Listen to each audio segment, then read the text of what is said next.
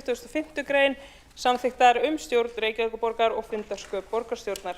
Með vísan til 18. greinar samþykktar stjórn Reykjavíkurborgar og fundarsköp borgarstjórnar gerð sú breyting á dagskrá við tökum 19. lið á dagskránni fyrir í upphafi fundar og kjósum nýjan varaforseta borgarstjórnar. Lagt til að Sabine Lefskov verði kosin varaforseti í stað Guðnýjar Maju Rýba og þeir sem samþykkja það vinsamlegast gefið merki.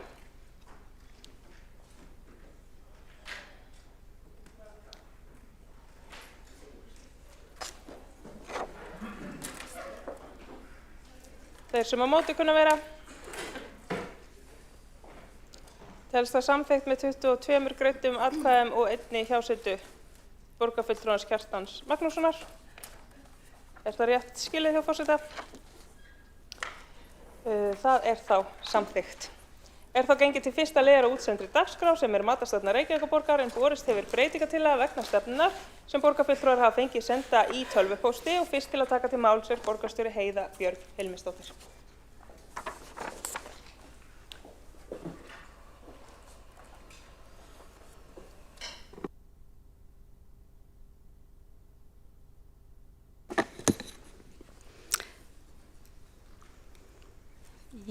Forseti, ágæta borgarstjórn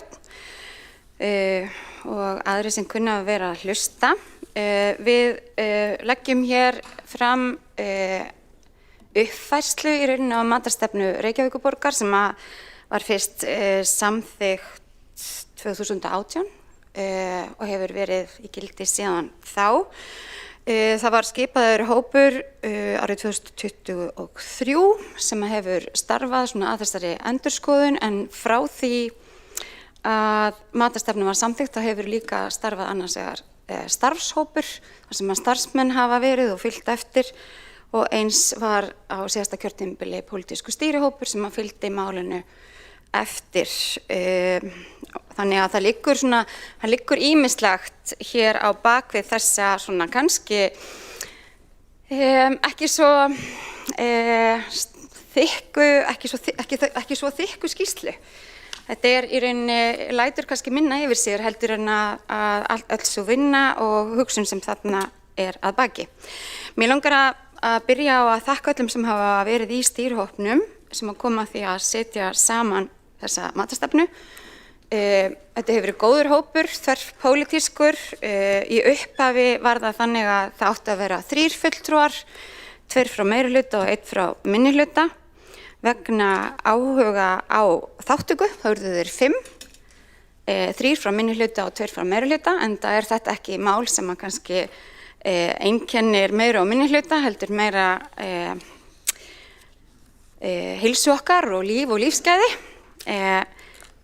Hins vegar Trausti Breiðfjörð Magnússon, borgarfulltrúi sem ekki lengur borgarfulltrúi, var með okkur framan af. Lífi Magnúðardóttir, Friðjón Friðjónsson voru með okkur allan tíman. Guðný Maja Rýba var í byrjun en í stað hennar kom Magnea Gná Jóhannsdóttir, borgarfulltrúi sem hefur verið með okkur í að móta þessar tillögur og síðan ég sem hefur verið þarna þessu formaður. Með starfshópnum hafa starfað 2 starfsmenn, annars vegar Dr. Ellen Alma Tryggvadóttir og Dr. Bryndís Eva Birgisdóttir eða hennar nemendur, sem þetta eru unnið ákveðnu samstarfi við háskólann. Þannig að ég geri grein fyrir því og þakka ykkur öllum og öllum þeim sem hafa komið að þessu líka inn á sviðunum kærlega fyrir. Við áttum mikið samstarf og samtal við ýmsa aðila og það skiptir máli. Þessi stefna auðvitað pappír, þetta eins og uppskriftabók. Það ekki ennþá búið að elda á þessu, það engin matur hér í boði. En þetta lifandi plagg og þetta raunverulegt og það mikilvægt að við höldum matarstefnunni við því að þetta ekki bara eldsýta og næring, þetta líka menning, þetta ákveðið tungumál sem við eigum saman. Það segir mjög mikið okkar sögu, okkar uppruna, tengir okkur saman. Ég held að flestir kannast við það þegar þið sittist niður vil ég bjóða gestum, þá bjóðu þeim upp eitthvað að borða vegna þess að það myndast einhver ákveðin tengsl milli fólks þegar það borðar saman. Og svo mótar þetta líka náttúrun okkar, þetta mótar umhverfið, þetta mótar borgarbraginn og þetta hefur gríðarleg áhrif matur hefur gríðarleg áhrif á heilsu okkar og hreysti og bara okkar lífsgæði. Það er í rauninni eitthvað sem að síst minni áhersla á eftir því sem að á líður og rannsóknum fleytir fram. Það er alveg skýrt framtíðarsýn Reykjavíkurborgar svo að allir borgarbúar hafi raunverulegt aðgengi að mat sem bragðgóður og næringaríkur og að maturinn sem við neytum, ræktum og meðhöndlum gangi ekki nærri náttúrunni, ekki hérna heima en ekki heldur einhvers staðar annars staðar í heiminum. Og að það sé einfalt og sjálfsagt að geta nálgast góðan mat, hvort sem að það á einhverjum mörkuðum, verslunum, veitingastöðum, grænmetisgörðum eða annað slíkt. Og hvað þá í okkar eigin mötuneytum. Okkar eigin rekstri, þar sem að við erum oft einmitt að kannski bjóða fram mat fyrir lítil börn, fyrir grunnskólabörn sem að stekka og læra og vaksa og svo oft fyrir kannski eldra fólk eða fólk sem að ekki getur útvegað sér mat sjálft. Nú og síðan okkar frábæra starfsfólk sem að fær margt hvert mat á stöðum borgarinnar sem við viljum auðvitað tryggja og efla þeirra heilbrigði og heilsu sem allra mest. Mér langaði að sýna ykkur hér aðeins inn í þessa stefnu. Hún í rauninni eins og hún liggur fyrir. Við ætlum að gera grein fyrir einni lítilvægri breytingu. Við skiptum einni aðgerðinni í 2 á milli eftir að við sendum hana inn en á öðru leyti. Þá hér frekar heildstætt plagg þar sem við gerum grein fyrir því af hverju við erum að móta matarstefnu. Af hverju borgir eru almennt að móta matarstefnu allavega í Evrópu, reyndar víðar líka. Borgir þurfa að huga að því hvernig á að tryggja mataröryggi. Bæði þannig að allir geti nálgast mat í borgunum en líka að maturinn sé öruggur til neyslu í borgunum og fólk geti næst vel í borgum. Og þetta eru stór mál og við leggjum hér til dæmis til að við förum og tökum meiri þátt í svona samstarfi borga sem að vinna þessu sem að hófst í Milano og við tókum mikið tillit til í upphafi þegar við gerðum fyrstu matarstefnu. Þannig af hverju þetta hjálpur okkur í rauninni að þróa borgin okkar og bæta möguleika borgarbúa til þess að eiga góða heilsu. Það talar inn í flest heimsmarkmið Sameinuðu þjóðanna sjálfbærni og við erum að fylgja líka okkar loftslagsmarkmiðum.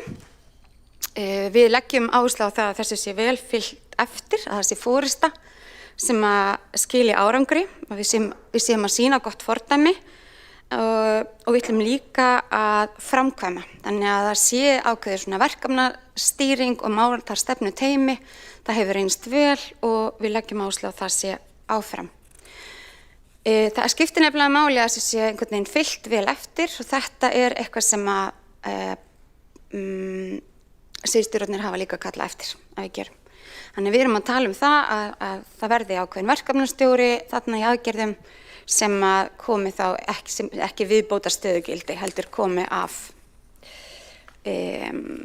úr þeim 2 sviðum, velferðarsviði og skólafrístundasviði þar sem að mesta mat framleitt. Ég hvet ykkur til þess að lesa þessa stefnu, spjaldan á milli, af því þetta auðvitað stórt og merkilegt plagg. Við viljum gera matvæla framleiðsluna sýnilegri, færa matinn nær fólkinu, gera ræktunina sýnilegri og það eitthvað sem gerist þegar börnin okkar sjá grænmetið vaxa. Við framleiðum mjög mikið af mat innan borgarmarkanna, við viljum lyfta því. Við getum ekki lyft okkur að sóa mat, ekki frekar en aðrir. Við höfum verið að fylgjast með því, við höfum skoðað það sérstaklega. Hvernig við getum dregið úr matarsóun og erum í samstarfi við háskólan það. Við höfum verið að efla hringrásarhugsun og tryggja að gæði sig í fyrirrúmi. Nú og svo það máltíðir á vegum borgarinnar. Það eru á virkum degi á 3.000 máltíða sem við erum að framleiða. Þannig að þetta mikið og stórt verkefni og eitt af stórum verkefnum borgarinnar að næra æsku börnin í borginni mörg börn sem eru á leikskólum borða jáfnvel allt upp í 70–80% af sínum mat sem þau fá á virkum degi í leikskólum. Þannig að við erum að hafa gríðarleg áhrif á heilbrigði þeirra til allrar framtíðar. Það skiptir miklu máli að við séum með aðgengi að næringarríkum mat, að við séum ekki, það sé ekki forréttindi, þetta sé grunnforsenda sem öllum aðgengileg. Nú og síðan það matarmenningin, að við séum lifandi og alþjóðleg borg þar sem að ólíkar hefðir mætist. Við séum að fagna því að við séum fjölbreytt og við séum að læra og við séum að auka og bæta bragðlaukan okkar og læra inn á ný brögð og þannig bæta samfélagið sjálft. Þannig að í rauninni þetta framtíðarsýnin okkar. Við erum með þessar 5 svona megin forsendur sem ég hef núna farið í gegnum. Á þeim svona byggja nokkrar aðgerðir sem eru þá þessar og eins og kom fram í upphafi þá hér breyting á aðgerð sem C2. Þar verður þá boðið val á grænmetisrétt í öllum mötuneytum. Það hefur færst í aukana að fólk vilja borða grænmetismat og hann þá vegan. Og síðan hitt að unnar kjötvöru falli út af matseli í leik- og grunnskólum og öðrum þeim starfsstöðum borgarinnar þar sem þjónusta börn nema í undantekningatilfellum og æskilegt viðmið þar sé að hámarki 4 sinnum á ári. Þannig að ég hef þá lagt fram þessa stefnu. Þetta í rauninni stefna lífsgæði, snýst á hvernig við viljum lifa og ala upp börnin okkar og skila bæði þessari menningu og sýna við hugrekki til þess að breyta venjum og standa vel með borgarbúum og gera hollan og góðan kost fyrir þau aðgengilegan og skemmtilegan. Takk fyrir mig. Þá hefur Heiða Björg Hilmisdóttir borgarstjóri lokið máli sínu og næstur á mælendaskrá borgarfulltrúin Sanna Magdalena Mörtudóttir. Forseti og borgarstjórn, matur kemur svo sannarlega víða við í okkar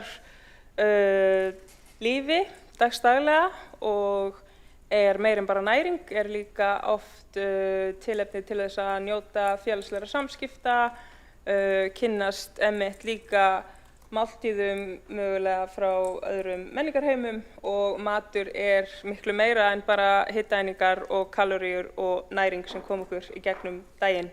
Mér finnst þessi stefna góð og sett fram með skýrum hætti og finnst sérstaklega gott að sjá áhersluna að elda matinn sem næst þeim sem að borða hann og þetta vekur upp alls konar spurningar hvernig við sjáum fyrir okkur framtíðar matvæla framleiðslu hvað varðar til dæmis útvistun máltíða í öðrum sveitarfélögum og síðan maturinn keyrður inn í önnur sveitarfélög og svo framvegis.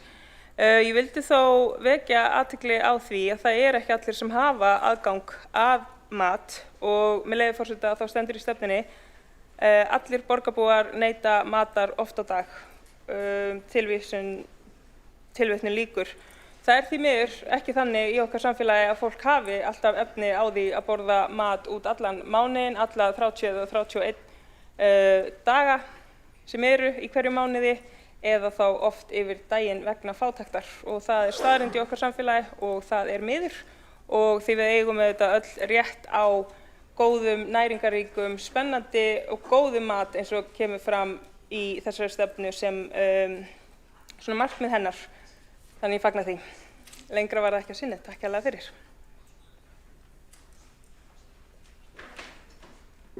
Þá hefur borgarfulltrúin Sanna Magdalena Mörtudóttir lokið máli sínu og næstur á mælendaskrá Magnús Davíð Nordal. Já, forseti, borgarstjórn. Mig langar að þakka borgarstjóra og stýrihópnum kærlega fyrir vel unnin störf við gerð þessar uppfærðu matarstefnu. Okkur oft tíðrætt grunnþjónustu hér í þessum sal og í okkar störfum og þegar við erum að velja hvað við gefum fólki að borða því markið sem við erum að framleiða og útbúa mat þá hlýtur það að falla þar undir og þá sérstaklega þegar kemur að því hvað við erum að gefa börnunum okkar að borða. Ég fagna því sérstaklega að við höfum sett þarna inn sérstaka grein í matarstefnuna þess efnis að unnar kjötvörur núna teknar út úr út af matseðli grunnskólabarna, leikskólabarna og á öðrum þeim stöðum innan borgarkerfisins sem að þjónusta börn. En eins og við þekkjum að þá eru fjöldamargar rannsóknir sem að benda til þess að neysla á unnum kjötvörum geti aukið líkurnar á krabbameinum af ýmsu tagi og það meðal annars svo að Alþjóðaheilbrigðismálastofnunin hefur flokkað unnar kjötvörur í flokki með tóbaki, áfengi og asbesti, eins og það nú heitir. Þannig að ég fagna því mjög og ef að horft til kannski þróunar samfélagsins að þá auðvitað það svo að lífstílstengdir sjúkdómar eru að færast í vöxt í okkar samfélagi og ég var nú að fletta því hérna upp hjá landlækni núna í gær að á árunum frá 1990 til 2019 eða á 29 ára tímabili að þá fjölgar krabbameinstilvikum hjá ungu fólki, þar að segja fólki undir 50 79% á 29 árum.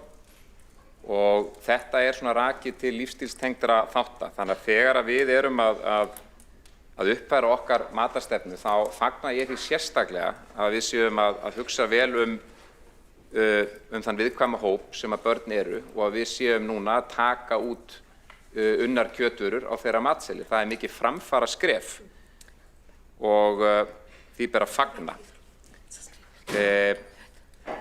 Og það þetta þannig að stjórnmálafólk verður auðvitað að geta tekið af skarið og gert hluti sem að mögulega geta orkað tvímælis. Það eru kannski ekki allir sáttir við það að unnar kjötvörur fari svona af matseðlinum. En við þurfum einfaldlega að bregðast við þeirri stöðu sem þegar að lífstílstengdir sjúkdómar eru að færast í aukana.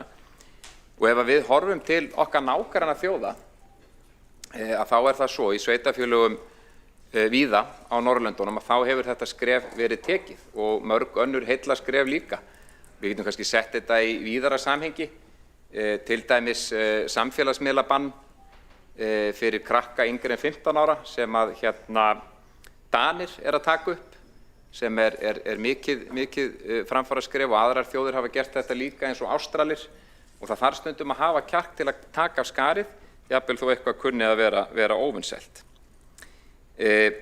Varðandi umræðu forsjárhyggju hvað þetta varðar, því að ég kannski get mér þess til að einhverjir kynnu að ræða málið á þeim forsendum að hér sé einhvern veginn borgin að stíga inn og sé að taka þetta val af fólki að fá unnar kjötvörur, að þá það auðvitað þannig að krakkarnir koma náttúrulega líka með sitt nesti og þau getur auðvitað ráðið eða foreldrar þeirra upp að svona ákveðnu marki hvað þau taka með sér. Þarna að ræða hvað við erum að gefa börnunum, hvað við erum að framreiða í okkar mötuneytum hvað börnin varðar. Og þau hafa auðvitað ekkert val, þau mæta bara í skólan, þau eru orðin svöng, svo komin einhver matur á borðið og þau borða þann mat sem þar Þannig að allt tal forsjárhyggju finnst mér í rauninni ekki eiga við í þessu máli, vegna þess að við erum bara að tala hvað við erum að bjóða upp á og höfum fyrir því góð og gild rök. Það að segja að reyna að stuðla því að lífstílstengdir sjúkdómar rísi ekki eins hratt og verið hefur og þetta einfaldlega skref í þá átt. En heilt yfir, ég fagna þessu, þakka borgarstjóra kærlega fyrir og þessum stýruhóp og mun að sjálfsögðu taka þátt í að samþykkja þessu uppfærðu stefnu. Takk. Þá hefur borgarfulltrúinn Magnús Davíð Norðdahl lokið máli sínu og næstur á mælendaskrá borgarfulltrúinn Skúli Helgason.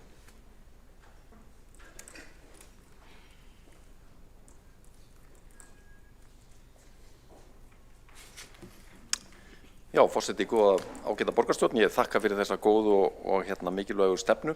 Hollusta, gæði og bætt nýting matar með öflugri baráttu gegn matarsóun eru lykilatriði í þessari stefnu borgarinnar, matarstefnu, samhliða áherslu á sjálfbærni og blómlega matamenningu.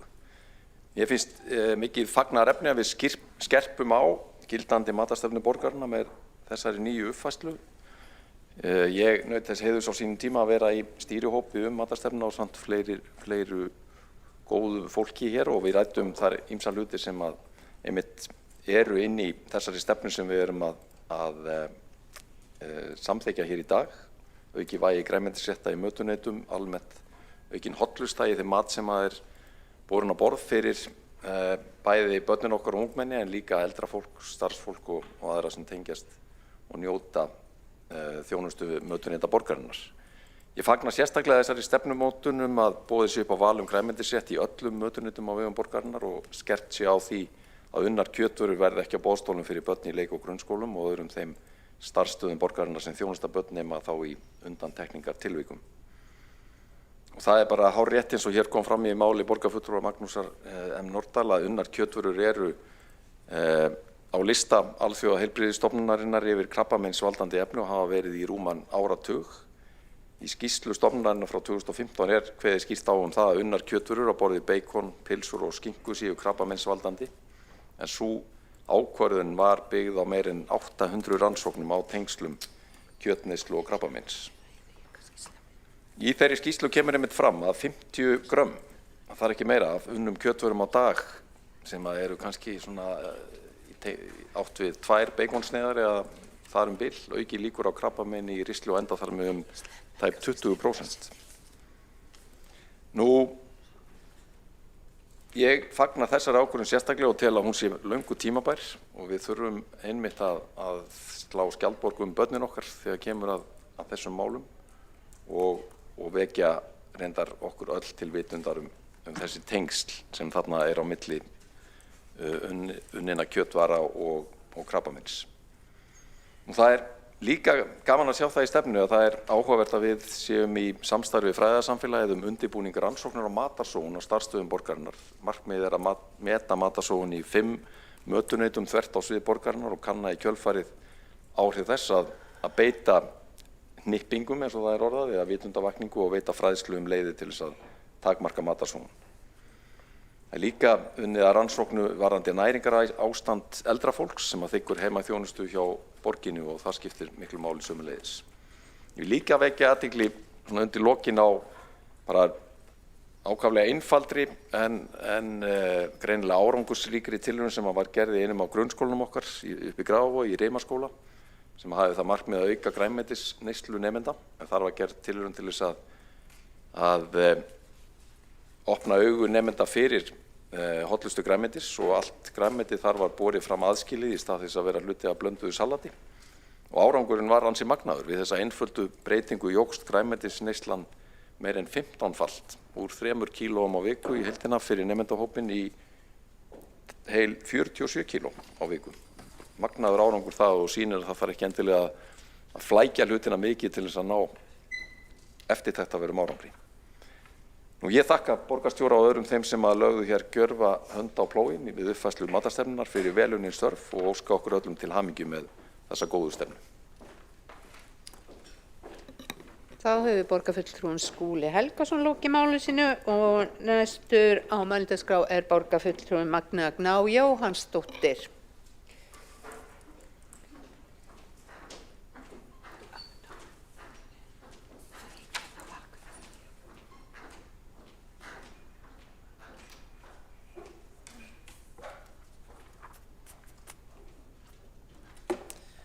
Forseti, ágæta borgarstjórn, ég vil byrja á því að þakka fyrir gott samstarf í hópnum sem vann þessa matarstefnu og ég fagna því að hér sé komin fram endurgerð matarstefna því það skiptir máli að við séum með skýra stefnu þegar kemur í mat og borginni hér borða tugþúsundir manns á vegum Reykjavíkurborgar í mat sem við framreiðum í okkar eldhúsum og í okkar mötuneytum. En svo það líka hitt að við viljum auðvitað hafa öfluga matarmenningu í Reykjavík og það skiptir okkur öllum máli og er stór hluti af okkar menningu. Aðeins að tala kannski fyrst sem ég tel vera mjög jákvætt, það aukin áhersla á fæðuöryggi. Nú vitum við það að almannavarnir að hvetja fólk til þess að eiga 3 daga birgði af mat og þá kemur líka upp spurningin hvað það Reykjavík að eiga til þess að mæta þeirri þörf sem getur myndast vegna ógna sem geta komið upp. Við erum, eins og ég sagði áðan, berum ábyrgð á mat fyrir mörg þúsund manns á hverjum degi. Og það skiptir máli að við séum við því búin að einhverjar ógnir komu upp sem geta orðið þess valdandi að við fáum ekki aðföng með jafn greiðum hætti og við erum vön. Þannig að það jákvætt að það eigi að fara mat á fæðuöryggi á meðal borgarbúa og komi raunhæfar leiðir til að efla það. Og það líka jákvætt að stutt sé að íbúar hafa aðgengi að matvælum framleiddum á Íslandi í nærumhverfi sínu. Það líka mikilvæg liður í fæðuöryggi og það sem sérstaklega lögð áhersla á ferskvörur, fjölbreytt vöruúrval og bænda- og matarmarkaði. Og það líka jákvætt að það sé verið að leggja áherslu að stuðla sig að aukinni matvælaframleiðslu og borgarbúskap í Reykjavík, svo sem með fjölgun matjurtargarða fyrir almenning og fjölbýlishúsalóðum. Og við vitum það að það er verið ákall það að fólk vil svona fá að framleiða einhverja matvælaframleiðslu heima á sér. Fólk er að rækta kál í garðinum og rabarbara og kartöflur og það er mjög mikilvægt að við séum með þessi grænu svæði í borginni fyrir fólk sem að vill rækta sinn mat. Það líka styður undir fæðuöryggi og svo sjálfbærni.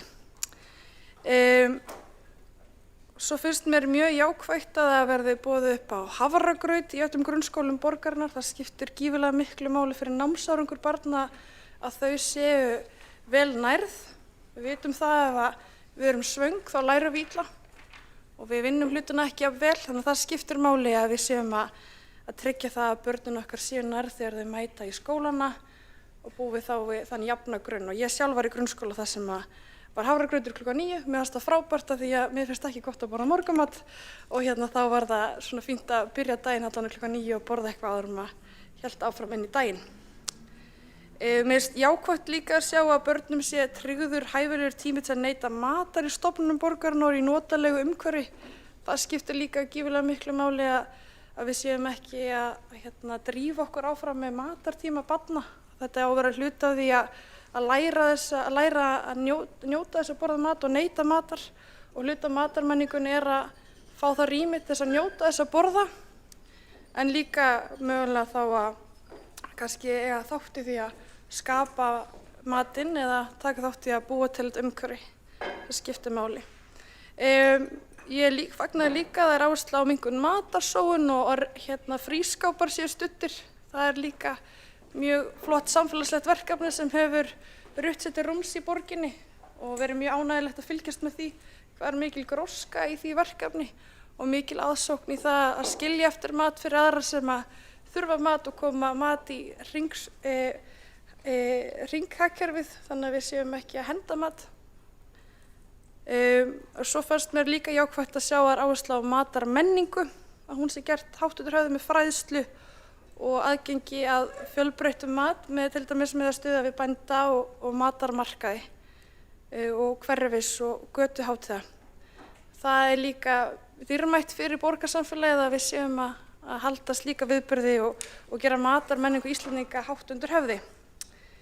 En það er svona kannski tvennt sem að ég set svona spurningamarki við. Það er fyrsta lagi sú staðhæfing með leyfi forseta sem stendur í stefnunni tilvitnun hefst í Reykjavíkurborg verði unnið markvisst að því að allir íbúar borgarinnar hafi aðgang að mat sem er bragðgóður, næringarríkur og spennandi. Tilvitnun lýkur. Það sem ég kannski hef áhyggjur af að borgin getur ekki beint tryggt að fólk hafi aðgang að mat sem er bragðgóður og það er líka eitthvað svona huglægt hvernig tryggjum við það að fólk hafi aðgang að bragðgóðum mat þó ég sé auðvitað sammála því markmiði að það er auðvitað draumurinn að allir geti haft aðgang að bragðgóðum, næringarríkum og spennandi mat en þá er ég ekki vissum að borgin sjálf getur stuðlað eða tryggt það þó hún getur auðvitað stuðlað því að hér séu matvöruverslanir og fjölbreyttur matur á vegum borgarinn sem hún eldar sjálf í sínum mötuneyti. Það er kannski það eina.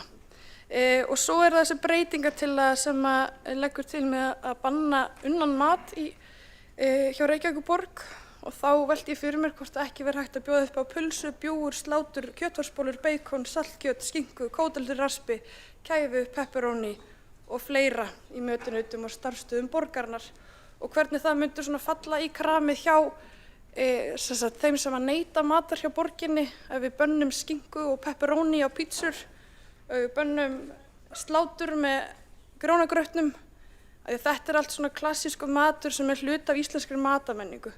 Þannig að ég held að við þurfum kannski að taka, að ég allan mun ekki samþykkja þessar breytingartillögur, mér finnst hún ganga heldur langt í því að banna hefðbundinn íslenskan mat eins og slátur og bjúgur og saltkjöt á sprengidaginn Auðvitað viljum við kynna líka fólkinu fyrir þá. Ég veit ekki hvað fólki sem eldri borgarar segja við því að við hættum að bjóða upp á saltkjöt og baunir á sprengidag. Þannig ég veist til hann ganga heldur langt og ég held að við ættum að fella þessa tillögu og ekki vera svona mikla forræðishyggju, leyfa líka íbúum kannski bara að segja meira hvað þau vilja borða. Ég fara frekar í kannanir í skólum og íbúakannanir hvað fólk vill borða. Ég ekki viss að það myndi falla vel í kramið að taka út skinku og kóteldur raspi. En annars bara fagna ég því að við séum búin að leggja í þessa vinnu við matarstefnu Reykjavíkurborgar og ég vona að hún verði samþykkt.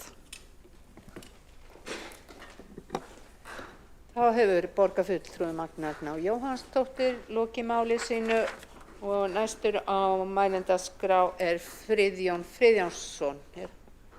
Borgarfulltrúin Friðjón, hann á staðinum? Hann kemur.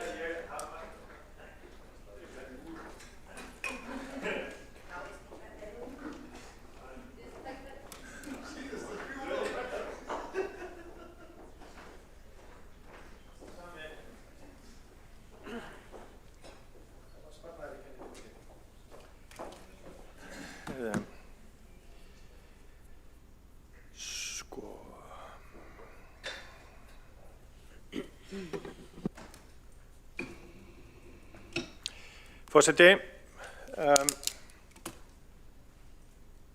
mér langar til þess að segja nokkur orð þessa ágætu stefnu. Það margt jákvætt í henni og það margt jákvætt í sem hefur verið í starfinu og eins og borgarfulltrúarnir sem hafa talað á undan mér hafa komið inn á að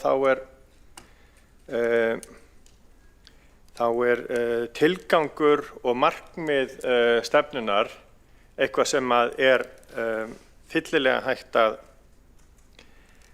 taka undir. Mér finnst hins vegar, og ég verð að taka undir mörg af þeim punktum sem að borgarfulltrúin Magna Jóhannsdóttir, borgarfulltrúi Framsóknarflokksins, kom inn á áðan. Það er fallegt markmið að það verði boðið upp á bragðgóðan mat, en við sem að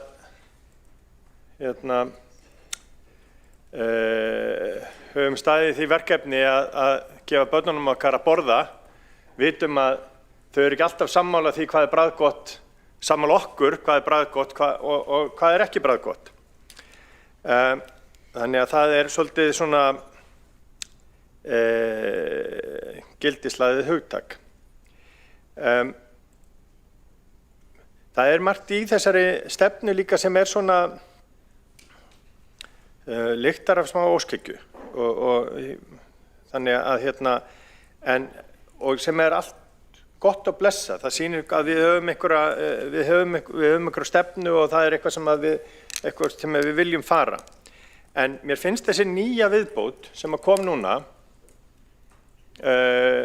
varðandi banna unnar kjötvörur vera svolítið sérstök og koma svolítið óvænt inn. Á meðan að því að við erum með því að unnar kjötvörur hugtak sem getur verið svolítið vítt og við vitum að tilgangurinn eins og borgarfulltrúi Magnús Davíð Norðdahl kom inn á að vinna gegn því að eins og sannað hefur verið að það eru unnar kjötvörur sem eru krabbameinshaldandi og það eru sérstaklega þau rotvarnarefni sem eru þar sem eru E-efni 250 og 251. En það eru unnar kjötvörur sem við þekkjum á Íslandi sem ekkert með þessum rotvarnarefnum, sem ekkert með þessum krabbameinsvöldum. Það bara hinn hefðbundna gamla góða íslenska kindakæfa til dæmis sem við getum bara farið inn á netið og skoðað hvað í henni.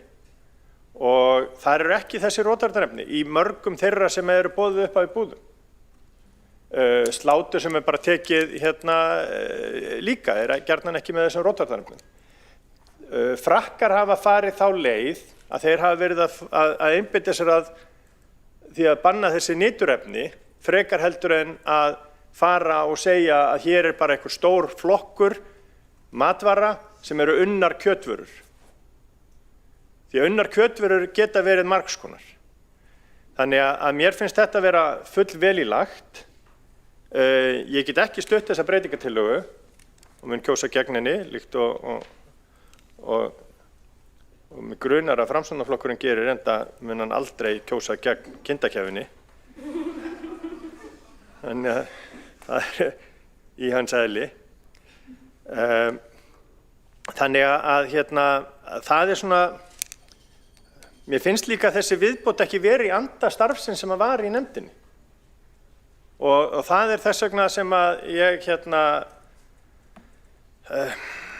mér finnst þetta eiginlega bara hið versta mál að koma með svona tillögu sem að svona breyting á rétt fyrir fund.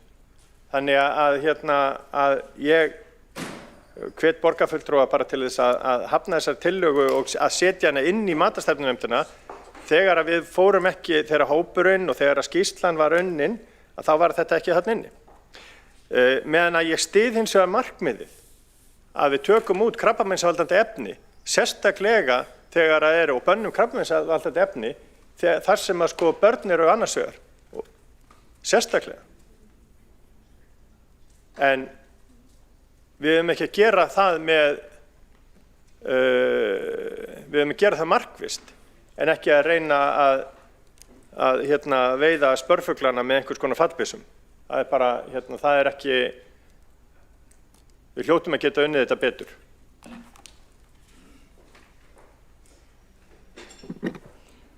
Þá hefur borgarfulltrúinn Friðjón Friðjónsson lokið máli sínu og borgarfulltrúinn Magnús Norðdahl hefur óskað eftir að veita andsvar. Já, forseti borgarfulltrúi, takk fyrir þessa ræðu og skilegt innlegg í þessa umræðu. Varðandi unnu kjötvöruna sérstaklega, þá það svo að það ekki talið að það séu bara þessi tilteknu rotvarnarefni sem þú nefnir sem að séu krabbameinsvaldandi. Heldur það svo að það liggja fyrir fjöldinn allur af faraldsfræðilegum rannsóknum þar sem að skýr fylgni á milli neyslu unninna kjötvara heilt yfir og tíðni krabbameins hjá þeim aðilum sem að neyta slíkra vara. En það er vissulega rétt að eftir atvikum kunna þeir að vera mishættulegar, en það er mikil einföldun og reyndar ekki rétt miðað við þær rannsóknir allar sem að ég hef skoðað og kynnt mér að hættulega eiginleika megi einungis rekja til þessara rotvarnar efna. Hugtakið unnar kjötvörur eins og það er skilgreint hjá landlækni er nú nokkuð skýrt að því að ég tel. Já, ég verð það bara að koma upp í ræðu eða eitthvað. Sjáum hvað, já. Fyrirgefið. Þá hefur borgarfulltrúinn Magnús Norðdahl lokið við að veita andsvar. Svarar þá andsvari borgarfulltrúinn Friðjón Friðjónsson. Forseti, takk fyrir andsvarið og ég bíð bara spenntur eftir ræðunni. Ég bara horfi á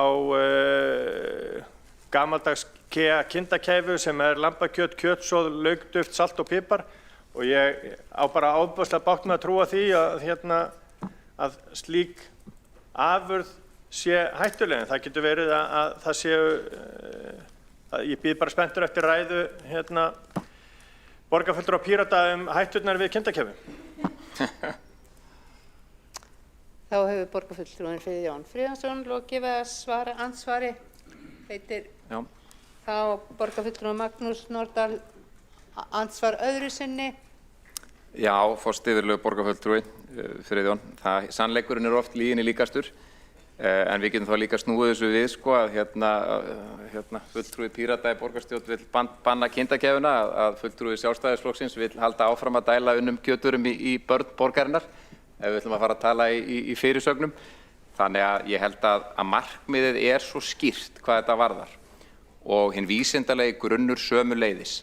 Unnar kjötvörur eru krabbameinsvaldandi eftir atvikum mismikið og að sjálfsögðu eigum við að ef við höfum tækifæri til þess að takmarka það að börn hér í borginni fái unnar kjötvörur sem að við erum að láta þau fá og það leiðir til þess að krabbameinstilvikum fjölgar ekki eins mikið eða þeim fækkar í þessum aldurshópi, þá myndi ég segja að við ættum öll að taka þátt í því og reyndar að vera það skömm að því að gera það ekki ef við ætlum að tala hér í fyrirsögnum.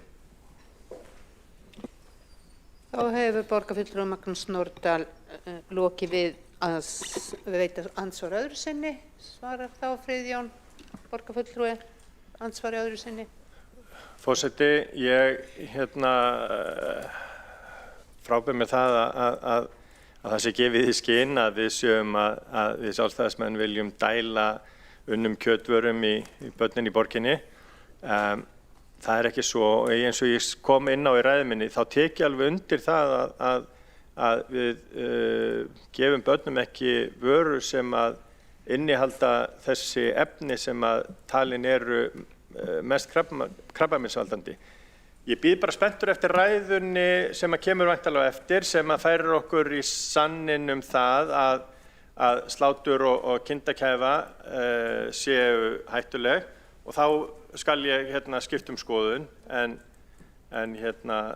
þangað til að þá er ég í liði með kindakæfunni og Framsóknarflokknum.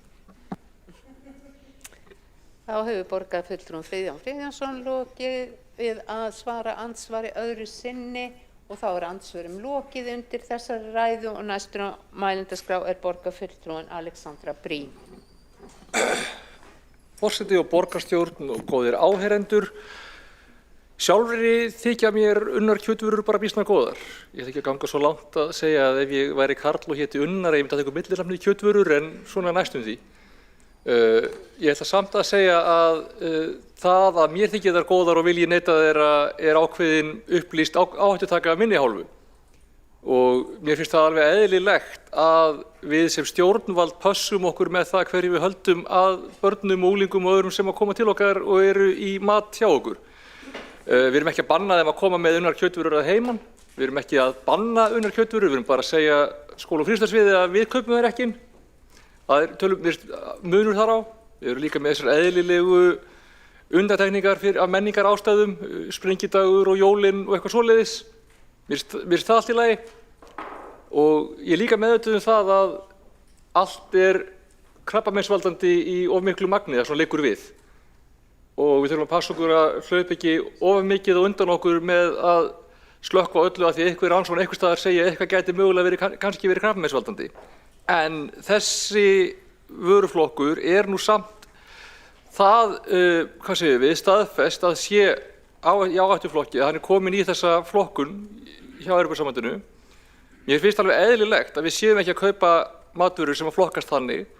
Ef að það kemur í ljós að það er einhverjar sér íslenskar vörur sem að bara einfaldlega eru ekki þess eðlis, þó svo að þær séu tæknilega séu unnar kjötvörur, þá finnst mér allt í lagi að skoða það í framhaldinu hvort það megi veita með einhvers konar undantekningar eða eitthvað þannig. En á sama tíma, þó að mér þykir alveg vænt kindakæfuna líka og ég kannski frábið mér það að henni sé ætlaður staður í sálum sumra stjórnmálaflokka meira en annara. Ég veit ekki til þess að Framsókn sé eitthvað í meiri kæfu heldur en við þessa dagana. En það er bara til að finna út úr seinna. Það er mikið úrval af matvörum sem hægt er að bjóða fólki upp á og hægt að bjóða krökkum upp á. Ég held að við missum engan svefni yfir því þó að það verði bara meira grænmeti og ostum og einhverju í staðinn og svo sé kannski bara hægt að finna út úr því ef að það eru einhverja sérstakar vörur sem er hægt að gefa séns síðan meir. Ég held að þetta sé yfir að heila góð matarstefna og ég held að það sé yfir það heila gott að þegar að matvörur eru komnir í svona þennan skýra áhættuflokk að við tökum hann út fyrir sviga og séum ekki að kaupa hann ofan í krakka. Svo sé það bara frekar að endurskoða það seinna ef það kemur í ljós að við höfum gengið of langt. Þannig að ég held að þetta sé góð breyting og ég held að við séum að gera góða hluti hérna. Ég læt ekki, eins og ég segi, hermað upp á mig að við séum að reyna að úthýsa hangikjötun á jólunum eða eitthvað þannig, en mér finnst allt í lagi að við séum ekki að halda þess út að staðaldri og ég held að þetta sé góð lending. Alexandra Briem, borgarfulltrúi, hefur lokið máli og Dóra Björk Guðjónsdóttir, borgarfulltrúi, tekur næst til máls.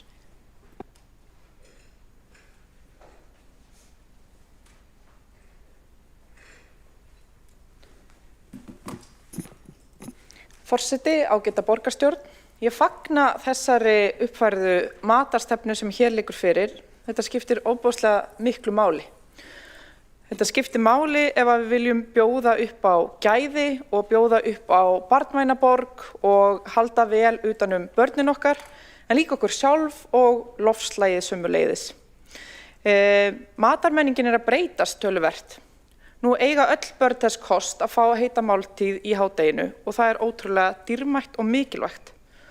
Það líka orðið algengara að fullorðna fólkið hafi aðgang að heitum mat í hádegi.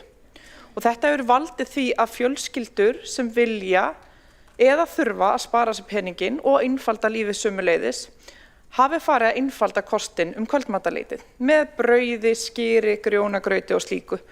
Og í þessu umhverfi og þessari þróun þá skiptir næringin sem við erum að bjóða upp á í hádeginu mjög miklu máli og allan daginn að sjálfsögðu. Ég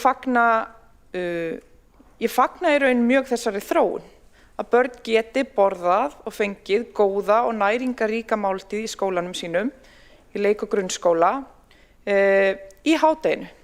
Því þau hafa oft meiri matarlyst á þessum tíma og þurfa meira á orkuna að halda. Foreldrar ungra barna vita að börn missa gjarnan matarlystina þegar kvöldið nálgast. Þannig að þá dýrmætt að vita að barnið búið að uppfylla mikið af sinni næringarþörf þá og þegar. Og þá skiptir að sjálfsögðu máli að takmarka inntöku á óhollum mat eins og unnum kjötvörum. Og það til fyrirmyndar að segja skýrt að borgin ætli að bjóða upp á fyrsta flokks matvæli og frekar hafa þá svigrúm svo fjölskyldur geti með góðri eða allavega betri samvisku boðið upp á grillaða pylsur á laugardegi. Án þess að hafa efasemdir það að þau séu að fá þetta líka á hversdeginu.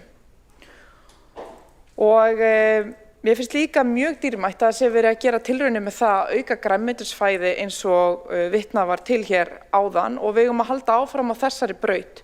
Að hafa það sem raunhæfan kost og að ýta undir að börn neyti meira grænmetisfæðis. Það bara ofboðslega mikilvægt mál og algjörlega til fyrirmyndar. Mér finnst líka mjög áhugavert og svona ef ég labbaði öðru máli og tala það, þá eitt mjög áhugavert sem ég vissi ekki áður en ég fór að kynna mér þessi mál örlítið. Það að næringargildi matvælana falli með fjölda ekina kílómetra frá þeim stað þar sem maturinn eldaður. Og þetta sláandi. Þetta sláandi í umhverfi þar sem verið að bjóða út matvæla framleiðsluna og þar sem við vitum að það eru stór fyrirtæki sem dæmi á Reykjanesinu sem að framleiða mikið af matvælum fyrir skólasamfélagið hérna á höfuðborgarsvæðinu. Þetta verða þá ansi margir eknir kílómetrar og þetta hefur sannarlega áhrif á næringargildin. Þess vegna finnst mér óboðslega gott að við séum að kveða á það í þessari stefnu að maturinn að vera framleiddur sem næst þeim stað þar sem hans neytt. Og mér finnst mikilvægt að við notum þessa stefnu sem grunn til að kveða á það í okkar útboðum að það sé jákvætt, að það sé ekki langur, ef við erum að bjóða út á annað borð, það að segja, að það sé ekki löng vegalengd frá því þar sem maturinn eldaður og að fá þann stað þar sem hans neytt. Og þetta bara mikilvægt prinsippmál og það snýst næringargildi matvælan sem við erum að bjóða upp á. Þannig að þetta skiptir mjög miklu máli. Í þessu stendur sömuleiðis að við ætlum að bjóða upp á grænmetisfæði í okkar mötuneytum. Mætti gjarnan standa eins og stendur í inngangskaflanum grænkerafæði eða grænmetisfæði, en ég veit að það eru fyrirætlanir þetta, vegna þess að það mikilvægt fyrir fjölskyldur sem eru vegan eða neyta grænkerafæðis einungis, geta treyst því að þetta sé í boði. Og það alveg full ástæða til að lofa því. Sömuleiðis finnst mér mjög gott að við séum að taka það sérstaklega fram að við ætlum að taka tillit til þeirra sem að fylgja mataræði af trúar ástæðum og siðferðislegum ástæðum og mér finnst mjög mikilvægt að við segjum þetta skýrt vegna þess að ég hef heyrt sögur af fólki sem hefur verið í miklu basli vegna þess að börnin borða ekki ákveðin matvæli sem að þekkjast í okkar samfélagi, borðið til dæmis einungis halal eða annað og að það valdi þeim fjölskyldum miklu veseni og takmarki kannski í rauninni þá næringuna sem að börnin að innbyrða. Og þannig að þetta mjög dýrmætt og ég þakka fyrir þetta. Það líka flott að við séum að ávarpa hér matjurtaræktun, að við ætlum að hvetja til hennar sem allra víðast og sömuleiðis að við séum að ávarpa kolefnisspor matvælana.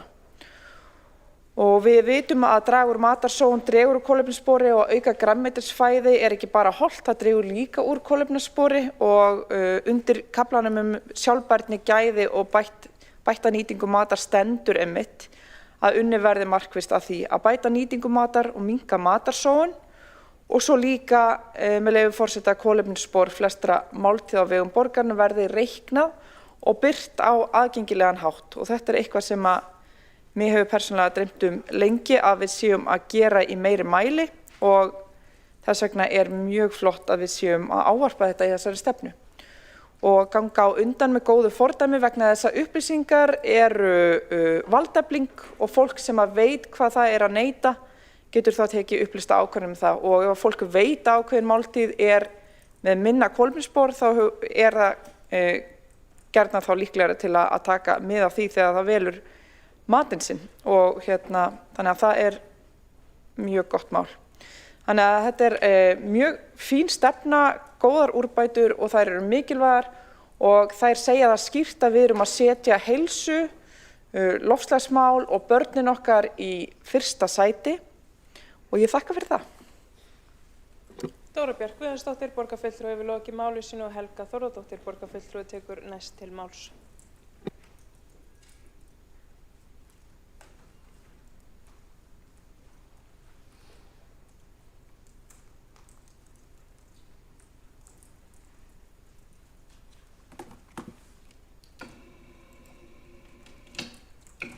Og borgarfulltrúar, hér lögð fram uppfærð matarstefna. Hér heilmikil vinna að baki og þverpólitískur hópur hefur unnið að stefnunni ásamt ýmsum sérfræðingum og mér líst mjög vel á þessa stefnu. Matur jú mannsins megin. Matur hefur gríðarleg áhrif á heilsu okkar og líðan. Og það mikilvægt fyrir okkur öll að borða hollan og góðan mat, en það sérstaklega mikilvægt fyrir börn að börn borði hollan og næringaríkan og góðan mat.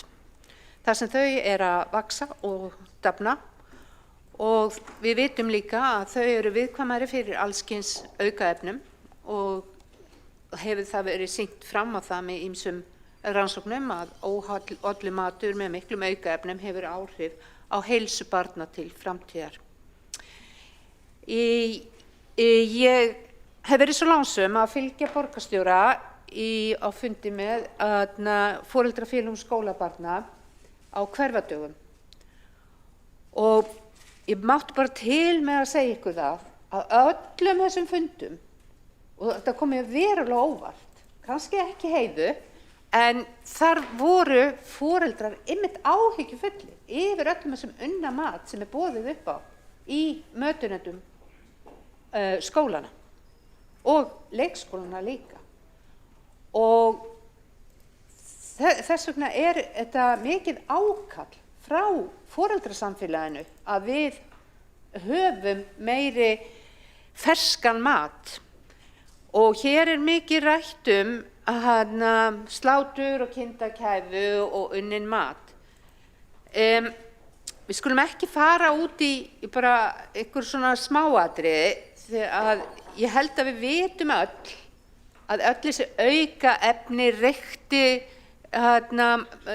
reyktur matur, við erum ekki að tala endilega kindakæfu eða grjónagraut. Sjálfsagt þarf kannski að útfæra og gefa fólki meiri leiðbeiningar. Og líka annað sem við ræddum mikið við foreldrana, það að við þurfum kannski að auka eftirlit með hvað eru börnin að borða. Þannig að ég vil bara hvetja okkur að fara ekki út í smáatriði, en hins vegar vil ég líka bara benda á það að ef að maturinn er búinn til á staðinum og nær þeim stað þar sem hann er neyddur, því minni líkur á að við setjum aukaefni. Við vitum öll að við búum til lasagne og kjötbollur og við vitum hvað fer í það. Og svo vil ég líka nefna að ég veit ekki annað en að það hafi verið í tillögunni að vissulega væru undantekningar eins og á jólum, sprengidegi og við þurfum ekki að vera alveg forpókuð. En mikilvægt að við höfum þessa heildarsýn sem kemur svo vel fram í stefnunni.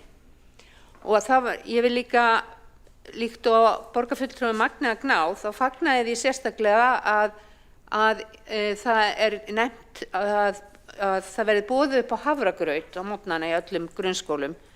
Og ég hef nú reynt að tala mikið fyrir því á skóla- og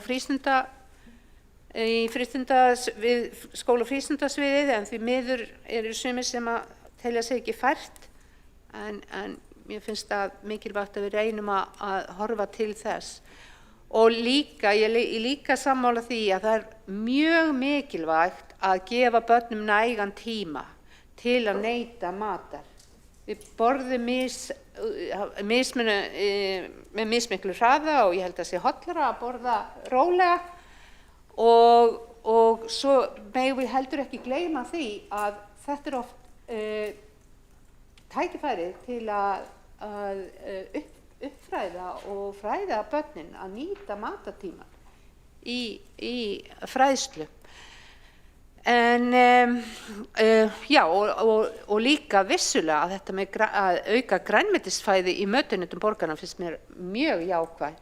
Og mér langar bara að segja ykkur, ég hef örugglega sagt einhverjum þessa sögu að þegar ég flutti heim frá Svíþjóð með 4 börn árið 1999, tímann hafa nú aldeilis breyst síðan þá og við erum alltaf að læra, en þá kom dóttir mín heim og sagði bara, ekkert grænmeti á Íslandi.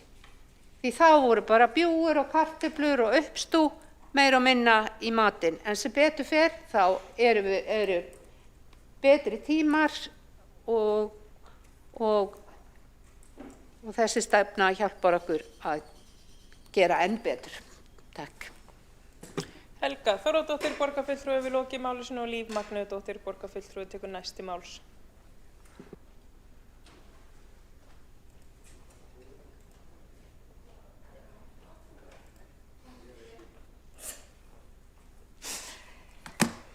Forseti og ágæta borgarstjórn, bara frábær uppfærsla, frábær vinna í hópnum, skemmtilegt, matur menning og allt það, en það er líka næring og það eru auðvitað fleira í matur en feitt kjöt, svo ég segi það. Ég ætla svo sem ekki að endurtaka mikið það sem hefur verið sagt, en tek undir fjölmargt, en mér langar aðeins að halda því til haga að matur er líka loftslagsmál. Og í aðgerðaáætlun loftslagsstefnu okkar þá er einmitt verið líka að tala þar mat. Auðvitað er það þannig að við strangt að tekið eigum auðvitað að fara allt eftir ráðleggingum landlæknis. En svo erum við auðvitað alls konar og það hvernig við borðum það er auðvitað mjög persónulegt fyrir hvert og eitt okkar en það skiptir auðvitað máli hvað er á boðstólunum hjá hinu opinbera, að hið opinbera sé að gefa fólkinu sínu hollan og næringaríkan mat. Ég held að það sé alveg lykilatriði hérna. Og við ræddum þetta og lögðum svolítið áherslu á þetta, en bara líka til þess að setja þetta í samhengi, og það er eitthvað sem við þurfum líka að hugsa út í þó við séum hérna á litla Íslandi og og kindurnar okkar hlaupa frjálsar í náttúrunni og við erum oftast nær að borða frekar hreint kjöt og þá erum við auðvitað líka að meðhöndla það og ég ætla nú bara að uppljóstra hér að kindakæfa unnar matvörur samkvæmt landlækni, þannig að það sé sagt líka. En plöntufæði samkvæmt öllum rannsóknum hefur mjög jákvæð áhrif á heilsu okkar og við á Íslandi, við borðum bara, svo það sé sagt á mannamáli, við borðum bara allt og lítið af grænmeti og ávöxtum. Við borðum mjög mikið af kjöti og samhliða því þá eykst hættan á ofþyngd, á sykursýki og á ýmiss konar blóðtöppum, hjartaáföllum og fleira. Þannig að þetta líka bara lýðheilsumál og heilbrigðismál, hvaða mat við erum að bjóða hérna og hvernig við ölum upp börnin okkar hvaða mat þau sækja í. Það líka þannig að við þurfum að draga úr landnotkun á þörf okkar. Það liggur alveg í augum uppi að okkur fer fjölgandi í heiminum og árið því spáð, árið 2050, þá verða hérna 10 milljarðar manns. Og við getum ekki endalaust verið að taka að því að vera með eldisdýr, nautgripi og kindur og það tekur svo mikið land og notar svo mikið vatn. Þannig að við getum strangt tekið fengið okkar daglega prótínskamt mestmegnis úr plönturíkinu og þannig líka verið kannski loftslagsvæn. Og við viljum auðvitað að mannkyni sé heilbrigt. En frá 1961 þá hefur neysla á olíu og kjöt í heiminum meira en tvöfaldast og hitaeiningafjöldi sem við látum ofan í okkar þrefaldast, aukist þriðjung. Þannig að þegar allt tekið saman, að þá matur líka loftslagsmál. Af því að það hefur svo sem ekkert, var aðeins farið inn á það hér í ræðum. Og allar skýrslur, innlendar og erlendar, til dæmis eins og úr vísindaskýrslu Íslensku loftslagsnefndarinnar, að þá eiga þessar breytingar sem að hellast yfir okkur og við finnum svo sannarlega fyrir, þær eiga reyndar eftir að auka möguleika og tækifæri okkar á innlendri ræktun matvæla sem að við kannski okkur hefur ekki tekist að rækta áður, að það hefur líka nefnt fæðuöryggi og þú veist, ýmiss konar kornmeti, bygg og hafrar, þannig að við þurfum líka kannski að setja þetta í samhengi að heimurinn hann að breytast, auðvitað, við reyndar finnum fyrir því, en landbúnaðurinn og áherslur hann kunni líka að breytast. Kannski verða bara fleiri paprikur og minni kindakæfa. Við þurfum líka kannski að aðlaga okkur að því. Ef að við ætlum að ná lýðheilsumarkmiðum okkar, umhverfis- og lýðheilsumarkmiðum okkar fyrir 2050, sem líka eitthvað svona, nú ég að reyna að finna íslenska orðið fyrir benchmark, en það svona, já, bara markmið í hinu stóra heimi, að þá þurfum við að minnka neyslu á rauðu kjöti og sykri helming í öllum heiminum. Og þetta höfum við reyndar sammælst og landlæknir hann hefur meira þess að núna nýlega sem sagt yfirfarið fæðuhringinn sinn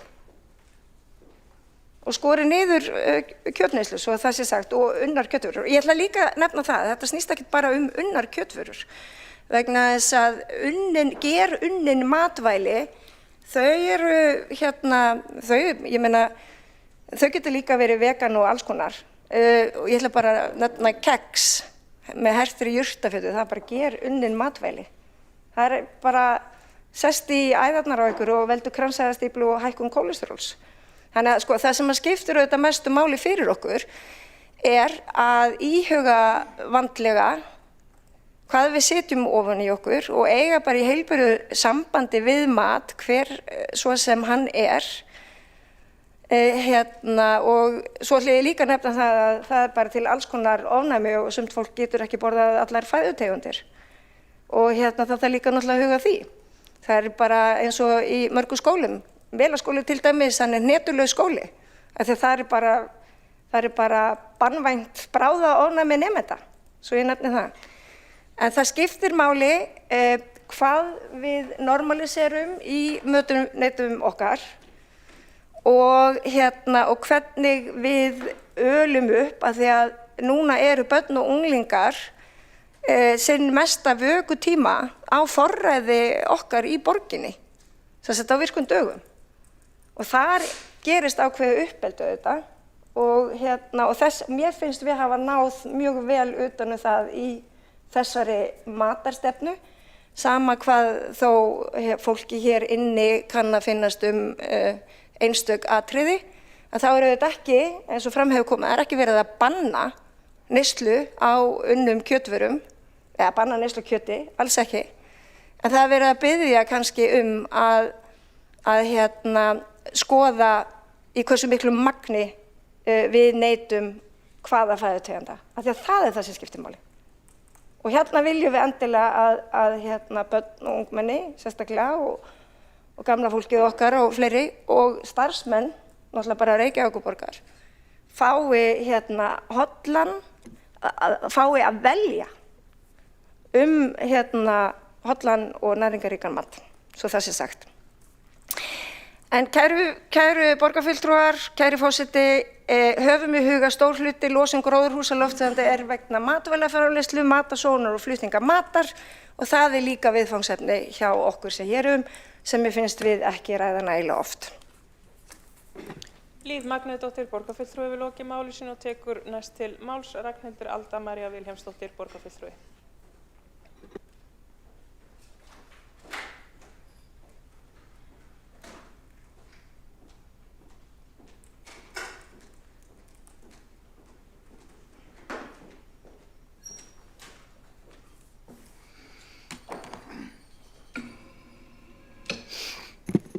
Já, ágæti forseti og borgarstjórn, mér finnst það búin að vera svo frekar, kom mér á óvart hvað þetta voru skemmtilegar umræður og ég verð að segja að mér finnst fram til þess að borgarfulltrúin Alessandra Briem hafa verið með bestu ræðuna.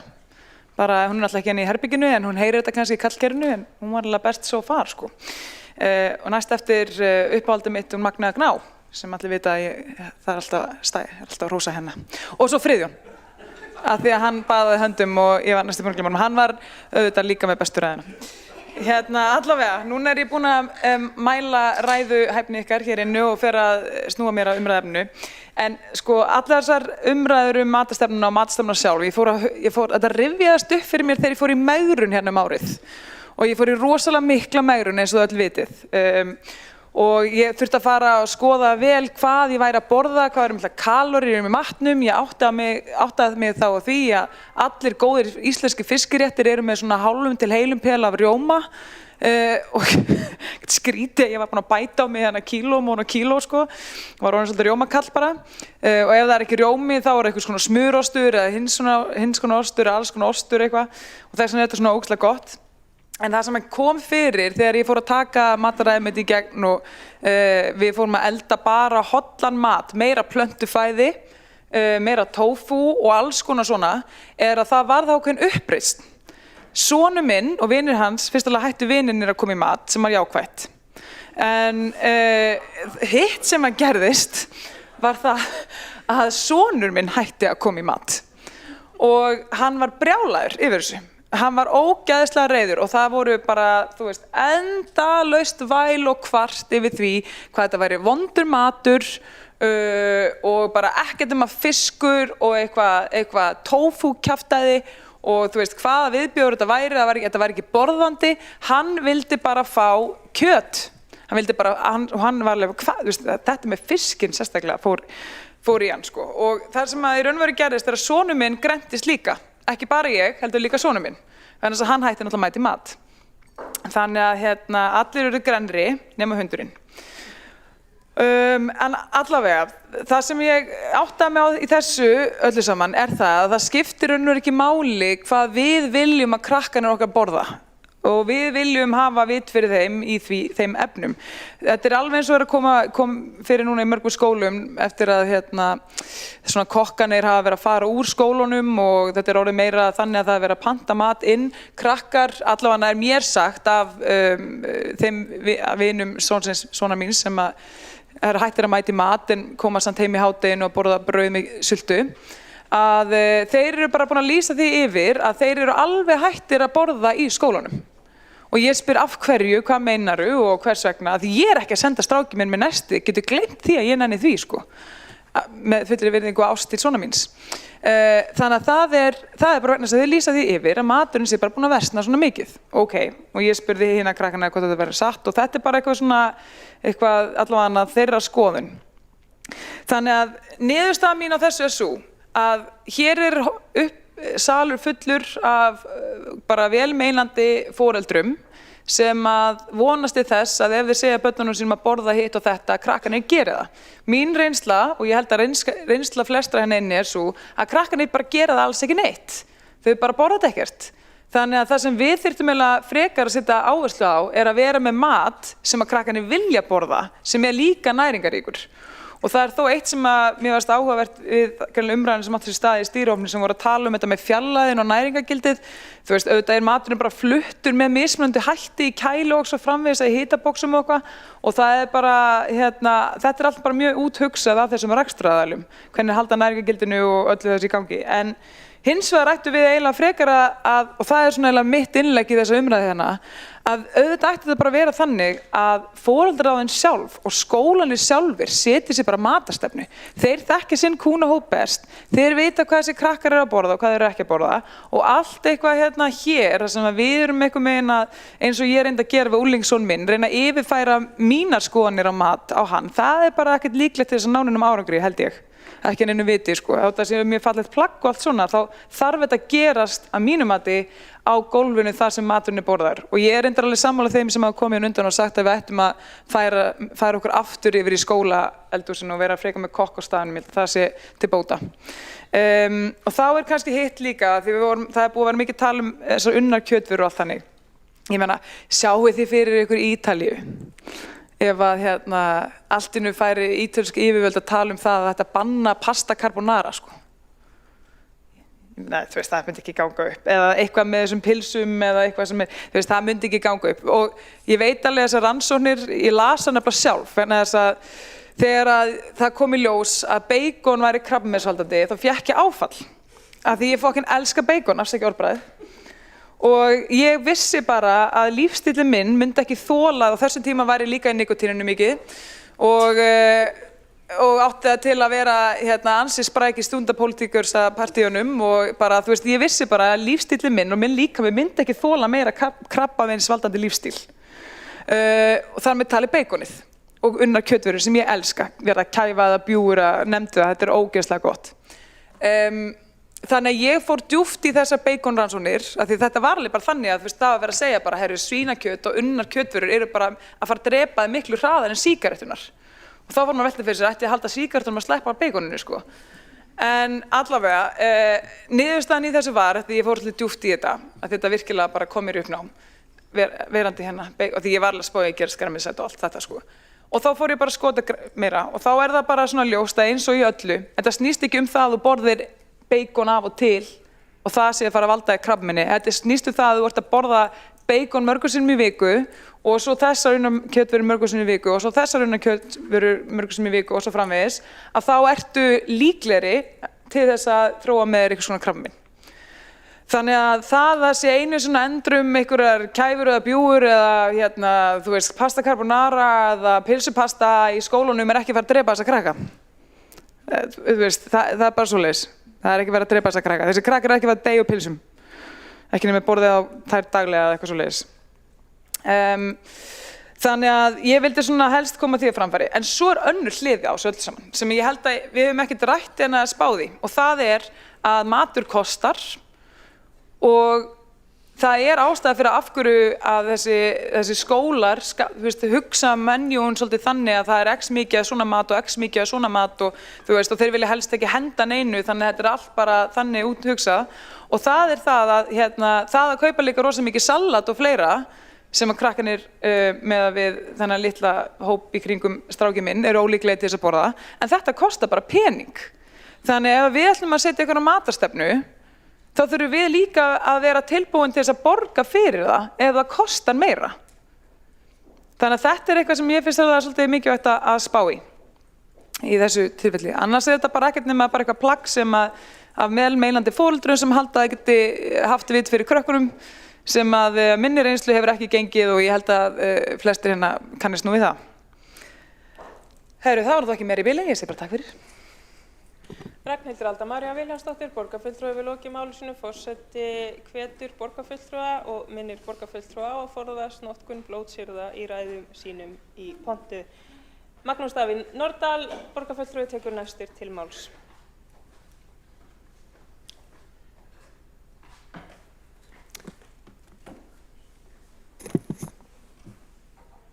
Hækka þetta.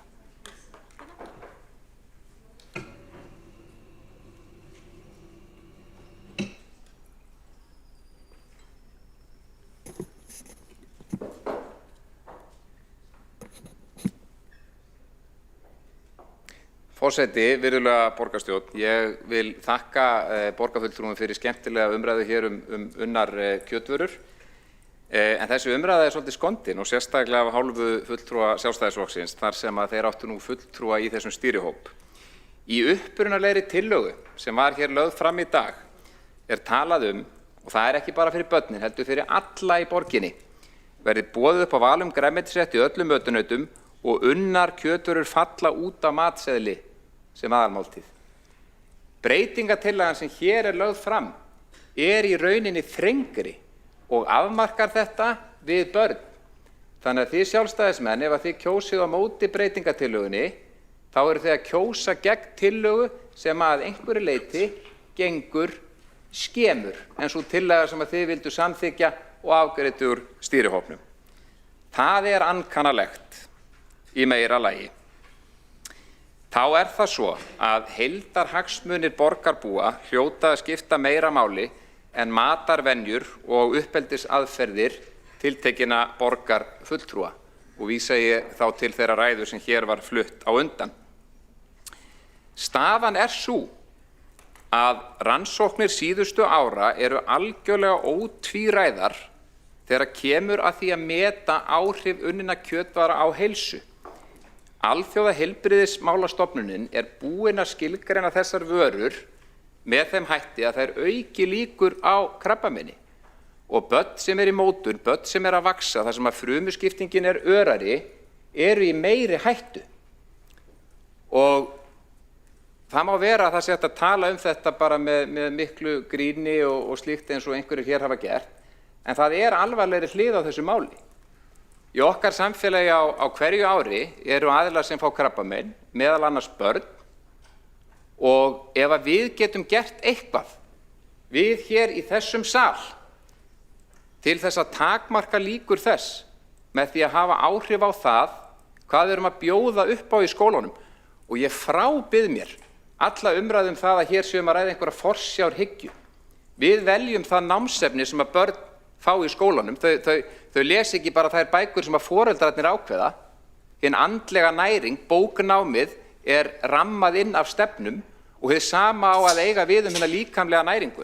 Það er ekki verið að banna foreldrum að senda börn sín með unnar kjötvörur í skólan eða beikon eins og sumir borgarfulltrúar hér kannski vilja gera.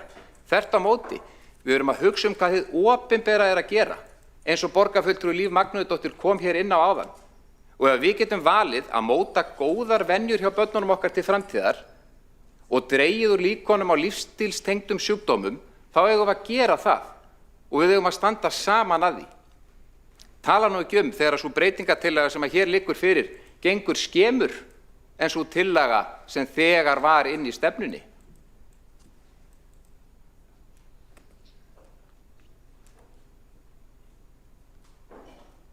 Þegar þetta er allt tekið saman, þá snýst þetta okkur stjórnmálafólk og hvað við þorum að gera. Ég kom hér inn á það í ræðu minni hér áðan að víða erlendis í sveitarfélögum annarra Norðurlanda að þá væri verið að stíga þessi skref.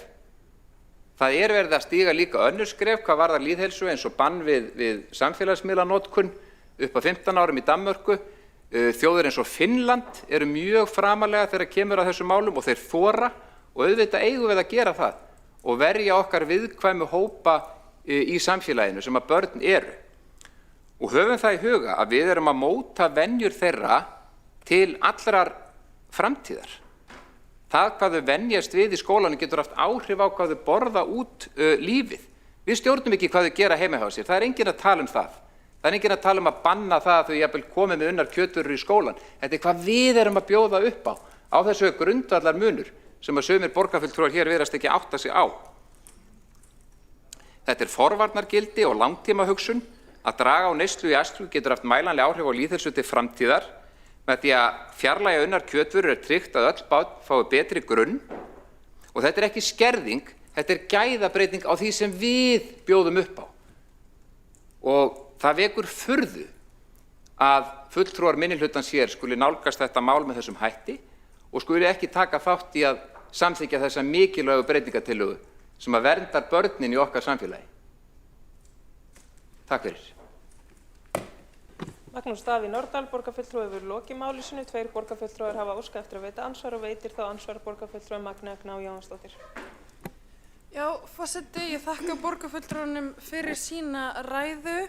En ég verð bara að segja fyrir mitt liti að svo tillaga sem uppalega var lögð til með að væri að allar unnar kjötvörur færu út er heldur ekkert skárri heldur þessi breytingatillaga. Það eru báðar jafn slæmar. Mér finnst að borgin eigi ekki að banna skinku á pítsu í félagsmiðstöðum eða öðrum stöðum þar sem börn eru.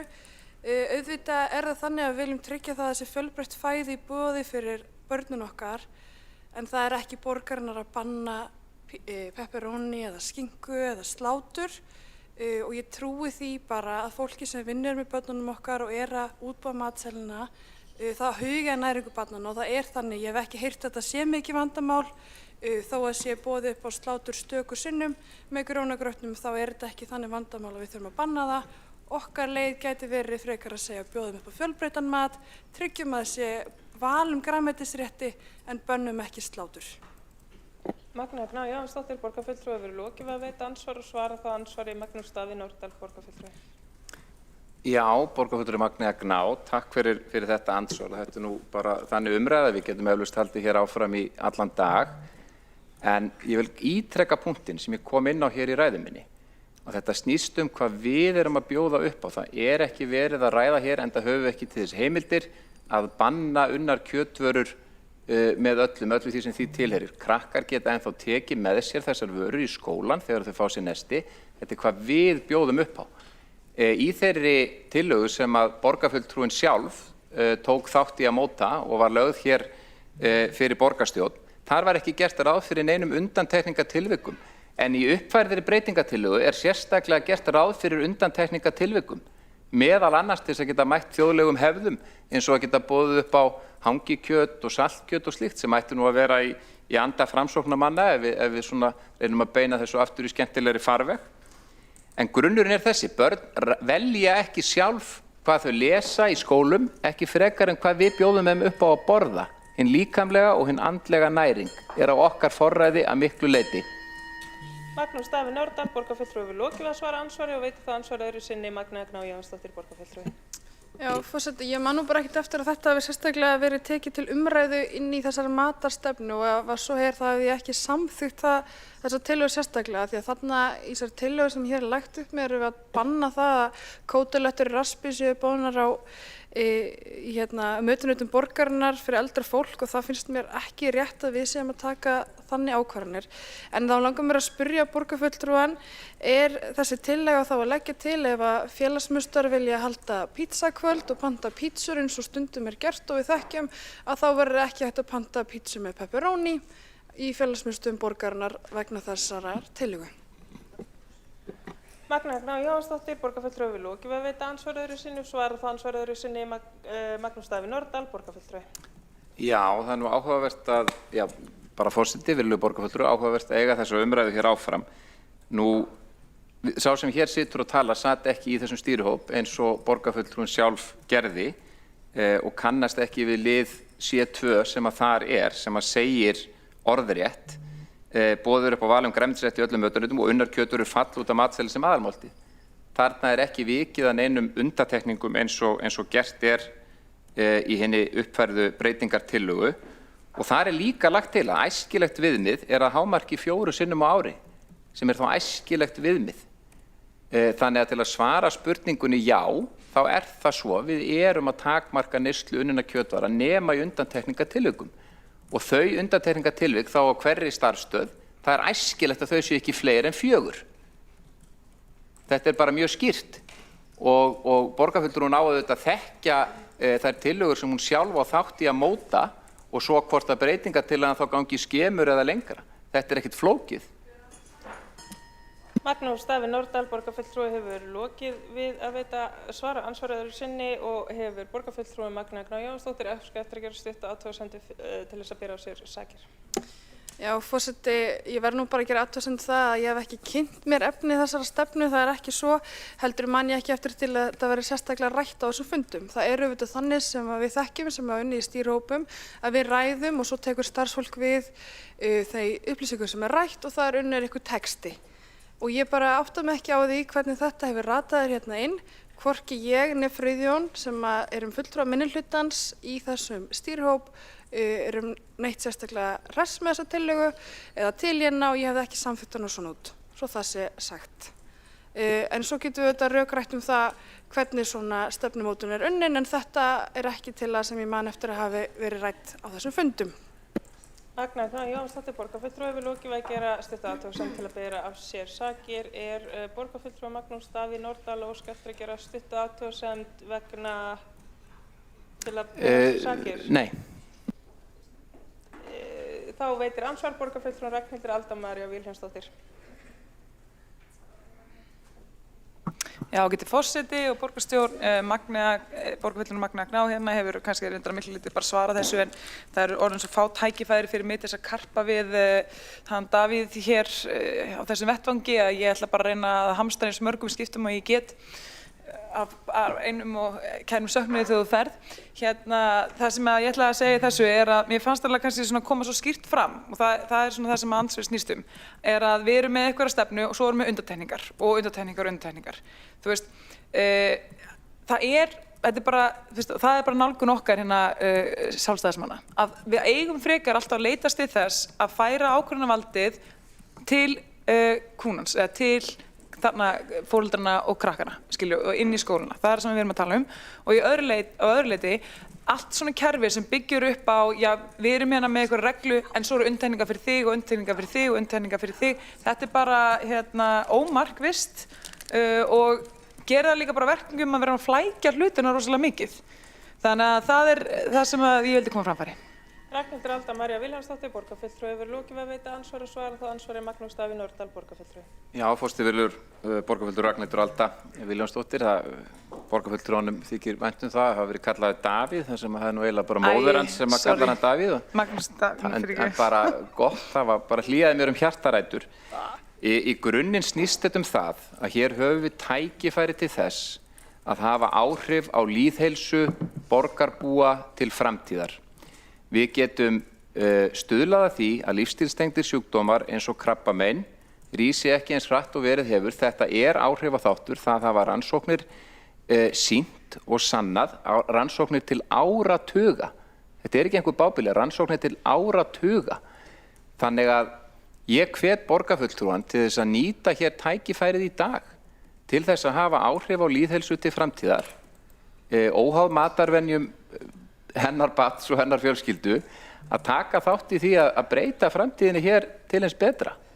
Og það ekki verið að banna öllum að gera eitthvað tiltekið, þetta snýst hvað við erum að bera á borð, rétt eins og hvað við viljum að börnin okkar læri í skólanum, starffræði, lestur, íslenska, borða hollan mat.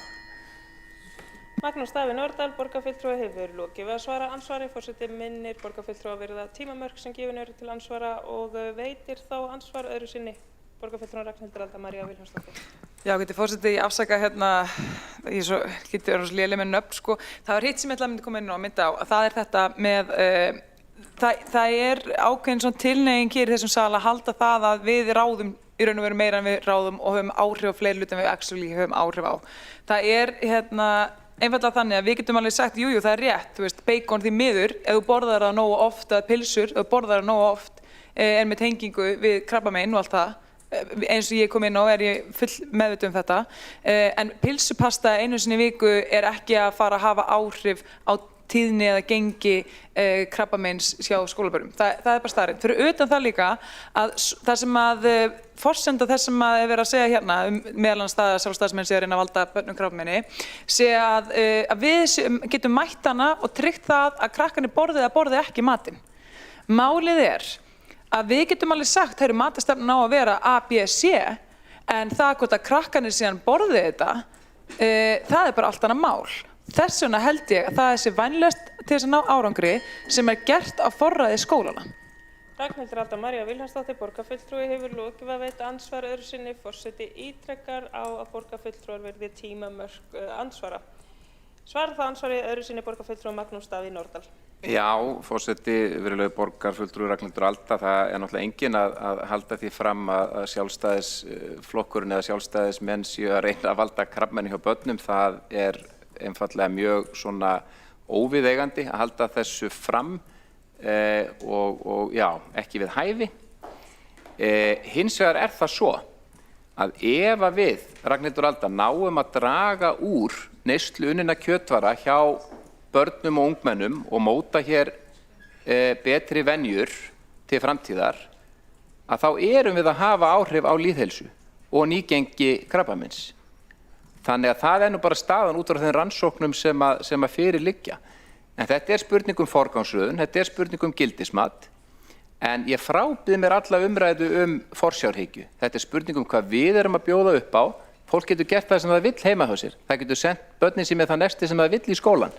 Þetta er spurning um hvað við bjóðum upp á, rétt eins og við veljum námsefnið. Magnús Davíð Nordal, borgarfulltrúi, hefur lokið við að svara andsvar öðru sinni, telst á andsvörum lokið undir þessar ræðu og tekur til máls borgarfulltrúin Friðjón R. Friðjónsson.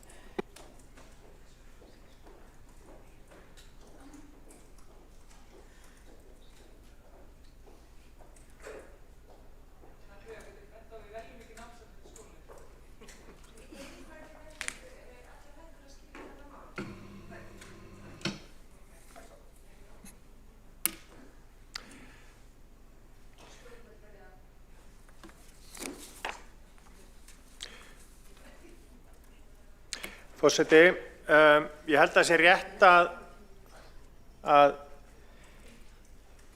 ég lesi eins og borgarfulltrúinn Magnús Davíð Nordal kom inn á, að við lesum hvernig setningin varðandi unnar kjötvörur er í núverandi matarstefnu. Það segir unnar kjötvörur falla út af matseðli sem aðalmáltíð. Boðið verður upp á val og grænmeti í öllum mötuneytum og unnar kjötvörur falli út af matseðli sem aðalmáltíð. Ég hef svo sem ekkert stórkostlegar athugasemdir við það að unnar kjötvörur sé ekki aðalmáltíð. Það er hitt hins vegar að þegar við erum farin að segja það að við eigum ekki að bjóða upp á unnar kjötvörur með hvaða hætti sem þær eru sem að ég staldra við. Og það er engin mótsögn þarna sem að borgarfulltrúi Pírata taldi sig hafa komist að. Eitt af því sem að Alþjóðaheilbrigðisstofnunin er gagnrýnt varðandi þessa skilgreiningu er það að þeir gera ekki greinamun. Þeir gera ekki greinamun á því hvað eru mikið unnar kjötvörur og hvað eru lítt unnar kjötvörur. Eins og til dæmis títtnefnd gamaldags kindakæfa frá KEA sem að er lítið unnið í grunninn soðið kindakjöt með bragðefnum. En samkvæmt þessari tillögu, samkvæmt tillögunni frá borgarfulltrúanum og frá meirihlutanum, þá megum við ekki einu sinni setja kindakæfu ofan á brauð, nema 4 sinnum á ári. Og mér finnst það skrítið. Ég verð að viðurkenna það. Mér finnst það algjör furða. Og svo það eitt varðandi ræðu hins ágæta borgarfulltrúa Lífar Magnúsdóttur sem að ég fekk einhvern enduróm af heimsendaspám Paul Ehrlichs frá því fyrir 55 árum síðan þegar hann taldi að vísindalega sannað að heimurinn færist í einhvers konar hungursneyð fyrir árið 2000.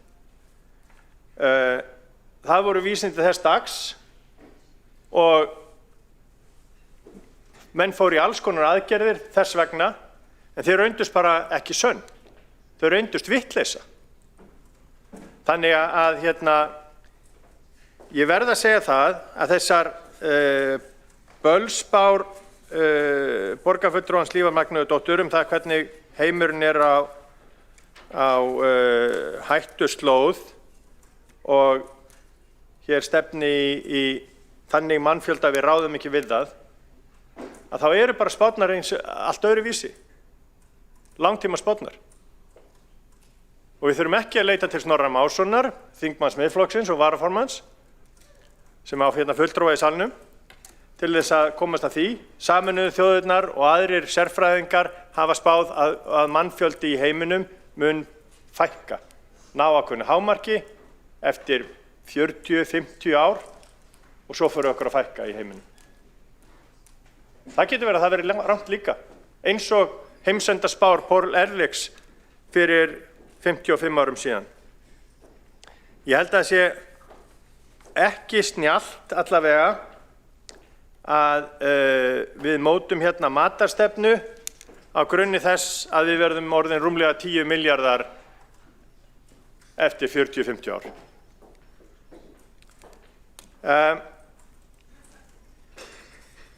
Ég skal líka nefna það að þegar við vorum að tala munnar kjötvörur í nefndinni, þá var á mínum huga vorum við að tala gjörunar kjötvörur. Og ég geri greinarmun þar á. Og ég skal bara viðurkenna það hérna í þessum sal að það voru kannski mistök að nefna ekki, að gera ekki kröfu það að við varum að tala gjörunar kjötvörur. Því að mér finnst fullt tilefni til þess að við sleppum því að bjóða upp á máltíðir sem eru gjörunar kjötvörur, hvort sem í mötunautum fyrir börn eða eldri borgara eða hvað sem helst. Það vilji til þess, og það það sem að nefndin kom inn á og sem hún var að vinna, að við settum okkur stefnu mataræði og matarstefnu í borginni sem væri sett í sátt. Og þessi tillaga brýtur þá sátt og mér finnst það verra.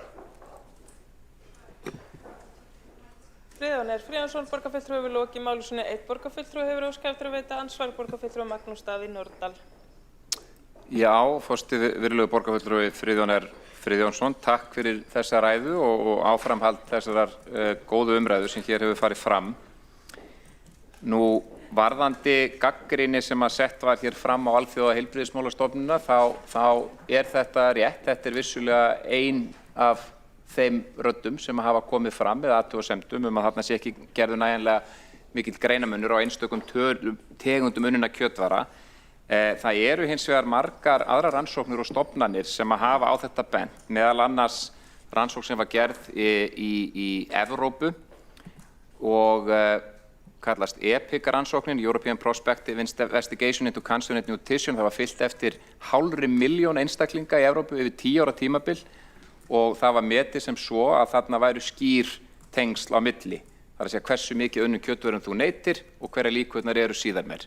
Sambærileg rannsókn var gerð í Bandaríkjónum sem náði líka til 500.000 bandaríkjamanna á aldrinum 50 til 71 árs og þannig mætti áfram halda. Það einfaldlega aragrúi af rannsóknum sem að staðfestir það að unnar kjötvörur, og það rétt hjá þér, sérstaklega gjörunar kjötvörur, auka líkur á krabbameini. Breytingatillagan sem hér til meðferðar nær til barna eingöngu.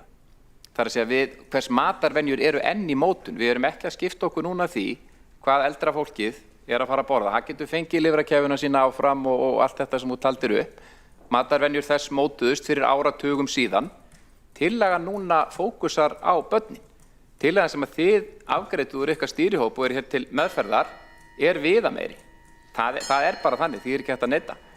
Magnús Davíð Nordal, borgarfulltrúi, hefur lokið við að veita ansvar. Svarar þá ansvari Friðjón R. Friðjónsson, borgarfulltrúi.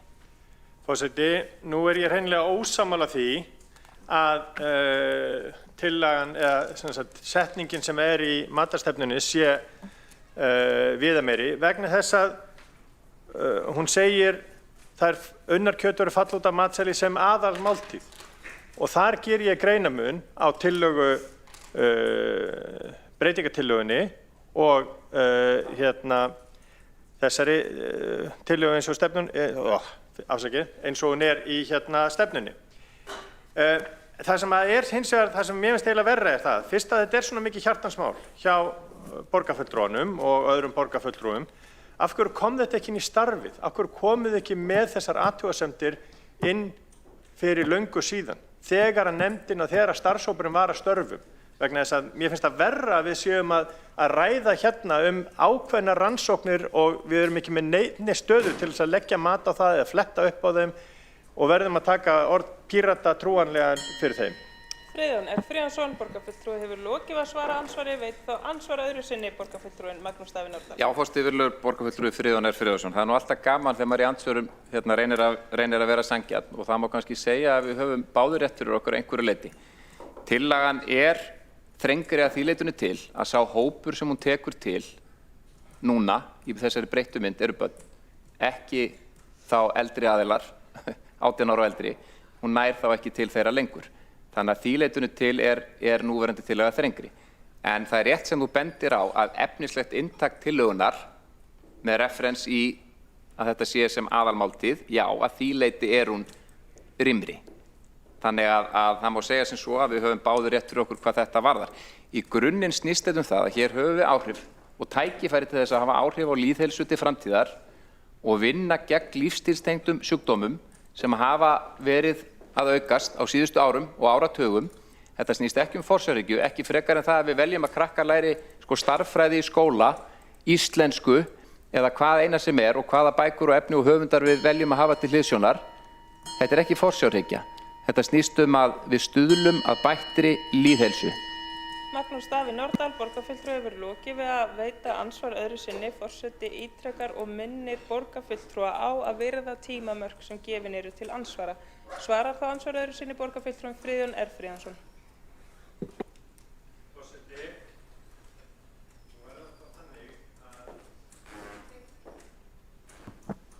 Forseti, nú það bara þannig að ég hef ekki nefnt, að þess sá sem að hér situr, borgarfulltrúi, hefur ekki nefnt orðið forsjárhyggja einu sinni í neinum af mínum ræðum eða athugasemdum. Heldur ger ég sérstaklega athugasemd við það núna að við erum að koma inn með breytingu á þessari stefnu hérna í salnum sem að ekki sátt og ég lýsi vonbrigðum þess vegna og mér finnst það verra að við séum að það sé verið að breyta þessi tilraun til þess að breyta hérna matarstefnunni sé gerð vegna þess að hún var unnin í nokkuð góðri sátt. Þannig að ég get alveg staðið við að það verði ekki boðið upp á unnar kjötvörur sem aðalmáltíð. Get alveg staðið við það. Friðjón R. Friðjónsson, borgarfulltrúi, hefur lokið við að svara ansvar öðru sinni og telst á ansvarum til þessar ræðu lokið og tekur til máls Líf Magnúsdóttir, borgarfulltrúi.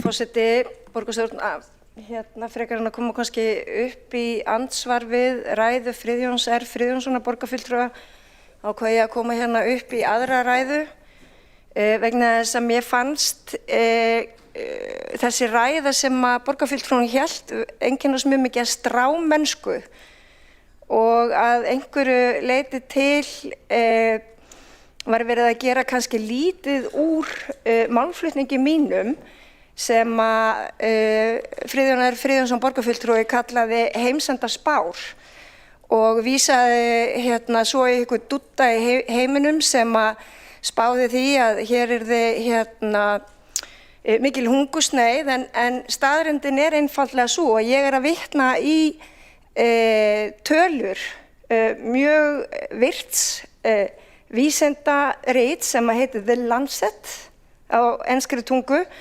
og þar heldur The Lancet utanum reglulega gagnreynda vísindalega rannsóknir matvælaöryggi meðal annars í heiminum út frá réttlátum umskiptum, út frá loftslagsbreytingum á mannavöldum og það er svo mikið forréttinda blinda að segja að það sé ekki hungursneyð í heiminum og sérstaklega í ljósi loftslagsbreytinga að mannavöldum þar sem að heilu búsvæðin eru að eyðileggjast og það er ekkert fæðuöryggi fyrir fólk og það sveltur út í hinu stóra heimi þó að einhver hluti einhverja þjóða sé ofalinn af alls konar vellistingum og býr bara við mjög mikið matvælaöryggi. Þannig að mér finnst þessi málflutningur borgarfulltrúans algjörlega óboðlegur og til þess að gera lítið úr virðingu borgarstjórnar. Þannig að ég ætla bara að benda borgarfulltrúanum á Friðjóni R. Friðjónssoni að googla bara við Lancet ít og lesa nýjustu skýrsluna frá 2025. Og það er gegnum gangandi þannig að okkur fer fjölgandi, við erum að missa land sem að við höfum áður ræktað til þess að fæða okkur og aðra og hvað á að gera í því? Þannig að þess vegna kom ég upp í ræðu og var að tengja þetta loftslagsbreytingum á mannaveldum vegna þess að það stafar hætta í heiminum. Og hvað ætlum við að gera í því? Við ætlum að tala um eina kindakæfu og afvegaleiða alla umræðina í stað þess að vera málefnaleg. Mér finnst þetta ekki fallegt, ég verð að segja það. Þannig að höldum okkur við staðreyndir málsins hér.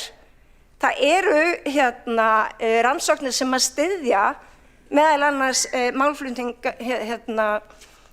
Magnúsar Davíðs Nordal borgarfulltrúa og tökum bara líka upplýsta ákvörðun vegna þess að með fræðslu og upplýsingum þá getum við betur tekið ákvarðanir sem varða heilsu okkar og hvað við látum ofan í okkur og hvort að við búum í menguðu umhverfi og samfélagi. Að minnstakosti að við höfum val vegna þess að það eru önnur lönd sem hafa ekkert val. Þannig að ég vil biðja borgarfulltrúann Friðjón R. Friðjónsson að gæta orða sinna þegar hann gerir lítið úr kollegu sínum í borgarstjórn. Líf Magnúsdóttir, borgarfulltrúi hefur lokið máli sínu, einn borgarfulltrúi hefur óskað eftir að veita andsvar, borgarfulltrúi Friðjón R. Friðjónsson. Forseti, ég taldi mig alls ekki vera að gera lítið úr málflutningi borgarfulltrúans Lífar Magnúsdóttur, sérstaklega þegar ég vitnaði til fræðimannsins Paul Ehrlich sem að kenningar hans mannfjöldasprengjuna urðu grunnur að umhverfisverndarhreyfingunni sem að hún byggir sína pólitísku skoðun á. Ég bara gerði ráð fyrir því að borgarfulltrúinn væri fullkunnugt kenningar þess ágæta manns og það væri hluti af kjarnapólitísku skoðun hennar. En hann víst einhver dúddi, þannig að og þar við situr. Það samt sem áður þannig að í áratugi hefur hungur í heiminum minnkað. Og það engin forréttinda blinda að segja það að hungur í heiminum hefur minnkað. Það eru válegar, og ég get alveg tekið undir það með borgarfulltrúanum. Staðan eins og hún akkúrat núna ekki góð, en það ekkert í líkingu við það sem var fyrir áratugum. Friðjón R. Friðjónsson, borgarfulltrúi hefur lokið að veita ansvar, svarar ansvari. Telst ansvörin lokið undir þessari ræðu og forseti tekur stutt fundarhlé klukkan 13:56. Ég ætla nú bara að biðja ykkur sem eru í stýrihópnum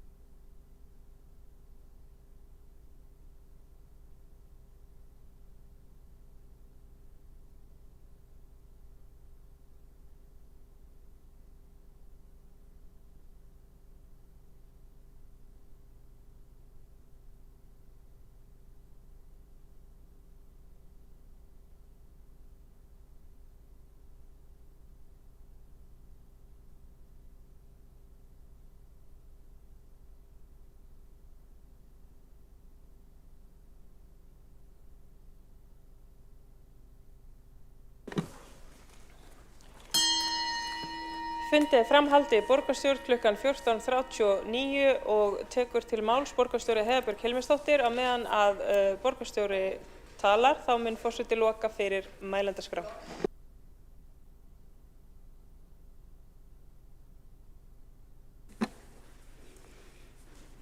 Kæri forseti og ágætu borgarfulltrúar, það er gaman að heyra af líflegar umræður matarstefnu og matarmenningu og næringu fólks og ég sem næringaráðgjafi er mjög glöð að heyra af þessum mikla áhuga hér á þessu. Matur reyndar vekur alltaf athygli og vekur alltaf umræður og það er eiginlega sama hvar ég kem sem borgarstjóri og það er mjög oft byrjað á því að tala mat við mig.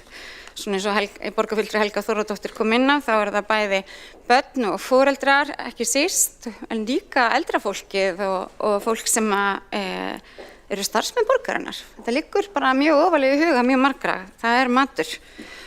Og þetta er auðvitað eitt af því sem við, þegar við viljum gera vel við fólkið okkar, þá viljum við gefa þeim góðan mat og það er hluti af okkar matarmenningu. Við höfum unnið að þessari uppfærslu núna í nokkur ár og mér langar að endurtaka það að mér hefur fundist stýrihópurinn sem að núna hefur verið að störfum algjörlega lausnamiðaður og í rauninni við höfum farið víða, við höfum farið á heimsótt skóla, við höfum fengið gesti og það hefur almennt verið mjög góðar og uppbyggilegar umræður en eins og borgarfulltrúinn Skúli Þór Helgason kom inn á það, það var auðvitað stýrihópur undan þessum sem var á síðasta kjörtímabili og hann var líka mjög góður og ég vil endilega þakka þeim sem í honum sátu líka. Og í rauninni bara öllum sem koma að mat og matargerð í borginni, því að matur er svo stór partur, ég menn að borða næstu því 30.000 manns á virkum degi á vegum borgarinnar, þetta er svo stór hluti af því sem að borgin gerir, þetta er eitt af svona lykilverkefnum borgarinnar. Það er oft talað eins og að matur sé eitthvað sem að koma okkur alla við. Þetta er risa lýðræðis, já, mætti vera lýðræðis, en lýðheilsu aðgerð að gefa 30.000 manns að borða í hádeginu. Það er ekki lítið. Og ekki síst vera að fjalla lítil börn, fólk sem að vaksa, fólk sem að kannski á einhver veikindastríða eða er á svona hrumir eldri sem eru annar hópur sem að við erum að líka. Ég hef nú minni ágjör á okkur sem erum bara svona starfsmenn og getum bjargað okkur sjálf. Það kom fram hér í umræðum að það er svona nýjar áherslur sem eru auðvitað þetta fæðuöryggi og það að við getum nálgast mat, hollan góðan mat á óháð efnahagslegum aðstæðum. Það eru svona ákveðnar nýjar áherslur sem að komu inn núna. Ég tek alveg undir það að það er auðvitað skrítið að hafa þá framtíðarsýn að matur sé bragðgóður, en það er líka skrítið að hafa framtíðarsýn mat og nefna aldrei gæði og bragð, þar sem ég held að segja eitt af því sem að margir hafa fyrst. Þannig að ég veit að félagar mínir og matarstefnunum nefndi þetta en okkur fannst samt skrítið að sleppa því. Að tala bara hann hefur verið öruggur og slíkt, það er svona einhvern veginn gefur svo lítið. Síðan alltaf getum við haft þessi framtíðarsýn að öll börn í öllum eldhúsum Reykjavíkur verði ánægð og finnist maturinn góður á bragðið og takist okkur það, þá er það örugglega útflutningsvara. Ég tek undir með Magneu Gná Jónsdóttur mikilvægi fæðuöryggis og borgarbúskapar. Það var einmitt í fréttum núna að enn einn leikskólinn var að fá svona bambagróðurhús til að fara að rækta. Mjög skemmtilegt. Varðandi allar þessar unnu kjötvörur og slíkt þá kannski fannst mér að þið fara nokkuð djúpt í það. Ég held að sé ágætt að skoða bara skilgreiningar embættis landlæknis og auðvitað kemur það hér fram að við viljum fylgja ráðleggingum embættis landlæknis í einu og öllu. Matur er sannarlega loftslagsmál eins og borgarfulltrúi Líf Magnúsdóttir kom inn á, en hann er líka ferðamál og lýðheilsumál og menntamál og velferðarmál og heilsueflingarmál og þetta er heimsmarkmiðamál og þetta er mikilvægt fyrir þá sem eru að eldast í borginni. Þetta er hluti af því að vera aldursvann borg. Þannig að það svo margt sem að tengist þegar við byrjum að tala matinn og það ekkert skrítið þó að taka langan tíma. Og ég held að við ættum að leyfa okkur bara, jafnvel að tala bara oftar mat og matar venjur og hvaða miklu áhrif við getum haft hér úr sölum borgarstjórnar. Ég ætlaði að fá að tala fyrir 2 breytingum en ég vil bara komast aftur á mælendaskrá. Heiða Björk Hilmisdóttir, borgarstjóri, hefur lokið máli sínu og tekur til máls í 3. sinn og lokar mælendaskrá og lokar. Já, tekur til máls Heiða Björk Hilmisdóttir, borgarstjóri. Gjör svo vel.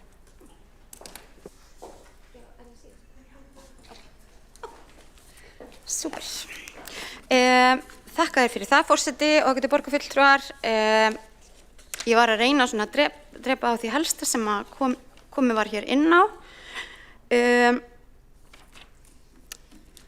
Í matarstefnunni, í því sem að þið skjalinu sem að lá fyrir fundinum, það komu fram 2 breytingatillögur sem voru sendar ykkur í tölvupósti fyrir fundin sem að kannski hafa nú fengið mesta umræðu. Það var lagt til að fara yfir í útfærslu inn í aðgerðaáætlunina. Það var sett fram 5 yfirmarkmið hér í matarstefnunni. Eins og við sjáum ABC og D og E sem að reyndar einhverju hluta vegna voru númeruð hér en ekki eins ágreinilegir ekki eins áberandi stafirnir en allt í lagi, það bæði. Í C3 var talað það að í C2 var talað að bjóða upp á grænmetisrétti í öllum mötuneyti. Það óbreytt en tillagan sem að fjallaði að yrði númer C3 yrði þá D3 og þið hafið fengið þetta sent í tölvupósti. Þar sem að sú tillaga á í rauninni meira við næringarráðleggingar mataræði og næringu og fæðuöryggi heldur en kannski sjálfbærni og bætta nýtingu. Að öðru leyti þá hefur borist hér beiðni borgarfulltrúa að skipta atkvæðagreiðslunni í 2. Við höfum áður gert það þannig í matarstefnunni að við höfum afgreitt matarstefnu og aðgerðaáætlun í einu lagi en auðvitað þetta alltaf 2 skjöl og ég vil segja það að mér að meina lausu að gera það og það yrði þá bara blaðsíða 16, 17, 18 og 19 sem að eru aðgerðaáætlun. Komið fram ósk það, þá það mér að meina lausu. Mér finnst mikilvægt að ljúka þessu máli í sátt. Þetta kallast á við margt sem við erum að gera og stór liður af því að gera borgin okkar ennþá skemmtilegri, ennþá meira heilsueflandi og ennþá meira gefandi og góða til þess að búa í. Og ég vona að borgarfulltrúar fallist á það og hafi haft gaman af því að ræða svona mikið mat. Þannig að matur og næring skiptir okkur nefnilega ótrúlega miklu máli og maður sá að kviknaði ljós í augum sumra sem maður kannski ekkert alltaf alveg að gleyma sér yfir umræðum eitthvað. Og ég held að það bara hressandi niðurstaða þessa fundar við höfum rætt mat hér í nærri 3 tíma. Ég held að eina sem við höfum rætt svona lengi eiginlega séu annarkvort bílastæði eða flugvöllurinn. Þannig að við erum komið með annað mál sem við getum rætt tímanum saman og það nú jákvætt ef það varðar næringu og heilbrigði okkar allra og matarmenninguna og hvernig við getum haft meira gaman saman. En takk fyrir. Heiða Björk Hilmisdóttir, borgarstjóri, hefur lokið máli sínu, ekki hafa fleiri hvassir hljóðs undir þessum lið og göngum við þá til atkvæðagreiðslu og þurfum við full mannaðan sal borgarstjórnar til þess.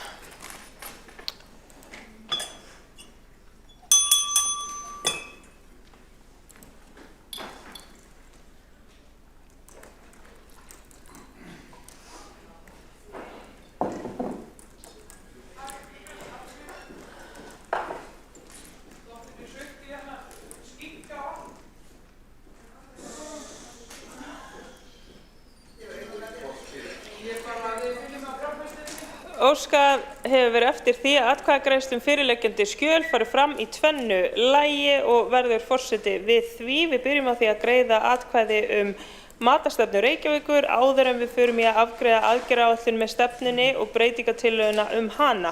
Og göngum við þá til atkvæðagreiðslu matarstefnu Reykjavíkur.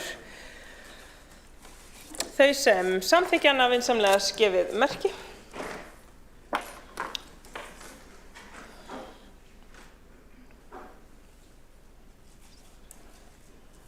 Þau sem á móti kunna vera. Matarstefnan samþykkt með 20 greiddum atkvæðum samstarfsflokkanna og borgarfulltrúa Framsóknarflokksins og borgarfulltrúa Sjálfstæðisflokksins. Fulltrúi Viðreisnar greiðir atkvæði gegn og aðrir borgarfulltrúar sitja hjá við afgreiðslu málsins. Þá göngum við til atkvæðagreiðslu breytingatillögu sem hefur borist frá fulltrúum samstarfsflokkanna, frá fulltrúa Samfylkingarinnar, Pírata, Sósíalistaflokks Íslands, Flokks fólksins og Vinstri grænna, sem snýr að lið C2 og nýjum lið C3 í breytingatillagan hefur verið send borgarfulltrúum í tölvupósti, óskað eftir því að hún verði lesin upp. Þá göngum við til atkvæða breytingatillöguna. Þeir sem samþykkja hana vinsamlega gefið merki. Þau sem á móti kunna vera. Breytingatillagan samþykkt með 12 atkvæðum samstarfsflokkanna gegn 11 atkvæðum borgarfulltrúa Sjálfstæðisflokksins, Framsóknarflokksins, Viðreisnar og óháðra. Þá gengið til atkvæða aðgerðaáætlun með matarstefnu Reykjavíkur svo breytta og vakin athygli á því og hún á blaðsíðu 16, 17, 18 og 19 í gögnum ykkar. Göngum við þá til atkvæða aðgerðaáætlun með matarstefnu Reykjavíkur svo breytta. Þau sem samþykkja vinsamlega gefið þess merki.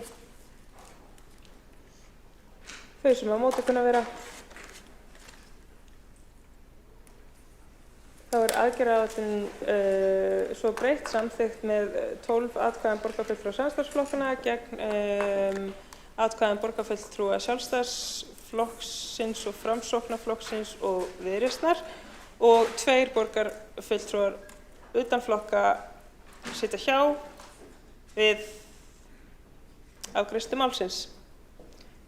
Helgi Ás Grétarsson og Kjartan Magnússon sitja hjá við afgreiðslu málsins. Og þá aðgerðaáætlun samþykkt svo breytt. Þá gengið til næsta liðar á útsendri dagskrá sem tillaga borgarfulltrúa Sjálfstæðisflokksins breytingar á gjaldskyldu og gjaldskrá bílastæða. Tekur til máls borgarfulltrúan Friðjón R. Friðjónsson.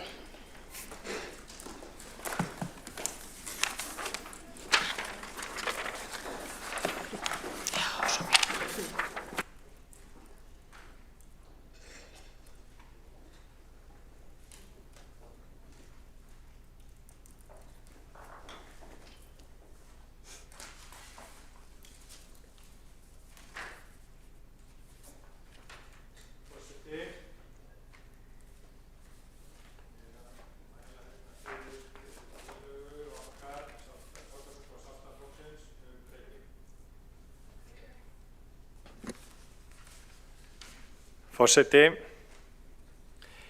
ég að mæla fyrir tillögu borgarfulltrúa Sjálfstæðisflokksins breytingu á gjaldskyldu og gjaldskrá bílastæða en tillagan tekur líka til íbúakorta og bílastæðakorta á þeim svæðum.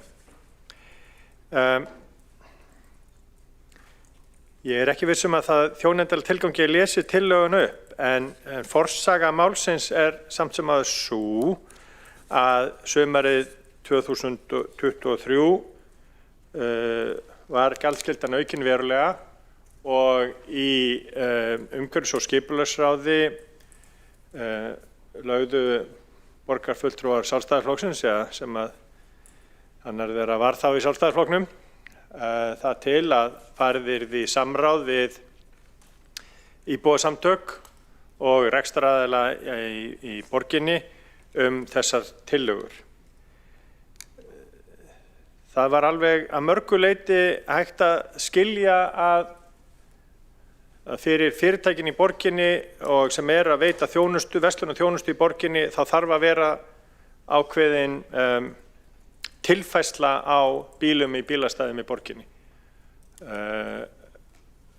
Vegna þess að þau voru og eru þéttsetin og markmið með þessum breytingum meirihlutans þá voru þau að auka svona hreyfanleika meðal annars. Við töldum hins vegar að það væri rétt að fara með þá tillögu í samráð en meirihlutinn hafnaði því miður og það varð svolítið skrítin reikistefna í umhverfis- og skipulagsráði þennan morgun þar sem að það þurfti að greiða tvisvar atkvæði samráðstillögu okkar borgarfulltrúa Sjálfstæðisflokksins. Nú hefur komið reynsla á þetta fyrirkomulag og það er óhætt að segja að það eru bæði íbúar í borginni, íbúar í miðborginni og rekstraraðilar sem kalla á breytingar.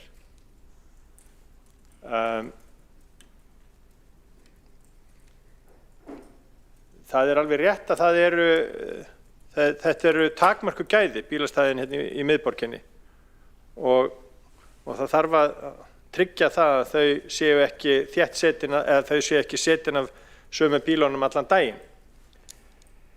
En sú aðgerð að fara í gjaldskyldu á sunnudögum, sú aðgerð að færa gjaldskylduna til klukkan 9 á kvöldin og sú aðgerð að lengja gjaldskylduna líka á laugardögum teljum við að hafi verið misráðin. Við sjáum það og heyrum það og það skiptir engu máli hvar fólk í flokki. Fólk sem það stöðugar sendingar frá fólki sem býr hérna í miðborginni til borgarfulltrúa og allavega okkar sjálfstæðismanna. Þar sem að fólk að óska eftir því að við beitum okkur fyrir breytingum að þessum reglum.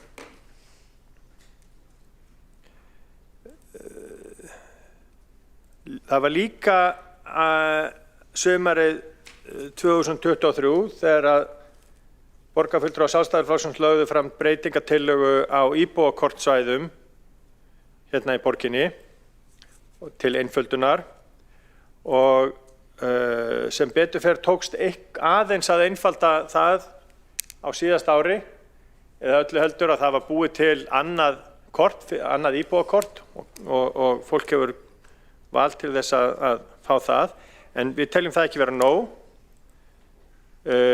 Afstaða borgarinnar og afstaða meirihlutans til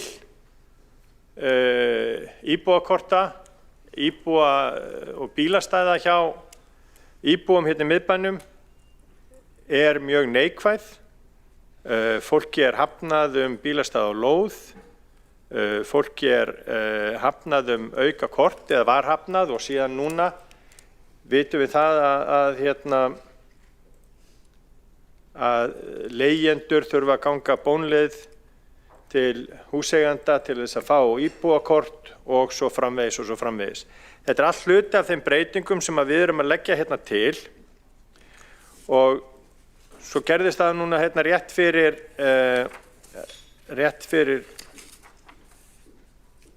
eftir að fundurinn byrjaði að þá kom breytingatillaga frá meirihlutanum og sem alveg góð og blessuð á ákveðnu leyti en hún samt sem bara tafaleikur.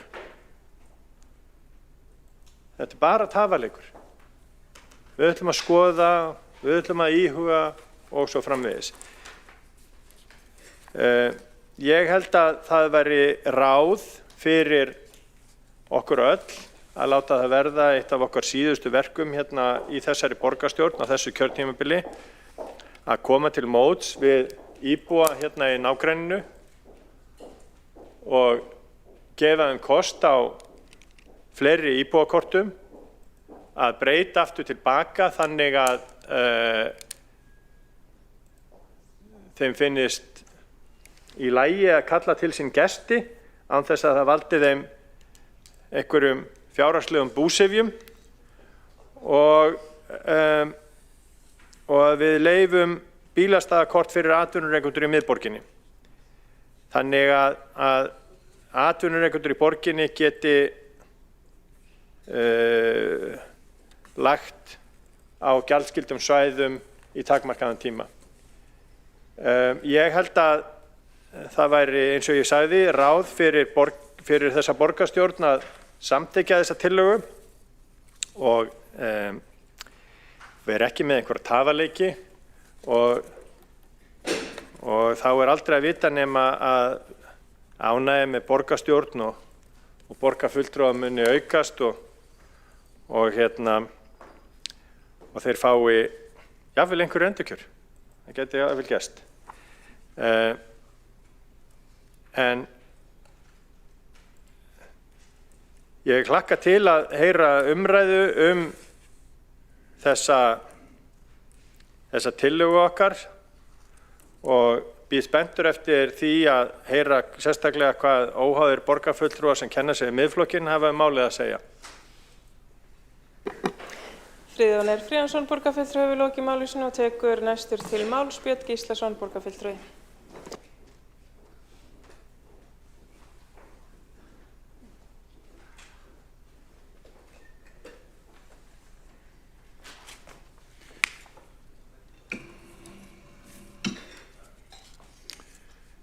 Já, forseti, ágætu borgarfulltrúar. Ég ræði hér mál sem snertir daglegt líf þúsunda borgarbúa og í raun lífæð miðborgarinnar sjálfrar. Þegar breytingar á bílastæðagjöldum voru keyrðar í gegn sumarið 2023 var það gert með þeim hætti að gjaldtaka var ekki aðeins hækkuð, heldur einnig lengd langt fram á kvöld og yfir á sunnudaga. Þetta var gert án þess að hlusta verið nægilega á þá sem málið snertir og snertir mest, það er að segja íbúa og rekstraraðila. Nú afleiðingarnar láta ekki á sig standa.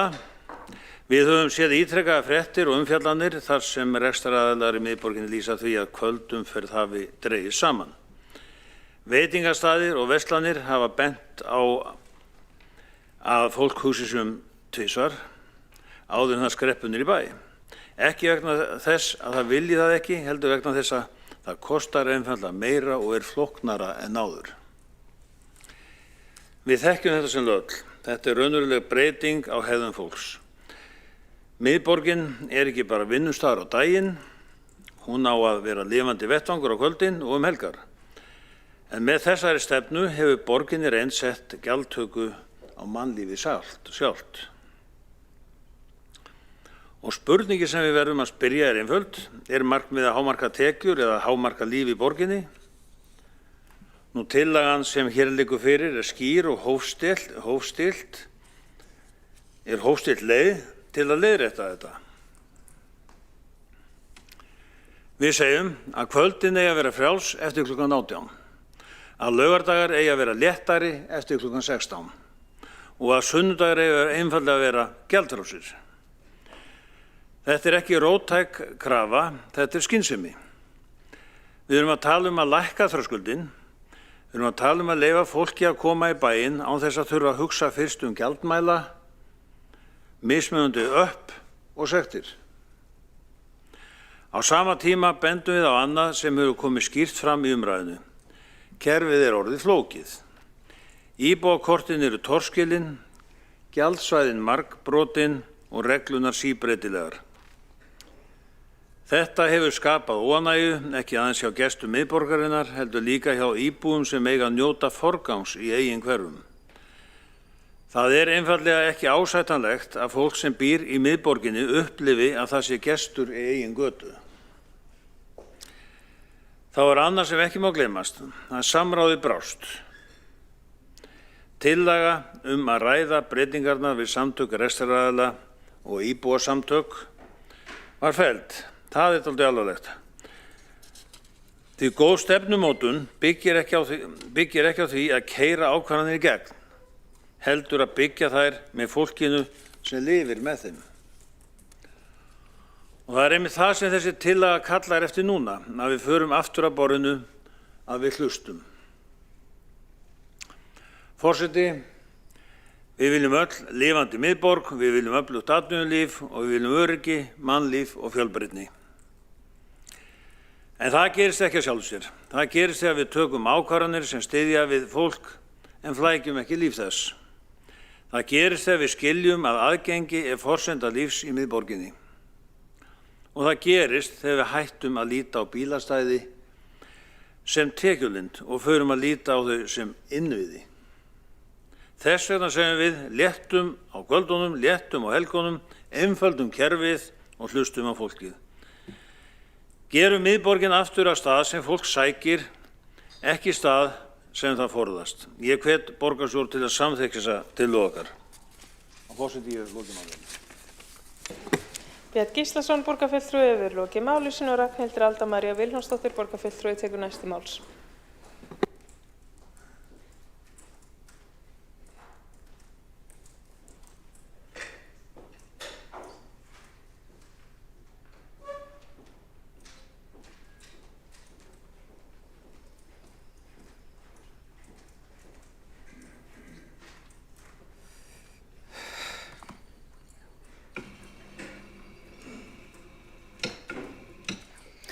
Ágæti forseti og borgarstjórn, þetta var frábær ræða hérna hjá kollega mínum, hún var alveg ótrúlega góð. Ég held áfram að gefa ræðum einhvern hér í dag og við sjáum til hvernig þið hinn standið ykkur, ég kem upp í seinni ræði til þess að ræða það. En eins og allir vita hér inni þá elska ég bílastæði.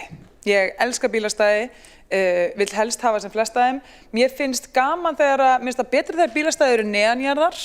Mér finnst það bara brilljant lausn á vandanum. Maður getur nýtt það sem eru ofanjarðar fyrir bara, þú veist, allt annað og haft svo bílastæði neðanjarðar í svona upphituðum kjöllurum. Það er bara geggjað. Þegar þessi breyting var gerð á gjaldskyldunni og allt í einu var það þannig að fólk þurfti að fara að borga í bílastæði fyrir það að vera heima hjá sér, bara eitt út af fyrir sig, ekki lengur að því uppruni gjaldskyldunar í miðborginni má rekja til þess að fólk var að skilja eftir bíluna sinna langtímum saman fyrir framan verslanir. Þannig að verslanir við Laugaveg og þar kring fóru að biðja að það yrði eitthvað lítil gjaldskylda þarna til þess að fólk væri ekki að geyma bílana sína þar. Svo bara þróaðist þetta með mjög eðlilegum framgangi þar sem eftir að verslunin dreifðist þannig að þar kannski fylgdi gjaldskyldan bara til þess að þjóna þessum tilgangi. En svo var ákveðið að fara út af þessari bara upprunalegu stefnu eða hugmyndafræði sem snerist bara að mæta verslunaraðilum og fari það að reyna að stýra hegðun fólks. Og það var með því að auka gjaldskylduna alveg allverulega, langt fram á kvöld, langt fram helgar líka, hækka gjaldið, stækka gjaldskyldusvæðið. Og ég, og við sjálfstæðismenn, ég gerði þessa risastóru könnun eins og þið muni, öll eftir, könnunin sem tók mig heilt ár að fá að rædda hér inni í þessum sal og þar bara kom ég skýrt fram að þótt að væri sumir sem upplifðu að þetta hefði að einhverju leyti aukið aðgengja bílastæði hjá þeim sem var svona þessi forsenda leiðin til að selja íbúum þetta, það voru bara margir sem upplifðu hið gagnstæða. Það hefði engin áhrif á aðgengja bílastæðum fyrir utan hjá þeim nema núna þurftu bara að borga þeim meira fyrir það að búa þar sem þau búa. Og eitt af því svona sorglegasti fylgifiskurinn af þessu sem að ég ætla að segja bjóst ekki við en kom svo í ljós var að margir tölu það væri erfitt fyrir það að fá gesti heim til sín. Að því gestinni bara reiknaðu þannig, ég kem í heimsókn til þín og fyrir að stoppa hér þarf ég að borga 1500 kall bara fyrir að heimsækja þig. Þannig að þetta var eitthvað sem að sérstaklega eldra fólk talaði að gera bara verkum að fjölskyldan það væri bara umrætt að hittast ekki heima hjá ömmu eða hittast ekki heima hjá hennar Siggu eða Boggu frænku, skilji, en þess að hún bjó í miðbænum. Og málið þetta er svona dæmigerð afleiðing þess sem maður fer að reyna að nota eitthvað svona gjaldkerfi til þess að stýra hegðun fólks. Það yfirleitt virkar ekki vegna þess að ástæðan fyrir eitthvað notum bíl hefur ekki endilega að gera með hvort það séu bílastæði til staðar. Það heldur það hvers vegna við þurfum að nota bílinn. Hvar erum við að vinna, hvar verslunin, hvað það sem að gera það verkum að við þurfum að ferðast með bíl. Það eru ferðavenjurnar sem þarf að skoða, ekki endilega bíleignin út af fyrir sig. Þannig að það nefnilega málið. Þess vegna leggjum við þetta til hér, þetta snúist bara einfallega það að mæta fólki og ef að það sannarlega hjarta og hugur borgarstjórnar hérna að þjónusta fólk en ekki bara að hafa vit fyrir því að segja því hvernig það á að lifa eða ferðast að hvort það með eiga bíl eða ekki og nota gjaldskyldu sem einhver svona refsivönd, að þá myndi sannarlega samþykkja þetta. Já, og það líka, veitu, hvert var ég komin, hvað ég mikið eftir, má ekki tala alveg 10 mínútur eða eitthvað? Jú, ég ætla að fullnýta tíma minn hérna að því ég elska bílastæði. En það líka bara þannig að því að núna hef ég búið í gamla Vesturbænum allt mitt líf, ég sannarlega að reyna að flytja, en ég hef búið í gamla Vesturbænum allt mitt líf. Ég búin að búa þar sem erfitt að fá bílastæði og ég að lenda í því að þurfa ofta að labba mörg hundruð metra til þess að fá bílastæði á kvöldin og svo framvegis. Það oft verið að tala um það að þetta sé út af Airbnb og svo framvegis og hótelum sem svo erfitt að fá bílastæði. Ég bý við hliðina á blokk þar sem eiginlega bara Airbnb og svo fólki sem að halda út í Airbnb-unum og þetta búið að bjarga okkur vegna þess að ferðamenn eru kannski á einu bíl og þeir eru bara að stoppa við nóttina og svo fara þeir. En allir aðrir eru á 2 bílum.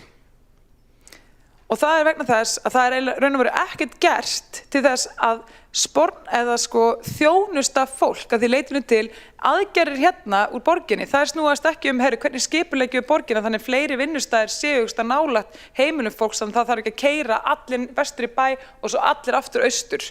Og það ekki verið að gera neitt til þess að auka fjarvinnu sem einfaldlega dregur úr ferðaþörf sem ætti að vera leiðin til þess að draga úr bílnotkun. Það ekki verið að færa, það jafnvel sérstök stefna hérna hjá borginni að gera eins erfitt og fyrir verktaka að byggja bílakjallara sem myndi leysa að hólmi hellinga bílastæðum ofanjarðar vegna þess að þá ertu bara með á neðanjarðar og það í raun og veru, þú veist, þessi ofur áhersla á bílinn eins og hann út af fyrir sig sé svo vondur en það ekkert verið að hugsa fólk og hvers vegna fólk nota bíl og hvers vegna til þessi þurfa að nota bíl. Og í raun og veru þetta ekkert nema leti, Það bara leti að vera að einblína bara á einhverja gjaldskyldur frekar þegar í nafni þess að draga úr bílnotkun frekar en að skoða bara ferðavenjur. Og þetta líka með að meina svo fólki að fá að nota lóðina sína undir bílastæði að fá bílastæði innkeyrslu eða eitthvað svoleiðis, mér finnst það náttúrulega alveg galið. Og þetta einhvern veginn svona, að því að til hvers, sumir fá það, ekki aðrir, þetta allt mjög hipp sem haps, veitu hvernig þú tala við og hver þú ert væntanlega. Þannig að ég veit það ekki, mér finnst þetta allavega ljósmála, íbúar eru bara búin að afþakka þetta, þessa bílastæðastefnu, hún svolítið komin í þrot, keyrð í þrot maður segja. Og það finna við þetta vegna þess að eitt af því sem að þessi breyting á gjaldskyldun og allt þetta gerði að gera verkum að ég ákvaði eins og ég sagt ykkur áður að fara að skoða bara þróun bílastæða og bílastæðastefnu hérna í borginni, verandi nördi sem ég og þetta svo áhugavert vegna þess að fyrst þegar bílarnir voru að koma, það voru engin bílastæði og það jafnvel þegar menn voru byrjað að rigga upp einhvernum kofum á lóðinni sinni undir bílana sína, það var alveg eitthvað sem var svolítið umdeilt. Það var hérna jafnvel hávær bara mikið verið að kalla til því að það risastór bílastæði kallaðir undir tjörninni. Það mjög fyndið en þetta kom í fréttum. En allavega með tíð og tíma þá fjölgaði bílastæðum í borginni því það var mikið ákall eftir. Fyrst var þetta aðalega bara bílastæði undir einhverja leigubíla og áætlunarbíla og svo framvegis og svo byrjaði einkabílaeignin að aukast með bara bættum bara meiri eftir því sem fólk var efnameira hér og bættum með hagvexti. Og þá allt í einu var farið í eitthvað átak að reyna að fjölga bílastæðum í kjölfarið. En það var magnað við þetta, þegar maður skoðar þessa sögu þá tekur maður eftir að aðgengja bílastæðum og fjöldi bílastæða hefur engin áhrif á bílaeign fólks að neinu viti í Reykjavík. Það bara mjög skýrt. Bílaeignin, hún bara algjörlega óháð aðgengja bílastæðum. En fyrir rekstraraðilana, til dæmis eins og hefur verið komin inn á, og bara, þú veist, allt annað, þá skiptir máli að fólk geti ferðast til þín, ekki nema verslunin sem fullkomlega rekin á netverslun, en jafnvel þá þarf það að geta sent matvöruna eða sent varningin eitthvað og það með bíl. En það eitt sem líka, því maður heyrið hérna í þessum sal og ég býst fastlega við því að hér komi nokkrir fulltrúar meirhlutans og fara nú að móðgast yfir ræðunni minni og bara vonast til þess. En það eitt sem svolítið áhugavert líka sem að mér finnst alltaf gleymast í þessum umræðum bílastæði og það að borgin hafi verið breytt í eitthvað bílaskipulag. Sko, það að það hafi verið hægt fyrir bara konur og mæður og bara venjulegt fólk að búa ódýrari stöðum og geta keyrt til vinnu hafði þau áhrif að fleiri gátu farið að vinna, fólk gat frekar sótt sér vinnu annars staðar þar sem að bjó. Það var hægt að opna verslanir sem að voru miklu stærri því það var hægt að koma og keyra að þeim. Þú veist, bílar hafa gert stórkostlega hluti á mörgu leyti og aðgengi að bílastæðum þar með líka fyrir bara venjulegt fólk. Að því allt í einu það bara jókst hreyfanleiki þeirra. Og það ég að tala um að öllu leyti. Ekki bara hreyfanleiki innan borgarinnar, heldur bókstaflega socio-economic hreyfanleiki. Að því allt í einu gátu kannski konur sem voru annars sko bara bundnar við heimilið, gátu nota bílinn til þess að keyra til vinnu og komið fyrr heim og allt í einu gátu að hreyfst miklu hraðar en það gátu annars. Þannig að ég kemur örugglega upp í seinni ræðu, en þakka bara fyrir mig. Ragnhildur Alda María Vilhjálmsdóttir, borgarfulltrúi, hefur lokið máli sínu og Kjartan Magnússon, borgarfulltrúi, tekur næstur til máls.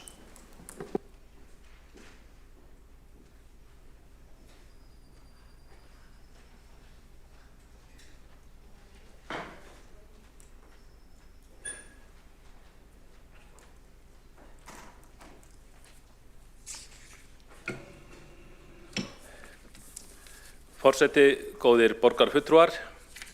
Það full ástæða til þess að ræða bílastæðamál í Reykjavík og koma með tillögur til þess að bæta úr þeim málum. Það ánægjulegt að fulltrúar flestra ef ekki allra flokka sjá nú ástæðu til þess að endurskoða þessi mál. En ýmsar breytingar hafa verið gerðar á kjörtímabilinu og líka síðasta kjörtímabili sem hafi ekki alls kostar verið til góðs. Nú, það er nokkuð langt síðan að gjaldtaka fyrir bílastæði hófst í Reykjavík. Það var árið 1957 mannrétt þegar fyrstu stöðumælarnir voru settir upp í miðbænum og þeir gegngdu strax þá því hlutverki að tryggja flæði umferðar. Það var þá strax orðið vandamál að fólk í skrifstofum, í böngum og skrifstofum hér í miðbænum. Það kom á bílum í vinnuna og lagði í bestu stæðin fyrir utan bankana og utan vinnustæðina og geymdi síðan bílinn þar meðan það var í vinnunni og það gerði það auðvitað verkum að viðskiptavinir fengu ekki stæði til dæmis í Austurstræti og Aðalstræti svo dæmi séu nefnd. Og kaupmenn í þessum götum kvörtuðu yfir þessu og óskuðu eftir því að Reykjavíkurborg eða bærinn þá gerði eitthvað í málunum og stýrði þessari umferð og þessum bílastæðum og það var gert og svo hafa málin verið í þróun síðan en það er langt síðan rauninni þessi bílastæði eða gjaldskyldan fóru úr rauninni þessum af atvinnusvæðinu og út í íbúðahverfin og sitt sýnist hverjum. Því ekki að leyna að margir íbúar sem eru þreyttir á því að starfsmenn í miðbænum leggi í íbúagötum þeirra. Þetta fyrir taugarnar þeim og þeim þykir miklu betra fyrirkomulag að það sé þá gjaldskylda í þessum íbúagötum en þeir fái þá íbúakort. Hins vegar þá held ég að flestum íbúum hafi þótt skorinn færast upp í bekkinn þegar að gjaldskylda var sífellt lengd. Og nú á kjörtímabilinu þá var hún lengd svo mikið að hún náði til klukkan 9 á kvöldin. Og það var líka að fara að rukka á lögudögum og sunnudögum. Fjölmargir íbúar hafa kvartað yfir þessu við mig og eins og var getið mér áðan það er sama í hvaða flokki fólk er. Fólki finnst allt of mikið að það sé rukka til 9 á kvöldin. Eldra fólk kvartar við því að það geti ekki lengur haldið spilaklúbb heimi á sér. Fólki sé illa við að koma í heimsókn þegar það þarf að borga í stæði. Og fólk að bjóða til sín í hádegismat á sunnudögum og annað og það sé erfitt þegar það sé gengið svo langt í gjaldtökunni. Það er til sjálfst að hverfa frá henni og það er alveg rétt sem var rifjað upp hér áðan af Friðjóni Friðjónsssyni borgarfulltrúa að við sjálfstæðismenn á þeim tíma lögðum til að það yrði farið í samráð við íbúasamtök og rekstraraðila áður en ákvörðun væri tekin. Meirihlutinn mátti ekki heyra slíkt minnst og stýrði þessu máli eins og sumum erfiðum málum inn í sumarleyfi borgarstjórnar. Það var 23 þá eftir að borgarstjórn var farin í sumarleyfi, þá var málið afgreitt á fundi í umhverfis- og skipulagsráði og síðan í borgarráði daginn eftir og ekki farið í neitt samráð sem mætti þó að vera sjálfsagt þegar svona stórt mál að ræða fyrir íbúa og rekstraraðila á ákveðnu svæði. Nú, því hins vegar ekki að leyna að þetta eitt af þeim málum sem ágreiningur hefur verið innan Sjálfstæðisflokksins og það voru ólíkar skoðanir upp það hvernig ætti að bregðast við og sumir voru hreinlega hlynntir því í þeim flokki að stækka gjaldsvæði og hækka gjald á bílastæði og niðurstaðan var því þau mál var því oftar en ekki sú að sitja hjá. Nú á síðasta kjörtímabili var hins vegar gerð ákveðin samþykkt sem skipti máli. Það var samþykkt aðgerðaáætlun vegna loftslagsstefnu Reykjavíkurborgar og þar var beinlínis kveðið á að bílastæðum í Reykjavík skyldi fækkað 2% á ári og kom fyrir ekki á þeim tíma þótt að þáverandi oddviti Sjálfstæðisflokksins benti á að þetta væri óraunhæft og ekki síst vegna þess að þá stóð til að fjölga mjög íbúðum í borginni og þá var spurt á þeim tíma hvort að ekki væri hægt að leiðrétta fyrir þessu því að það ætti að fjölga íbúðum í borginni en þá kom fram í umræðum að það skipti ekki máli jafnvel þótt að væri verið að fjölga íbúðum í borginni, húsum og íbúðum í borginni og þau myndi bætast við, þá myndi bætast ykkur bílastæði, þá ætti samt í heildarbókhaldinu að fækka bílastæðum 2% ári sem eru nokkur þúsund bílastæði. Og þetta ættu menn að hafa í huga og þetta voru líka skiptar skoðanir í borgarstjórn á sínum tíma. Flestir borgarfulltrúar Sjálfstæðisflokksins greiddu eða sátu hjá við afgreiðslu á loftslagsstefnunni og bókuðu sérstakan fyrirvara við þessa 2% árlegu bílastæðafækkun en núverandi oddviti Sjálfstæðisflokksins studdi þessa aðgerðaáætlun loftslagsstefnunnar sem fól í sér þessa árlega bílastæðafækkun 2% ári.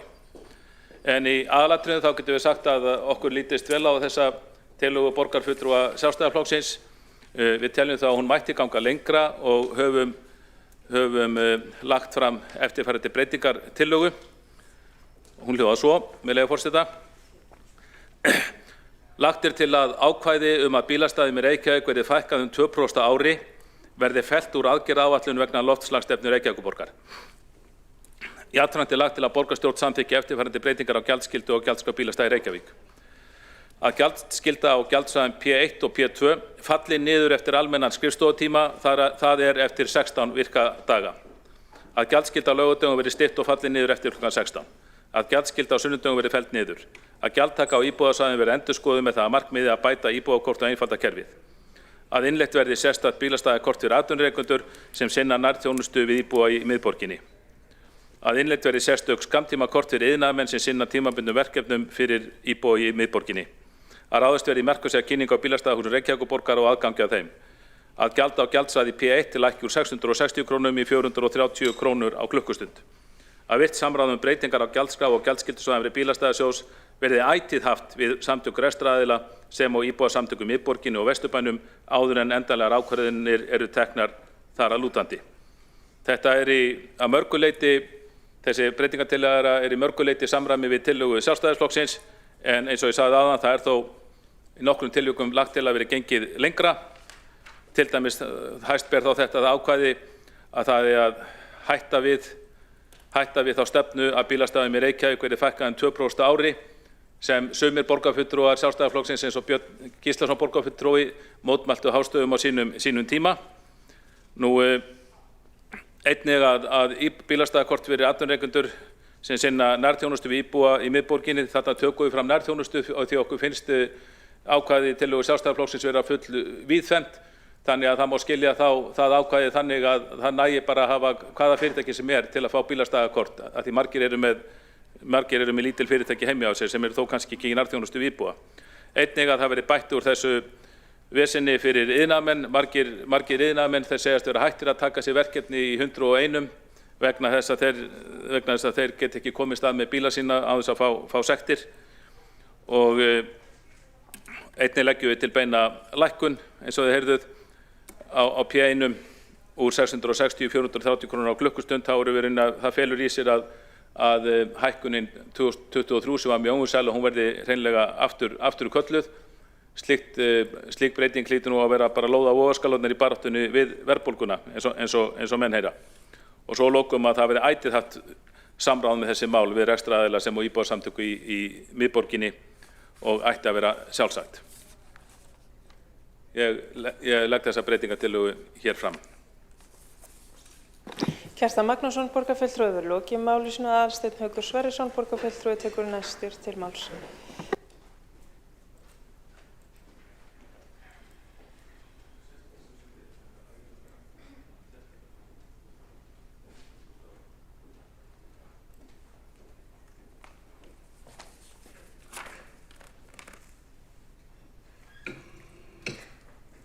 Virðulegi forseti og kæru borgarfulltrúar. Það orðið dálítið sérstakt að fylgjast með þróun bílastæðamála í Reykjavík. Það eins og markmiðið hafi smám saman fæst frá því að þjónusta borgarbúa yfir í að kenna þeim leksíu. Og leksían einföld. Ef þú átt bíl, þá ertu vandamál. Við höfum séð gjaldtöku teygja sig lengra og lengra inn í daginn og svo inn í kvöldið og meira segja sunnudaga. Og ég bíð eiginlega bara eftir því að næsta skref frá meirihlutanum að þú getur ekki lagt niður í bæ nema að vera búin að panta þig stæði á þar tilgerðu appi sem verður að sjálfsögðu þróað af þjónustu og nýsköpunarsviði. Með þessi getur meirihlutin náð að viðhalda venjubundin markmið, aukna skattpíningu með þar tilgerðum þjónustugjöldum og tryggt sína öfgastefnu bíllausa borg. En alvaran þessi, miðborgin okkar ekki tilraunaverkefni í hegðunarbreytingum, hún lifandi samfélag, heimili fólks, vinnustaður og samkomustaður. Og þegar við hækkum þröskuldinn til að sækja miðborgina, þá erum við ekki bara að stýra umferð, við erum að draga úr lífi. Það sem þessi tillaga Sjálfstæðisflokksins gerir í rauninni mjög einfalt og hún skynsamleg. Hún segir látum fólk anda á kvöldin, látum helgarnar vera helgar og hættum að refsa fólki fyrir að vilja koma í miðborgina eftir klukkan 6 á kvöldin. Því að við skulum spyrja okkur, hver raunverulegu tilgangur þess að rukka fólk fyrir bílastæði á sunnudegi? Það til að tryggja flæði? Það til að jafna aðgengi? Eða það einfaldlega út af því að þetta orðið sjálfvirkt kerfi sem enginn þorir að endurskoða? Og svo það hitt sem að mér finnst kannski alvarlegast. Skortur á samráði. Það beinlínis lagt til við íbúa og rekstraraðila áður en að breytingarnar tóku gildi. Sú tillaga var felld af hverju? Jú, út af því að þetta snýst stefnu en ekki hvað endilega heppilegast fyrir íbúa og hagsmunaaðila. Það segir eiginlega allt sem segja þarf. Við erum að taka ákvarðanir sem hafa bein áhrif á daglegt líf fólks án þess að tala við fólkið. Það ekki bara slæm stjórnsýsla, það einfaldlega dónaskapur. Ég hef talað við fólk í miðborginni, verslunareigendur, veitingastæði og íbúa og það sem ég heyri aftur og aftur þetta, viðskiptavinir fá ekki stæði, fólk hugsar sig tvisvar og kvöldin eru rólegri. Meirihlutinn talar oft vistvæna hvata og það hljómar vel, en við skulum ekki rugla saman hvötum og hindrunum. Hvati eitthvað sem að leiðir fólk í átt að betri valkosti. Hindrun eitthvað sem gerir lífið einfaldlega erfiðara. Og þetta, það sem við erum að sjá hér, eru fyrst og fremst hindranir. Þessi tillaga Sjálfstæðismanna gengur ekki út á að snúa tilbaka, hún gengur út á að leiðrétta ofgengi. Hún viðurkennir að já, við viljum stýra umferð en við viljum líka lifandi borg.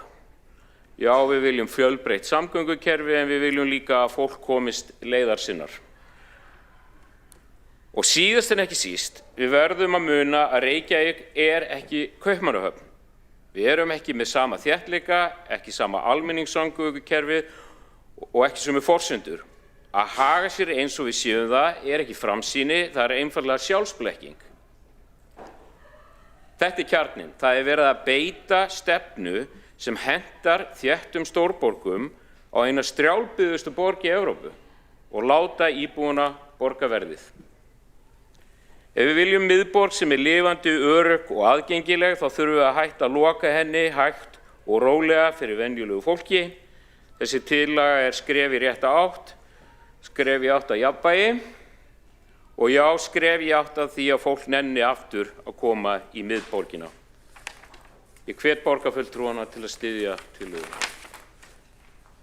Aðalsteinn Haukur Sverrisson, borgarfulltrúi, hefur lokið máli sínu og einn borgarfulltrúi hefur óskað eftir að veita andsvar. Hjálmar Sveinsson. Já, ég ætlaði bara að nefna það svona í þessari miklum ræðihöldum bílastæði að þá það í rauninni vandamál í öllum borgum. Hvað bílar taka rosalega mikið pláss í borgunum, ekki síst miðborgunum. Þess vegna hafa ýmsar miðborgir sett svona tolla fyrir þá sem að keyra inn í miðborginnar og sumstaðar má ekkert árangri. Örlega þetta ætla ég að benda á þau líka má ekki gleymast að, og ég þekki það sjálfur því hverfið sem ég bý í miðborgarhverfi, að þar eru íbúarnir sjálfir sem að óska eftir að fá gjaldskyldu í sína götur vegna þess að það eru talsverð brögð af því að fólk sem að vinnur í fyrirtækjum sem ekki mjög langt í burtu leggur bílunum sínum allan daginn gjaldfrjálst í íbúðagötum. Þannig að það verður líka aðeins að hafa það í huga og svo var það eitthvað annað sem ég ætlaði að nefna líka en sleppi því að því ég manna ekki en ég vil allavega benda á þessa hluti. Hjálmar Sveinsson, borgarfulltrúi, hefur lokið að veita ansvar. Telst þá ansvörum lokið undir þessa ræðu og Líf Magnúsdóttir, borgarfulltrúi, tekur næst til máls.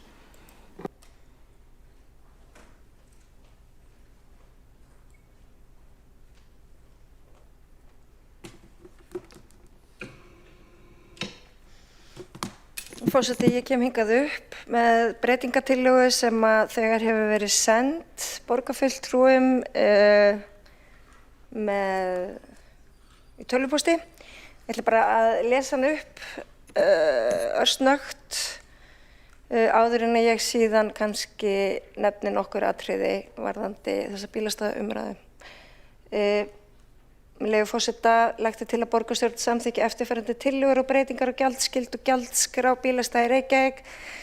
Gjald og gjaldsvæði P1 verður tekið til endurskoðunar og ráðist verði í að breyta hluta svæða P2 í P3 þar sem ekki gjaldskylda kvöld og helgar. Útfærsla og gjaldskylda á sunnudögum verður tekið til endurskoðunar. Gjaldskylda verði endurskoðuð á íbúasvæðum með það að markmiði að gera íbúakort sveigjanlegra og einfalda umsóknarkerfið. Ráðist verður í markvissa kynningu á bílastæðahúsi Reykjavíkurborgar og aðgengi að þeim.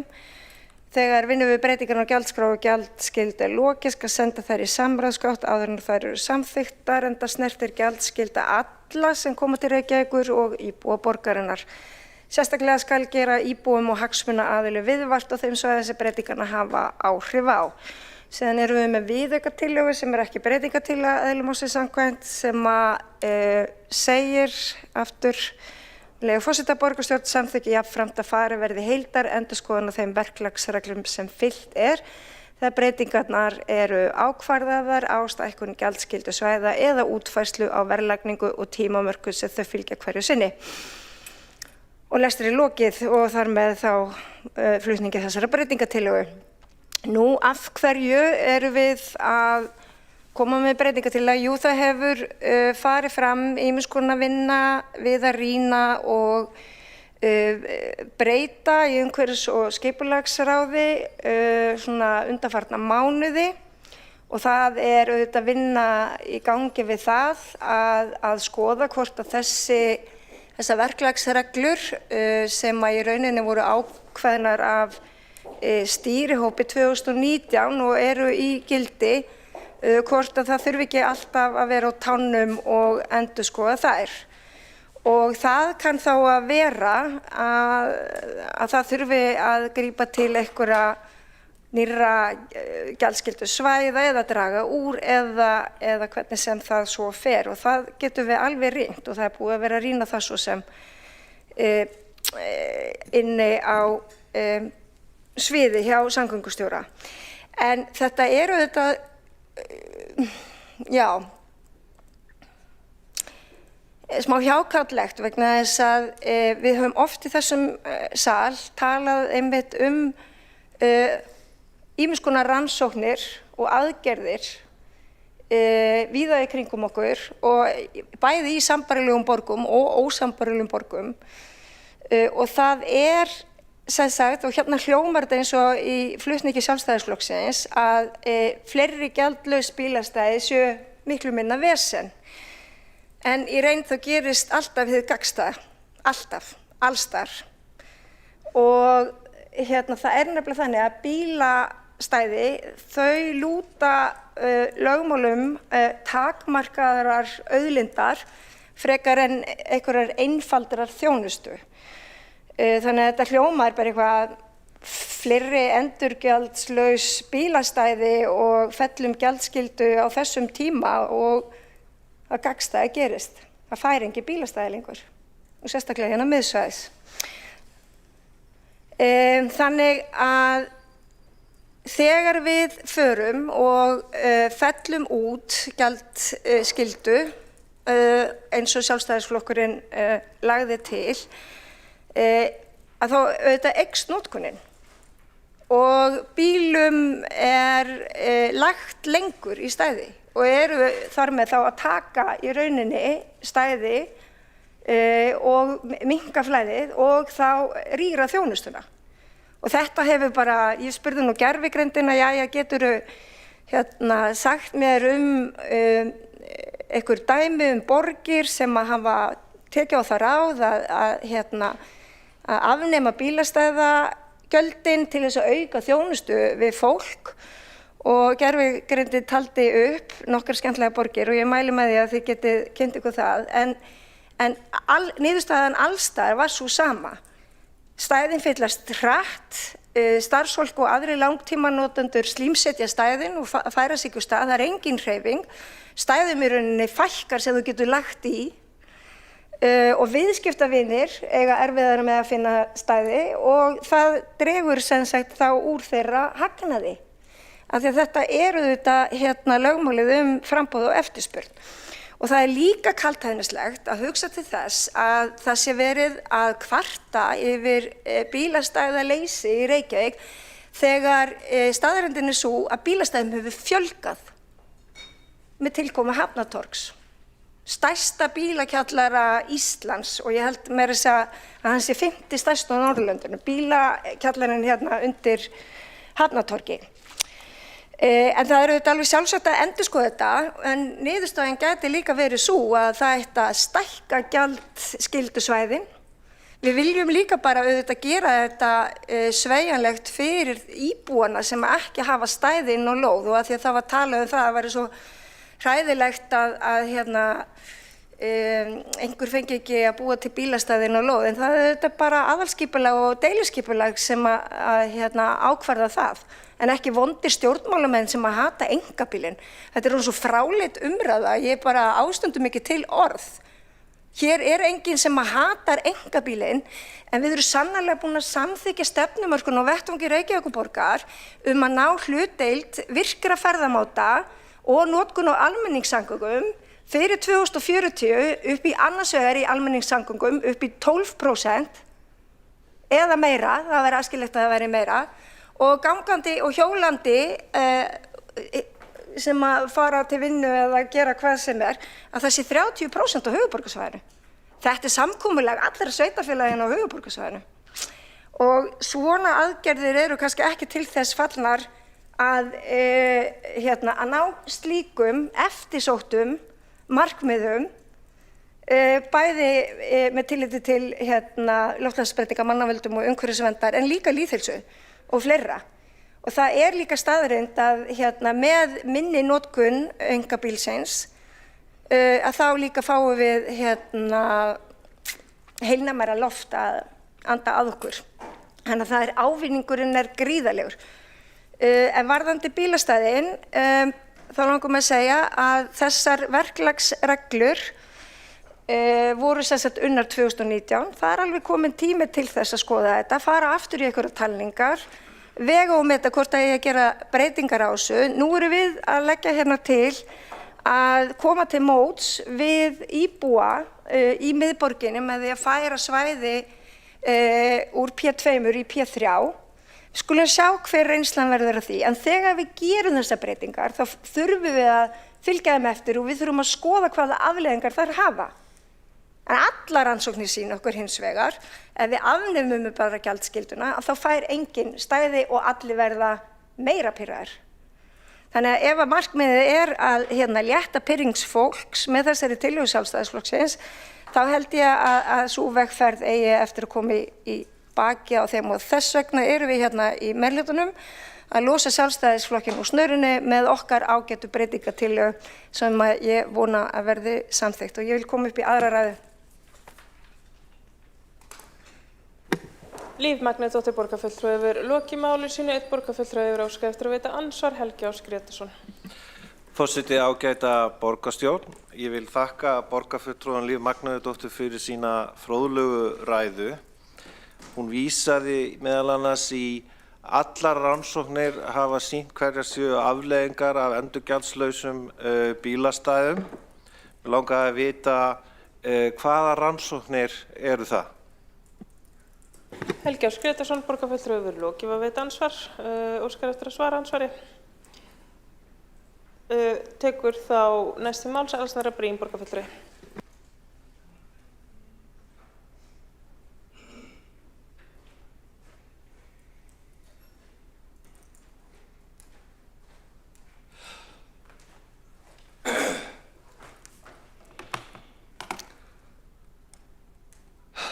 Forseti, borgarstjórn, góðir áheyrendur og aðrir sem kunna vera að hlusta. Mér finnst þetta einkar áhugaverð tillaga. Það liggur fyrir að við erum að vinna í því að rýmka reglur og erum að skoða hvort við getum breytt gjaldtökunni helgar. Það meira sér samstarfssáttmálanum hjá okkur að rýmka eins reglunar bílastæði. Og ég veit ekki betur en að við séum nú þegar búin að innleiða bílastæðakort fyrir rekstraraðila. Þess vegna leggjum við til þessar breytingatillögur sem að Líf Magnúsdóttir fór svo ágætlega yfir hérna rétt áðan. Ég vil samt aðeins fara yfir það að bílastæðum hefur fjölgað mikið í miðbænum á síðustu árum. Fólk fussar og sveigjar og trúir mér ekki þegar ég segi það. Það því að fólki líður ekki eins og það sé satt, en það er dagsatt. Málið er bara að íbúum og bílunum þeirra fjölgar hraðar en bílastæðunum. Það er líka satt. Og þeim fjölgar hraðar en bílastæðunum í miðbænum gæti mögulega fjölgað. Svo að fólk upplifir meiri bílastæðaskort en áður. Og það er mjög auðvelt að segja því fólki að það sé vegna þess að við séum að taka bílastæðin og séum að reyna að refsa þeim fyrir að vera á bíl. Það er ekki það. Það er einfaldlega ekki mögulegt að byggja upp bílastæði það hratt að þau myndu halda í við bílastæðaþörf íbúafjölgunar og bílafjölgunar. Og þau sem ætla að nálgast þessa umræðu af heiðarleika held ég ættu að átta sig á því.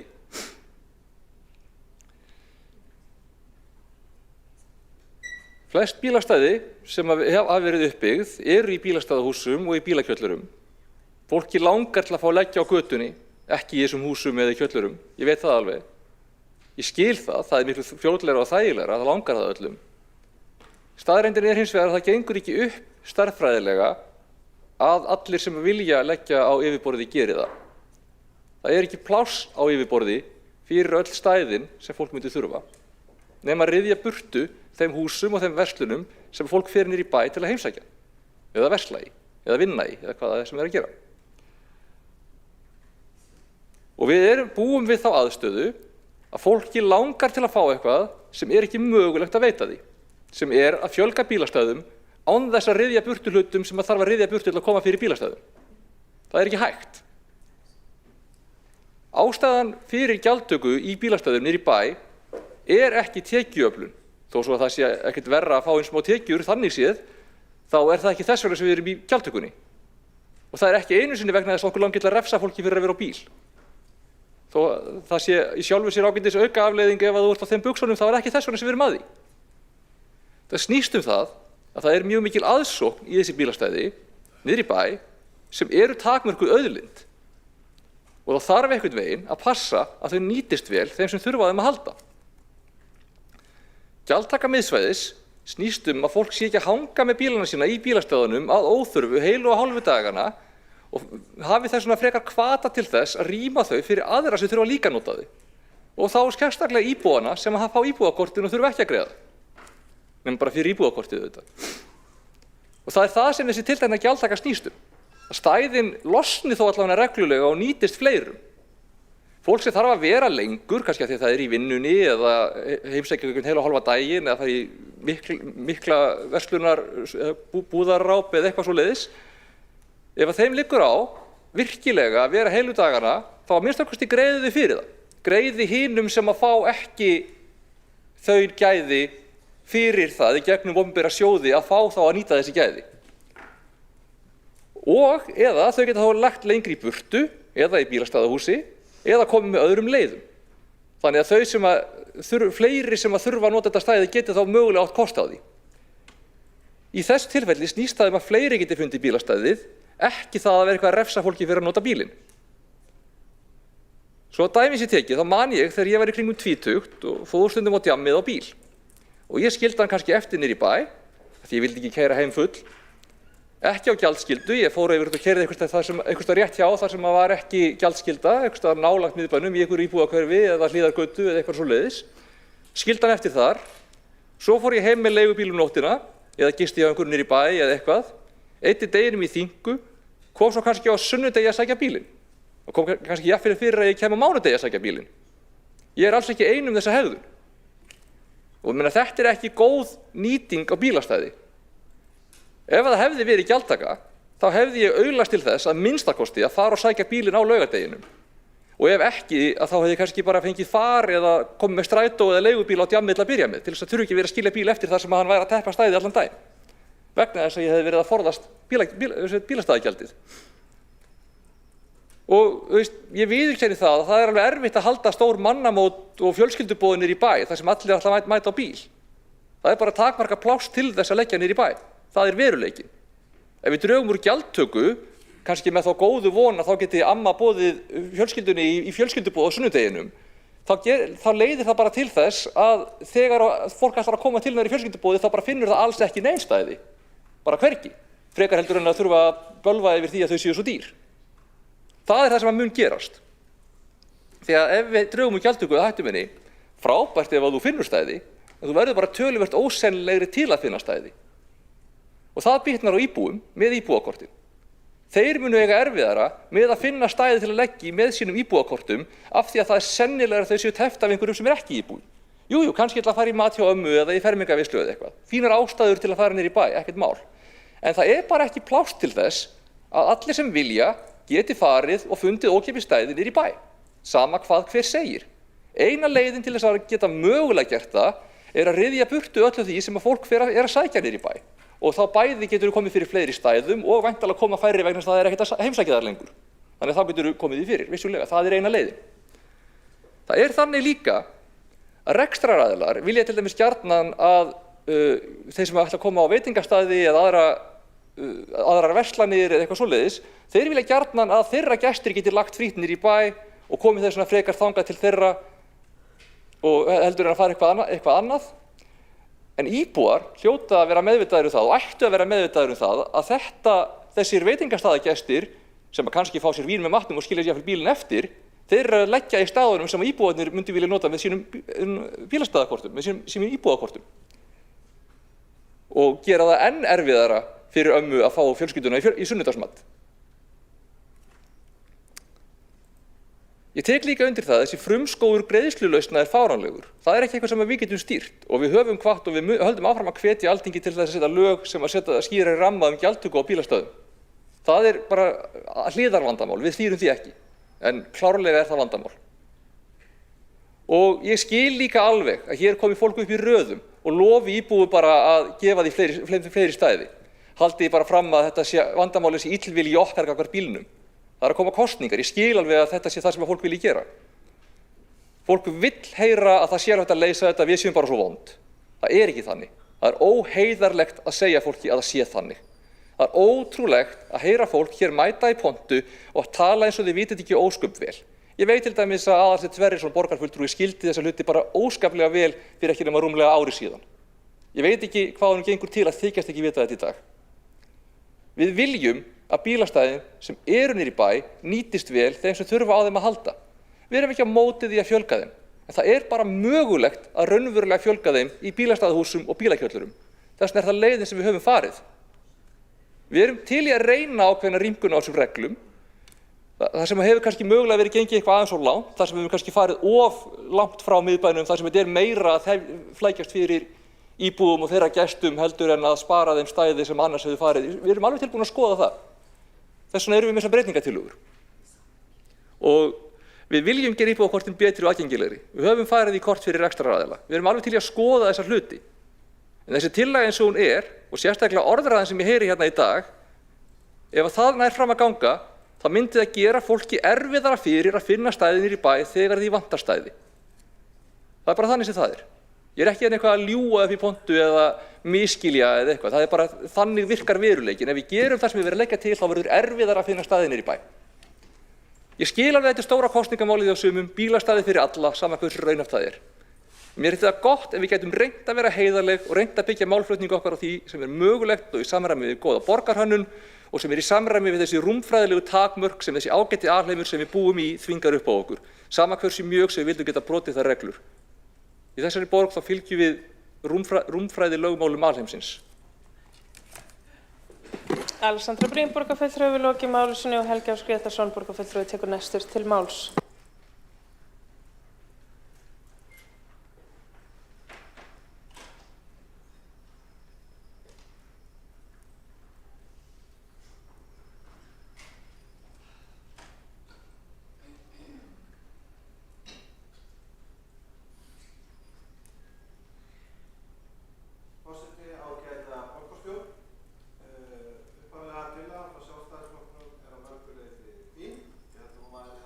Ef að samþykktar eru breytingar frá okkur borgarfulltrúum Kjartani Magnússyni. Það sem ég vildi hins vegar tala hérna aðeins pólitískt að mín sýn í borgarmálunum hefur snúið svolítið hver eigi að vera stefnan hjá borginni varðandi hagsmuni bifreiðaeigenda og meðal annars varðandi gjaldskyldu á bílastæðum. Mér hefur fundist borgin ganga of langt í að stakka gjaldskyldusvæði og hækka gjöldin og það hefur leitt til ama fyrir fjölmarga aðila, meðal annars þá sem eru að sinna atvinnurekstri.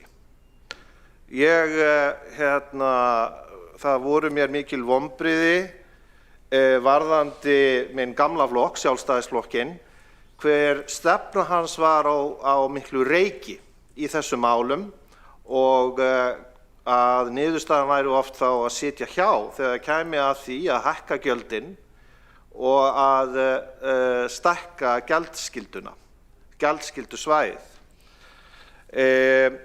Sjálfstæðisflokkurinn hefur þannig ekki verið með mjög skýr í sínum málflutningi í gegnum tíðina. Það hefur þó verið lógískt að flokkurinn sem vill verja hagsmuni allra samgöngumáta, þar á meðal þeirra sem fara á bíl, að hann hefði skýra stefnu í þeim efnum. Og kollegi minn Kjartan Magnússon, hann minntist hérna aðeins á loftslagsáætlunina frá mars 2021, þar sem það var meðal annars núverandi oddviti Sjálfstæðisflokksins sem greiddi atkvæði með þeirri loftslagsáætlun og í því felst að þá á að fækka bílastæðum 2%. og svo líka satt Sjálfstæðisflokkurinn hjá þegar kom að 40% hækkun gjalda á P1 í sumarið 2023 og líka þegar það svæði var mjög stækkað. Þannig að vandamáli við þetta framlag hérna í borgarstjórn í dag að það ekki sérstaklega trúverðugt í aðdraganda borgarstjórnarkosninga. Miðflokkurinn hefur verið skýr í sinni stefnu hvað þetta varðar. Bílastæði eru ekki lúxusvara. Það þarf að vinna því að minnka gjaldskyldusvæðið, lækka gjöldin og rýmka reglur íbúðakort eins og kostur og endurhugsa þessi mál.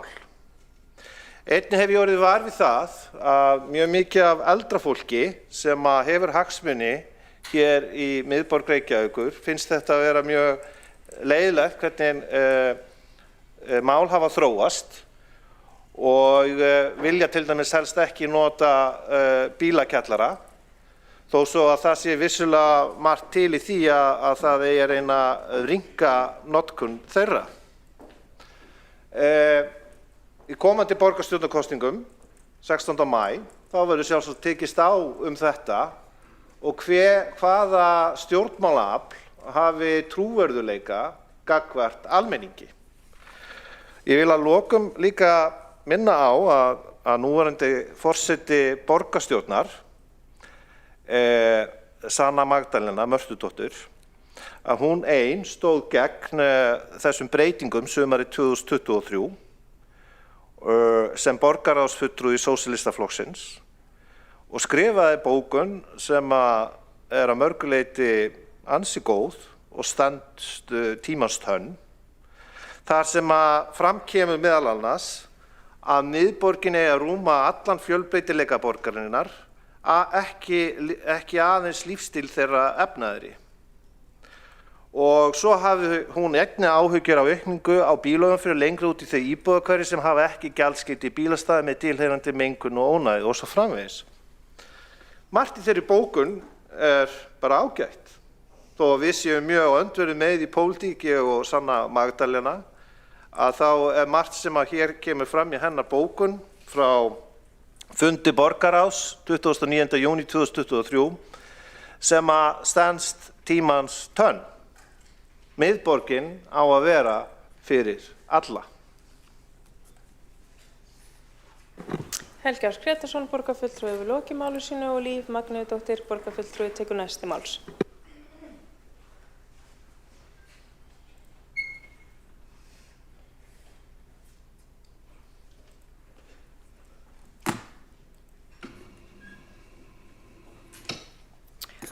Forseti, það haldið utan fjölda bílastæði í borgarlandi reglulega og töluleg gögn eru uppfærð árlega í desember. Og í desember nú síðast 2025, þá kallaði ég eftir þessu og reyndi að geta borgarfulltrúar sjálfir farið inn á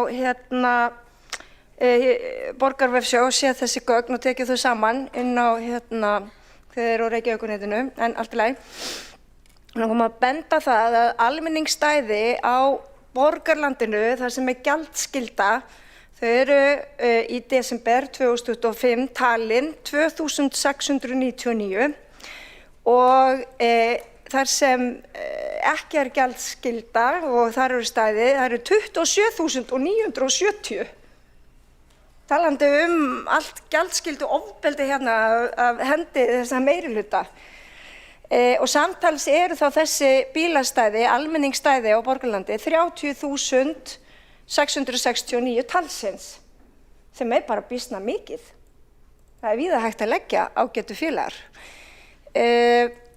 Svo get ég farið og þulið upp þú veist hvað einkastæðin eru og bílageymsla til almenningsnota og svo fleira. En ég ætla að láta staðan numið hér. Mér langar að nefna það að þó að við komum með þessa breytingartillögu að endurskoða kannski þessa verklagsreglur við hvernig við metum gjaldskyldustæðin í borgarlandinu og hvað þau eigi að kosta, þá það ekki svo að við séum að samþykkja það að stæði eigi að vera annarkvort ókeypis eða á mjög lágu gjaldi. Þetta er auðvitað stýringatæki. Þetta er stýringatæki fyrir verslun og þjónustu í miðborginni, fyrir okkur sem að hjólum og förum fótgangandi á milli staða til þess að búa í heilnæmara umhverfi, fyrir okkur sem að þurfum ekki að eiga bíl til þess að fara allra ferða okkar og svo framvegis. Þetta er stýritæki og markmiðið með þessu á þeim tíma þar sem þetta var endurskoðað 2019, það var í rauninni að bæta lífsgæði og skapa tækifæri fyrir fjölbreyttari notkun borgarlandsins.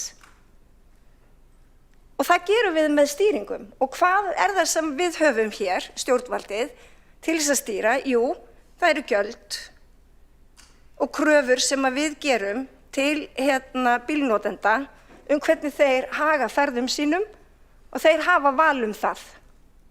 Svo einfalt er það. Við viljum draga úr umferðartöfum, bílastæðagjöld stýra því og gjaldskyldusvæði. Við viljum draga úr umferðartöfum, útblæstri, hljóðmengun og svo geti ég lengi talið, það ekki? Og þeir borgarfulltrúar sem að samþykkja þá stefnumörkun sem að öll nágranna sveitarfélögin hafa sameinast að gera, þið hljóti þá að styðja það að vilja stýra því hvernig við hreyfum okkur í miðborginni þar sem er mesta álagið og þangað sem við viljum fá einmitt fólk til þess að vera á Austurvelli, til þess að ganga Laugaveginn sem verður brátt göngugata í verslun og þjónustu og hafa auðugt og fjölbreytt mannlíf, sama hvernig viðrar. Ég held að það sé eftirsóknarvert fyrir höfuðborg Íslands að gera. Og þess vegna þurfum við að endurskoða vandlega hvernig við gerum það, en ekki bara vera með einhvern populisma korter í kosningar til þess að bjóða þetta bara frjálst. Þegar það verður síðan að loka þannig að verður á höftum, svo ég nefni það. Þannig að þetta er ekki raunverulegt frelsi neins og mér langaði bara að halda því til haga hér, þrátt fyrir það að ég beri upp þessa breytingatillögu að endurskoða þetta, að þá verðum við líka að sjá hvað kemur úr þeirri vinnu og ég veit að okkar frábæra samgöngudeild og okkar frábæra samgöngustjóri að þau hafa verið að framfylgja þessum verklagsreglum varðandi talningar, hvernig við stýrum þessu, hvernig við verðleggjum þetta, vegna þess að þetta er lögmál framboðs og eftirspurnar og ég held að allir frjálshyggjumenn og hægrimenn myndi geta tekið undir það. Líf Magnúsdóttir, borgarfulltrúi, við lokið máli sínu og Friðjón R. Friðjónsson, borgarfulltrúi, tekur næstur til máls.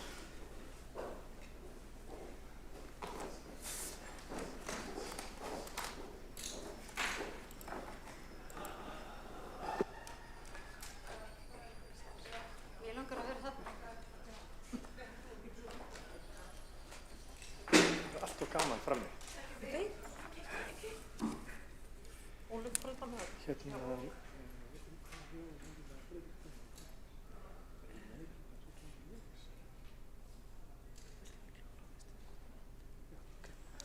Niður bara forður. Já, ég skil. Það ræðist svolítið.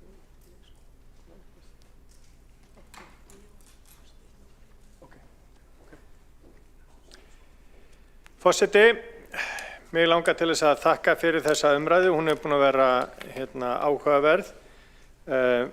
Það er alltaf gefandi þegar að borgarfulltrúi Vinstri grænna kennir okkur framboð og eftirspurn og gerir það að umtalsefni sínu. Það sem að stendur upp úr breytingatillögu hins vegar og ræðu borgarfulltrúans er að þrátt fyrir þessa breytingatillögu að þá mun að öllum líkindum ekkert breytast í því hvernig borgin og hvernig borgin mun nálgast bílastæði og bílastæðavandann.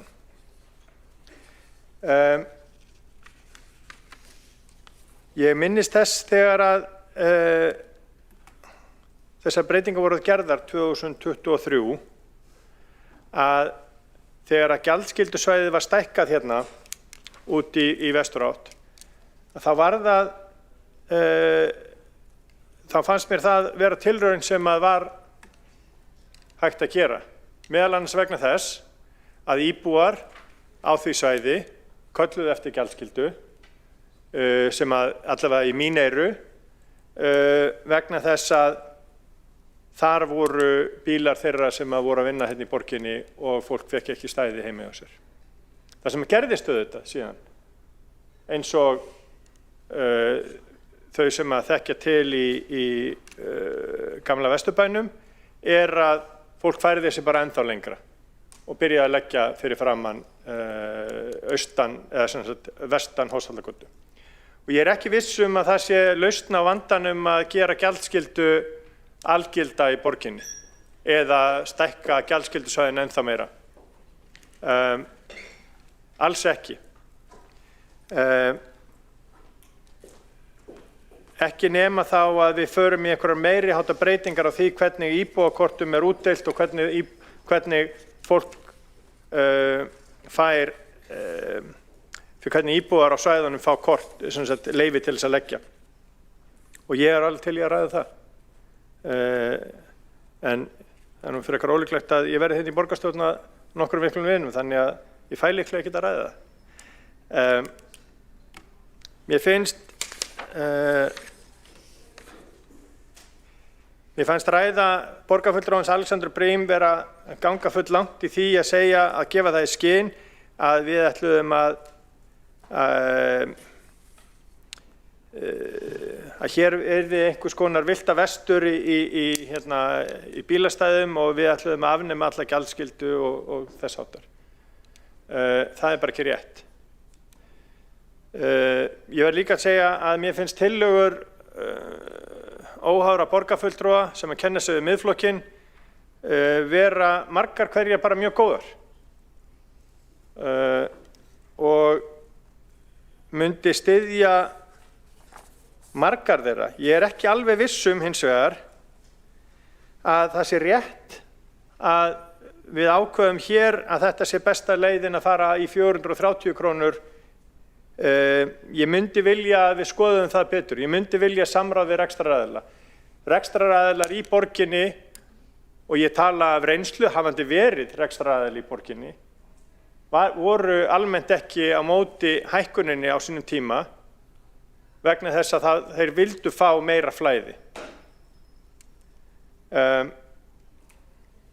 En ef að meirihluti borgarstjórnar vill gera það, þá það bara hið besta mál. Sama með skilgreininguna á hvað varðar bílastæði fyrir atvinnurekendur og sérstök skammtímakort fyrir iðnaðarmenn, það eru bara mjög áhugaverðar og fína tillögur.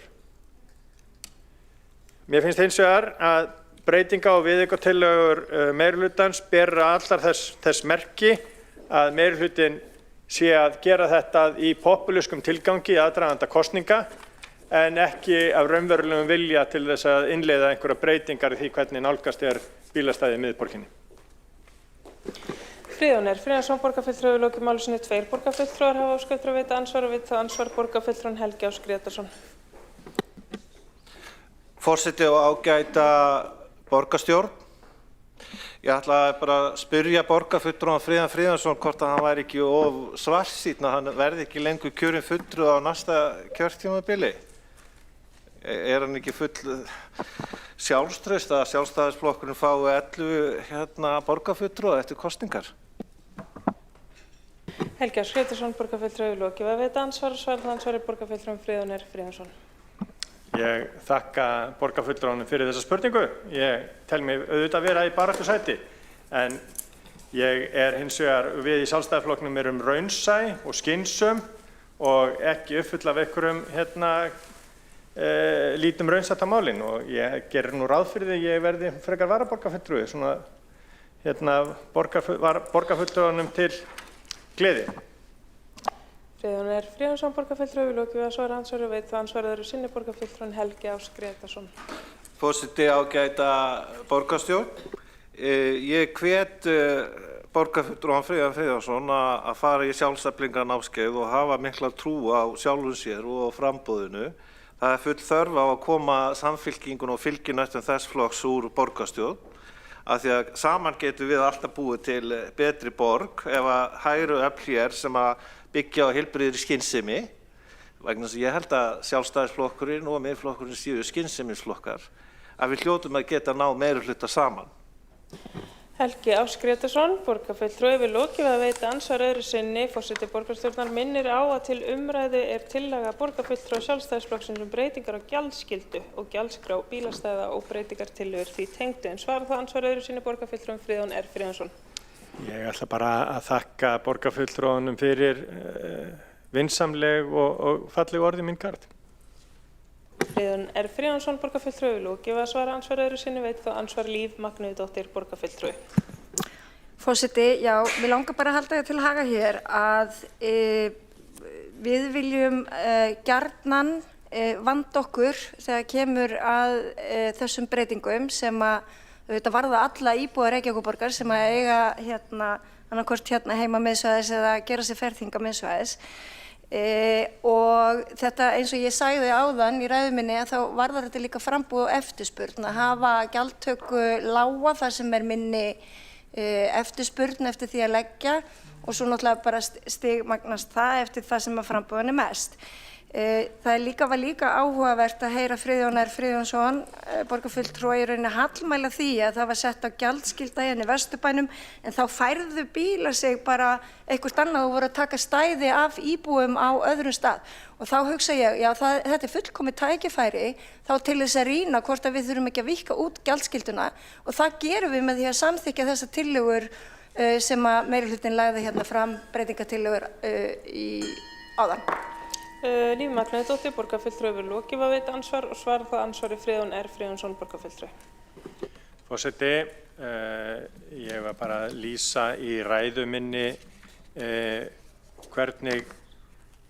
hver áhrifin voru af stækkun gjaldskyldunar á sínum tíma. Ég var ekki að hallmæla þeirri ákvörðun, ég var hins vegar áhrifin voru þessi. Og ég er bara ekki sannfærður að leiðin sé að gera allan Vesturbæinn og jafnvel meira að gjaldskyldu svæði, eiginlega bara alls ekki. Og það er nú allt og sumt. Friðjón R. Friðjónsson, borgarfulltrúi, við lokið við að svara andsvari við það ansvar öðru sinni, borgarfulltrúi Líf Magnúðardóttir. Forseti, já, í skilaskýrslu stýrihóps þetta mál hérna 2019, þar segir með leyfi forsenda, sem er áhugavert og það skal halda því til haga líka. Forsenda fyrir nýjum gjaldsvæðum verður því að bílastæðanýting sé yfir 85% á þeim tímum sem erfitt er fyrir íbúa að finna bílastæði. Þessi stefna leiðir einnig til þess að þar sem eftirspurn er mikil og þar sem fá bílastæði eru laus á annan tíma muni Reykjavíkurborg hækka verð til þess að stýra eftirspurninni. Slíka verðhækkanir hvetja ökumenn til að velja skemur, til að leggja ökutækjum lengra í burtu þar sem gjald er lægra, svo sem öðru gjaldsvæði í bílahúsum eða velja sér annan fararmáta. Og þannig má opna fleiri bílastæði, auka bílaveltustæða og þar með þjóna fleiri notendum. Og ég ætla bara að láta staðan hér með leyfi forseta. Ég held að þetta sé umhugsunarvert fyrir okkur hvernig við aukum þjónustuna. Í rauninni eru boðaðar tillögur Sjálfstæðisflokksins eins og að pissa í skóinn sinn, skammgóður vermir sem mun draga úr þjónustu við bílnotendur í miðbænum. Líf Magnúðardóttir, borgarfulltrúi, við lokið við að veita ansvar öðru sinni og svara það ansvar öðru sinni, borgarfulltrúi Friðjón R. Friðjónsson. Forseti, ég er ekki ósammála því sem kom fram í upplestri Lífar Magnúðardóttur hvað varðar hvernig hægt er að færa og auka flæði á nýtingu bílastæða. Ég er hins vegar ósammála þeim ályktunum sem að borgarfulltrúinn dregur og ósammála þeim ályktunum sem hún dregur af tillögu okkar sjálfstæðismanna, en það er svo sem ekkert nýtt að við Líf Magnúðardóttir séum ósammála hlutina og þannig verður það bara að vera áfram. Friðjón R. Friðjónsson, borgarfulltrúi, við lokið við að svara ansvari öðru sinni, telst það ansvarin lokið undir þessari ræðu og tekur til máls borgarfulltrúin Ragnhildur Alda María Vilhjálmsdóttir.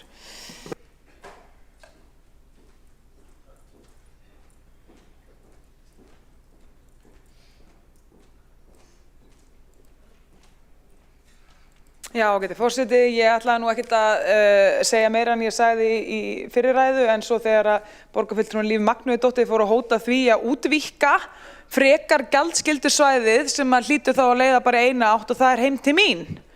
Að því að ég bý í Vesturbænum og það er sko bara rétt steinsnar frá þar sem að gjaldskyldu svæði var meðal annars aukja, og ég get sagt þér, ég tek þessu bara sem persónulegur hótun og árás og ég er eiginlega bara, ég trompast, bara svo það sé sagt. Sko, ef að þetta er nefnilega eiginlega nákvæmlega samt gallin við hann hugsunarhátt og þessi í raun og veru kjarni í gagnrýni minni á það hvernig meirihlutin hefur verið að hugsa bílastæði, þegar að, og hvernig bara hann túlkar þau, þegar að sko, þegar íbúar er að kvart undan því að með því að setja gjaldskyldu bara hérna fyrir framann Hólavallakirkjugarð og að þar hafi starfsfólk sem hafi lagt að degi til frekar farið að leggja annar staðar vestar í Vesturbæinn, að þá hafi þá sé bara lausnin við því að setja á meiri gjaldskyldu. Og þetta er nákvæmlega málið. Þetta er ekkert annað en leti, af því það er ekki verið að leysa vandann með neinum hætti. Það er ekki verið að gera neitt þess að draga úr ferðaþörf, það er ekki verið að gera neitt þess að draga úr bílnotkun, það er ekki verið að auka þjónustu og öðrum faramótum niður í til og frá vinnustöðum eða eitthvað álíka. Lausnin er bara gjaldskylda. Þetta er ekkert nema leti. Þetta er bara helber leti og refsigleði. Og málið er, þetta sko, þú veist, ef að bílanir eru að fara, þú veist, þegar fólk þarf að leggja annar stað, það er hvað sem er að koma á bílnum á þennan stað, en leggur bara annar stað en nákvæmlega á þessum stað sem gjaldskyldan er, þá er ekki verið að ná neinum árangri. Af því það er ekki búið að breyta bílvenjum. Er það ekki annars markmiðið? Eða hvað var markmiðið? Var það bara markmiðið að fólk sem er hérna megin á Sólvallagötunni, að það þurfa að borga en ekki hinir sem er hinum megin á Sólvallagötunni? Þú veist, hver er tilgangurinn? Og hvernig réttlæti þetta jafnvel? Nei, án gríns. Ég er bara sko, ég get allan sagt ykkur það að saman hvort ég muni búa í gamla Vesturbænum ekki, því núna er ég búin að vera í ágættur sambandi við nágranna mín í gamla Vesturbænum, eins og sem við vita, að ég get sagt ykkur að skiptir ekki máli hvort þessu vinstrimenn, hægrimenn, píratar, miðflokksmenn, sósíalistar eða allt þar á milli. Ég get sagt ykkur að það sem að fer massíft í taugarnar á nágrannum mínum hérna í gamla Vesturbænum er gjaldskyldumálin og hvernig meirihlutin er að tækla þessi gjaldskyldumál. Og það yrði bara, þú veist, það yrði bara sko ræjott, afsakið slettuna, ef að Líf Magnúsdóttir myndi fara að koma á meiri gjaldskyldu á nágranna sína. Þú veist, það bara yrði allt bilað. Þannig ég ætla bara að segja ykkur það, að ef að ykkur er sannarlega andum að auka nýtingu bílastæða, þannig að annarkot að þeir sem er að koma með bílastæð, þú veist, þeir sem að ferðast á ákveðin áfangastað hafi aðgengi að bílastæðum frekar en bara, og fólk sé ekki að geyma bíluna svo lengi eða hvaða nú er, en samt að íbúar geti lagt fyrir utan heimi á þessu eitthvað, þá gerir það með því að auka þjónustu sem að dregur úr þörf á notkun bílsins. Og það er með því að styrkja fjarvinnu hjá fyrirtækjum, það er með það að færa skipleggja borgina þannig að það sé ekki allir að mæta í vinnu á sama stað, það er með því að koma fleiri bílakjöllum sem koma þeim á fyrir, og það er með því að gera það, búa til betri almenningssamgönguþjónustu. Það er bara, þú veist, betri þjónusta, fleiri valkostir er eina leiðin til þess að draga úr bílnotkun. Það er bara þannig.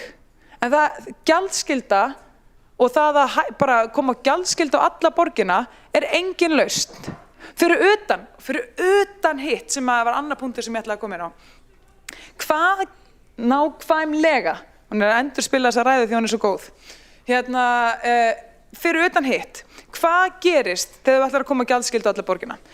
Allt í einu þurfa fyrirtækin að fara að borga meira og meira í bílastæðum fyrir starfsmennina sína. Það er það sem mun gerast. Af því hér er ekki verið að leggja til að stórbæta almenningssamgöngur í sömu andrá.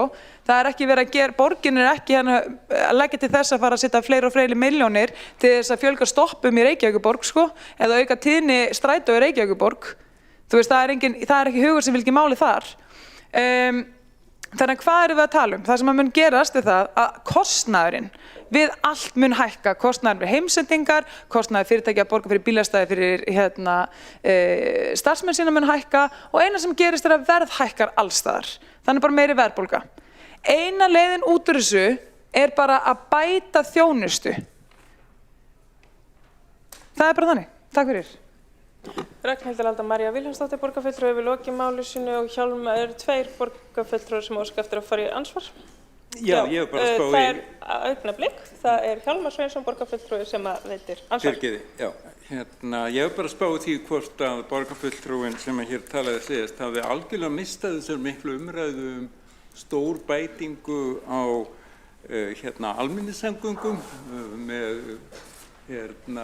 fyrirætlun sem heitir borgarlína og í öðru lagi mjög aukin tíðni margra leiða svo sem Ásins og Hrafnafirði, 6-unar, 12-unar, þannig að það búið að gera verulegt átak í þessu einmitt. Þannig að ég bara reikna þá með eftir þessa ræðu að borgarfulltrúin muni styðja öll allar fyrirætlanir sem eru reifaðar og skilgreinda mjög vel í hinum fræga og mikilvæga samgöngusáttmála 6 sveitarfélög á höfuðborgarsvæðinu og ríkisins.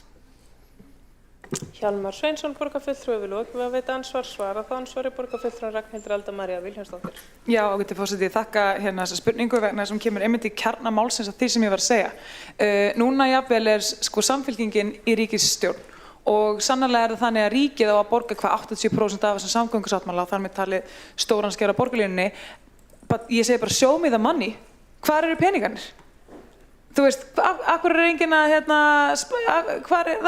það er ekki komin peningar inn í þetta verkefni frá ríkisstjórninni, sko. Og það er kannski málið. Það er ekkert mál að koma á gjaldskyldu.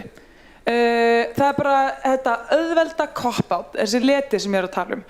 En þegar það kemur að því að kannski bara kjarna hlutina hér, hvernig reksturinn hér og þá reyna að setja meiri peninga í þjónustu verða við strætó eða eitthvað sem myndi þá stuðla bættir þjónustu núna og ég fagna því sem komið sem að borgarfulltrúi nefndi en það þarf meira til að þá er það bara, þú veist, eitthvað sem að er talað hér en gerist aldrei, sko. Ragnhildur Alda María Vilhjálmsdóttir borgarfulltrúi við lokið að svara ansvari og veit þá ansvari öðru sinni borgarfulltrúin Hjálmar Sveinsson. Já, jú, það er heilmikið að gerast og fyrir utan samgöngusáttmálann þá var það tilkynnt hér í haust ef maður rétt að einmitt þessi ríkisstjórn setur talsvert mikið meira fjármagn í almenningssamgöngur á höfuðborgarsvæðinu til þess að auka tíðnin einmitt. Þannig að það var nú eitt af því sem að þessi stjórn hefur gert og síðan er þetta auðvitað þannig að þetta tekur tíma. Það eru mikla framkvæmdir við undirbúning á brú yfir Fossvoginn sem eiga einmitt að auðvelda mjög ferð almenningssamgangna á milli Kópavogs og Reykjavíkur.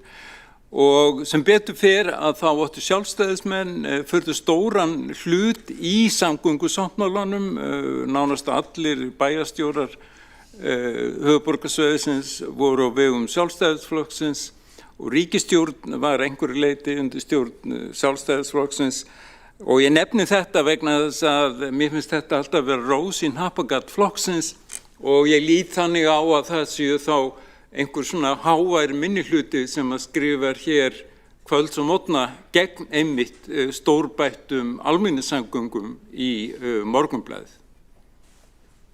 Hjálmar Sveinsson borgarfulltrúi við lokið að veita ansvar öðru sinni.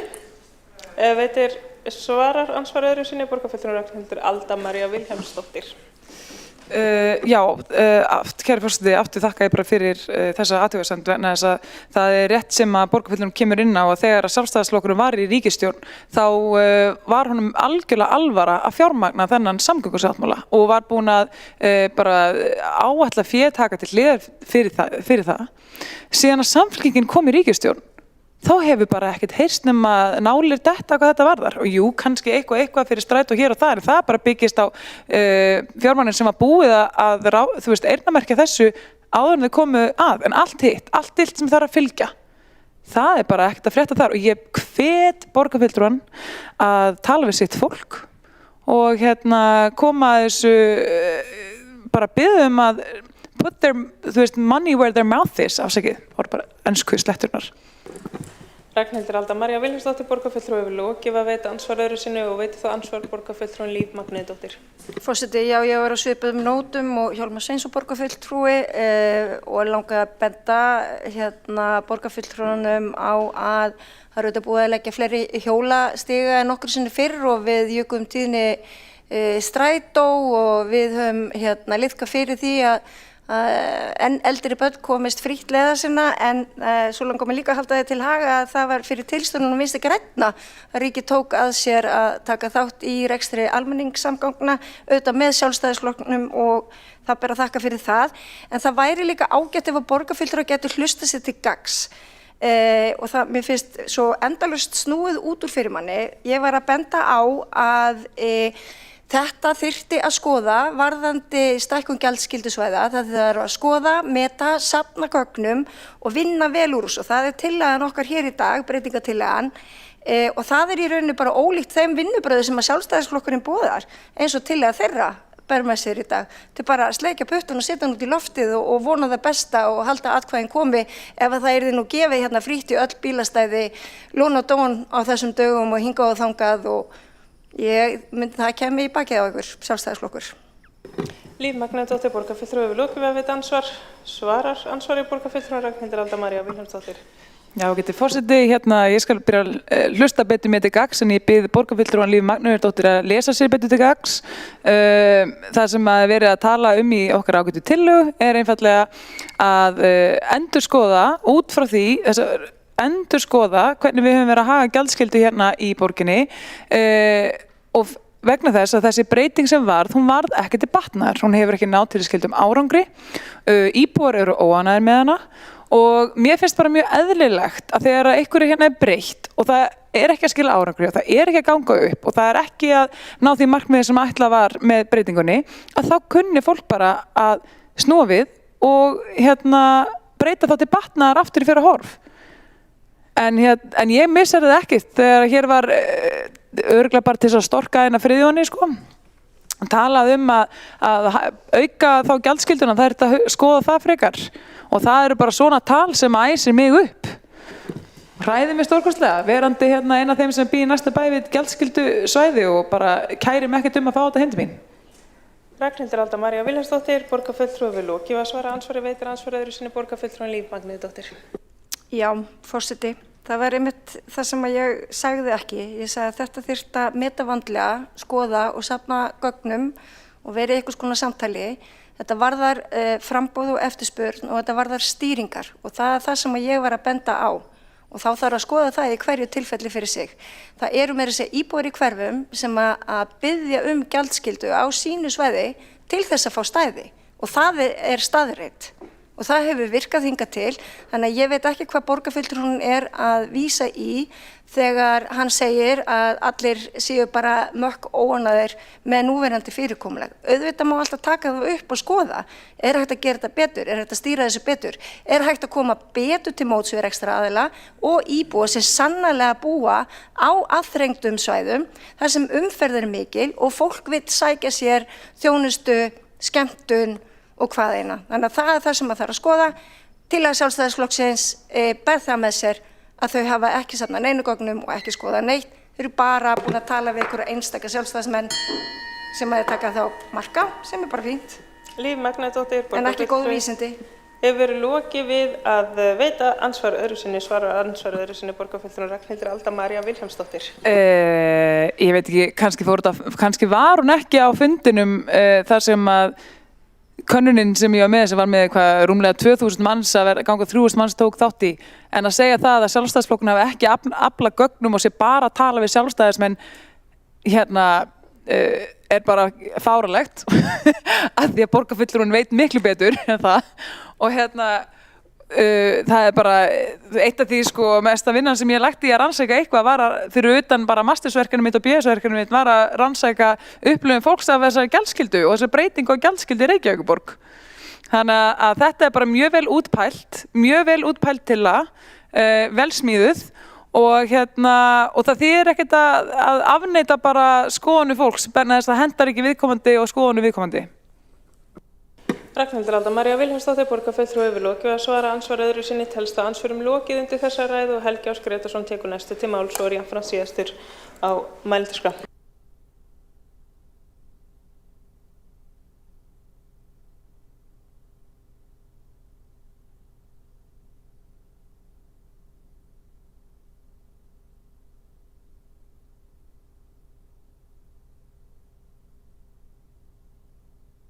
Ekki koma upp aftur en ég var svo hvumsa yfir málflutningi borgarfulltrúans Líf Magnúsdóttur þar sem hún var að tala samráð við íbúa og að gagnrýna fyrirliggjandi tillögu á þeim forsendum.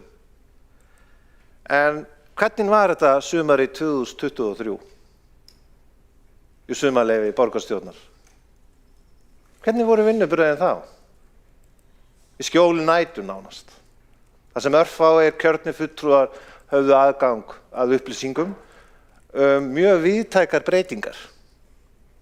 40% hækkun, stækkun svæðisins. Þá var flutt málsmeðferðartillaga af hálfu fulltrúa Sjálfstæðisflokksins og hún var að hún yrði kynnt fyrir samtökum rekstraraðila í miðborginni og viðkomandi íbúðarsamtökum og íbúðarráðum og svo framvegis. Þar sem alveg verið gefinn kostur á að tjá sig fyrirhugaðar breytingar áður en þær verða teknar til endanlegrar afgreiðslu. Þessi tillaga, hún var felld af þáverandi meirihluta gegn atkvæðum fulltrúa Sjálfstæðisflokksins í umhverfis- og skipulagsráði 28. júní 2023 og fulltrúi Vinstri grænna hann satt hjá. Lýðræðisástin hún dugði til þess að sitja hjá.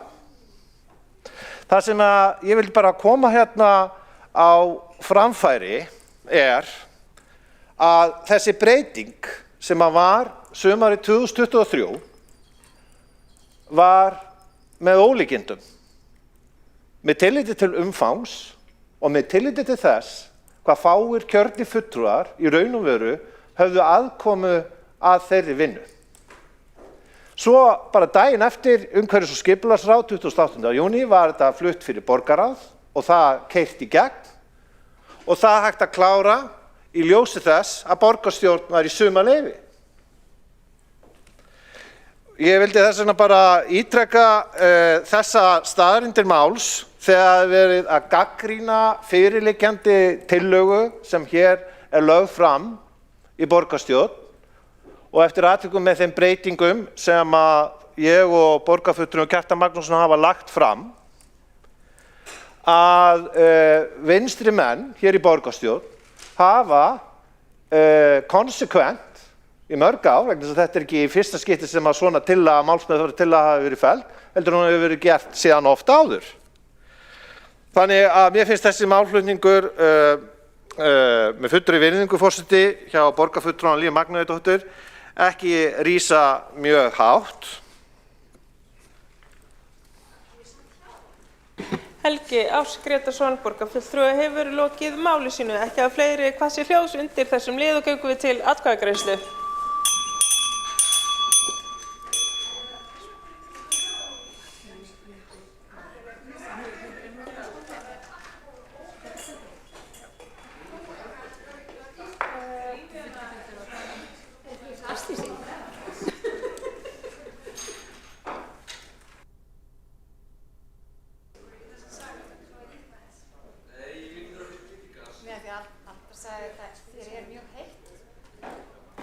Borist hafa breytingartillögur og sú síðasta barst fyrir skömmu og tekur forseti því örstutt fundarhlé og klukkan er 16:33.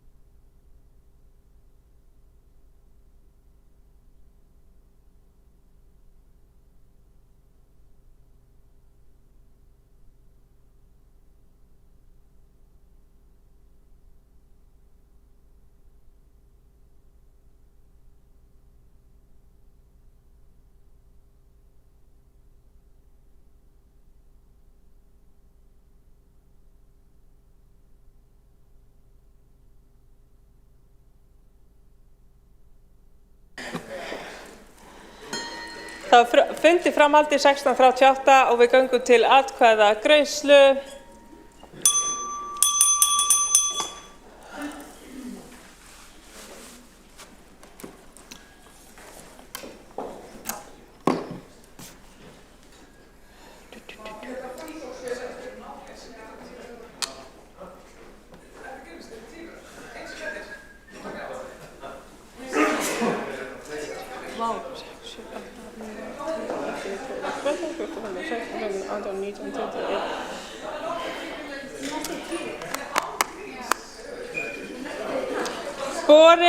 Borist hafa breytingartillögur og viðaukatillaga sem hafa borist borgarfulltrúum í tölvupósti.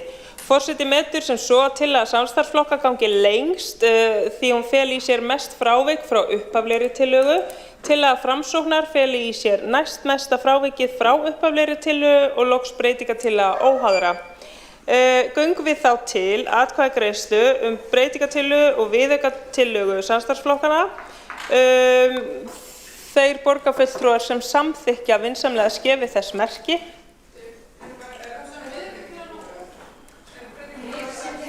Ég vissi alveg á þessu. Nei, svo sem gengur lengst. Fundarsköp. Forseti biður borgarfulltrúum að fylgjast vel með upplestrinum sem fór fram hér og forseti mun endurtaka en borgarfulltrúin Kjartan Magnússon hefur óskað eftir að gera stutta athugasemd við fundarsköp og gerir borgarfulltrúin Kjartan Magnússon nú stutta athugasemd.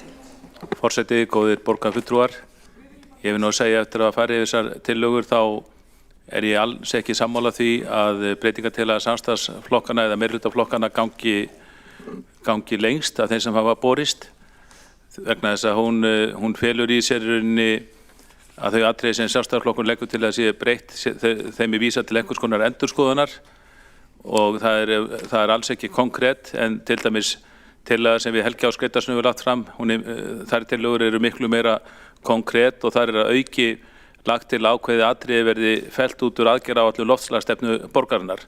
Þannig ég bara alls ekki sammála því að tillaga meirihlutaflokkana gangi lengst og mótmáli því ef að það á að vera raunin að afgreiða málið með þeim hætti. Kjartan Magnússon, borgarfulltrúi, hefur lokið að gera stutta athugasemd við fundarsköp. Forseti vekur athygli á því að samkvæmt 3. málsgrein 26. greinar samþykktar í samþykktum stjórn Reykjavíkurborgar og fundarsköp stendur orðrétt forseti sker úr því hvernig atkvæðagreiðslum tillögur skuli hagað. Mun forseti endurtaka atkvæðagreiðsluna. Borist hafa breytingartillögur og viðaukatillaga sem hafa borist borgarfulltrúum í tölvupósti. Óskað eftir því að þær verði lesnar upp.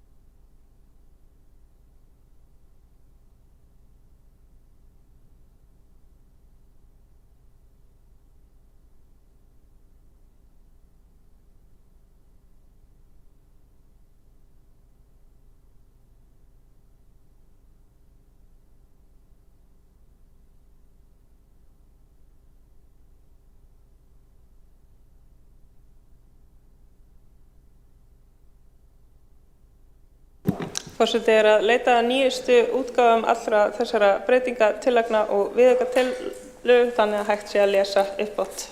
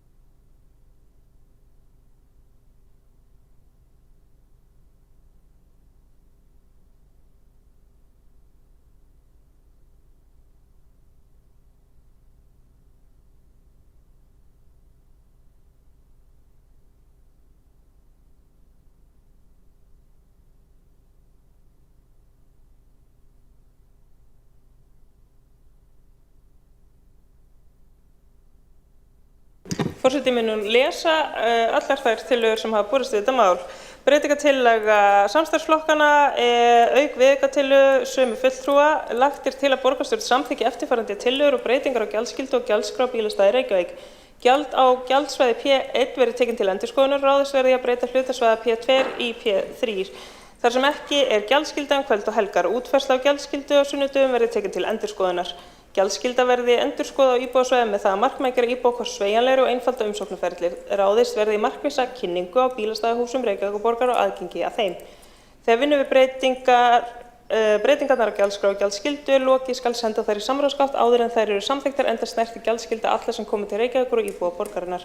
Sérstaklega skal gera íbúum og hagsmunaaðilum viðvart á þeim svæðum sem breytingarnar hafa áhrif á. Viðaukatillaga.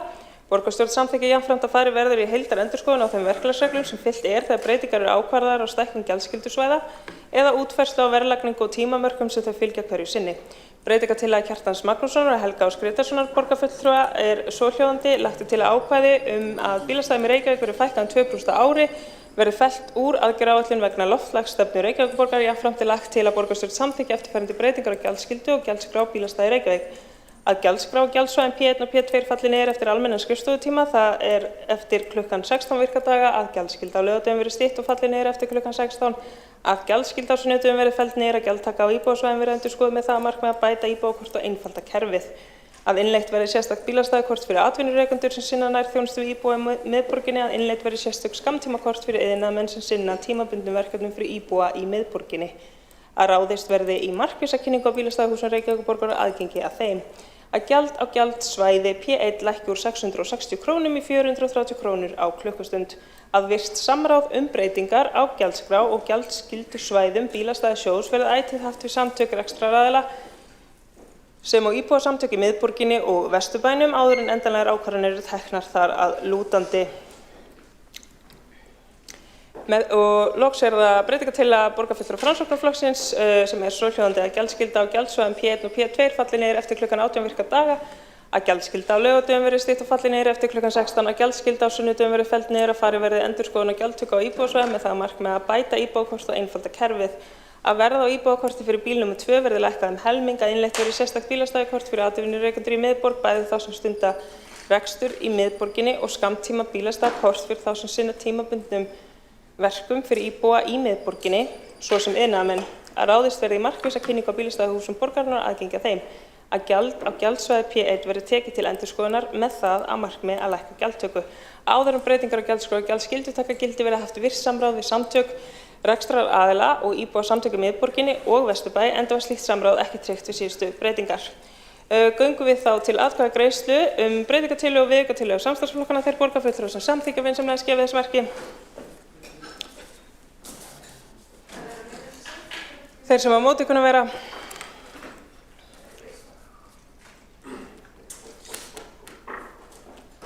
Sjö borgarfulltrúar eru á móti, það eru borgarfulltrúar Sjálfstæðisflokksins, borgarfulltrúar Viðreisnar og 2 borgarfulltrúar óháðra og 12 borgarfulltrúar samstarfsflokkanna samþykkja.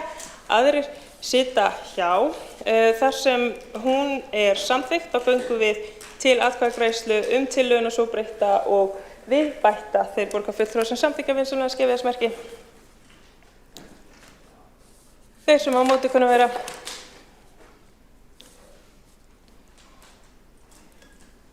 Sjö borgarfulltrúar eru á móti, það eru borgarfulltrúar Sjálfstæðisflokksins, Viðreisnar og óháðra og 12 borgarfulltrúar samstarfsflokkanna samþykkja og aðrir sitja hjá við afgreiðslu málsins. Þá telst tillagan samþykkt svo breytt og við bætt. Þá er þessum dagskrárliði lokið og göngum við til næsta liður á dagskrá sem er húsnæðisáætlun Reykjavíkurborgar, þar sem að borgarstjóri Heiða Björk Hilmisdóttir tekur til máls.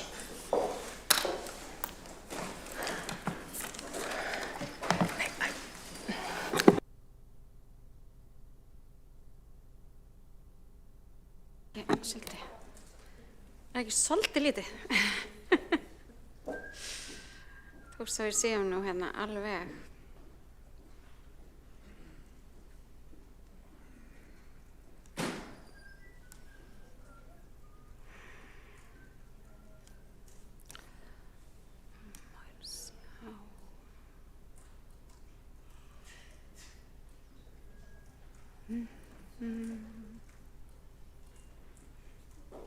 Já, forseti, ágætu borgarfulltrúar. Það er ótrúlegt að við séum komin í næsta lið. Og það er ekki smá liður, húsnæðisáætlun Reykjavíkur, sem er lögð fram árlega eins og þið þekkir. Þetta er auðvitað eitthvað sem er í stöðugri þróun og er samkvæmt lögum viðvarandi verkefni, en árlega skal leggja fram húsnæðisáætlun. Og ég ætla aðeins að svona fara að stikla á stóru hvað varðar þá áætlun núna. Við erum einmitt, kannski ekki alveg með rétta glæru, en ég læt það duga. Við erum í rauninni að fara við það að þetta eru þessar lögbundnu áætlanir. Þetta er inni árlega síðan 2013. Aðalskipulagið og önnur stefnuskjöl eru auðvitað grunnurinn að þessu og húsnæðissamkomulag borgarinnar og og mannvirkjastofnunar og innviðaráðuneytis frá 2023 og síðan samstarfsyfirlýsing meirihluta sem frá 2025. Ef við horfum á svona kannski markmið og lykiltölur, þá eru þetta þær tölur sem að lagðar voru fram. Það er í rauninni að við séum að stefna því að byggja 16.000 íbúðir á næstu 10 árum, 3.000 íbúðar rúmist innan byggingahæfra svæða á hverjum tíma og að við séum að miða við þennan íbúa fjölda. Þetta er auðvitað viðmið og við getum farið betur ofan í það. Áfram, hvað spám þetta gildir. Alltaf 35% nýrra íbúða verði á vegum óhagnaðardrifinna húsnæðisfélaga og að við verðum orðin tæplega 170.000 2035 miðað við háspá húsnæðis- og mannvirkjastofnunar. Þetta eru svona kannski þessar lykiltölur sem við ætlum að fara í. Megin áherslur eru hér. Það er mikilvægt að vera með skýra langtímasýn. Við fjölgum með sjálfbærna leiðarljósi. Ég kannski fæ að skipta glæru kannski. Það býnu að þetta eru bara 10 mínútur. Þessi ræða var eiginlega alveg 40. Er það mögulegt, kæri forseti? Það væri yndislegt fyrir okkur. Svo við höldum þræðið. Slíkt er mögulegt og tökum við stutt fundarhlé 16:51. Já, það er forms.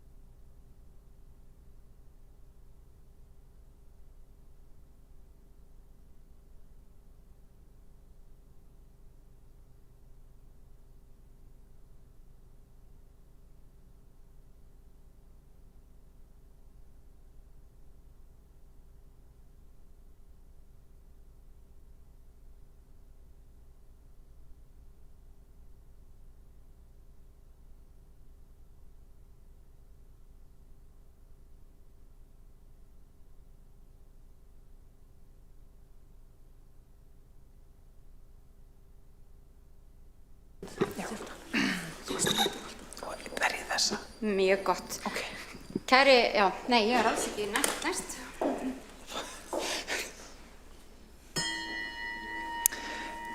Fundið fram haldið og borgarstjóri tekur til máls.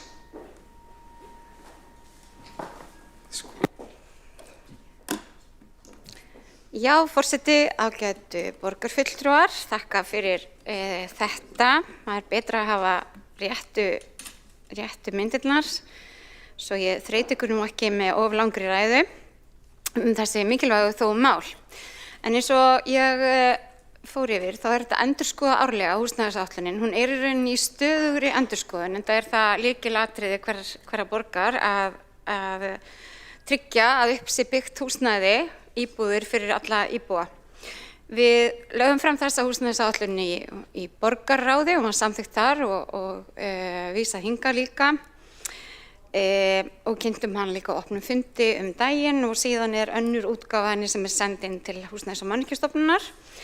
Það eru sjálfur sér verið að byggja á svona nokkurnum sömu forsendum og í fyrra en nokkrar aðrar áherslur og það eru þá þessar sömu og kannski hefur verið samstarfsyfirlýsingin og húsnæðis- og samkomulagið og við erum að miða við þessa kraftmiklu uppbyggingu sem eru þá þetta hér sem við fórum lauslega yfir áðan. Við ætlum að ná því að byggja hér 16.000 íbúðir á næstu 10 árum og erum þá að miða við háspá Húsnæðis- og mannvirkjastofnunar sem að mögulega verður þá endurskoðað á næsta ári ef að þessi kólnun í hagkerfinu og kannski svona minni fjölgun fólks verður ekki að veruleika eins og einhverjir eru að spá núna. Nú, það er áherslunar þessa að það sé þessi kraftmiklu uppbygging af því við höfum verið að ná nokkurn veginn kannski utanum fjölgunina undanfarið, fjölgun íbúa í Reykjavík hefur verið hröð og við höfum nokkurn veginn náð að halda þetta í við það en við höfum ennþá eftir þennan halla, þessa skuld sem að safnast upp þá eftir hrunið og við verðum að ná að vaxa upp í hana. Það er líka þannig að fólk er að verða eldra, sem er gleðilegt og við vinnum að því að fólk getur búið sem lengst heima hjá sér sem er líka gleðilegt og það krefst þess líka að við séum með fleiri íbúðir. Auk þess sem að færri og færri virðast deila íbúðum miðað við það sem er verið að skoða. Þannig að við erum að skoða það að þetta gæti nú aldeilis verið viðmiðið sem að væri gott. Það er álit sérfræðinganna og það er það sem við leggjum fram. Við leggjum líka áherslu á það að alltaf 35% verði óhagnaðardrifið húsnæði áfram, þannig að við séum að skerpa á þessum markmiðum. Í dag eru það 16% húsnæðis í Reykjavík sem er óhagnaðardrifið, þannig að við erum langt frá því að vera komin að þessu markmiði ennþá, en með öruggum skrefum í næstu 10 árum þá getum við nær því markmiði. Og síðan að framboð leiguhúsnæðis fyrir tekjulægri hópa verði aukið og því þekkið það bæði varðandi félagsbústaði en líka það sem hentar fyrir fyrstu kaupendur og tekjulægri hópa. Við erum að skerpa eins og markmiðum félagslega blöndun og svona þessar fjölbreyttu húsnæðislausnir. Þar getum við nefnt eins og kjarnasamfélögin og fleira sem við hefur verið að fara í og þessar nýju leiðir í uppbyggingu innviða. Og þar vorum við með lykilsvæði og það var gaman að fá að kynna þetta. Við fengum þessi hugmyndaleit frekari mótun rammaskipulags í höllunum. Gríðarlega skemmtileg niðurstaða sem kom þar og við kynntum að húsnæðisfundinum. Þar er undirbúningur hugmyndaleitinni lokið og þetta er virkilega, finnst mér, tengist fyrra hverfi mjög fallega og getur styrkt það og orðið virkilega gott og skemmtilegt hverfi. Nú getum við byggt svona mikið? Já, við getum alveg gert það. Við erum ekkert að fara fram úr því sem áður hefur verið gert svona hlutfallslega ef við horfum á hverja 100.000 íbúa. Við höfum stundum þurft að gefa í eftir harða tíma. Við þurftum að gefa í eftir stríð. Þá flutti mikið af fólki í borgina. Þannig að húsnæðisáætlunin þurfa að vera útrýma bröggunum og því eftir það. þá fórum við hátt og byggðum mikið. Við gerum það líka núna. Húsnæðisáætlunin eftir 2014 þegar Samfylkingin og fleiri tóku við og settu sér markmið aukna uppbyggingu, en það þurfti það eftir hrunið sem að stöðvaði nánast alla uppbyggingu hér í dálítinn tíma. Nú og síðan sjáum við fram á það, við þurfum aftur að taka svolítið gott skref, við þurfum að halda áfram vegna þess að við erum ennþá með húsnæðisskort sem að auðvitað heldur uppi verði og gerir fólki erfitt fyrir að setjast að í borgin okkar fögru og koma sér vel fyrir og eignast þar heimili. Nú síðan þetta bara efnis yfirlitið, þið þekkið þetta, mótun sviðsmyndana, hvernig það eru þessar langtímaspár Hagstofu Íslands og þetta svona tekið tillit til ýmissa þátta og þið sjáðu hér að þetta eru þessar sviðsmyndir, þessi lágspá og miðspá og háspá, bæði annars verða hvað varðar íbúafjölda, íbúafjölgun og við erum líka með hér varðandi fækkunar íbúa í íbúð, þannig við þurfum að reikna það líka inn í. Þetta eru sviðsmyndirnar sem að lagt upp með og verða leiða til þess að við teljum að þetta sé íbúða þörfin.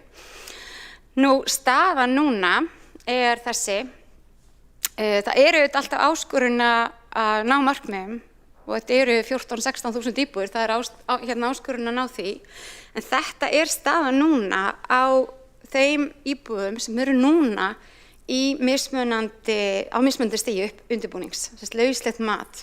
Þannig að sjáðu að núna eru í uppbyggingu 2623 íbúðir, það eru 2600 íbúðir á byggingarhæfu lóðum, það eru 3200 í samþykktu deiliskipulagi og 12.171 hér í svæði í skipulagsferli og í rauninni inn í framtíðarsvæðinu eru hallarnir sem eru þá núna að fara að færast yfir í, eða jafnvel eru komnir, þeir eru þarna mitt á milli og eru að færast yfir í svæði í skipulagsferli. Auðvitað eigum við gríðarlega mikið inni í framtíðarsvæði og þróunarsvæði sem við mögulega komum ekki til með að nota á þessum tíma, en við þurfum samt að sýna að það eru svæði og það eru gríðarlega möguleikar til þess að fjölga íbúðum í Reykjavík og það verið rauna eftir að við getum þetta ef að svona ytri þættir skemma ekki kannski of mikið fyrir okkur.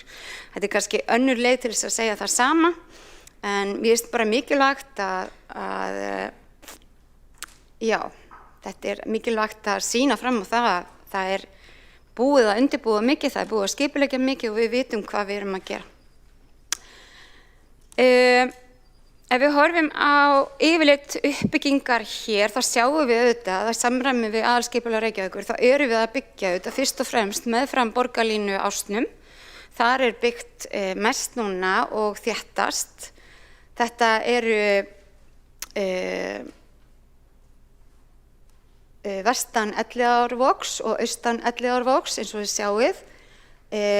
Við erum búin að vera að byggja mjög mikið vestan Elliðaárvogs og erum að færa okkur aðeins austur í borgina. Það er ekki endilega einhver stórkostleg stefnubreiting, það er líka bara vegna þess að við erum búin að þétta mikið. Borgin er orðin betur í stakk búin til þess að taka á móti borgarlínunni. Við erum ekki hætti, en við munum líka færa okkur austar þar sem okkur eru fjölgar hreinlega mjög mikið. Þetta eru þessi líkil uppbyggingarsvæði sem eru núna framundan. Helstu svæðin eru þá Höfðin sem eru auðvitað nýr borgarhluti, Keldur og Hallar þar sem við sjáum fyrir okkur, en einnig öll þessi önnur svæði sem eru hér talin upp.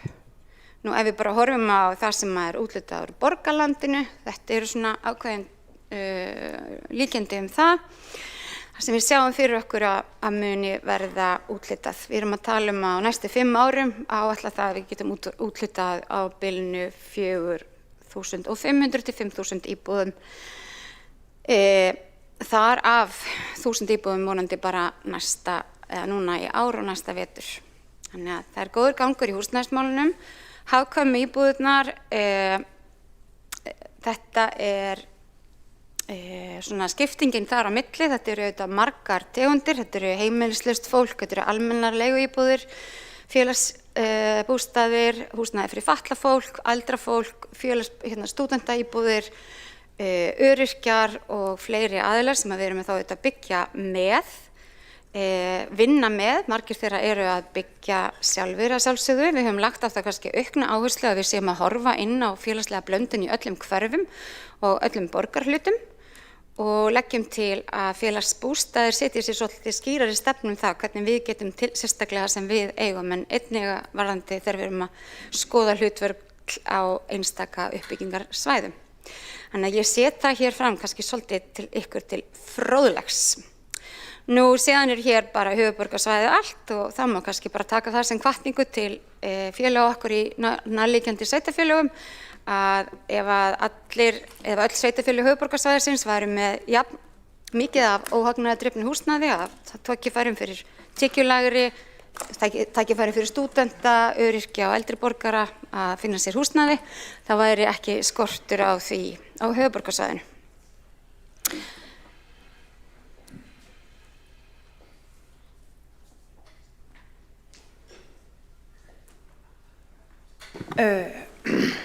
Borgarstjóri hefur lokið máli sínu og næstur mælendaskrá er Björn Gíslason.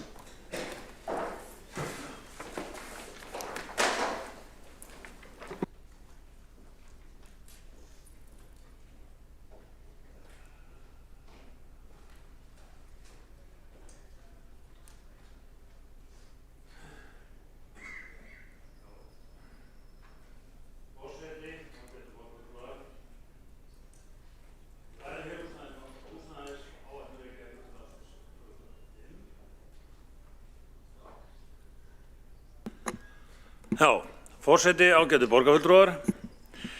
Við ræðum hér húsnæðisáætlun Reykjavíkur til ársins 2035, áætlun sem á að tryggja fólki heimili.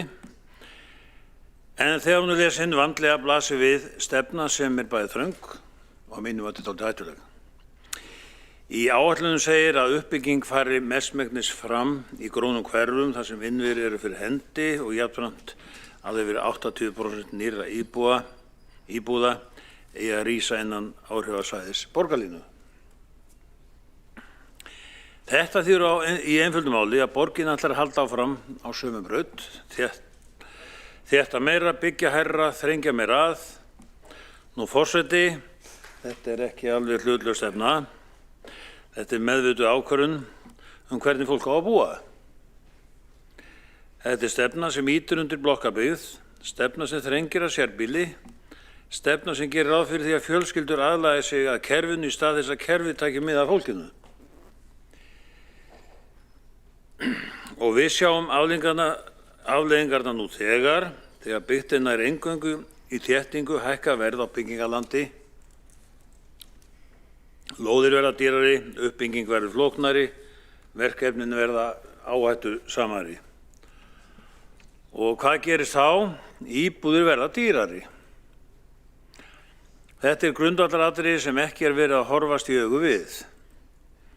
Þétting er ekki ókeypis, hún er dýrari, hún er flóknari og hún skilar sér beint í hærra íbúðaverði fyrir almenning. Á sama tíma er sett fram markmið að alltaf 35% húsnæðis verði óhagnaðardrifið. Nú forseti, við verðum að staldra við þar. Þegar opinber aðili setur sér markmið að stór hluti markaðarins eigi ekki að vera rekinn á hagnaðarsjónarmiðum, þá eru verið að taka mjög afdrifaríka ákvörðun hvernig markaðurinn virkar. Það sem gerist í slíkum kerfum er vel þekkt, minna framboð, minni hvatar til uppbyggingar, minni samkeppni. Og að lokum, hærra verð fyrir þá sem standa utan kerfisins. Við erum því í þeirri stöðu að borgin er samtímis að gera tvennt. Hún þrengir að framboði með þéttingarstefnu og hún setur skorður á markaðinn með aukinni opinberri íhlutun.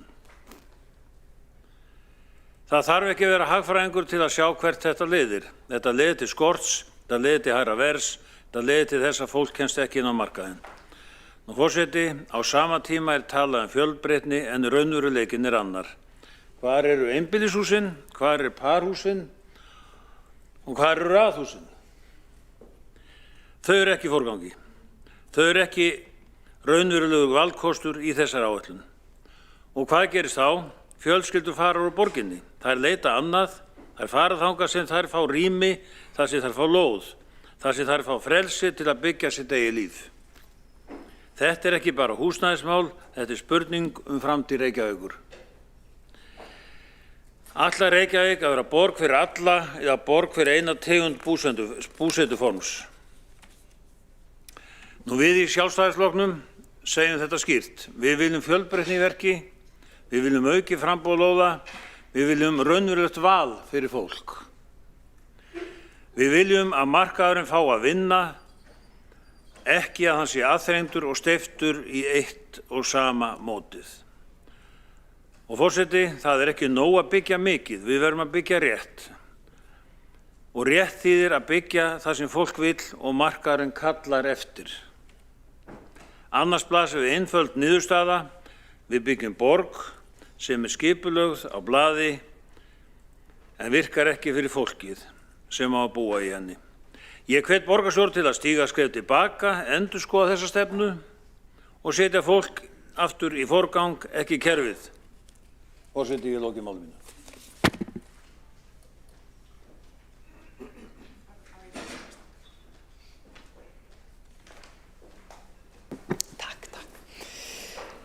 Borgarfulltrúinn Björn Gíslason hefur lokið máli sínu og næstur á mælendaskrá er borgarfulltrúinn Kjartan Magnússon.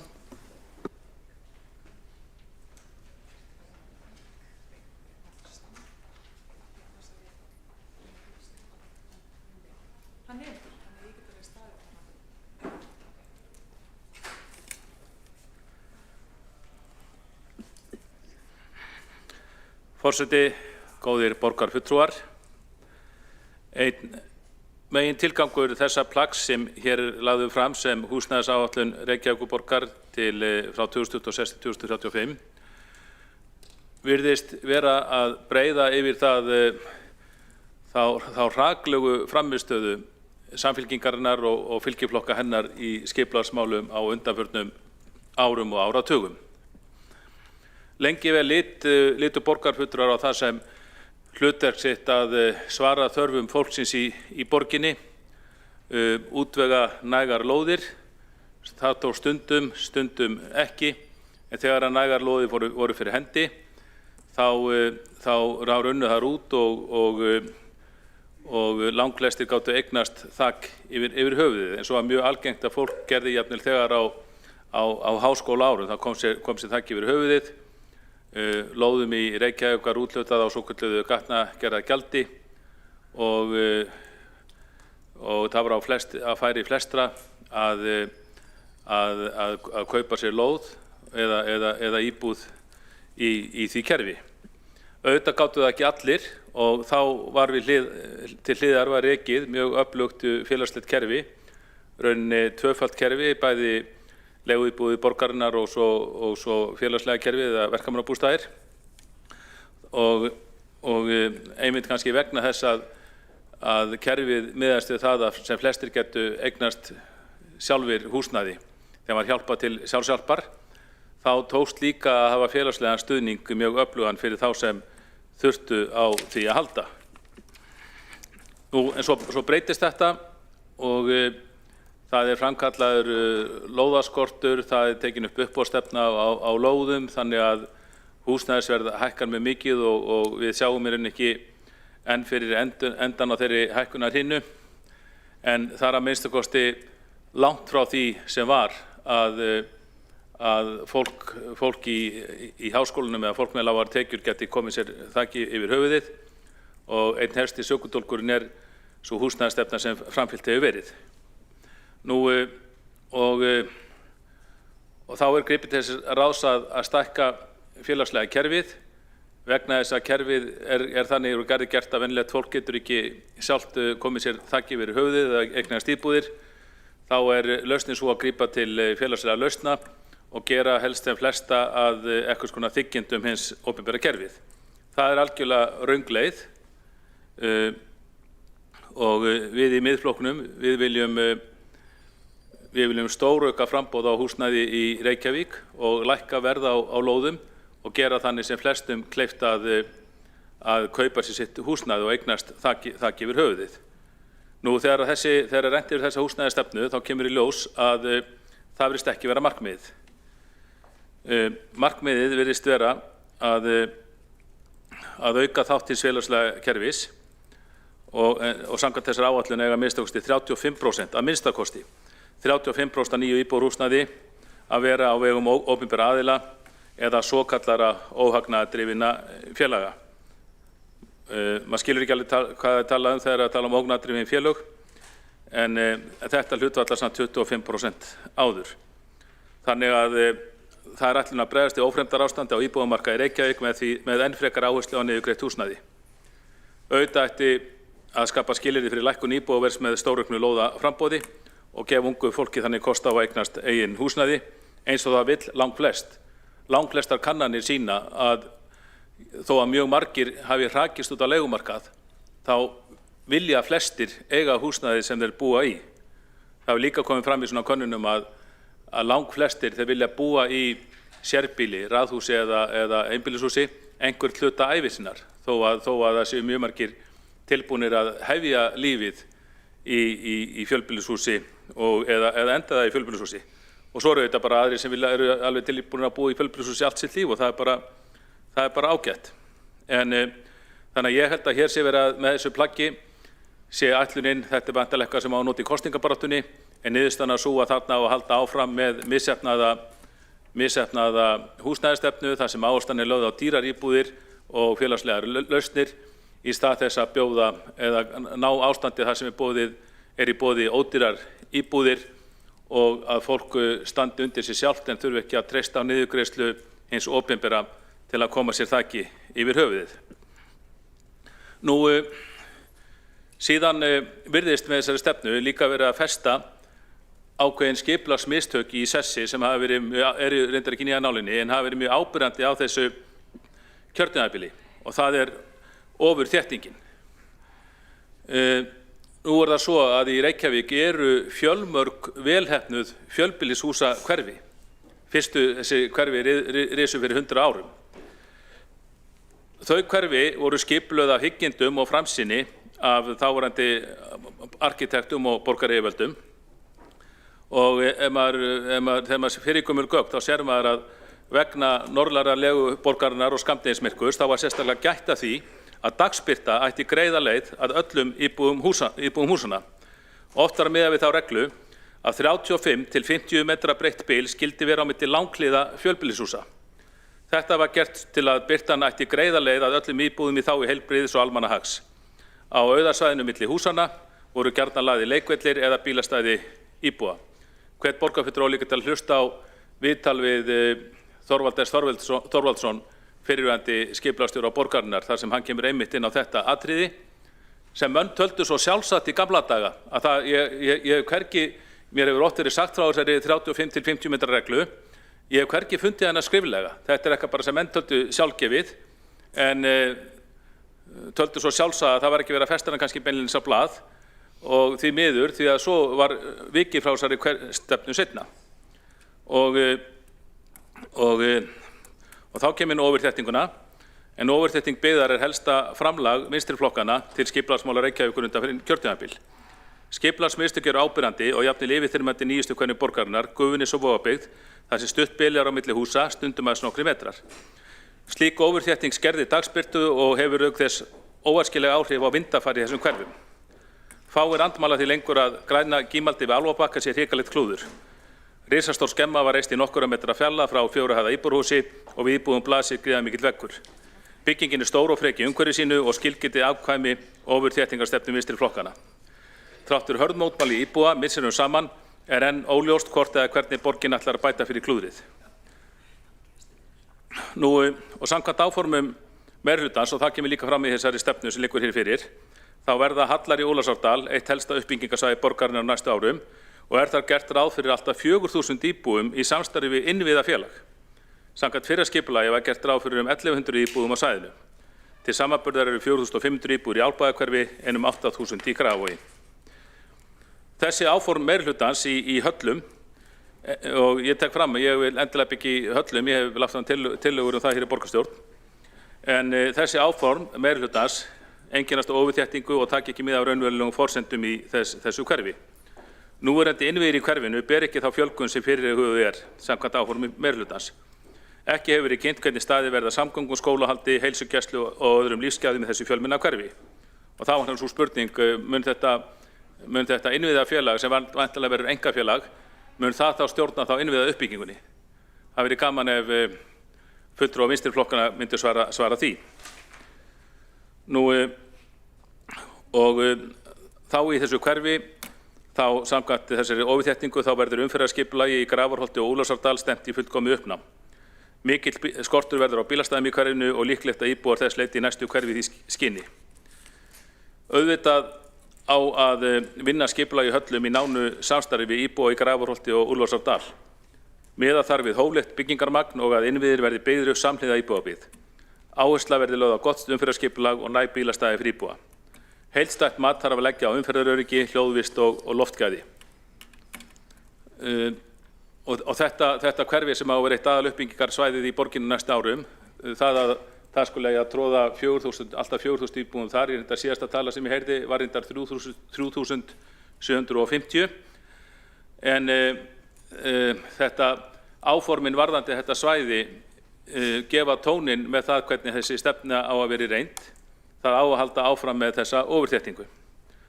Og þessi áform vinstri flokkan í Ólafsárdal sýna að þeir hafa ekkert lært af skipulagsmistökum sínum í fortíðinni. Þeir vilja halda ofurþéttingunni áfram en þó í stærri stíl en áður.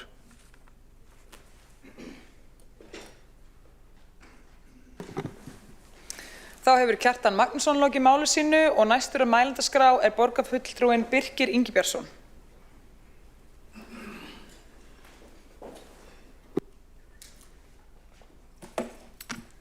Ágæta borgarstjórn, við erum hérna að ræða húsnæðisáætlun Reykjavíkur sem að ég að mínu viti dregur með mjög skýrum hætti fram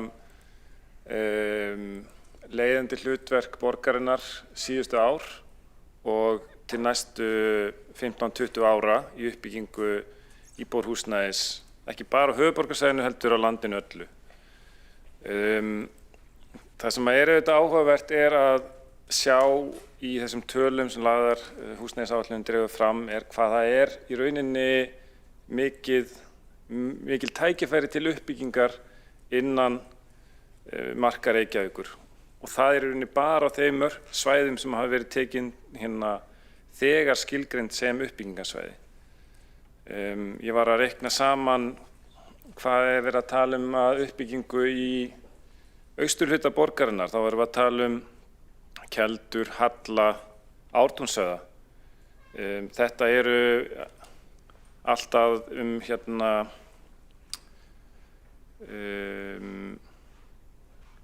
allt í allt eru þetta 17.000, tæplega 18.000 íbúðir sem hafa verið skilgreindir í þessum á þessum svæðum.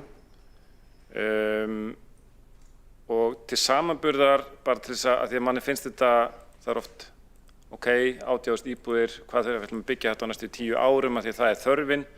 En ef við setjum þetta bara í samhengi við landsvæði á höfuðborgarsvæðinu, þá ekki nema 15.700 íbúðir í Kópavogi í dag.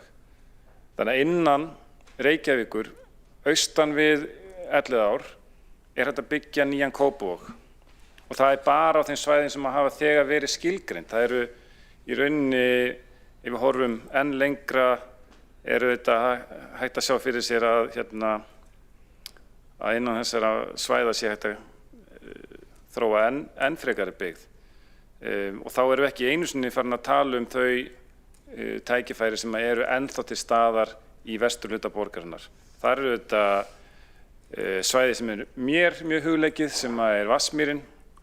Það eru þetta eitt besta byggingarland á landinu, en við ætlum ekki að eyða miklum tíma í það kannski í dag, en þetta sýnir að það eru gríðarleg tækifæri til uppbyggingar í Reykjavík innan núverandi marka borgarinnar. Og þannig að ég hlakka mikið til að sjá þess að borgina bara vaxa og dafna á næstu árum.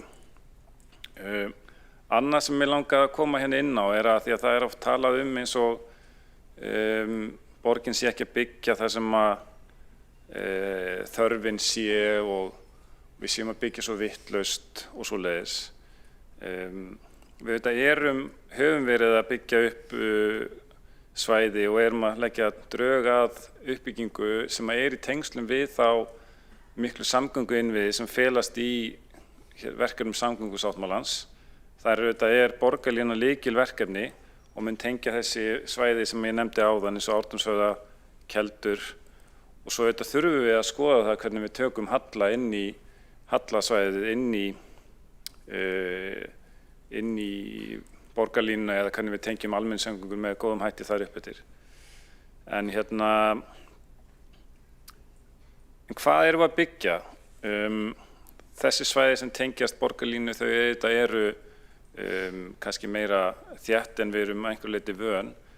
Það er til þess að tryggja það að við séum ekki að festa alla uppbyggingu eða nýja íbúa í borginni inn í allri að búa til of mikla bílaumferð samhliða austar í borginni.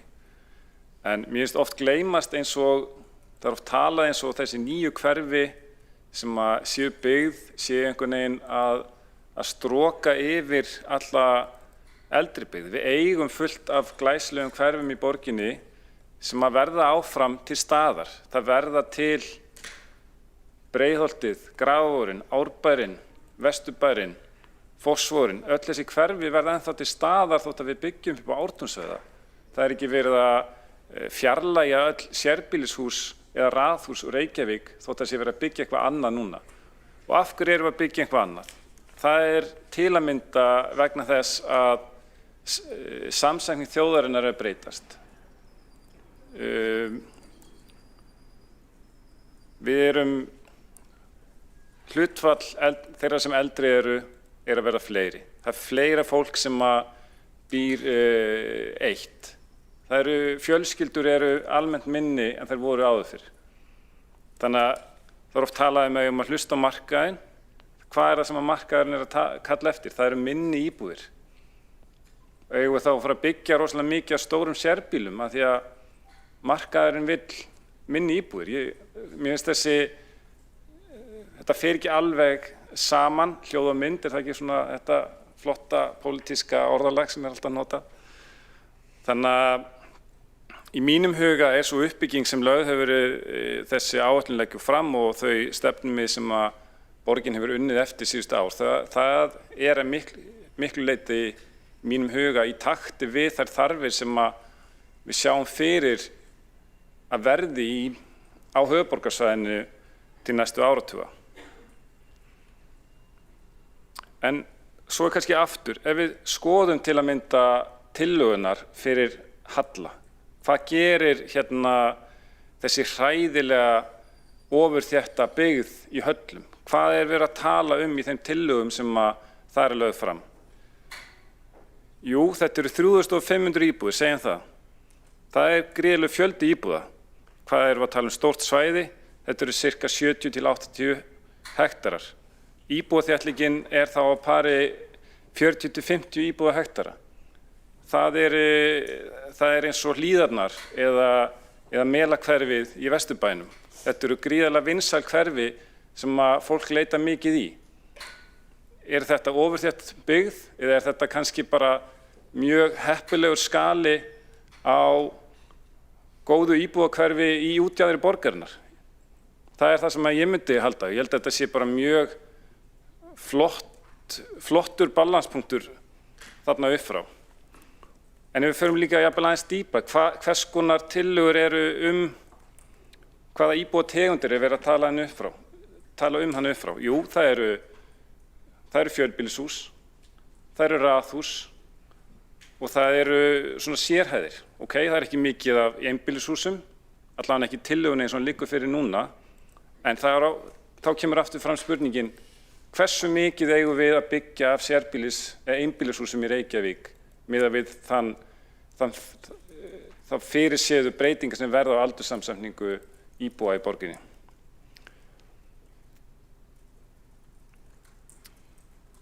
Ég segi kannski bara loka því, ég held að eins og ég byrjaði að við höfum verið, borgin hefur verið leiðandi í uppbyggingu íbúðarhúsnæðis á landinu öllu seinustu ár. Það eru gríðarleg tækifæri í borginni til þess að halda því áfram og við höfum að vera stolt af því sem við höfum gert. Takk fyrir.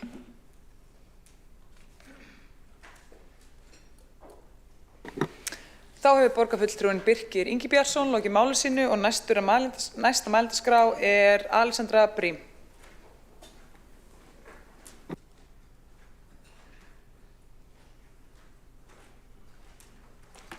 Forseti, borgarstjórn, áheyrendur og þau sem eru hérna inni og ekki að hlusta. Ég biðst forláts á því að ég var upptekinn við að skrifa ræðu undir öðrum lið og ég gleymdi að skrifa þessa ræðu þar til bara rétt áðan og hún verður þess vegna í meira svona punktaformi. Ég vona að fólk kippstur ekki of mikið upp við það.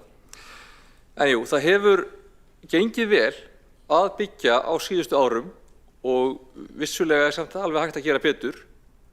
Það er mikilvægt að við séum með öfluga húsnæðisuppbyggingu bara til að reyna að tjónka við áframhaldandi hækkun á húsnæðisverði og við erum öll meðvituð hvað það er bara einfaldlega erfitt fyrir íbúa og hvað er orðið erfitt fyrir fólk að komast inn á markaðinn. Til þess er til dæmis mikilvægt að bæta fjármögnun fyrir uppbyggingu, frekar heldur en að bæta í rauninni fjármögnun á lántöku á húsnæðiskaupum. Of mikið af því sem hið opinbera hefur verið að gera til þess að reyna að hjálpa fólki að komast inn á markaðinn hefur snúið að því að bregðast við eftirspurnarhliðinni, gera fólki auðveldara að kaupa íbúðir á hærra verði. Það í rauninni á endanum leiðir til hækkunar húsnæðisverðs. Það bara þýðir að það verður meira svigrúm á markaðnum til að greiða hærra verð fyrir íbúðirnar og það vissulega hjálpar fólki akkurat í núinu en það leysir ekki vandann og gerir hann verri til framtíðar og þetta er því miður verið leiðin sem hefur verið alltof oft farin. Meira segja í COVID þá voru aðgerðirnar sem farið illa að hjálpa fólki snerust algjörlega að eftirspurnarhliðinni og meira segja var dregið úr lánum til uppbyggingar. Þannig að það gerir það verkum að eftirspurnin frambóðið þurrkaðist alveg upp og verðið hækkaði eftir því. Það er samt mikilvægt líka að þó við viljum byggja mikið og byggja hratt að við gleymum okkur ekki í þessu þrívali sem snýst gæði, hraði, verð. Við megum ekki henda gæðunum út í hafsauga. Og eitt af því sem við höfum gert til þess að reyna að bregðast við því að það hafa alveg komið upp dæmi þess að við uppbygging hafi ekki verið nógu góð eða þétting of mikil eða með röngum hætti og við verðum að tryggja líka gæði og bara mannlegt umhverfi. Þess vegna erum við með borgarhönnunarstefnuna. Hún er okkar leið til að skýra reglurnar, flýta fyrir, en þess að þá er fólk ekki í þessu endalausa fram og tilbaka, bara svona, við viljum gera svona, nei, þið verða að passa upp á þetta og þetta, ok, hvað með þetta, nei, þið gleymdu þessu, bla, bla, bla.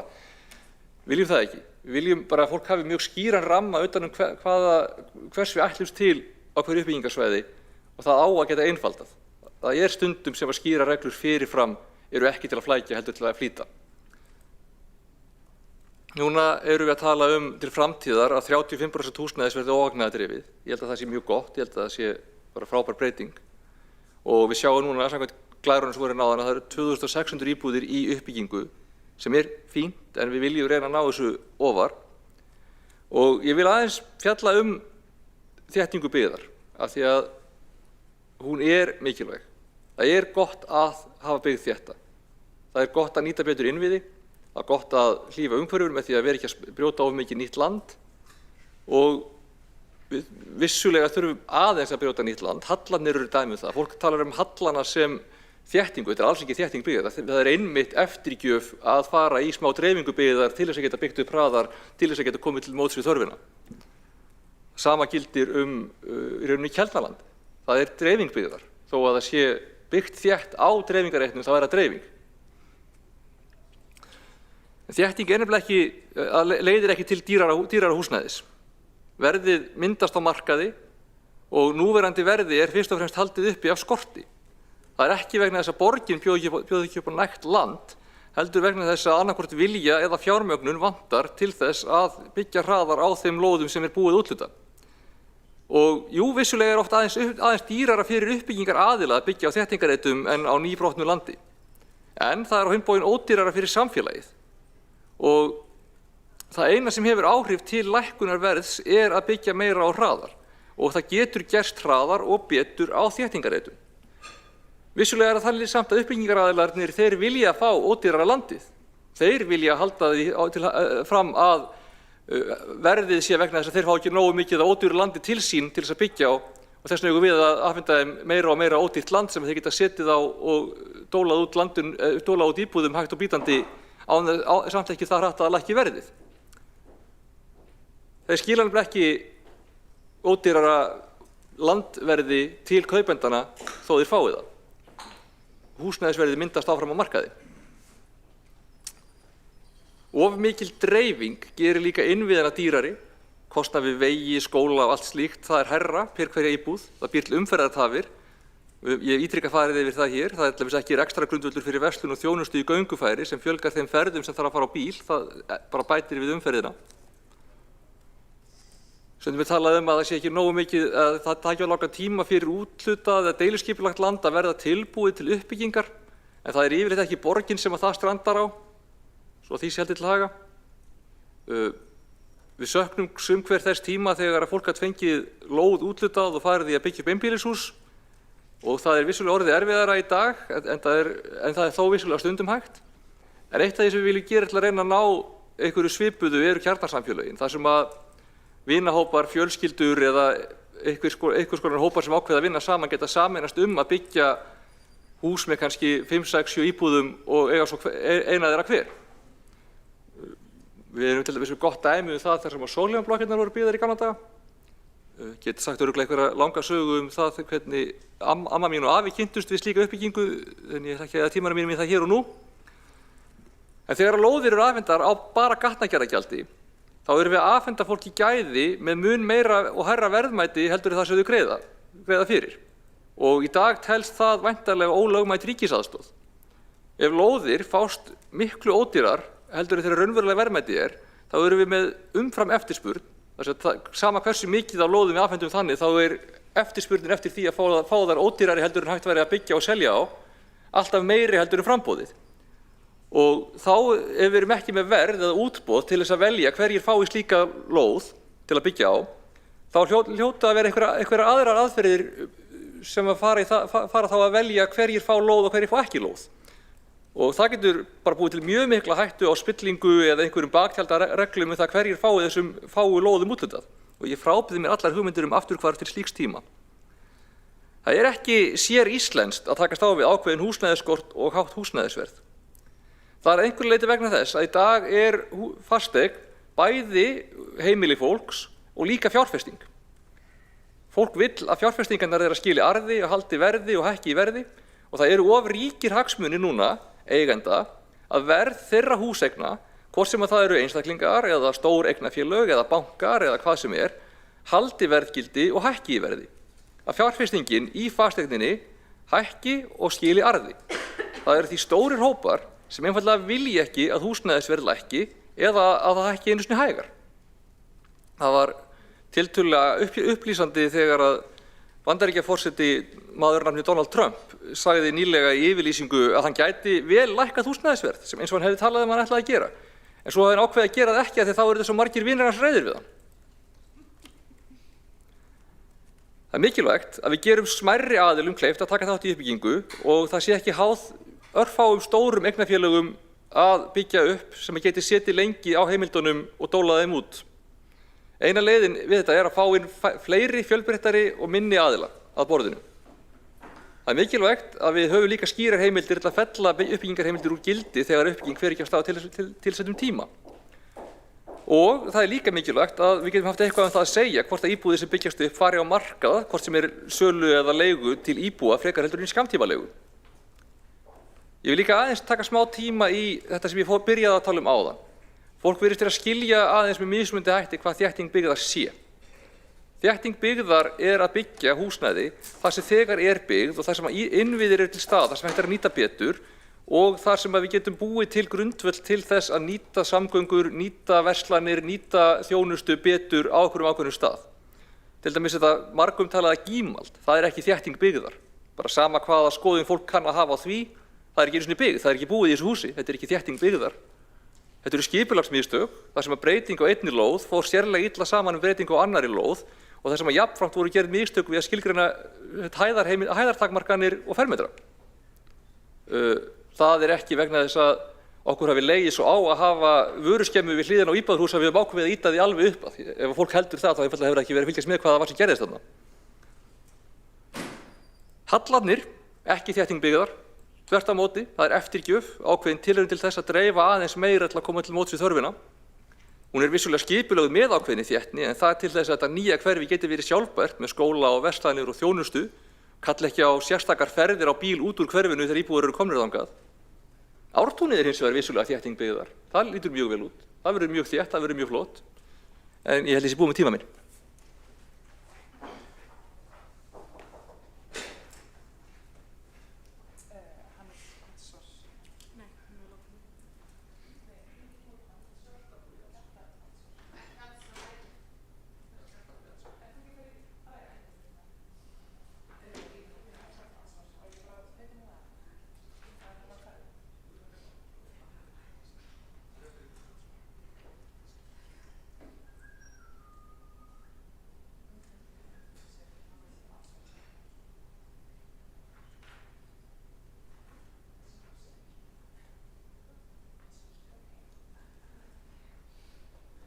Þá hefur borgarfulltrúinn Alexandra Briem lokið máli sínu og Kjartan Magnússon hefur óskað eftir að veita andsvar.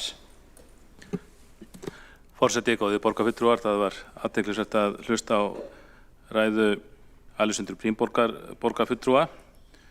Ég vildi bara koma því sjónarmiði að atvinnubyggð er líka byggð. Það er hægt að þétta atvinnubyggð eins og aðra byggð og ég hef oft orðið vitni að því þegar að vera að skipuleggja atvinnuhverfi, þá er reynt að hafa þau eins þétt og hægt er og þá alveg talað þéttingu byggðar þó það sé atvinnubyggð. Því að atvinnubyggð er líka byggð.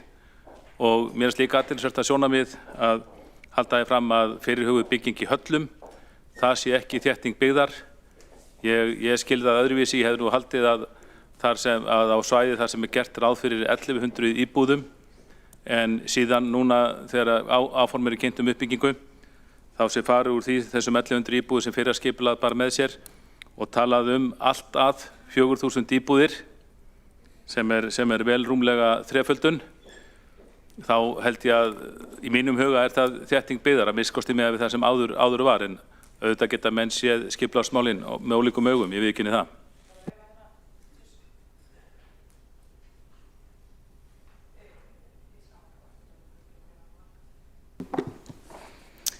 Þá hefur borgarfulltrúinn Kjartan Magnússon lokið við að veita andsvar.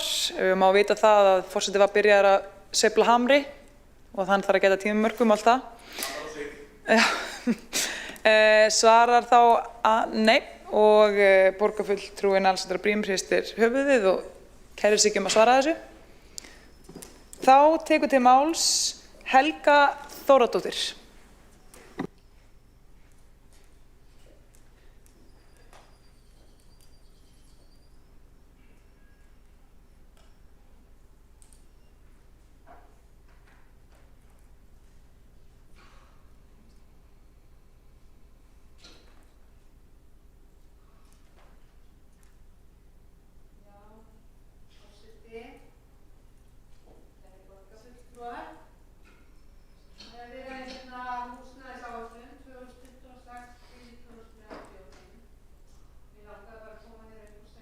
Orðum hvað ég er ótrúlega með þessa áætlun.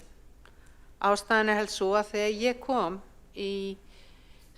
að þessu samstarfi þá voru húsnæðismálin okkar helstu áherslur okkar í flokki fólksins. Við vildum fara nýja leið í húsnæðisuppbyggingu borgarinnar og það kemur svo sannarlega fram í þessari húsnæðisáætlun. Að við ætlum að fara nýja leiðir í uppbyggingu húsnæðis í borginni. Örstutt yfir helstu áherslur, svo sem búin að kannski að fara yfir það en allt til að rifja það upp. Við ætlum að fara í kröftuga uppbyggingu næstu 10 árin og það verði byggðir alltaf 16.000 nýjar íbúðir. til að mæta þessari uppsöfnuðu þörf sem svo sannarlega við upplifum. Margir eru eitthvað reiðir yfir því að hér stendur að 35% húsnæðis verði óhagnaðardrifið til framtíðar lítið. Er ekki bara gott að húsnæði sé óhagnaðardrifið? Flest lönd í kringum okkur eru með það þannig. En sannleikurinn er sá að við erum svo við eigum svo langt í land. Ég held að hvort við erum í kringum 15%, ég þurfi ekki alveg að fara með það, einhverju glöggi geta fundið það fyrir mig, en við eigum langt í land, þannig en gott að hafa háleit markmið.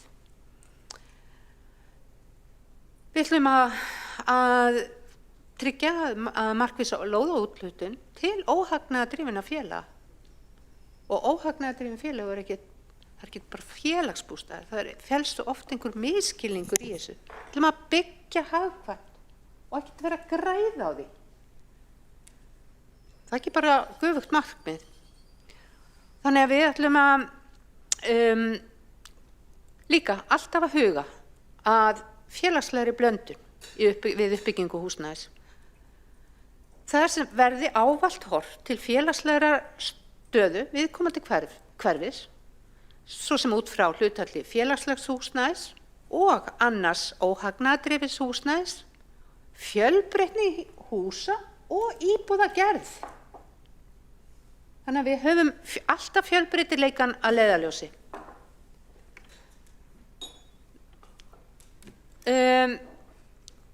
Framboð leiguhúsnæðis fyrir tekjulægari hópa verði stór aukið.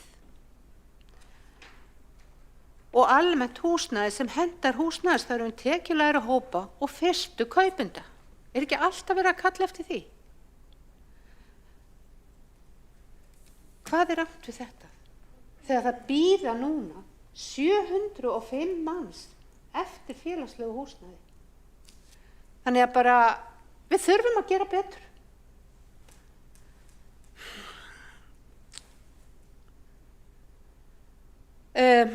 Við þurfum líka að passa að dreifa, að félagsbústaðir dreifi jafna dreifingu félagslegra leiguíbúða milli borgarhluta og það kemur fram í stefnunni. Við viljum vinna og þróa nýjar fjölbreyttar húsnæðislausnir, nýbúin að samþykkja og það var kynnt á húsnæðisfundunum nýjar lóðir fyrir kjarnasamfélag. Bara dásamlegt að gera eitthvað nýtt.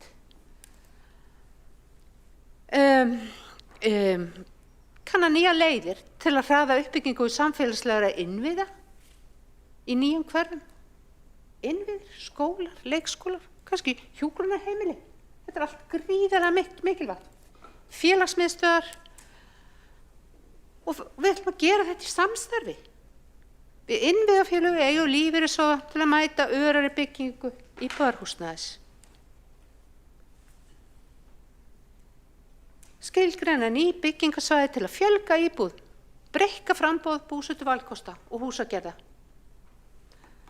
Til að stuðla auknu og fjölbreyttara framboði og þar til dæmis Hallar í Úlfarsárdal dæmi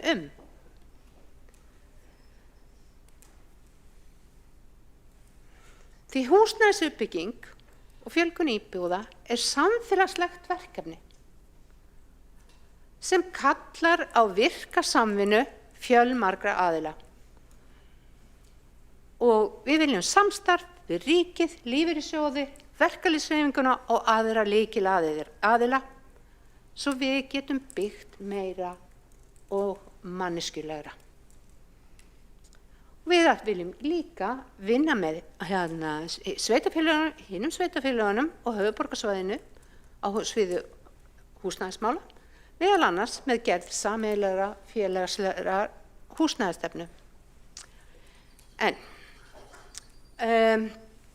Og eins og aftur að koma höllum í Úlfarsárdal, því þegar við endurskoðun áætlunina á síðasta ári, þá var ákveða að hefja undirbúning að höllum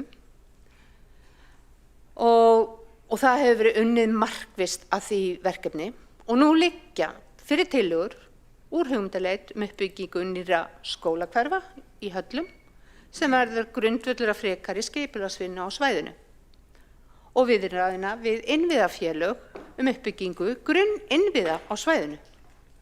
Og á því svæði getur risið 2 ný skólahverfi, heyra ég mjög upptekin á skólanum, og það bil 3500 íbúðir, en takið eftir. Við erum ekki að segja 3450, þú veist, þetta eru hugmyndir. Ekki vera, þú veist, ég skil ekki hennan hræðslu áræður að þetta verði eitthvað svo þétt. En hvað það? Ég bara aðeins, ég bara svo hissa á þessu málflutningi. Og núna erum við með í hugmyndaleit, stendur yfir þróun og eflingu Grundarhverfisins í Kjalarnesi og þar munu niðurstöður liggja fyrir vol. En eins og ég sagði í upphafi, þá er ég mjög stolt yfir þessar áætlun. Og því ég mætti á húsnæðisfundin sem var haldinn hérna í mars, man ekki það bil fyrir 3 vikum í Tjarnasalnum og ég hefði svo viljað sjá fleiri fulltrúa á fundinum, en hins vegar verð ég að segja ykkur, salurinn var troðfullur. Ég held að var aldrei mætt svona margir á kynningu, margir spenntir fyrir þessum hugmyndum og ég verða viðurkenna, ég fylgdi svo stolti að sjá þessar hugmyndir, að við værum að fara þarna í nýtt land, nýta nýtt land, eins og borgarstjóri nefndi svo fallega í ræðu, og það var einhvern veginn svo ólýsandi tilfinning að sjá tillögur húsnæðisuppbygginguna í Höllum, í Ólafsárdal, sem við fengum kynninga á því það var, verðlaunakynningin var kynnt þarna, tilkynnt, og það var eitthvað bara, fyrir ekki eitthvað, ég er eitthvað svona tilfinninganæm, en bara þetta var upplifun fyrir mig því að það var svo stórkostlegt að sjá hugmynd sem að hafi bara verið hugmynd á blaði og eldhúsborðinu hjá henni Heiðu Björg Hilmisdóttur, bara borgarstjóra, bara rúmu ári áður í febrúar 2025 og þarna vorum við komnar í mars og þetta var bara þarna voru, já, bara frábæra tillögur og allt á fullu. Já, og mér langaði bara að segja, því að þarna erum við bara að nálgast húsnæðisuppbyggingu á alveg nýjan hátt og þarna munu innviðir, skóla, leikskólar, félagsmiðstöðvar eiga verið tilbúið leið og íbúðarhúsnæðið. Og þetta tel ég óbáslega mikilvægt því allt of oft hafa innviðir komið löngu seinna og það þýðir bara vesen fyrir fjölskyldur. Borgarfulltrúinn Björn Gíslason kallaði eftir fleiri sérbílum. Ég sá ekki betur en það var bara fullt af sérbílum, hugsa þarna og bara við náttúruna og ég bara hveti ykkur til að kynna ykkur þessa tillögur og bara, ég ætla ekki að hafa þetta lengra, ég bara hann á tilfinningarna efnina. Það er svo alda. Það vantaði sögu þínu persónulega lífi, sko. Þú getur ekki klippað því. Nei, ég er keep it personal. Þá hefur borgarfulltrúinn Helga Þóradóttir lokið máli sínu og næst á mælendaskrá er Sara Björg Sigurðardóttir. Ég held ekki að sé hérna með allar hérna vil allt sem þarf hérna úr.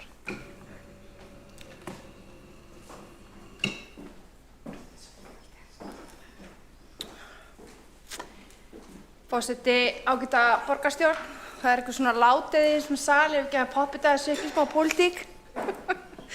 En bara takk fyrir góða umræðu. Húsnæðisáætlun snýst ekki bara tölur, fermetra og prósentur. Hún snýst nefnilega fólk. Hún snýst fjölskyldur og börn, tryggt þak yfir höfuðið sem aftur hryggjarstykki fjölskyldunar. Undirstaða daglegs lífs veitir öryggi og skjól í hversdagsleikanum.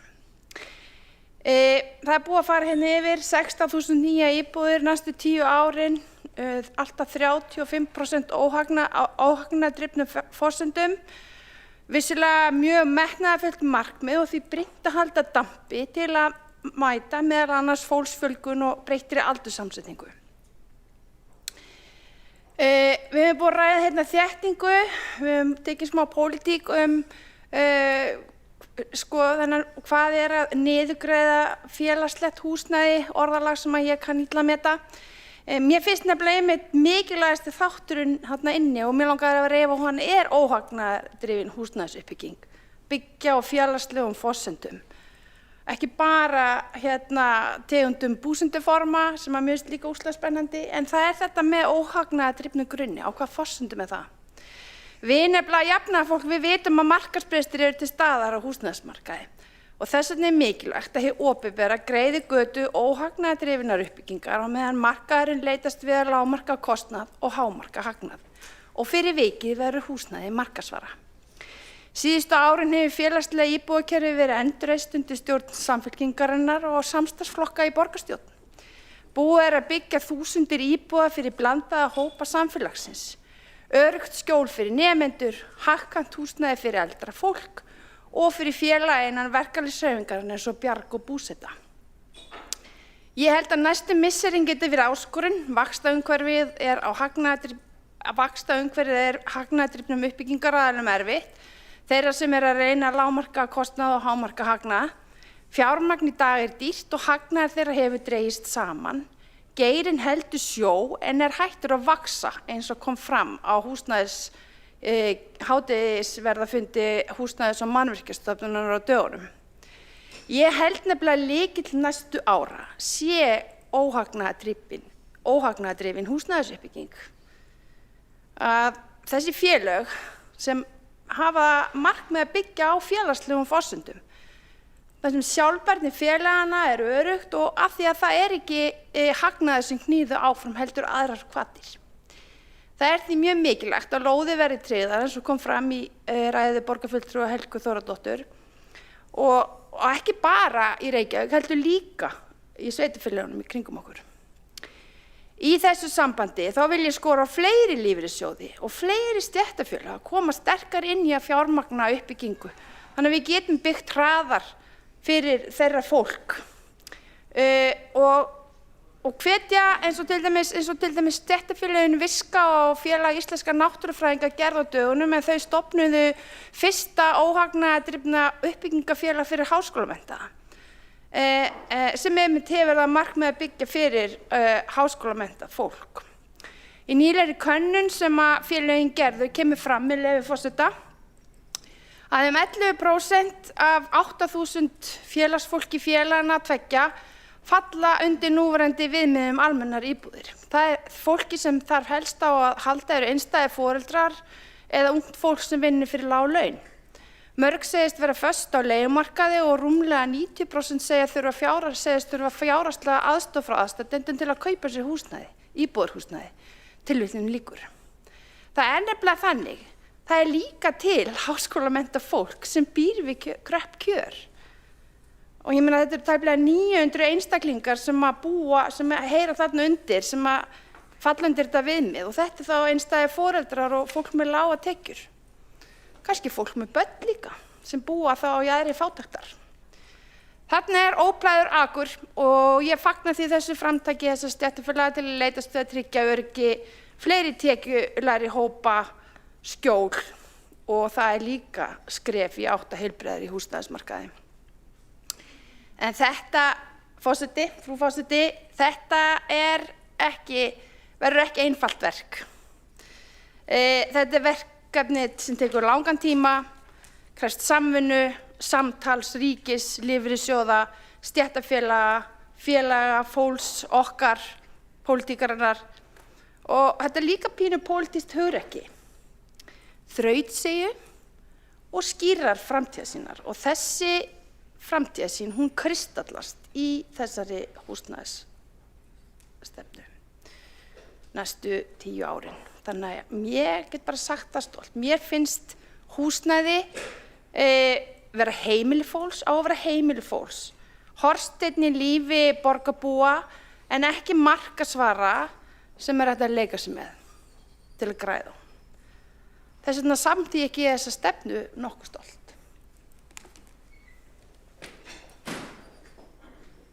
hefur borgarfulltrúin Sara Björk Sigurðardóttir lokið máli sínu og næst á mælendaskrá Andrea Helgadóttir borgarfulltrúi.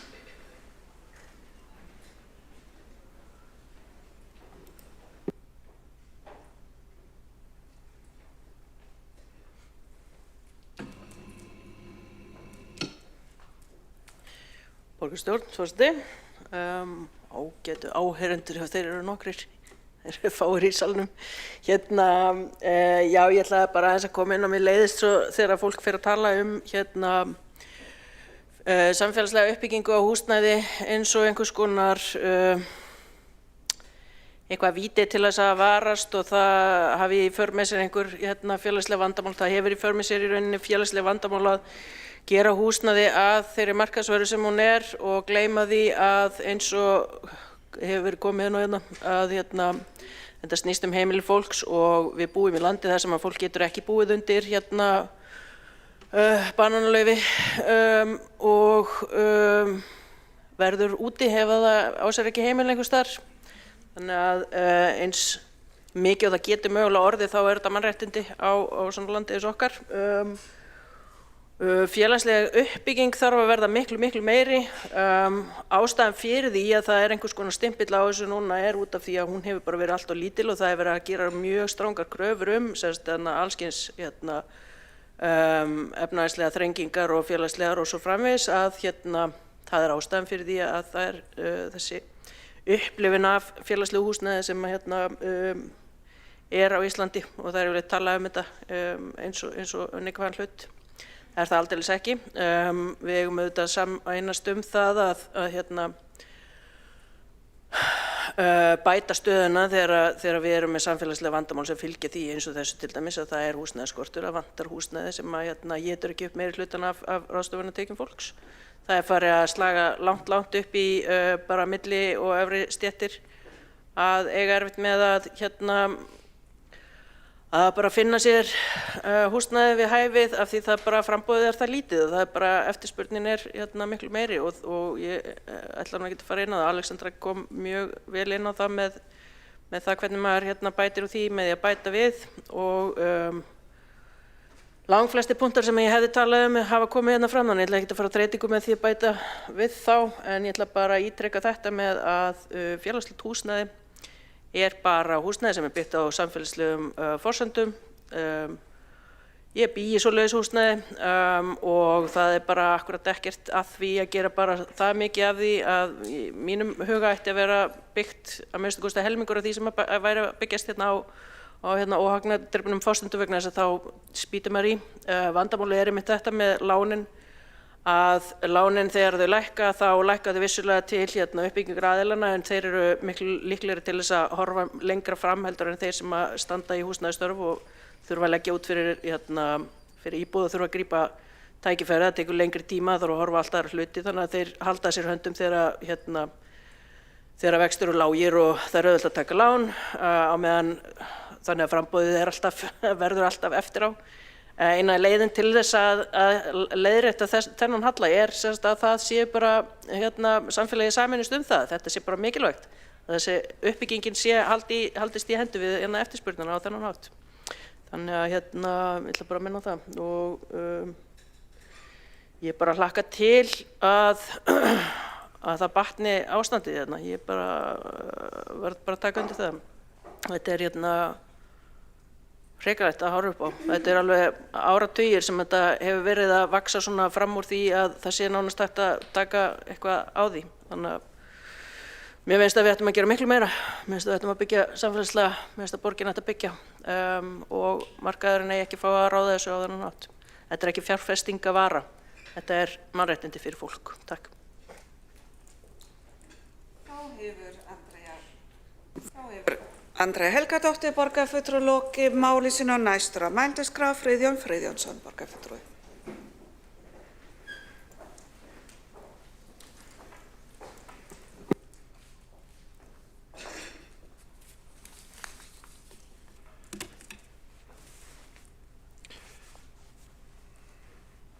Forseti, það þarf kannski engan að undra að við eins og fram hefur nú komið hérna hjá félögum mínum í borgarstjórnarflokki Sjálfstæðisflokksins, að við styðjum ekki þessa stefnu. Það margt við hana að athuga og við höfum svo sem kosið gegn henni í borgarráði og í öðrum nefndum borgarinnar, þannig að þar sem að hún hefur komið fyrir. Og enda finnst okkur hún vera byggð á röngum forsendum og óraunhæf.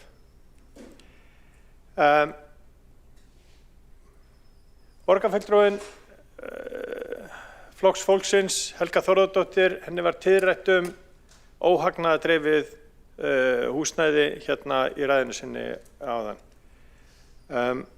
Og ég skil hvaðan hún kemur, en íbúðafélagið Bjarg hefur vaxið upp í að vera 60 milljarða virði á örfáum árum. Það hefur fengið niðurgreiddar lóðir sem að síðan aðrir markaðsaðilar þurfa þá að standa undir kostnaði vegna þess að borgin vill sitt.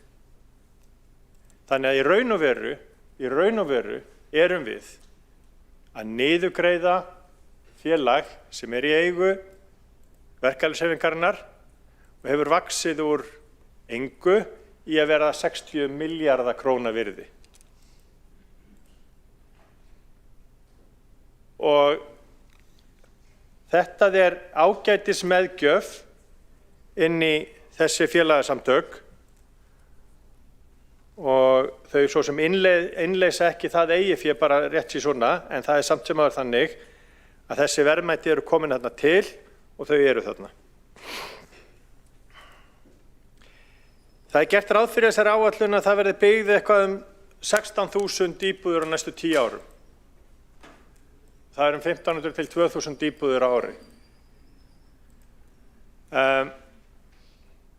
Á undanförnum árum að meðaltali borgin verið byggðar 1100 íbúðir. Og ég verð að viðurkenna það að ég hef ekki trú á því að borgarstjórn undir stjórn Reykjavíkurborg undir stjórn þessa meirihluta muni ná að fara fram úr því sem að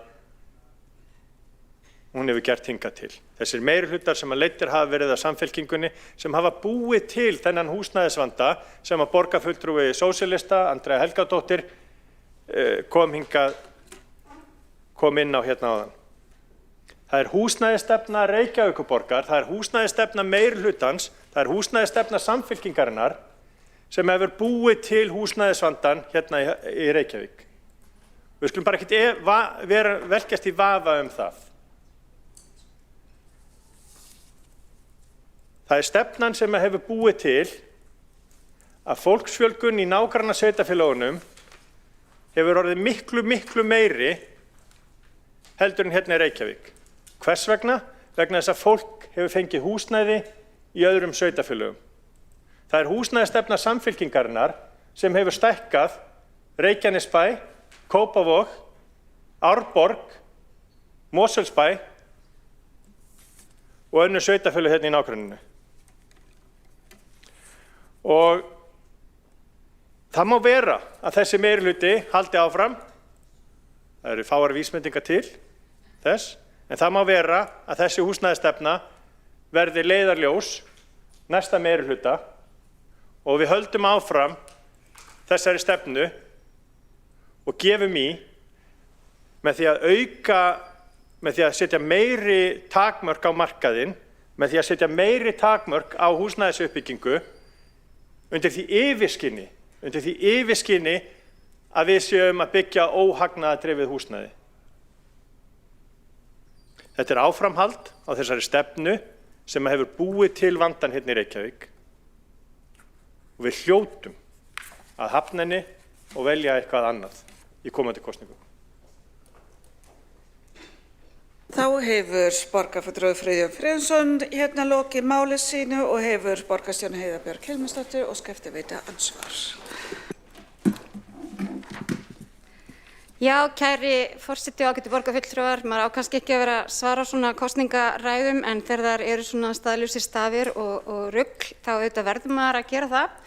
Það er auðvitað fjarri lagi að húsnæðisstefna Reykjavíkurborgar sem að Samfylkingin er reyndar mjög stolt af. Við höfum leitt húsnæðisuppbyggingu hér á landinu og það er ljóst öllum sem að kynna sér málin. Að hún hafi komið á stað einhverjum skorti á húsnæði fyrir tekjulega einstaklinga. Mér er næstu því orða vant. Ef ég á að segja alveg eins og þá er þetta málflutningur sem auðvitað stenst ekki eina einustu skoðun. Og borgarfulltrúarnir virðist ekki einu sinni vera fulljóst hvernig stofnframlög eru hugsuð eða hvaða gæði eru afhent þeim einstaklingum. Mér langar að hvetja borgarfulltrúann og kannski spyrja hann hvort hann hafi nýlega kíkt inn á Húsnæðis- og mannvirkjastofnun þar sem eru talningar reglulega á uppbyggingu á húsnæði og hvort hann kannski hugsi sér að bakka með einhverja af þeim stórkarlalegu yfirlýsingum sínum sem að fram komu í hans ræðu.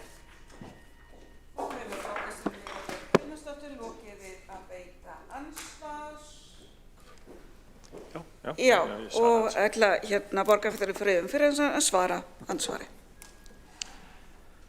Forseti, það er nú ekkert langt síðan að við fjölluðum húsnæðismál í þessum sal og á undanförnum 4 árum höfum við fjallað mannfjöldaþróun, við höfum fjallað húsnæðismál og við höfum fjallað hvernig við þurfum að byggja meira í borginni. Ég þarf ekkert að kíkja inn á vef HMS til þess að vita hvernig ástandið hefur verið undanfarin ár og áratugi. Það er öllum líðum ljóst að sú stefna sem hefur verið rekin í Reykjavík hefur verið útþenslustefna nágrannasveitarfélaganna og stækkunarstefna nágrannasveitarfélaganna. Það er það sem það er kannski það er afleiðingar ófyrirséðu afleiðingar sem eru af þessari húsnæðisstefnu, en það er bara þannig. Þannig hefur það verið. Þá hefur borgarfulltrúinn Friðjón Friðjónsson lokið við að svara. Andsvari veitir það ansvarur sinni borgarstjórinn Heiða Björk Hilmisdóttir. Já, kæri forseti og ágætu borgarfulltrúar, það auðvitað skýrir ýmislegt í ræðu borgarfulltrúans ef hann kynnir sér ekki í gögn og ég skil ræðuna betur að því leyti. Ég get lesið þá fyrir borgarfulltrúan til dæmis nýlega frétt í Húsnæðis- og mannvirkjastofnun sem kom fram núna bara fyrir nokkrum dögum þar sem var að vera einmitt að tala um það að Reykjavíkurborg er leiðandi marstalningi núna sýnir merki sigli- og byggingamarkaði, fjölgun íbúða á milli, mest á höfuðborgarsvæðinu og langmest í Reykjavík. Þetta tónar vel við það að Reykjavíkurborg leiðir húsnæðisuppbyggingu á landinu eins og var í fréttum í september síðastliðnum þar sem talað var um það að Reykjavík væri hreinlega leiðandi. 40% allra nýframkvæmda á síðasta ári voru í Reykjavík. Það er mest aukning í húsnæðisuppbyggingu í Reykjavík.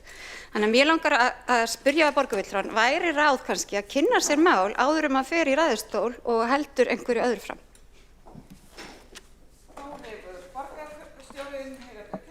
Lokið við að veita ansvar öðru sinni, svara það ansvar öðru sinni, Friðjón Friðjónsson, borgarfulltrúi.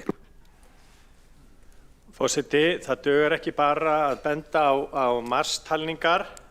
Við vitum hvernig hlutirnir hafa verið undanfarin ár og áratugi. Ég minnist þess að hafa verið hérna í þessum sal fyrir 1,5 ára síðan að við vorum að fara yfir mannfjöldaþróunina þegar að hvernig nágrannasveitarfélögin stækkuðu meðan Reykjavík stóð næstum því í stað. Það má vel vera að núverandi borgarstjóri hafi hitt á gott tímabil núna í marstalningunni. Það er rétt. En þegar við horfum lengra yfir að þá sjáum við hverjar afleiðingarnar hafa verið af húsnæðisstefnu Samfylkingarinnar. Þá er andsvörum undir þessari ræðu lokið og er næst á mælendaskrá Ellen Jacqueline Kalman, borgarfulltrúi.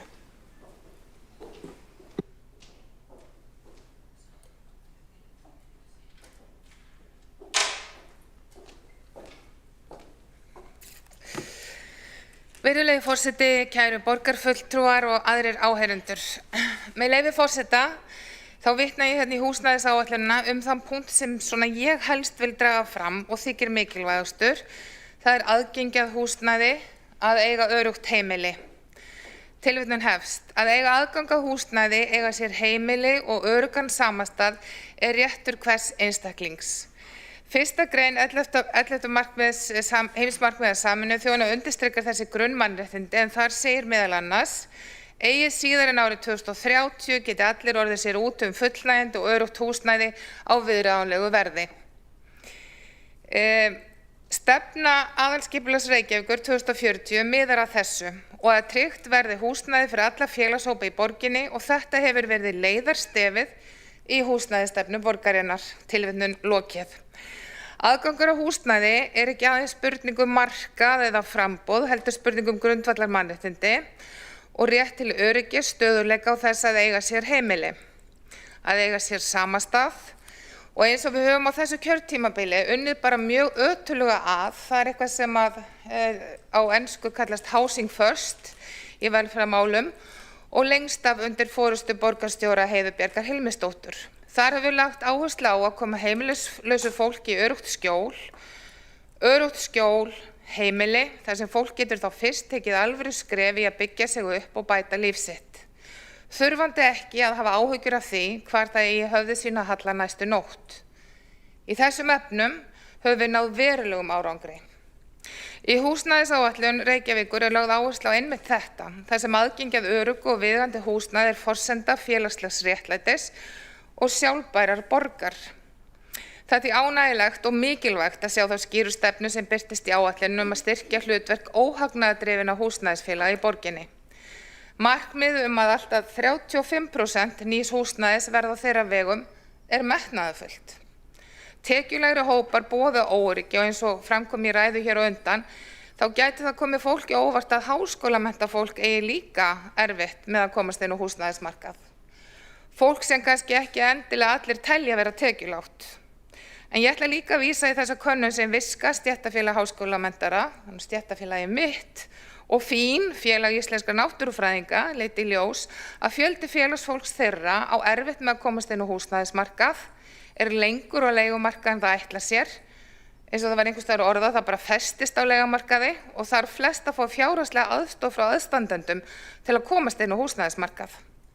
Þá auðvitað eins og við þekkjum leigumarkaðinn oft óstöðugur og ófyrirsjáanlegur. Þess vegna hafa þessi félög háskólamentara, Viska og FÍN ákveðið að stofna til óhagnaðardrifins húsnæðisfélags til þess að aðstoða sitt félagsfólk og við eigum örugglega eftir að sjá fleiri slík félög komast á legg á næstu árum sem vel. En óhagnaðardrifin húsnæðisfélög eru lykilverkfæri til að tryggja fólki heimili þar sem þau byggja ekki á skammtímahagnaði, heldur langtíma hagsmunum samfélagsins. Þau bjóða upp á húsnæði á viðráðanlegu verði, auka aðgengi og stuðla auknu jafnræði. En þau gera líka meira en það. Þau stuðla stöðuleika á húsnæðismarkaði og með aukinni hlutdeild þeirra dregur úr sveiflum, framboð verður jafnara og þrýstingur á verð minnkar. Þetta ekki aðeins ávinningur fyrir þá sem búa í slíku húsnæði, heldur hefur þetta jákvæð áhrif á markaðinn í heild eins og fram kemur í áætluninni. Þeir stuðla einnig að betri borg þar sem fjölbreytni fær að njóta sín, þar sem mismunandi tekju og félagshópar búa hlið við hlið. Þar sem húsnæði ekki aðskiljandi þáttur, heldur sameinandi afl. Og þetta mikilvægt því við erum ekki aðeins að byggja íbúðir, við erum jú að byggja samfélag. Og það líka mikilvægt að horfa til alþjóðlegrar reynslu því að borgir sem hafa markvisst byggt upp með óhagnaðardrifin húsnæðismarkað eins og Vínarborg og Helsingi hafa náð meiri stöðugleika, auknu húsnæðisöryggi og betri lífsgæðum til lengri tíma. Við erum því ekki að stíga ótróðna slóð. Við erum að fylgja fyrirmyndum sem hafa sannað gildi sitt. En til þess að þessi stefna verða veruleika þarf áframhaldandi pólitískan vilja. Það þarf markvissa lóða úthlutun, sterkt samstarf við óhagnaðardrifin félög og ríkið og að hafa skýra forgangsröðun. Og mér finnst þessi húsnæðisáætlun bara setja fram skýra sýn að við erum að byggja hér borg fyrir fólk, borg þar sem allir hafa raunverulegt tækifæri til eignast heimili. Og það okkar ábyrgð að standa vörð þá stefnu, fylgja henni eftir og tryggja að hún skili raunverulegum árangri fyrir okkur öll. Því að þegar við tryggjum fólki heimili þá erum við ekki aðeins að leysa húsnæðisvanda, heldur erum við að styrkja samfélagið í heild.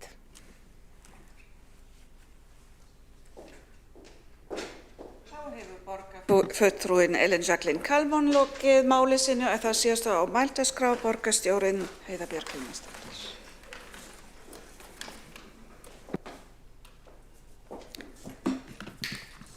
Já, kæri forseti og ágætu borgarfulltrúar, þetta búið að vera fróðleg og skemmtileg umræða á mörgu leyti. Þetta auðvitað merkilegt plagg og kannski oft það mikilvægasta sem að við leggjum fram á hverju ári og eðlilegt að það sé ekki allir sammála. Það kemur mér í sjálfu sér ekki á óvart, en mér finnst mikilvægt að halda staðreyndum til haga og mér finnst mikilvægt að leggja áherslu á mikilvægi þess að húsnæðið sem við bjóðum upp á í Reykjavíkurborg sé að mæta þörfum íbúa. Mér finnst skemmtilegra að tala þarfir íbúa heldur en markaðinn, auðvitað getum við talað fólk sem markað, en íbúarnir sem hér búa, þeir eru að leita sér að húsnæði og þeir hafa mismunandi þarfir og það líka þannig að með breyttri íbúasamsetningu þá breytast þarfirnar. Og ég kom örlítið stutt inn á það í minni ræðu áðan að við erum auðvitað, okkur að fjölga en ekki síst erum við að eldast.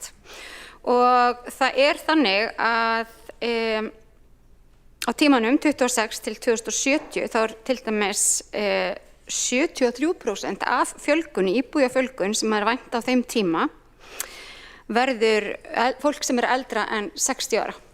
Þannig að það fyrirsjáanlegt að sá hópur kannski ekki, já, nú ég að nálgast þennan aldur, ég vona að ég verði ekki með lítil börn á þeim tíma. Við erum kannski svolítið búin með þann pakka og kannski sækjum í eitthvað annað. 28% eru þá 27%, ég alveg hérna bara, tölurnar detta alveg hérna bara niður. Það sem eftir eru þá 27% eru þá fólk sem yngra en 60 ára. Þetta þýðir auðvitað það að við þurfum að taka þessa væntu íbúafjölgun, þær þarfir sem við væntum að það þetta fólk sem kemur til með að búa hér eftir þennan tíma og á þessum tíma og bera saman við það sem við eigum núna, húsnæðisstofn Reykjavíkurborgar. Og það nú ástæðan fyrir því að áherslan hefur verið á það að fjölga íbúðum, fjölga minni íbúðum, fjölga fjölbreyttum húsnæðiskostnum. Það vegna þess að það ekki skortur á stórum íbúðum í Reykjavíkurborg. Og reyndar það þannig að það hefur kannski gengið einna verst fyrir þau sem að selja húsnæði og ég veit að fólk tengir við það sem að eiga þessar stærri íbúðir. Í borginni eru það bil 60.000 íbúðir, rétt rúmlega 60.000 íbúðir og það eru á 700.000 af þeim stærri en 180 fermetrar. Þannig að það ágætis úrval af stærri eignum í Reykjavíkurborg og þess vegna hefur verið meiri skortur á minni eignum.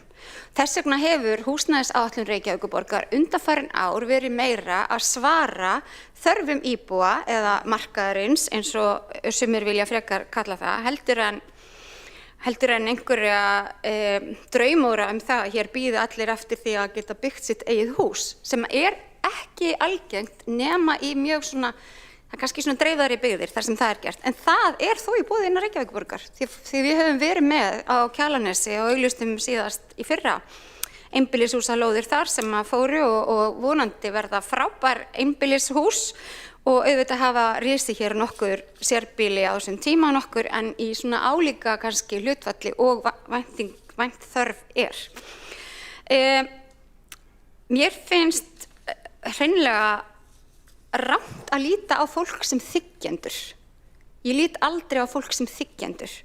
Það kom fram í máli borgarfulltrúa Kjartans Magnússonar, vina míns hérna áðan, sem að mér fannst eitthvað sem að við þurfum að venja okkur af að tala Húsnæðisstefna fyrir fólk. Íbúðir eru fyrir fólk, fyrir fjölskyldur og við erum með mismunandi þarfir og þó ég leigi hjá stúdentbústöðum eða þó ég leigi hjá Brynju hússjóð eða búsetta, þá er ég ekki þiggjandi. Ég er íbúi og samfélagi mitt er að mæta þörfunum mínum af því ég þarf stuðning við að eiga heimili. Og það er engin þiggjandi og það hefur ekki tekið neitt af neinum að í Reykjavíkurborg hefur Bjarg byggt 1000 íbúðir, við höfum byggt 500 eða meira en, yfir 500 íbúðir fyrir fatlað fólk með sérstakum stuðningi, búsetti hefur byggt yfir 1000 íbúðir, það hefur ekki tekið neitt af neinum heldur, skapar þeim tækifæri sem að þarna búa. Ég ætla að fá að biðja mig að fara aftur á mælendaskrá, kæri forseti. Þá hefur borgarstjórinn Heiða Björk Hilmarsdóttir lokið máli sig yfir einn borgarfulltrúi óskað eftir að veita andsvar og það Kjartan Magnússon Forseti, góðir borgarfulltrúar og borgarstjóri, ég þakka borgarstjóra fyrir yfirferð þessi mál og fyrir að víkja að ræðu minni. Nú, ég er nokkuð viss að ég notaði ekki orðið þiggjandi eða þiggjendur í þeirri ræðu. Ég talaði vissulega félagsleg úrræði og ég talaði niðurgreiðslur og svo framvegis, en borgarstjóri tönnlaðast á orðinu þiggjandi eða þiggjendur. Ég held ég bara geti fullyrt að ég notaði ekki það orð og ég þekki þessi mál nokkuð vel. Ég var til skamms tíma í stjórn félagsbústaða, var einu sinni í stjórn verkamannabústaða og þessi úrræði eru vissulega með ákveðnum hætti niðurgreidd, en það má líka segja að lán húsnæðis íbúðalánasjóðs sem flestir nota sem kaupir sér húsnæði, það má alveg halda því fram að þau hafi miklu verið niðurgreidd á einhverju tímabili. Þannig ég kannast ekki við orðanotkunina, en það má vel vera einhverjir aðrir hafi notað hana. Andsvörum lokið undir þessari ræðu og fer aftur á mælendaskrá borgarstjórinn Heiða Björk Hilmarsdóttir. Já, forseti, ágætu borgarfulltrúar, takk fyrir það og ég gleðst yfir því að borgarfulltrúin er sammála mér að þetta sé ekki orðalag sem er gott að nota. Þá er það úr sögunni og hvet hann bara til að hlusta á sína ræðu aftur ef hann efast það. Ég var komin þangað að við vorum að ræða fjölbreytta uppbyggingu, við vorum að tala hallana og ég tek undir með borgarfulltrúa Helgu Þórðardóttur. Þetta er ótrúlega spennandi og það er gaman að sjá að hlutir geta líka gerst alveg hratt. Að því stundum finnst okkur mjög margt gerast mjög hægt og ég get alveg tekið undir það að margt hér mætti gerast miklu hraðar fyrir minn smekk.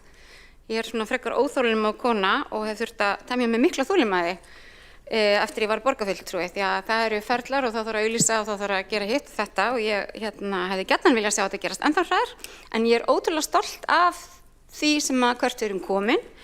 Mér langar að hvetja alla, bæði borgarfulltrúa og þá sem að kunna hafa áhuga á að bara kynna sér þetta. Það er sérstök síða, reykjavík.is og svona _hallar.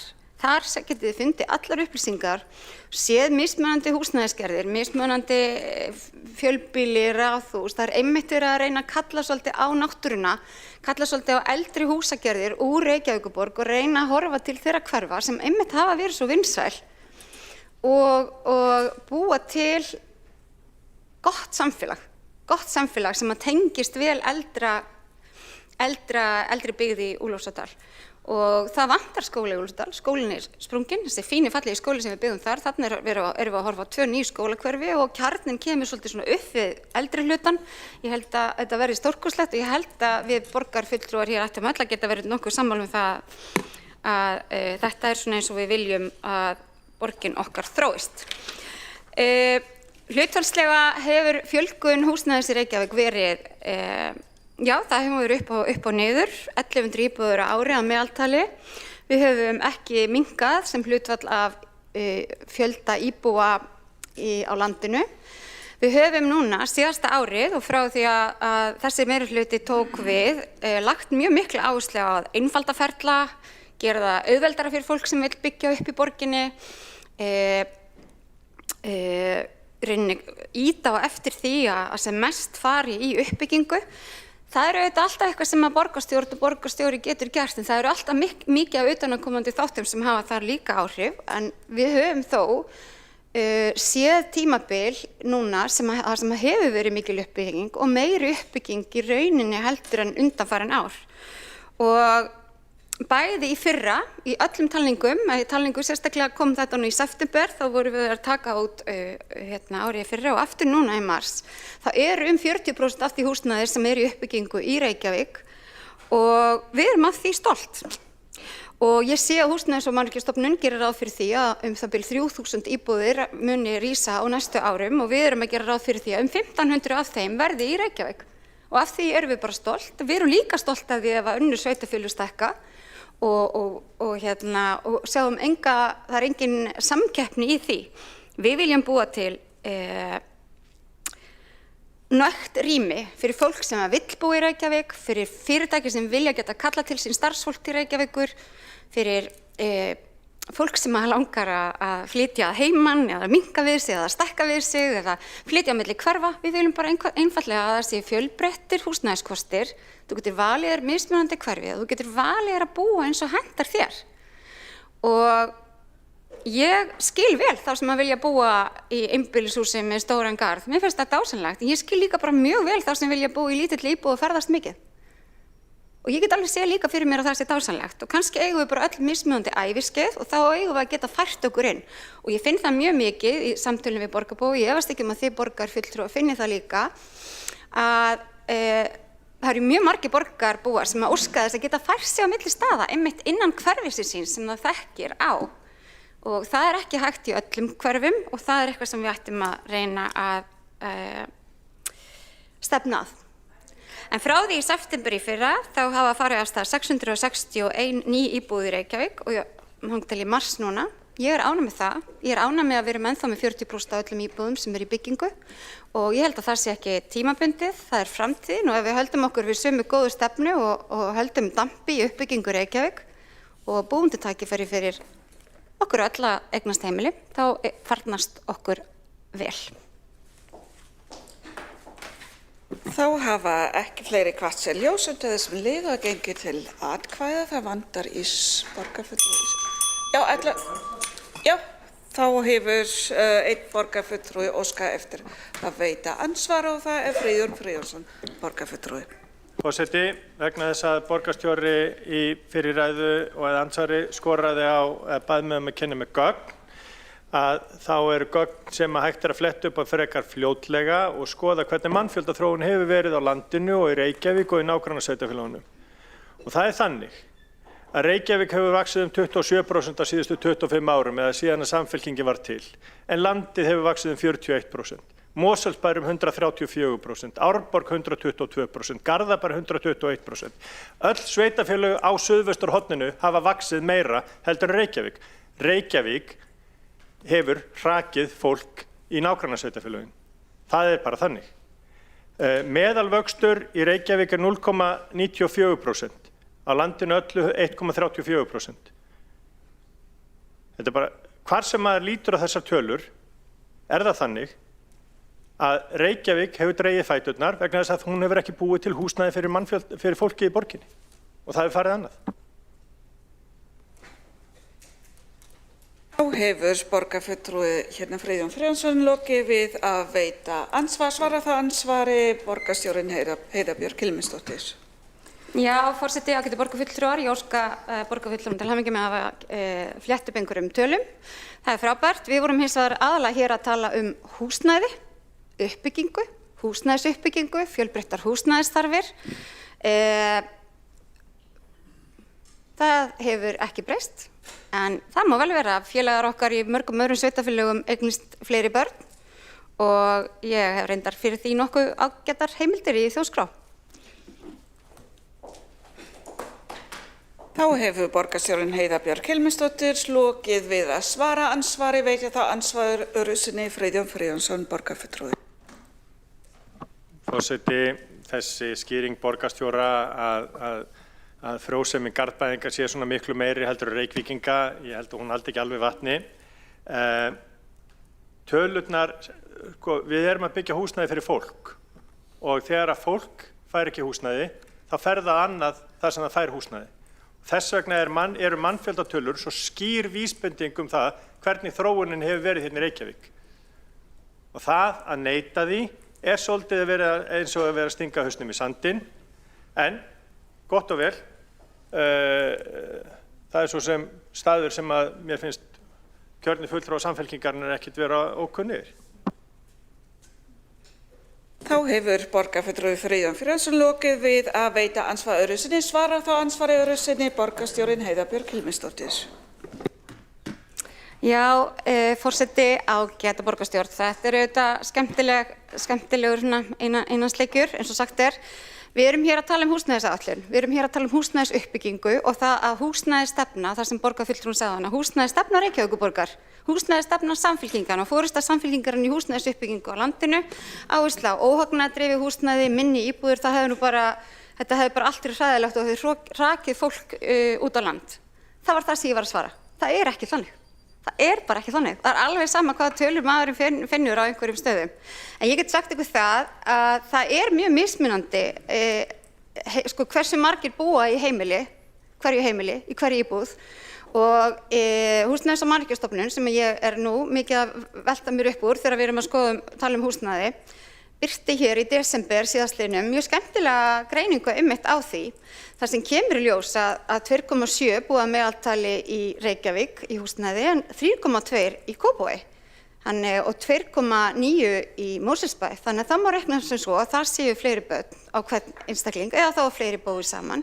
Þetta auðvitað bara eitthvað sem áhugavert og skemmtilegt að fylgjast með en eins og borgarfulltrúinn vonandi tók eftir þá búumst við að í Reykjavík verði það 2,1 eða 2,3 sirka bát eftir hvað spá við tökum. Þannig að við höldum áfram að fjölga húsnæði þannig að allir geti valið sér við sitt hæfi. Þá hafa ekki fleiri kvætt sér ljós undir þessum lið og þá gengið til atkvæða. Það vandast enn í salinn.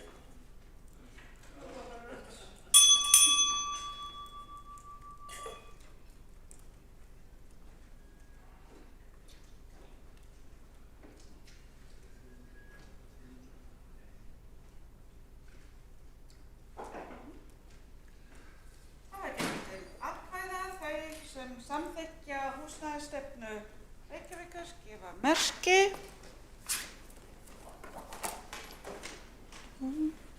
Þau sem á móti kunna vera.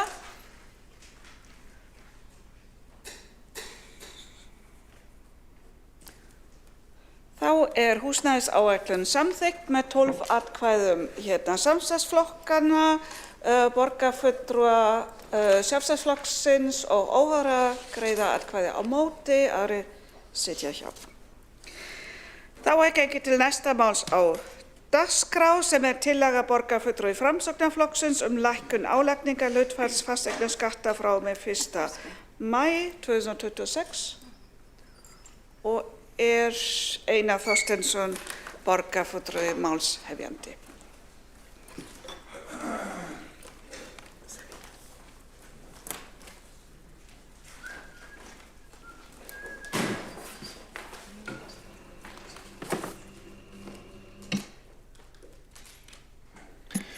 Forseti, ágæta borgarstjórn. Það greipir að í samfélaginu og við höfum séð ríkisstjórnina leggja fram tillögur til þess að mæta verðbólgu og háum vöxtum, lækkuðu virðisaukaskatta á bensíni á dögunum, tímabundið. Við sjáum öll að ríkisstjórnin á í erfiðleikum með efnahagsmálin og verðbólgan þrálát og það bitnar á fjölskyldum og fyrirtækjum í samfélaginu og þetta tillaga hér frá okkur í Framsókn sem í sjálfu sér sama eðlis og við lögðum fram í desember þegar við vorum hér að gera fjárhagsáætlun fyrir þetta ár og fjallar það að lækka álagningarhlutfall fasteignaskatta og þá vildum við frysta fasteignagjöldin þannig að mánaðarlegar greiðslur heimilana og fyrirtækjana myndu ekki taka hækkunum samhliða hækkun fasteignamats á þessu ári og sú tillaga hlaut ekki brautargengi en í ljósi þess að mál hafa þróast á verri veg en við kannski óttuðumst þá leggjum við fram tillögu hér til þess að mæta heimilunum og fyrirtækjunum í borginni. Og tillagan á þá leið að hækkunin verði dregin tilbaka, íbúðarhúsnæði hækkaði 9,9% að meðaltali í borginni og atvinnuhúsnæði 3,8%. Og við leggjum til að frá 1. maí verði fasteignagjöldin þannig að þau lækki niður í 2,5% sem verðbólgumarkmið Seðlabanka Íslands. Og þetta myndi létta verulega undir með heimilunum í borginni, fjölskyldunum og fyrirtækjum og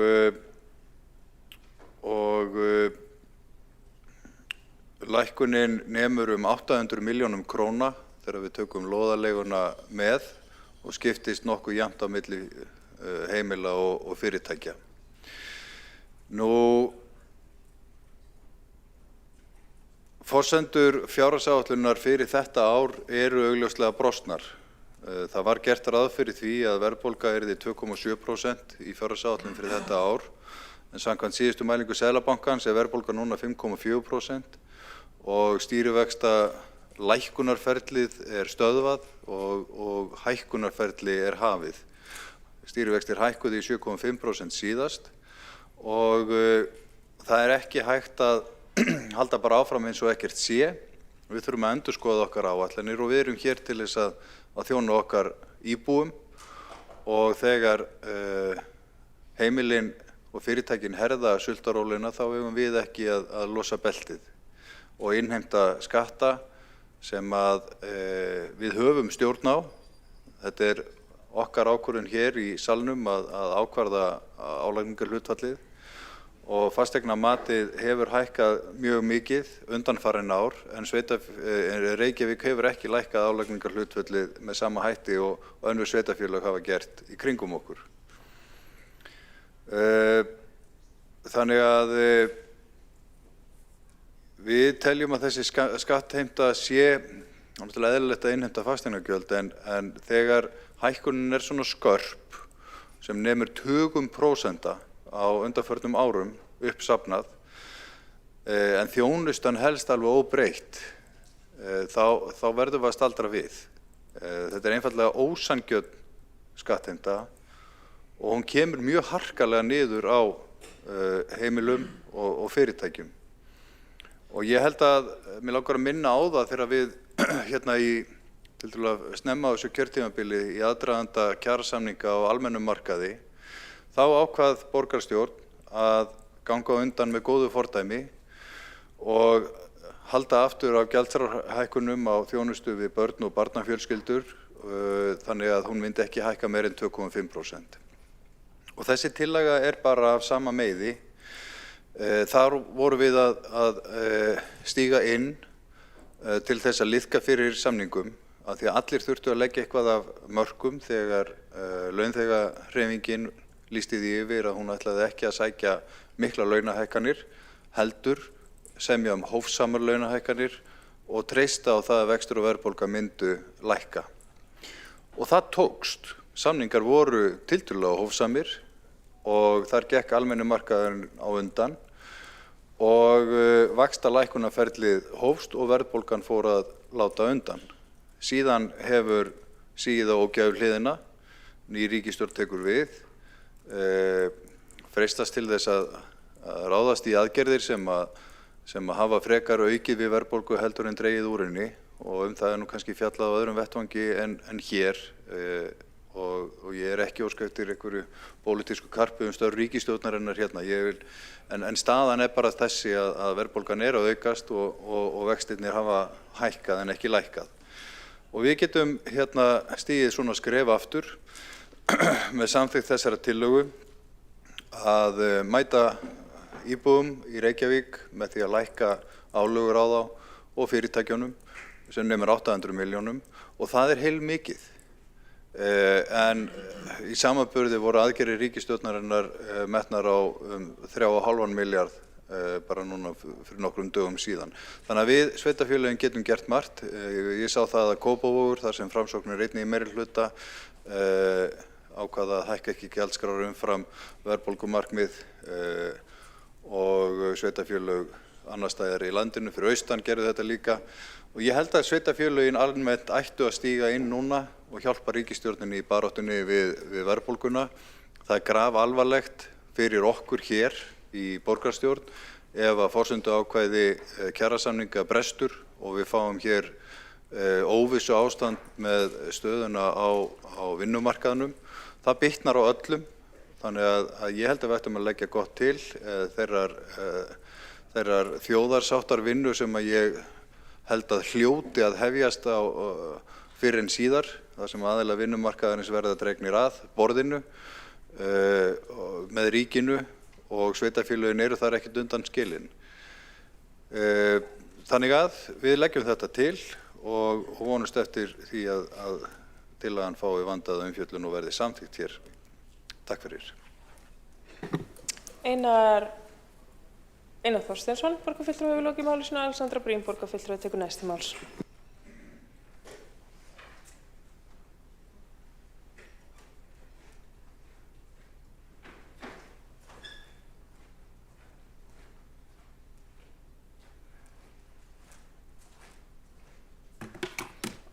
Forseti, borgarstjórn og aðrir áheyrendur. Já, nei. Ég er að tjóka, það er lengra. Nú það alveg rétt að krónutala fasteignagjalda að hækka milli ára. Og það ekki vegna sem við séum að hækka álögur, en verðmat fasteigna hækkar, verðbólga hækkar. Hver króna efnislega minna virði í ár heldur en í fyrra. Það yfirleitt þannig. En fasteign áfram fasteign. Einhvern tímann var sagt að steypa væri gulls í gildi á Íslandi. Fasteignin virði fleiri króna, þó svo að hún sé í rauninni óbreytt. Stundum hækkar líka matsverð umfram verðbólgu vegna þess að eftirspurn eykst eða vegna þess að verðmæti fasteignar hækkar, til dæmis vegna úrbóta á fasteigninni eða vegna þess að umhverfið verði betra á eftirsóknarverðara. Til dæmis það eftirsóknarverðara að búa nærri góðri þjónustu og öflugum almenningssamgöngum og eitthvað svoleiðis, í góðu skólahverfi. Allt getur haft áhrif á fasteignarverð. En í grunninn hærri krónutala fasteignagjalds eðlileg í því ljósi að fasteignin hefur ákveðið raunvirði og gjaldið miðast við það. Það kannski hærra krónugjald fyrir fasteignina en í fyrra. Hún meira virði á markaði. Eigandinn gæti selt hana eða leigt hana fyrir meiri peninga heldur en áður. Ákvörðunin að fylgja ekki verðmætinu eða að fara í það að lækka hlutfall fasteignagjalda því raun lækkun á gjaldtöku. Það bara þannig sem það Ég held að það sé engin ágreiningur það. Í minnisblaði fjármála- og áhættustýringarsviðs sem lagt var fram 21. janúar 2026 kemur fram að niðurstaða álagningar fasteigna skatta ársins 2026 nemur 33,26 milljörðum króna, en í forsendum fjárhagsáætlunar sem byggir á fasteignamatsgrunni í júní 2025 var gert ráð fyrir að fasteignaskattar ársins 2026 myndu nema 33,37 milljörðum króna, sem 101 milljónum króna hærra heldur en álagningin svo í raun.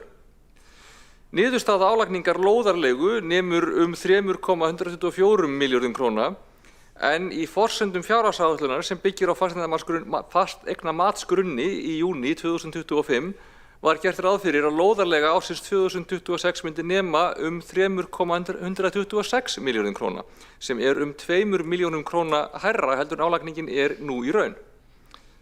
Við gætum vissulega samþykkt þessa tillögu, eða við hefðum getað samþykkt tillögu Framsóknar í fjárhagsáætlunargerðinni og þannig innheimt 2,1 milljarði minna á árinu í gegnum fasteignagjöld. En þá þyrftum við líka að hagræða í rekstri fyrir þessum 2,1 milljarði eða í dag þessum 800 milljónum króna sem hér eru lagðar til. Það ekki hlaupið að því að finna þær krónur.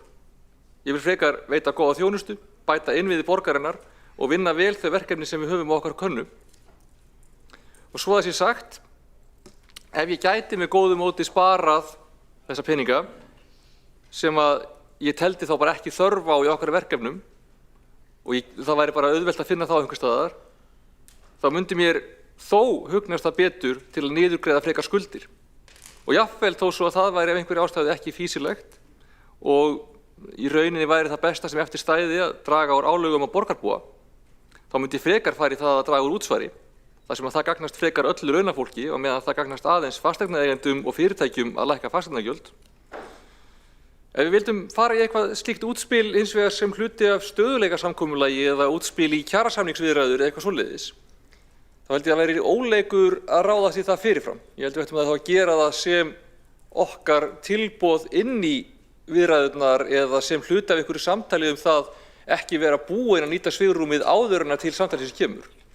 Þannig að ég skil af hverju þetta er lagt til. Ég held ekki að þetta sé neinum illum hug eða neitt. Ég held bara að þetta sé ekki hugmynd sem við getum farið í. Það á endanum ekki svigrúm í fjárhagsáætlun borgarinnar til að draga úr tekjum með þessum hætti. Né tel ég að þetta væri skynsamlegasta leiðin til að nýta slíkt svigrúm væri það til staðar. Og ég myndi leggja til að fella þessa tillögu, en mér hefur verið bent á að efnislega sé það réttara í ljósi þess að fjárhagsáætlunin hefur verið samþykkt og bara frágengin með réttum og eðlilegum hætti og er í gildi, þá sé betra að vísa henni frá og því legg ég til að tillögunni sé vísað frá. Ég tel að það væri fjárhagslega óábyrgt að samþykkja þessa tillögu og léleg stjórnsýsla. Alexandra Briem, borgarfulltrúi, hefur lokið máli sínu og 2 borgarfulltrúar hafa óskað eftir að veita andsvar og veita andsvar borgarfulltrúi Magnea Gná Jóhannsdóttir. Forseti, ég þakka borgarfulltrúanum fyrir sína ræðu, verð þá undrast að metnaðarleysi sem að meirihlutinn sýnir hér þegar kemur að því að taka þátt í það að ná niður verðbólgu í landinu. Hér hafa gjöld hækkað langt umfram verðbólgumarkmið Seðlabankans, bæði fasteignagjöld og svo nýlega gjöld í matarþjónustu borgarinnar, svo einhvað sé nefnt. Hér var talað að það hefði þurft að hagræða fyrir þessari aðgerð, en rétt er að fjárhagsáætlun gerir ráð fyrir 4,8 milljarða afgangi á næsta ári. Kostnaður við það hækka ekki neitt á þessu ári væri 2,1 milljarðar ef mann rétt, þannig ég veit nú ekki fyrir hvað þarf að hagræða. Og þetta er nú töluvert lægri tala sem hér er lagt upp með. Þannig að fyrir hverju þarf að hagræða ef að gert ráð fyrir 5 milljarða afgangi. Magnea Gná Jóhannsdóttir, borgarfulltrúi, hefur lokið við að veita ansvar. Óskar borgarfulltrúin Alexandra Briem eftir að svara ansvari. Forseti, ég tel að við þurfum að hafa ákveðið svigrúm og ég ætla ekki að telja gera ráð fyrir þessum peningum í hendi fyrir en að við sjáum hvernig út úr þessu ári spilast. En við þurfum að passa upp á það að við séum að reka borginum ábyrgum hætti og ég tel ekki að við höfum svigrúm til þess að ráðast í þessa hagræðingu. Alexandra Briem, borgarfulltrúi, hefur lokið við að svara ansvari og veita ansvar öðru sinni borgarfulltrúi Magnea Gná Jóhannsdóttir. Já, forseti, er það rétt sem ég heyri að það sé ekki svigrúm til þess að ráðast í hagræðingu til þess að eiga fyrir þessu.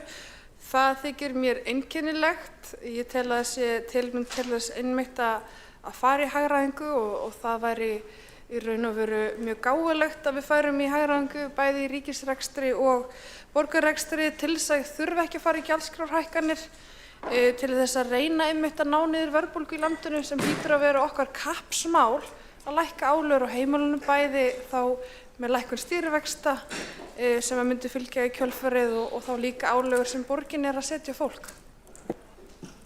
Magnea Gná Jóhannsdóttir, borgarfulltrúi, hefur lokið við að veita ansvar öðru sinni, svara það ansvar öðru sinni borgarfulltrúin Alexandra Briem.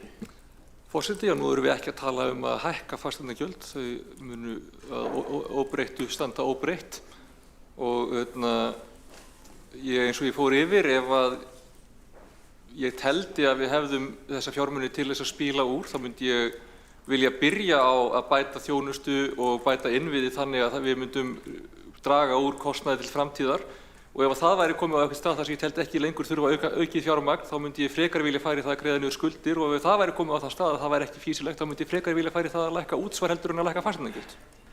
Alexandra Briem, borgarfulltrúi, hefur lokið við að svara ansvar öðru sinni og veiti það ansvar borgarfulltrúin Einar Þorsteinsson. Forseti, þessi viðbrögð eru svo sem fyrirsjáanleg. Þessi meirihluti hefur ekki viljað lækka skatta og er þannig samsettur og þannig að þetta kemur ekkert á óvart. En það er alltaf sama svar hvernig eigum við að hagræða fyrir þessu ef það kemur tillaga hérna frá minnihlutanum. Ég veit ekki betur en að þessi sami meirihluti hafi verið að auka útgjöld daginn bara með tillögu 513 milljónum króna eiginfjárframlag til félagsbústaða til viðbótar síðan 300 milljónir sem voru settar með viðauka, það eru 800 milljónir. Hvernig hagræddi meirihlutin fyrir þeim fjármunum sem að runnu út úr borgarsjóði?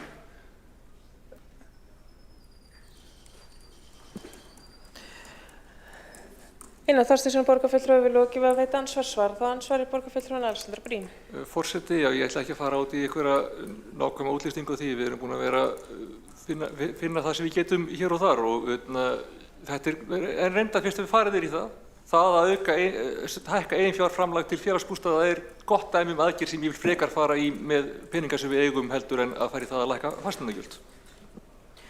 Alexandra Briem, borgarfulltrúi, vil lokið við að svara andsvari veiti. Þá ansvarar öðru sinni borgarfulltrúin Einar Þorsteinsson. Forseti, ég er dálítið áhugasamur það að þessa fullyrðingu borgarfulltrúans Alexandru Briem að hún vildi frekar lækka útsvar til þess að mæta fjölskyldunum. Ef að Framsókn kemur þú núna bara með tillögu það hér inn á þennan fund, breytingatillögu við þetta, myndi borgarfulltrúin fallast á það að lækka útsvar til þess að mæta heimilunum og fyrirtækjum núna vegna stöðunar í efnahagsmálum? Einar Þorsteinsson, borgarfulltrúi, vil lokið við að veita ansvari öðru sinni og svara þá ansvari öðru sinni borgarfulltrúin Alexandra Briem. Nei, hreint ekki. Það átti að vera skýrt af orðum mínum að það var ofar á listanum heldur en fasteignagjöld en þó töluvert neðar heldur en margt annað sem ég myndi frekar vilja gera. Alexandra Briem, borgarfulltrúi, vil lokið við að svara ansvari telst á ansvörum lokið undir þessar ræðu sem og mælendaskrá þar sem ekki að fleiri kvatt sér hljóðs og gengið til atkvæðagreiðslu þessa tillögu.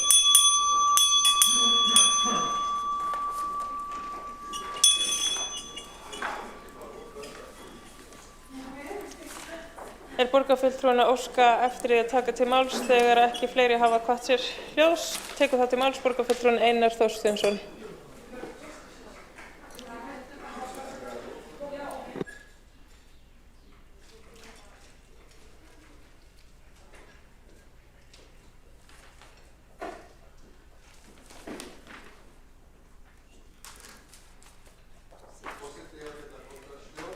Forseti, ágæta borgarstjórn. Þetta voru nú ekki mjög djúpar umræður þessa tillögu. Sakna þess að fleiri hafi ekki áhyggjur af stöðu efnahagsmála, stöðu heimilanna, stöðu fyrirtækjanna hér. Það er bara eins og borgarstjórn sé alveg nákvæmlega sama það hvernig staðan er.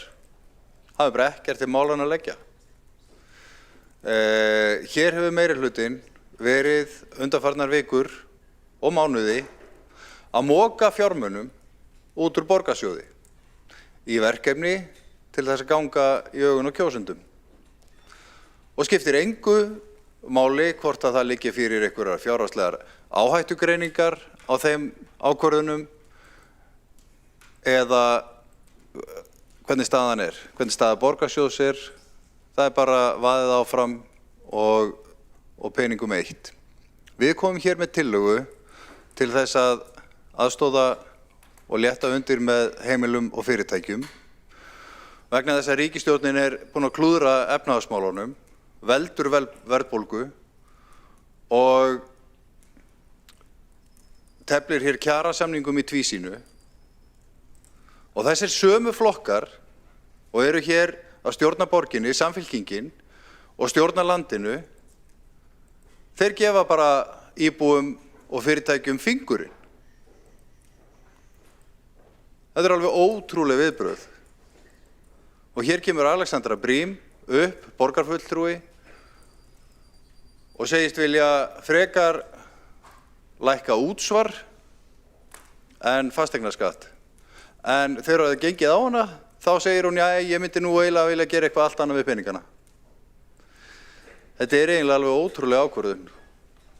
Og ég skil ekki þessa tillögu að vísa henni frá tillögu okkar þegar þeir eru augljóslega að fella tillöguna. Forsendur fjárhagsáætlunar fyrir þetta ár eru brostnar. Allar forsendur sem að voru birtar í desember fyrir þessari fjárhagsáætlun eru brostnar. Og það er fullkomlega eðlilegt að bregðast við því. Vill borgarstjórn sjá kjarasamninga springa? Og það hefjist hérna verkföll á ný? Hér líta borgarfulltrúar bara eins og að þetta kom okkur ekkert við. Auðvitað kemur þetta okkur við. Við erum höfuðborg Íslands, við erum með langflesta íbúa hér undir, við erum stærsta sveitarfélagið og við getum haft áhrif. En þessir flokkar elska skattfé svo mikið til þess að geta eytt þeim í sín gæluverkefni að þeir geta ekki séð eftir 1 krónu til heimilana.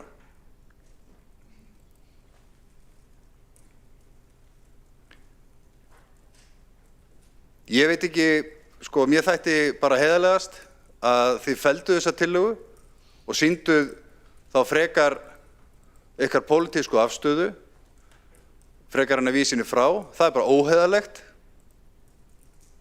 og ég býst ekki við aðgerðum frá þessari borgarstjórn frá meirihlutanum. Ég veit þið eru ekki vön að samþykkja tillögu frá minnihlutanum en ég óttast það að við séum að sigla hér inn í mjög erfitt sumar þegar kemur að efnahagsmálunum og næsti meirihluti mun fá það verkefni í fangið, hugsanlega að þurfa að stíga inn í stærra samtal við ríkið og við fulltrúa atvinnulífsins vegna þess að það er einfaldlega þannig að það verður að ná einhvers konar sátt það hvernig við ætlum að ná niður vöxtum og verðbólgu. Og það sjónarmið sem Alexandra Briem borgarfulltrúi kemur hér með það að við megum ekki vera á undan, að því það sé leikjafræðilega ekki skynsamlegt að sýna vilja sinn til þess að standa með fólki og fyrirtækjum, að það sé ekki skynsamlegt. Ég er bara algjörlega ósammála því. Við höfum frekar að sýna pólitíska forystu eins og við gerðum síðast í aðdraganda samninga á almennum markaði, þá fylgdu önnur sveitarfélög í kjölfarið og var einn af lykilspilum í því að það náðust hér samningar á almennum markaði vegna þess að sveitarfélögin voru tilbúin að halda aftur á gjaldskrárhækkunum og við höfum að gera það líka núna. Og þetta er mjög sorgleg afgreiðsla hjá meirihlutanum. Einar Þorsteinsson, borgarfulltrúi, við lokið máli sínu. 2 borgarfulltrúar hafa óskað eftir að veita ansvar og veita það ansvar borgarfulltrúin Sara Björk Sigurðardóttir. Forseti, ágæta borgarstjórn, hún kannski ágæta að þakka borgarfulltrúa Einari Þorsteinssyni fyrir þessa eldræðu á smá fútt í salinn þegar menn eru orðnir svangir og þreyttir. En það er líka pínuð svona áhugavert að hann grætur þá staðreynd að hann sjálfur, borgarfulltrúin sjálfur, hefði getað staðið í þessum sporum og mokað fjármunum í kjósendur eins og hann alhæfði hér samstarfsflokkana. Samstarfsflokkarnir hafa unnið vel á mjög skömmum tíma og hafa komið mörgum góðum verkefnum í verk, en það er annað má segja flokk borgarfulltrúa Einars Þorsteinssonar sem stakk af. Sara Björk Sigurðardóttir, borgarfulltrúi, við lokið að veita ansvar og svara þá ansvari borgarfulltrúin Einar Þorsteinsson. Forseti, ég átti mig bara ekkert á hvað borgarfulltrúin Sara Björk Sigurðardóttir var að fara í þessu ansvari. Átti þetta að vera eitthvað efnislegt innlegg í umræðina? Ég er bara forvitin að heyra hvort að Sara Björk Sigurðardóttir hafi ekki áhyggjur af því að Samfylkingin, flokkurinn sem að borgarfulltrúin tilheyrir, sé búin að missa gjörsamlega stjórn á efnahagsmálum í landinu og að íbúarnir sem hún er kjörin til að þjóna þurfa að horfa upp á atkvæðagreiðsluna hér þar sem að Samfylkingin hafnar því að mæta kjósendum með því að lækka álögur á þá núna þegar íbúarnir í borginni þurfa að herða sultarólina en þá ætlar Samfylkingin að losa beltið. Þetta er bara til skammar og ég beini því til borgarfulltrúans að koma frekar með efnislegt innlegg þessa tillögu frekar en að vera hér með eitthvað skítkast. Einar Þorsteinsson, borgarfulltrúi, við lokið að svara ansvari, veitir ansvar. Öðru sinni, veit það ansvar borgarfulltrúinn Helgi Ás Grétarsson. Forseti, ágæta borgarstjórn.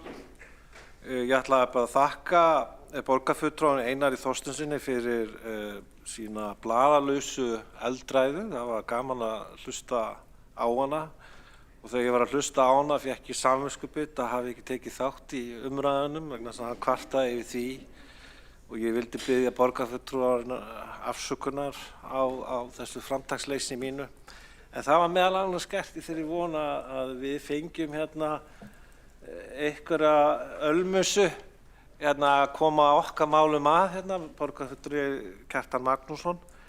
En að ég vil taka bara undir áhyggjur borgarfulltrúans Einar Þorsteinsson stöðu efnahagsmála og með hvaða hætti borginni að koma að þeim málefnum og þakka fyrir þetta framlag Framsóknarflokksins. Helgi Ás Grétarsson, borgarfulltrúi, hefur lokið við að veita ansvar, svaransvari, borgarfulltrúinn Einar Þorsteinsson. Forseti, mig langar að þakka hlýju orði mín garð og stuðningin við þessa tillögu. Ég tel nokkuð víst að við séum mjög sammála þetta og hlakka bara til þess að eiga það samtal og heyra bara þína eldræðu hérna eftir fundin. Þakka þér. Einar Þorsteinsson, borgarfulltrúi, hefur lokið við að svara ansvari. Telst að ansvörin lokið undir þessa ræðu og ekki að fleiri kvæðsir hljóðs og þá er gengið til atkvæðagreiðslu.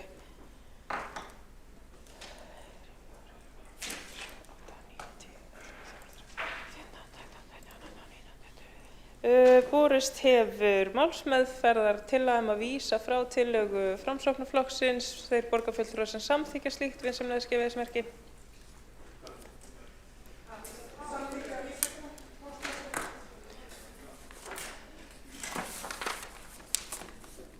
Þeir sem á móti kunna vera.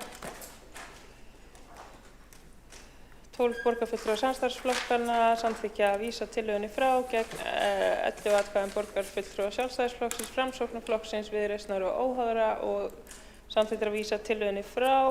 Forseti tekur nú stutt fundarhlé til þess að ræða við borgarstjórn framhald þessa borgarstjórnarfundar klukkan 19:09.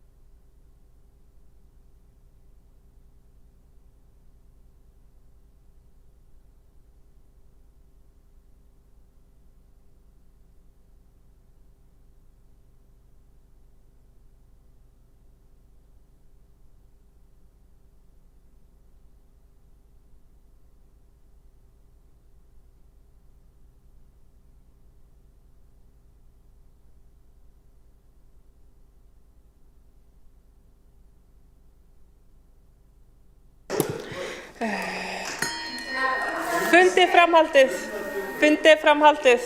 framhaldið klukkan 19:11 og við göngum til næsta liðar á útsendri dagskrá sem til að borgarfulltrúa Viðreisnar innviðasjóð og Jóhanna forseti biðst innilegrar afsökunar. Göngum við til 5. liðar á útsendri dagskrá sem heitir tillaga borgarfulltrúa Viðreisnar að gera raunkostnað sýnilegan fyrir borgarbúa og Jóhanna Dýrun Jónsdóttir tekur til máls.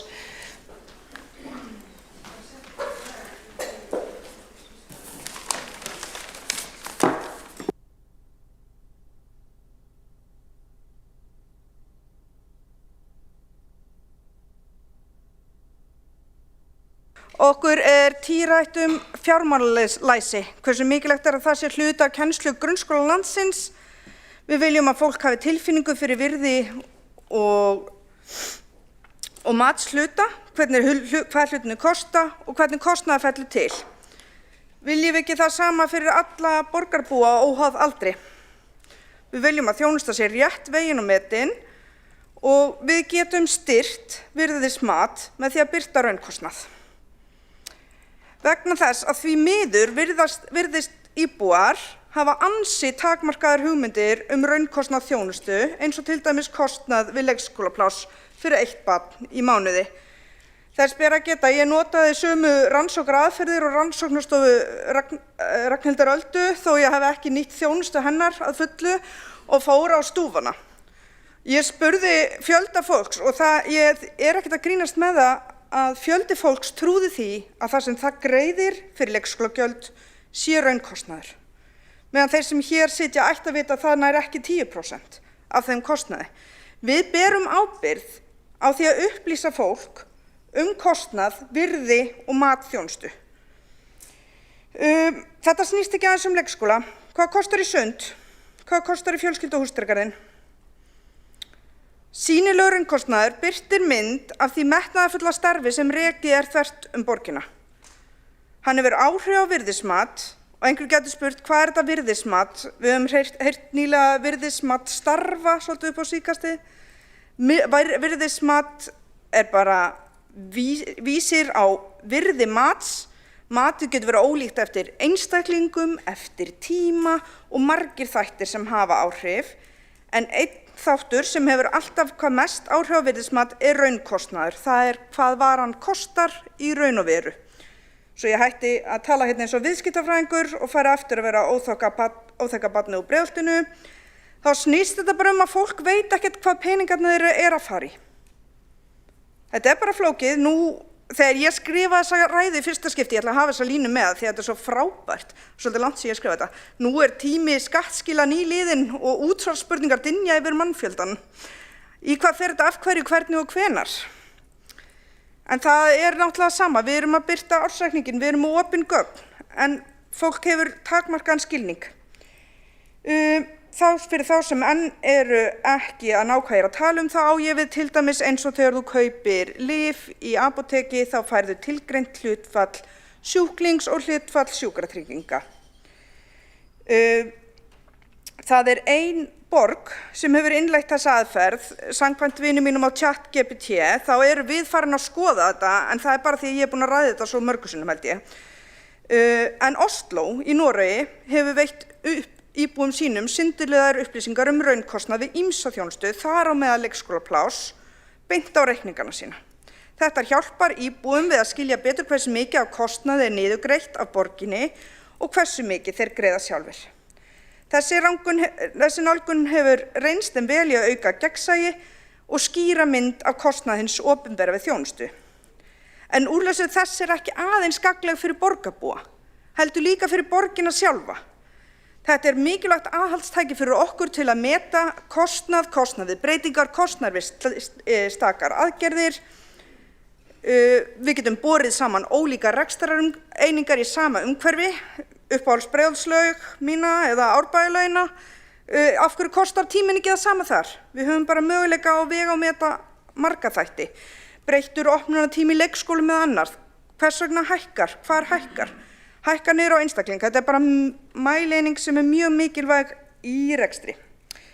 Ég legg til alls konar skemmtilega sem ég hugsa því að ég búin að lesa vel í greinargerðinni. Ég legg til að þetta sé lagt inn í þrepum, verði birt í upphafi sem drög af raunkostnaði svo við berum enga hættu að því að setja fram rangar tölur og að 2 ára liðnum verðum við tilbúin að birta raunkostnað þvert á kaupendur, þvert á þjónustueiningar, án þess að notast við varúðarmerkinguna og við getum unnið útreikninga við alla þessa vinnu. Þá bara þurfum við að gæta, það náttúrulega auðvitað, þið þekkið þetta, persónugreinanleg gögn og fleira sem við þurfum að hugsa.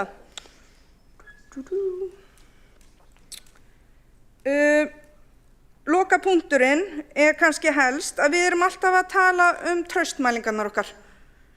Traustið. Þarna bara eitt stórt verkfæri til að miðla betur til íbúa hvað við erum að gera, fyrir hvers vegna eru þau að kjósa okkur, hvað eru þau að fá inn.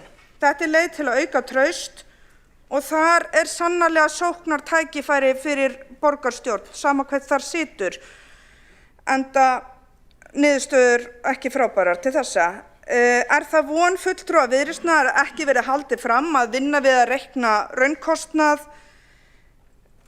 sé of kostnaðarsöm því það bendir klárlega til þess að við höfum ekki næga yfirsýn rekstrarkostnað borgarinnar miðað við nýtingu. Fjárfestingin felst í að greina eigin kostnað betur og má vænta þess að hún verði verulegur fjárhagslegur ábati til lengri tíma. Takk. Borgarfulltrúinn hefur lokið við mál sitt. Einn borgarfulltrúi er óskað eftir því að veita andsvar og það er borgarfulltrúinn Líf Magnúsdóttir. Forseti, þetta er reyndar málinu kannski skylt en óskylt vegna þess að mér fannst bara svolítið fyndið tilhugsunin kostnað við hvað og eitt og þá fór ég einmitt að hugsa bílastæði og raunkostnaðinn við bílastæði. Vegna þess að hér eru sumir flokkar alltaf að halda því á lofti að menn geti nú borgað aðeins meira og það væri nú gott að vita raunkostnað við hitt og þetta.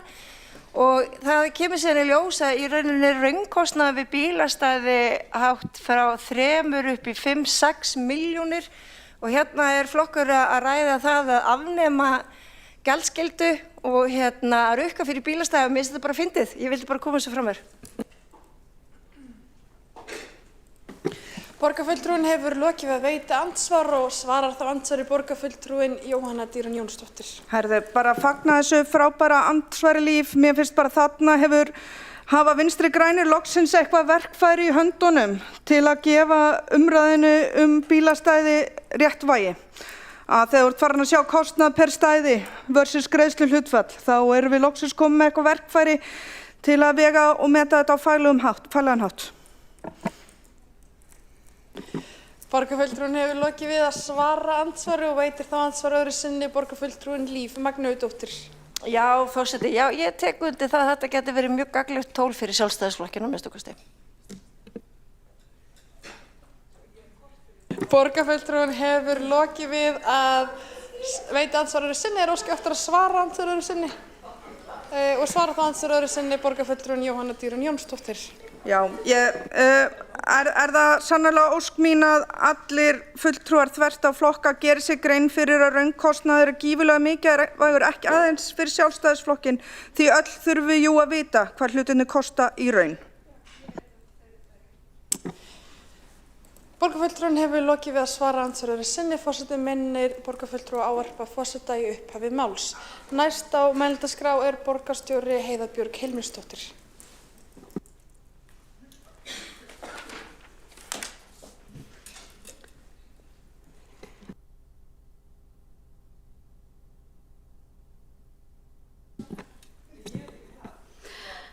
Jæja, forseti, ágætu borgarfulltrúar,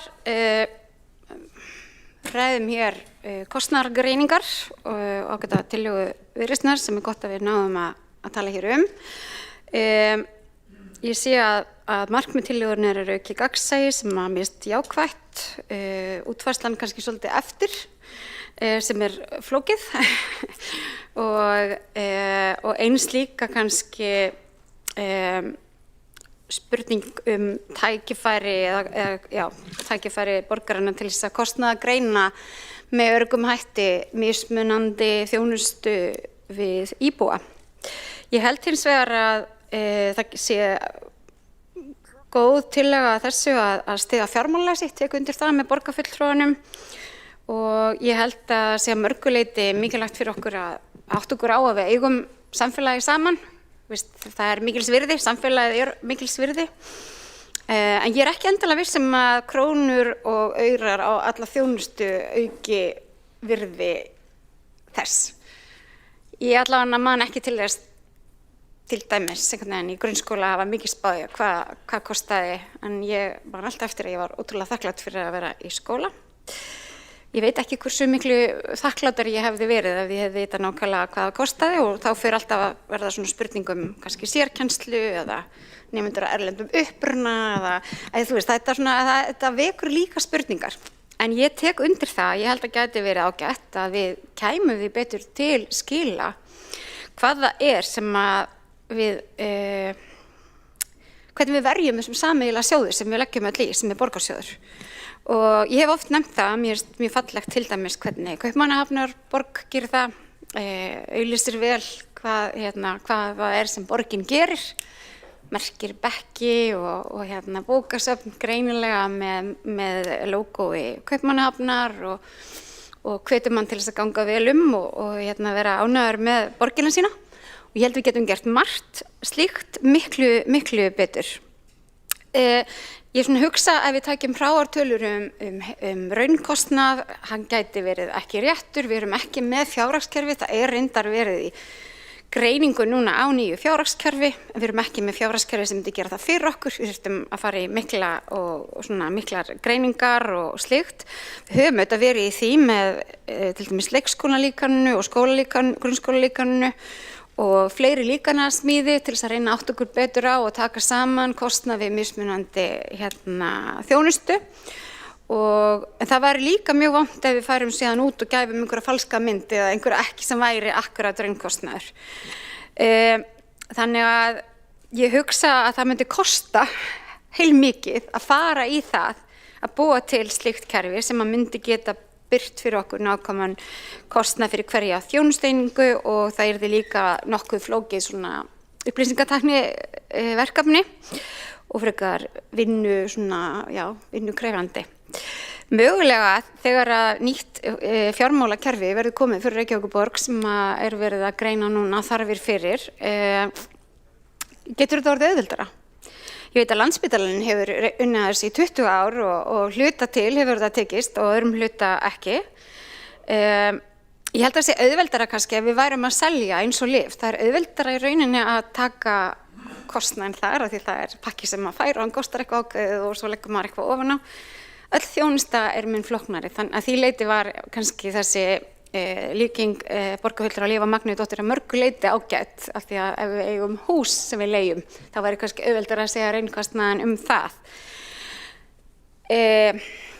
eða götu eða eitthvað slíkt, en þjónusta þar sem við erum með starfsfólk og veikindi og afleysingar og sumafrí eða þið viti hvernig það eru einn kennari sem notar mikið af bókum og annar sem notar mikið af blöðum eða þetta gæti orðið strax svolítið flókið og svo spurning, það þess virði að fara í þennan leiðangur?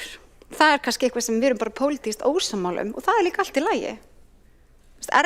Myndi það auka virði, myndi það auka virðingu að vita hvað allt kostar? Ég held bæði og ég bara fékk svona núna frá nánum ættingja mínum núna sem var einmitt að fara að ná í lyf og þau kosti 280.000 og viðkomandi fékk strax ótrúlegt samviskubit yfir því að kosta ríkið svona mikið. Fyrst náttúrulega áfallið verið að þurfa að borga það en ég benti henni á að læknirinn ætti að sækja lyfjakort. Þannig að það getur líka haft öfugáhrif. Þannig ég held að við þyrftum líka kannski mögulega að skoða eins hvað það sem við ætlum að fá út úr þessu, hvaða þjónusta myndi þá henta, af því við viljum auðvitað ekki setja raunkostnað til dæmis á þjónustu við fólk með mjög flóknar þjónustuþarfir. Við viljum ekki að þau einhvern veginn upplifi sig sem byrði á samfélaginu, þannig að við myndum þá kannski þurfa að velja vel hvað væri það sem við myndum byrja og hvað myndum við gera svo og í hvað röð þetta sé. Þannig að ég fagna alveg tillögunni, ég tek undir megin atriðin í henni að við séum svolítið verðmæt, aukum svolítið vitund fólks það í hvað borgarsjóður nýttur, hver tilgangur borgarsjóðs, á hverju erum við að leggja saman í hennan sjóð, hvert fer fjármagnið, hvernig það ákveðið. Ég held að það væri mjög hollt og gott í lýðræðissamfélagi. Forgangsröðunin auðvitað hér og það okkar að ræða hana. Svona greiningar síðan með nýju fjármálakerfi gætu hjálpað okkur og það eðlilegt að við séum alltaf að að nýta fjármuni, þegar við erum að nýta fjármuni borgarana sem allra best, þá gætu svona greiningar hjálpa okkur að sjá hvernig við geta þjónusta fleiri fyrir minna fjármagn og þetta maður oft í slíkum greiningum í borgarstjórn. En eins og staðan þá höfum við bara hreinlega ekki tæki eða tól til þess að fara í þessa vinnu. Þannig ég verð að leggja til að þessari tillögu verði vísað frá því að við viljum ógjarnan fella hana því hún að mörgu leyti mjög góð. En hún myndi kalla á mikinn kostnað og kerfi sem ekki enn komin.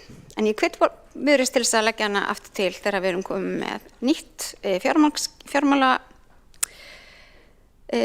hugbúnaðarkerfi sem í undirbúningi.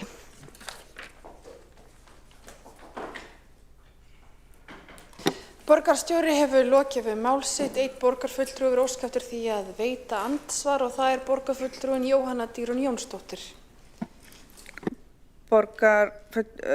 Forseti, borgarstjóri, eins og kemur skýrt fram í greinargerðinni, þá þetta lagt fram í þrepum, það gætt að því að skipta þessu niður á svið, það meira sér teknar útreikni leiðir hér sem gott að gæta þegar horft til sviða. Þegar hugsað til bókhaldslausna og reiknikerfa sem við vinnum með í borginni gífurlega mikilvægt að vera búin að taka ákvörðun sem þessa svo hægt sé að safna viðeigandi gögnum. Ef enginn tekur ákvörðunina verða gögnin aldrei til og það vitum við sem höfum innleitt einhvers konar tölvukerfi einhvers staðar að það aldrei bara eitthvað nice to have að þú getur sótt þessi gögn. Þú þarft að óska eftir því frá upphafi. Einnig komið inn á eins og þú komst inn á ræðu þína að gæta sérstaklega vel að öllum persónugreinanlegu gögnum og slíkar þjónustur ekki hægt að greina. En marga þjónustuleiðir auðvelt að greina aðra flóknara. Því fyrr sem við byrjum, því fyrr fáum við betri mynd af rekstrarstöðunni. Borgarfulltrúin hefur lokið við að veita andsvari, óskað eftir að svara andsvari. Já. Og svarar þá andsvari borgarstjóri Heiða Björg Hilmisdóttir. Já, forseti ágætu borgarfulltrúar. Greinargerðin og tillagan ágæt og það auðvitað alltaf unnið að því að greina sem mest af kostnaði Reykjavíkurborgar niður á einingar og í rauninni gerða til þess úttektir núna og vonandi verður það betra fyrir okkur með nýju fjárhagskerfi og ég veit að það eitt af þeim sem sett þar til sem forsendur. En ég hvet bara Viðreisn til þess að halda þessum máli á lofti á nægu kjörtímabili og við umræðu nýtt fjárhagskerfi komi hún upp þegar þessi greining sem núna í gangi klárast. Borgarstjóri hefur lokið við að svara andsvari, óskað eftir að veita annað andsvar, svo ekki hafa fleiri óskað eftir að taka til máls og gerir forseti það ráð fyrir að umræðu málið sé lokið og þá göngum við til atkvæðagreiðslu og forseti sýnist salurinn vera full mannaður eða hvað, vantar nokkuð fulltrúa.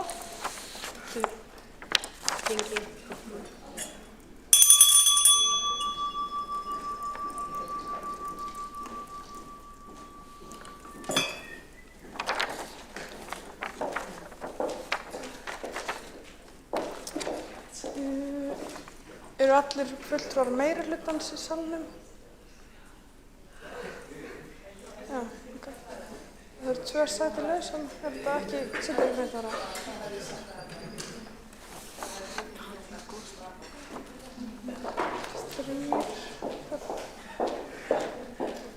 Jú, þeir eru 7 + 4 hérna. 5, það eru ekki allir, já. Og salurinn full mannaður og við göngum til atkvæðagreiðslu tillögu 5 á útsendur dagskrá. Það tillaga borgarfulltrúa Viðreisnar að gera raunkostnað sýnilegan fyrir borgarbúa. Og þeir sem eru samþykkir umræddri tillögu vinsamlegast gefi þess merki. Það málsmeðferðar tillaga, forseti afsakar þetta. Klukkan er margt en það málsmeðferðar tillaga að vísa tillögunni frá. Og þeir sem eru samþykkir þeirri tillögu að vísa tillögunni frá vinsamlegast gefi þess merki. Og það samþykkt með fulltrúum meirihlutans, þeir sem móti kunna að vera og það allur minnihlutinn, Framsókn, óháður fulltrúar, Sjálfstæðisflokkur, Viðreisn og ég er ekki að glemma henni. Og þá er þetta mál afgreitt, það er vísað frá og forseti gerir örstutt fundarhlé.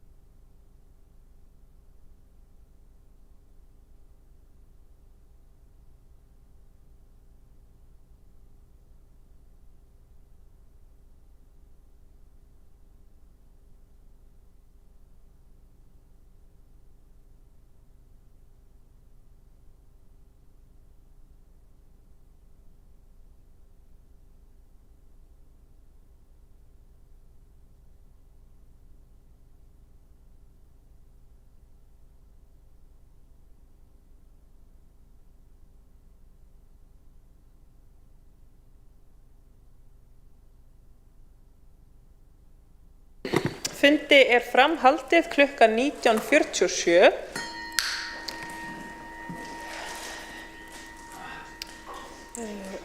Oddvitar hafa komist að samkomulagi að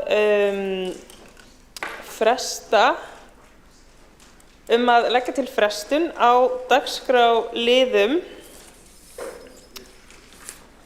númer 6, 7, 8, 9, 10, 11, 12, 13, 14, 15 og oddvitar hafa sammælst að bera upp þá frestunartillögu einu lagi þannig að ekki verði borin upp liður fyrir lið en að taka fyrir sameinaða umræðu lið númer 16, 17 og 18. Þau sem samþykkja að fresta dagskrárliðum númer 6 til og með 15 vinsamlega skifið þess merki.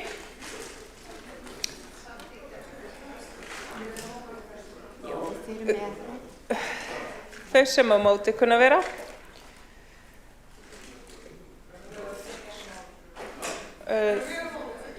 Fjórir borgarfulltrúar Sjálfstæðisflokksins eru á móti en 13 borgarfulltrúar samstarfsflokkanna og borgarfulltrúi Viðreisnar samþykkja fresta, aðrir sitja hjá. Þá munum við sameina umræðu dagskrárlið 16, 17 og 18.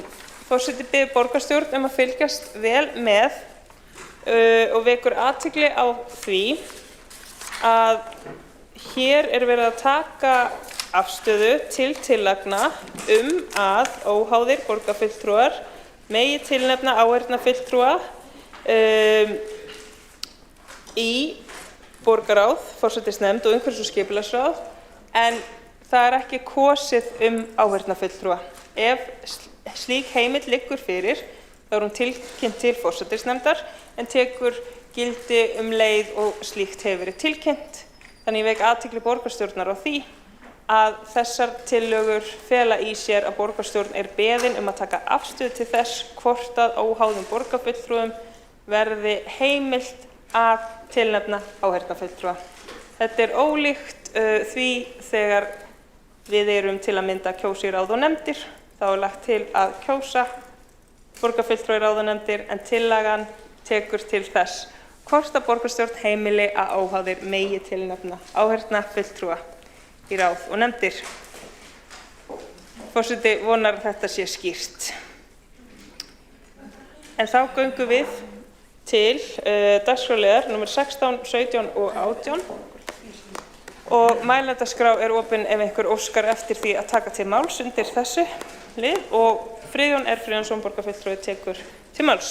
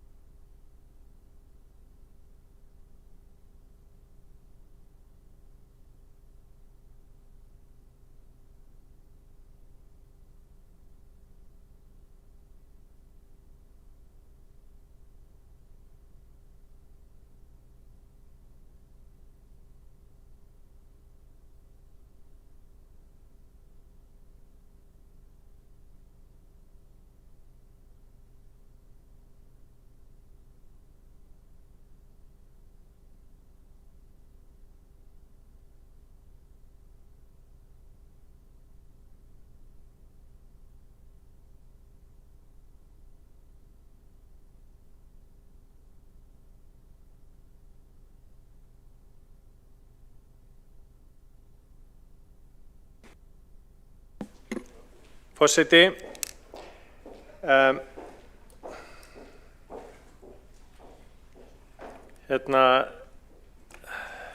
mætti ég biðja að pítsupartí unninna kjötvara hefði hljótt.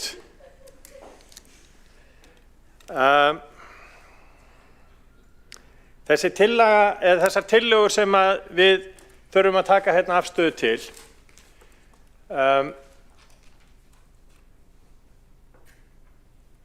ég get ekki annað heldur en lýst efasemdum mínum þessar tillögur og það verði samþykkt.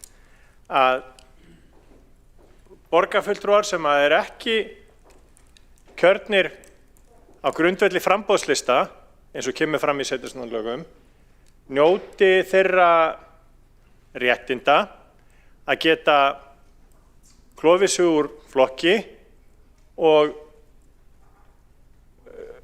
fengi þannig aðgang að helstu nefndum borgarinnar. Fordæmisgildi þeirra ákvarðana sem yrði tekið hérna held ég yrði algjörlega ótvírætt.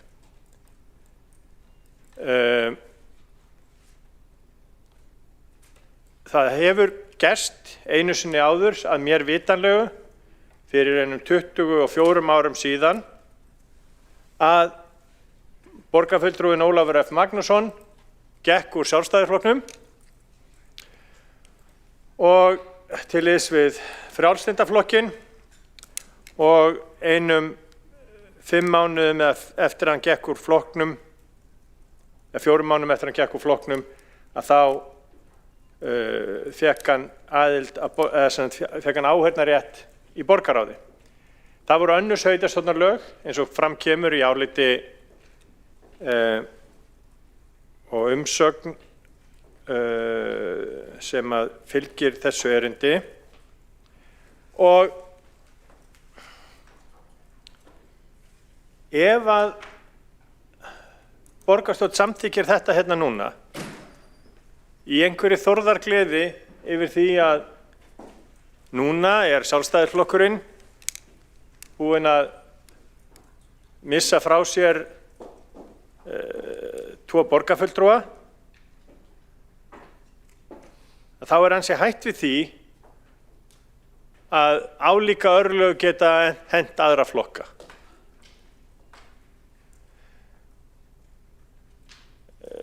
Ég verð líka að taka fram að ef að fordæmið fyrir borgarráð, þá það eingöngu fyrir borgarráð. Það væri furða ef að óháðir borgarfulltrúar gætu valið sér nefndir eftir behag á grundvelli áhuga eða einhvers en ekki eftir að þeir hafi klofið sig úr frá þeim lista sem þeir hafa verið kosnir fyrir.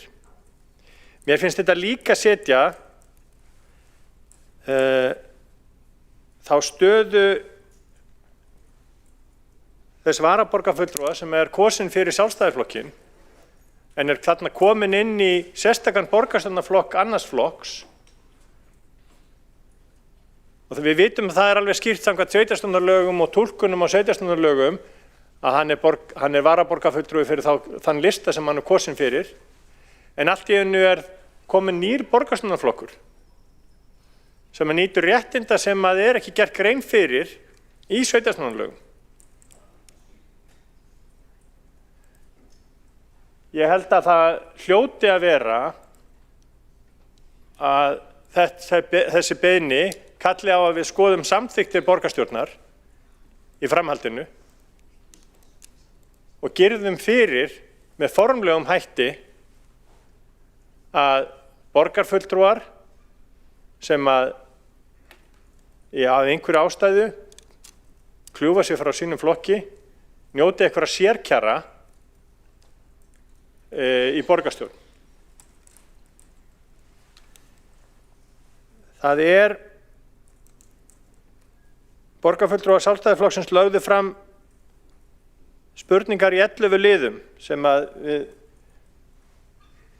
höfum ekki fengið svör við enn og mér hefði fundist mikilvægt að fá svör við þessum spurningum áður en við tökum afstöðu til þessarar óskar. En það sem kristaltært hins vegar það að ef að þessi borgarstjórn, hérna á þessum lokametrum, tekur þessa ákvörðun, þá hún að gefa fordæmi inn í framtíðina það, og það á ábyrgð allra þeirra sem að sitja hérna inni fyrir sína framboðslista og fyrir sína flokka að hugsa aðeins lengra heldur en bara akkurat til dagsins í dag, hvaða fordæmisgildi þessi ákvörðun myndi hafa.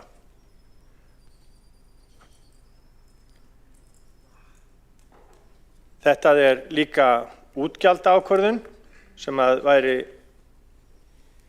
fólk þarf að hafa í huga líka, en í grunnurinn sá að þetta ákvörðun sem að gæti haft miklu meira vægi inn í framtíðinu, inn í næstu borgarstjórn og þar næstu borgarstjórn, ef að við höfum sagt það að það sé í stakasta lagi að kljúfa flokka og borgarstjórnarflokka og fá þannig þau réttindi sem að fylgja því og þær tekjur, og ég held að mig grunar að þetta snúist mest það, og þær tekjur sem að það fylgir að fá sæti áheyrnarfulltrúa í borgarráði. Ég held að öllum sé að ljóst að Sjálfstæðisflokkurinn mun kjósa gegn þessu, og ég vona að þeir borgarfulltrúar sem að sitja hérna inni, ég vona að þeir hugsi fordæmisgildi þessar ákvörðunar en ekki einhverjar aðrar hugmyndir að vilja þessu ágæta fólki sem að eitt sinn var í Sjálfstæðisflokknum vel. Ég skil það alveg. Þetta ekki persónulegt. Þessi afstaða mín, og ég hef sagt borgarfulltrúanum það, að þessi afstaða mín ekki persónuleg. Ég miklu frekar að hugsa hvað gerist næst. Og við verðum að hegða okkur með þeim hætti að vera meðvituð það að svona ákvarðanir, þær hafa fordæmisgildi og þær bergmála inn í næstu og þarnæstu kjörtímabil. Friðjón R. Friðjónsson, borgarfulltrúi, hefur lokið máli sínu. Forseti vekur athygli á því að svar við þeim fyrirspurnum sem að kalla var eftir að yrði svara barst borgarstjórn í tölvupósti klukkan 11:19 í morgun, þar sem borgarstjórn fékk svörin. Einn borgarfulltrúi hefur óskað eftir að veita andsvar, borgarfulltrúi Magnús Davíð Norðdal. Já, forseti, virðulegur borgarfulltrúi Friðjón R. Friðjónsson. Borgarfulltrúi virðist þekkja þetta mál ágætlega og hafa kynnt sér það vel og ég velti fyrir mér vegna þess að í ræðunni var borgarfulltrúanum tíðrætt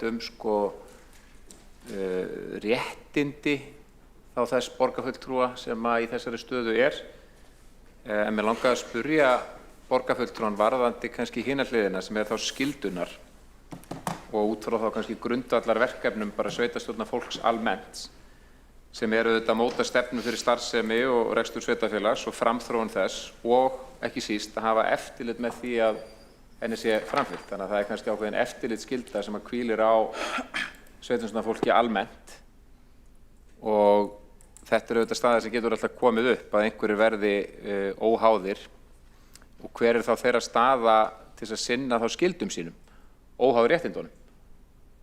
Og ég velti bara fyrir mér vegna þess að borgarfulltrúin virtist að hafa kynnt sér þetta vel, hvort hann hefði eitthvað svona þetta að segja, sérstaklega.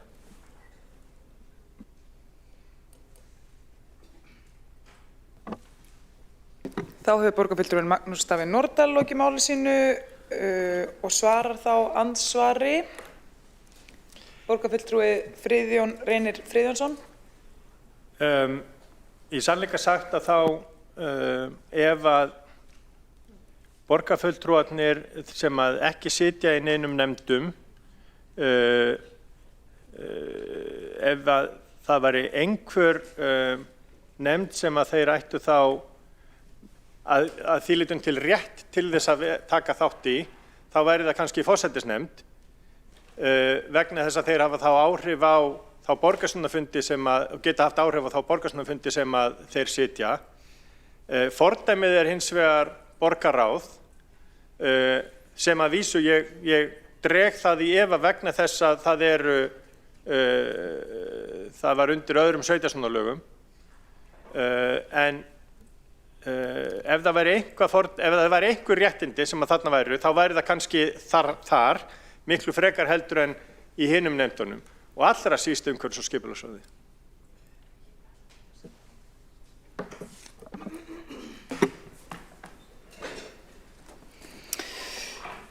Borgarfulltrúinn Friðjón Reynir Friðjónsson hefur lokið við að svara andsvari, veitir þá nei. Og þá næstur á mælendaskrá Alexandra Brím, borgarfulltrúinn Alexandra Brím.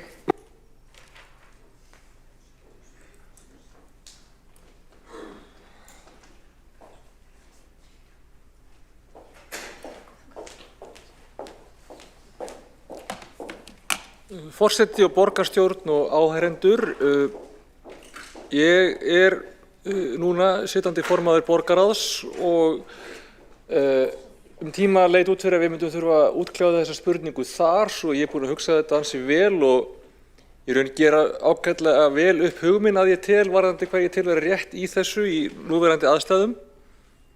Og ég tek alveg undir með það sem kom fram hjá Friðjóni Friðjónsinni að mörgu leyti og ég tek bara undir ákveðnar áhyggjur sem hefur verið flaggað hérna, að þetta skrítið ástand. En og ég tek líka undir að það væri gott að sveitarstjórnarlög væru skýrari. Ég tel að það væri gott ef að okkar samþykktir væru skýrari. En borgarfulltrúar til þess að geta sinnt sinni vinnu, til þess að geta framfylgt sínu lýðræðislega umboði, þurfa að geta fylgst með því sem fram fer í borgarstjórn og annar staðar þar sem fullnaðarafgreiðslur fara fram. Það eru borgarráð, forsætisnefnd og umhverfis- og skipulagsráð. Almennt séð treystum við á það að borgarfulltrúar sem ekki eiga sjálfir sæti á þessum stöðum geti fengið nauðsynlegar upplýsingar það sem þar fer fram geti haft aðkomu að því að leggja fram tillögur eða fyrirspurnir í gegnum fulltrúa sinna flokka á þessum stöðum. Það þess vegna sem að listar kjörnir fá áheyrnarfulltrúa á þessa staði hafi þeir ekki fulltrúaðar.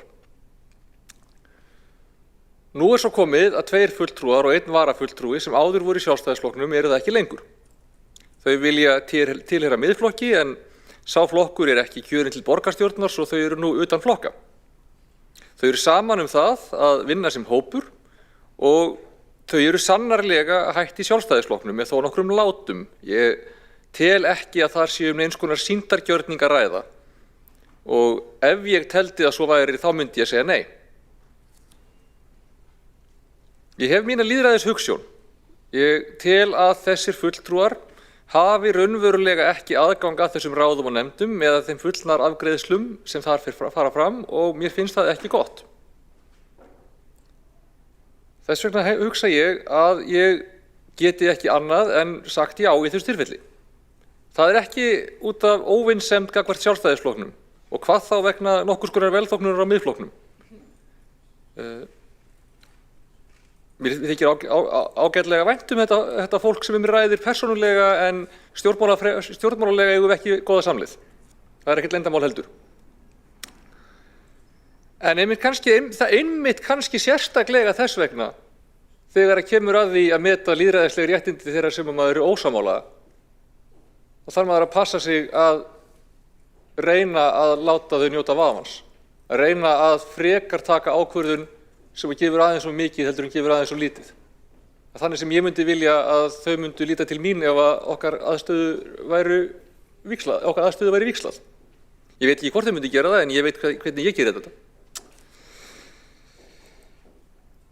Það mikilvægt að við förum í skoðun á okkar samþykktum í kjölfarið á þessu eða næsta borgarstjórn gerir það hvernig sem það verður. Og bara það verði ákveðið hvernig við tökum á svipuðum málum í framtíðinni, hvað það þýðir nákvæmlega að vera fyrsti varamaður og hvernig þessi hægt að breyta því ef að viðkomandi hættir eða hvernig sem það er. Það bara hvað það þýðir að vera borgarstjórnarflokkur og hvað ekki. Það sama að vera listi sem kjörinn í borgarstjórnarkosningum eða ekki. Það þarf að vera skráð landssamtök sem eru stjórnmálaflokkur. Það er alls konar hlutir sem væri hægt að útkljá aðeins betur fyrir framtíðina. Og ég held að við ættum að fara í endurskoðun og sú endurskoðun ætti að vera það ítarleg að í rauninni tökum við að næsta borgarstjórn tökum ákvörðun það hvernig þetta verði höndlað í framtíðinni og þar með skipti fordæmið innan gæsalappa sem við setjum hér ekki það brjálæðislega miklu máli vegna þess að það verði bara farið í að breyta reglunum þannig að það segi það skýrt og að í rauninni verði alltaf hægt að segja að ákvörðun sem við tókum hér hafi tekið mið af núverandi reglum en ekki þessu sem að verði farið í að setja. Þannig að ég hef ekki of miklar áhyggjur af fordæmisgildinu nema næsta borgarstjórn einfaldlega geri þetta ekki. En þá það kannski meira þeim að kenna heldur en okkur. Eða okkur, eftir hvernig fer. En ég grundvalla þetta líka á því að ég hef ákveðna lýðræðistrú og hún nær yfir ykkur öll. Í alvöru.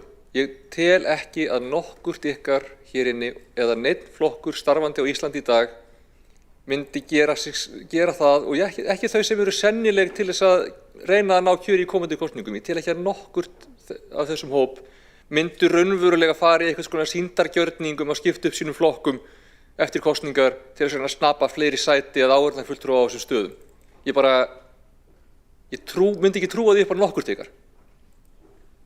Eða neinn sem að starfa í stjórnmálum með einu sinni snefil af heiðarleika eða lýðræðishugsjón eða siðfestu. Ég get ekki trúa því að fólk myndi gera það. Ég ætla að samþykkja þetta fyrir mitt leyti og ég ætla jafnframt að hvetja borgarstjórn og næstu borgarstjórn til þess að fara í skoðun á þessum samþykktum og skýra reglunar betur til þess að þetta gerist ekki aftur að við setjum í svona óvissu með þetta.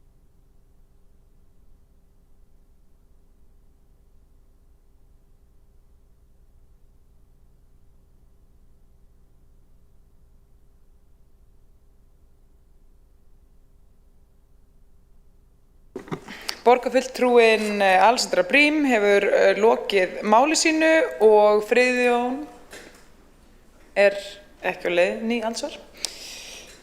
Þá næstur á mælendaskrá borgarfulltrúinn Kjartan Magnússon.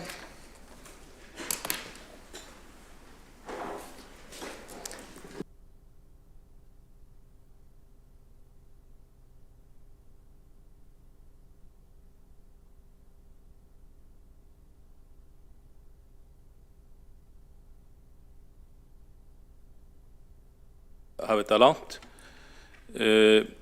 En ef maður tekur saman þessar ræður inntakið þá snýst þetta það að hér verið að ræða um grundvalla málefni eða prinsip og prinsip getur þetta verið ólík og svo þarf maður að vega og meta hvað sé þyngst á metunum og ég held að svona lýðræðislegur réttur og lýðræðisleg aðkoma kjörinna fulltrúa eiga að vega þungt á metunum bara eins og Alexandra Briem borgarfulltrúi kom inn á í sinni ræðu. Ég hef starfað lengi í borgarstjórn og ég veit að þetta borgarstjórn byggist að miklu leyti upp á nefndastarfi. Ef það var ekki þannig þá var það hægt að starfrækja borgarstjórnina sem slíka og það skiptir máli að hafa aðgang að borgarkerfinu í gegnum nefndirnar. Á sínum tíma þá voru ekki áheyrnarfulltrúar í borgarráði, það fór bara eftir kjörnum fulltrúum sem voru þá 15, hvernig raðast inn í það. En það var mjög langt síðan, þetta hafi verið það var á 9. áratugnum sem samkomlan náðust það að öll framboð og fengju áheyrnarfulltrúa í borgarráð og það er rétt sem hér var gett áðan, svo klauf sig maður úr Sjálfstæðisflokknum og hann fékk það aðgang að borgarráði og það var talið að þar væri svo miklar upplýsingar veittar að það væri ekki hægt að láta menn vera þar fyrir utan sem væru þó kjörnir borgarfulltrúar og hefðu réttindi og skyldur. Nú umhverfis- og skipulagsráð, það eru fullnaðarrekstur þar, það skýrir þá tillögu. Forsætisnefnd þarf varla að skýra, en ég þekki það bara sjálfur og hef kynnst því á undanförnum mánuði. Ef maður ekki neitt í nefnd, þá engin aðgangur. Og varla að maður komi að málum í borgarstjórn eins og við höfum séð á undanförnum fundum. Nú, ég var mest undrandi á því að heyra því haldið fram hér að að fégræðgi væri ástæði fyrir því að við varum að leggja fram þessar tillögur. Lengi skal manninn reyna og ég vísa því algjörlega á bug því að við höfum verið utan nefnda núna í mánuði við 2 og varaborgarfulltrúi lengur og ef menn hugsa þetta út frá debet og kredit í borgarsjóð þá hefur borgarsjóðurinn hagnast á þessu því að laun okkar hafa stór lækkað og það heildardæmi gert upp hafa laun okkar stór lækkað og þess vegna er ég mjög hissa á að heyra Friðjón R. Friðjónsson borgarfulltrúa lýsa því yfir að þetta sé ekkert persónulegt en segja síðan í næstu setningu á eftir að hann haldi þetta snúist mest tekjur. Þetta sé eitthvað svona fégræðgi okkar en ég býst nú við að þeir sem þekki okkur sæmilega vel viti að svo er ekki.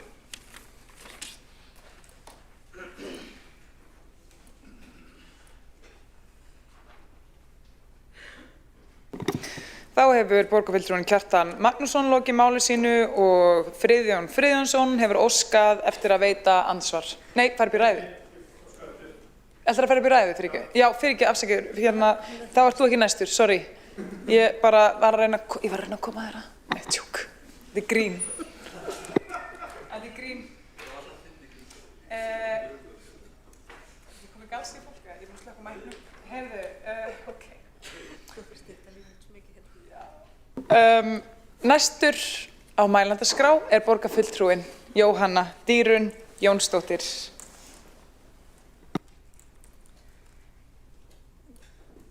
Forseti, borgarstjórn, aðrir,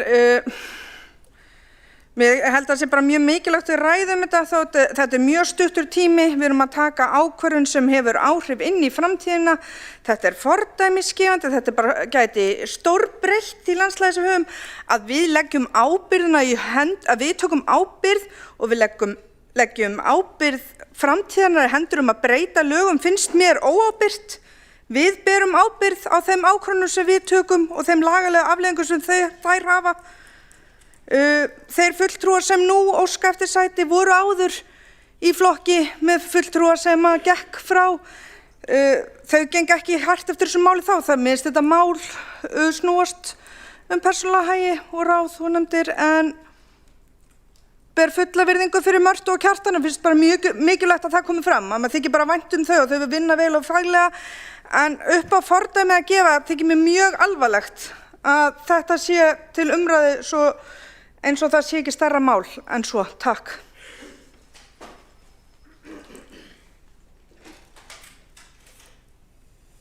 Þá hefur borgarfulltrúin Jóhanna Dýrun Jónsdóttir lokið máli sínu og næstur á mælendaskrá er borgarfulltrúin Friðjón Friðjónsson.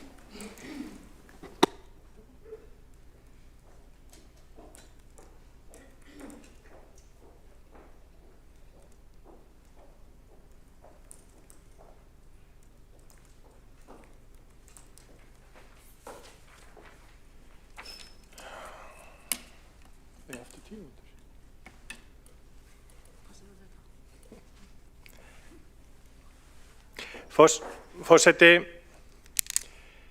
mér langar til þess að biðja borgarfulltrúann Kjartan Magnússon afsökunar. Þetta var óvarlega sagt hjá mér og ekki málefnalegt að halda því fram að þessi beiðni snerist fyrst og fremst launin. Það var, eins og ég segi, það var óvarlegt og það var ekki málefnalegt. Mér langaði hins vegar til þess að koma þessu upp og vegna þess að ég var aðeins hugsi yfir ræðu borgarfulltrúans Alexandru Briem þar sem hún talaði að hún tryði ekki á því að þarna væri einhverjir sýndarkjörningar og það er alveg rétt. Ég er algjörlega sammála henni í því að þarna er ekki sýndarkjörningur á ferð. Ég held hins vegar að svona ákvörðun búi til hvata ekki fyrir sýndarkjörninga, heldur bara til hvata fyrir það að ef að fólk er ósátt í sínum flokki, þá mögulega verði til fjárhagslegur hvati fyrir það að kljúfa sig í burtu og komast inn í borgarráð, sem að sannarlega er meira greitt fyrir. Það er sú nefnd sem að er meira greitt fyrir. Það getur líka skapa hvata til þess að fara í það að kljúfa sig frá flokki og komast inn í 3 nefnda álag ef að fólk hefur ekki 3 nefnda álag. Ekki neinni sýndarmennsku, heldur bara þarna eitthvað staðar þarna undir.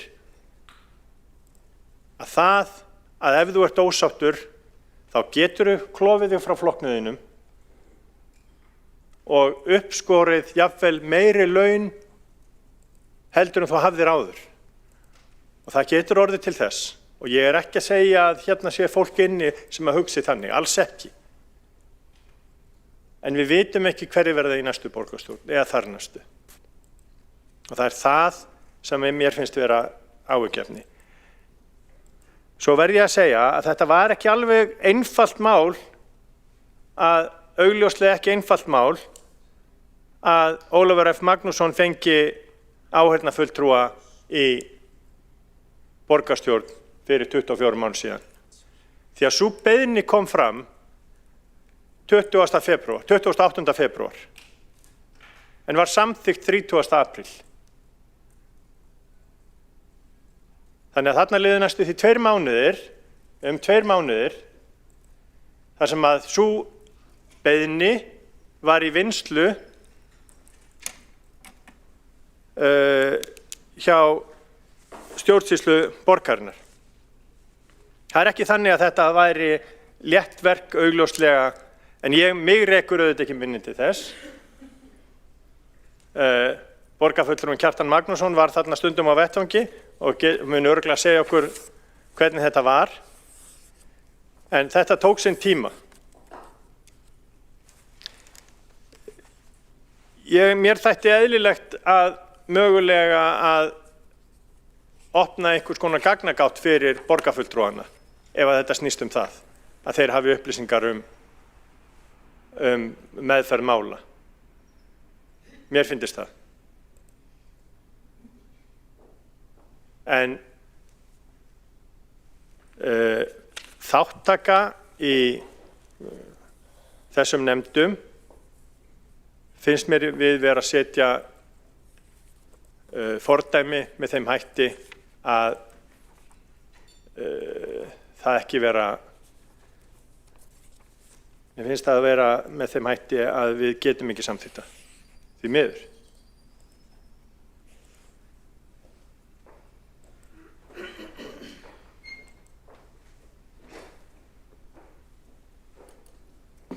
Þá hefur Friðjón Friðjónsson lokið máli sínu og veitir andsvar Magnús Davíð Norðdahl. Já, forseti virðulegur borgarfulltrúi Friðjónsson, þetta mikilvæg umræða sem að hér á sér stað og ég tek undir það að við þurfum að vanda þetta, hvernig við berum okkur að. Og það vakna í raun kannski fleiri spurningar en færri í þessari umræðu. Ég velti fyrir mér út frá því að við erum hér persónur, við erum hér einstaklingar í borgarstjórn og þessar aðstæður auðvitað koma upp, að fólk kljúi sig frá flokki og starfi sem óháður eða jafnvel gangi til annarra flokka eins og dæmi eru og gerist reglulega. Að þá þetta sem ég nefndi hér áðan kannski enn svona aðeins að plaga mig eða veldur mér hugarangri þetta varðandi eftirlitshlutverkið. Hvernig við getum einhvern veginn tryggt það að þeir aðilar sem í þessari stöðu eru geti gegnt sínu eftirlitshlutverki þannig að vel sé.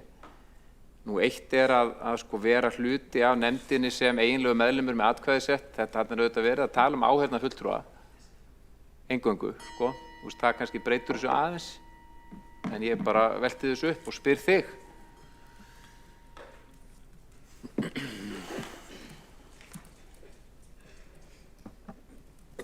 Borgarfulltrúinn Magnús Davíð Norðdahl hefur lokið að veita andsvar. Svara þá andsvari borgarfulltrúinn Friðjón Friðjónsson. Forseti, ég langar til þess að þakka borgarfulltrúunum fyrir spurningarnar. Það eru ég alveg sammála því að þetta ekki einfalt mál. Ég hins vegar þeirrar skoðunar að með því að eins og ég kom inn á ræðinu áðan, með því að hleypa borgarfulltrúum sem að kljúfa sig frá sínum framboðslista inn í það fyrirkomulag að njóta þeirra réttinda sem að áheyrnarfulltrúar hafa og launa líka, búi til mögulega hvata sem að eru ekki endilega heilbrigðir. Og þar fyrir utan að þá held ég að við getum miklu frekar leyst einhvers konar eftirlitshlutverk með aðgang að gögnum frekar heldur en setu á fundum.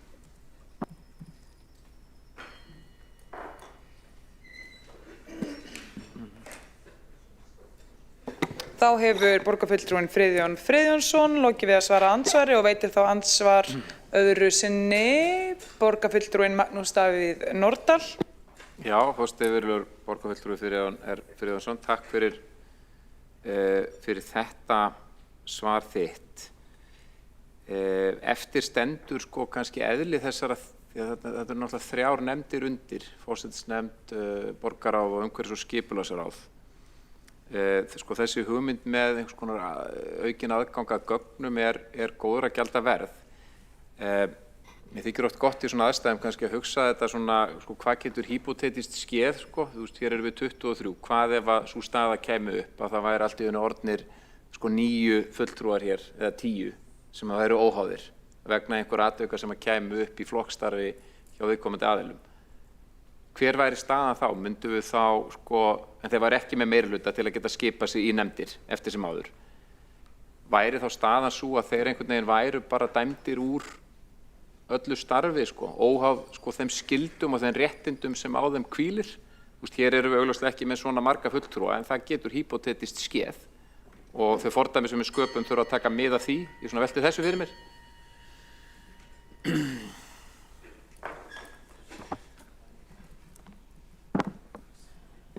Borgarfulltrúinn Magnús Davíð Nordal hefur lokið við að veita andsvar öðru sinni. Svara þá andsvari öðru sinni Friðjón Friðjónsson. Forseti, þakka borgarfulltrúanum aftur fyrir pælingarnar, ef svo má segja. Það er alveg sagt að hugsa þetta líka í hináttina.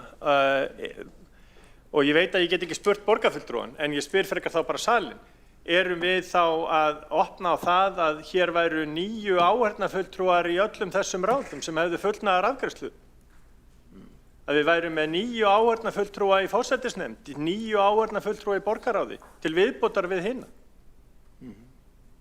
Það er það sem að, í mínum huga, það er það sem að þetta myndi þá, þessi staða sem að borgarfulltrúinn dregur hérna upp, myndi kalla á. Þannig að þessar hypotetísku pælingar kalla á, eins og segi, gagnályktun, þannig að sem að ennþá varpar betra ljósi á það að þetta er ekki góð vegferð sem við værum að fara að leggja á stað í ef við myndum samþykkja þessa beiðni.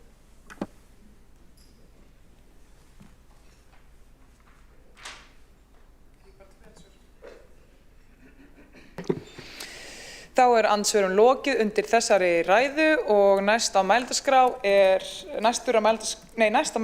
er borgarfulltrúinn Árelía Eydís Guðmundsdóttir.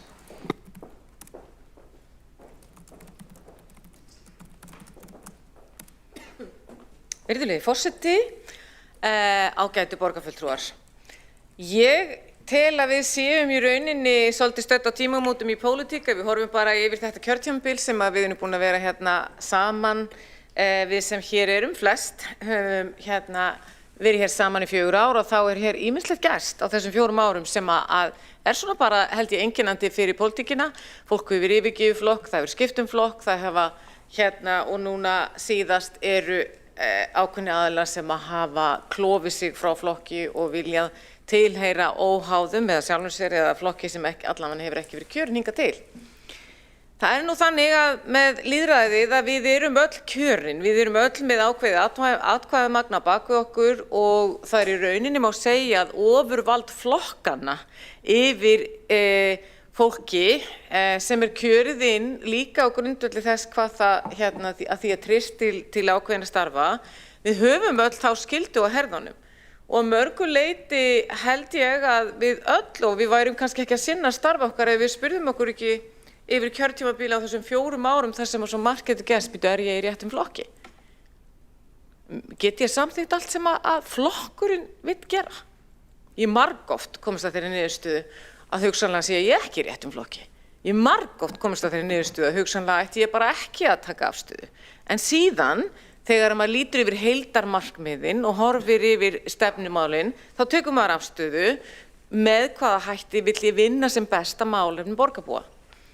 Og nú hafa þau komist að þeirri niðurstöðu sem hafa klofið sig út úr Sjálfstæðisflokknum að þessu sinni að þeim sé betur komið að vinna saman sem óháð eða svo vilja þau tengjast flokki sem að í framboði núna.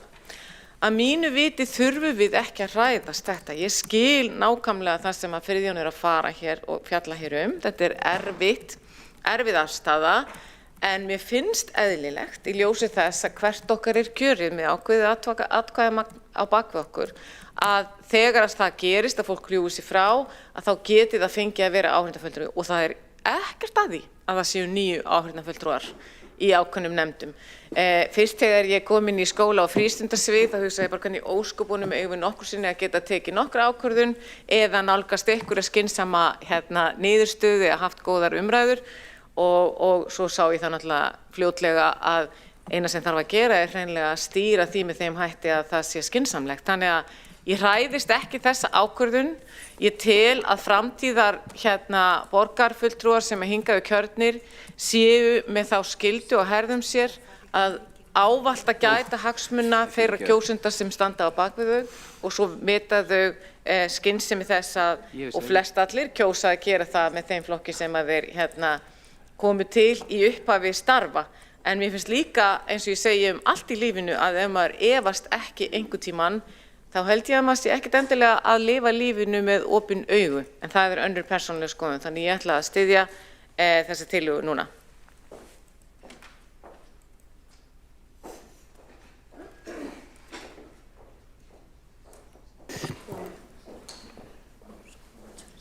Er það búin með þetta, svona sé?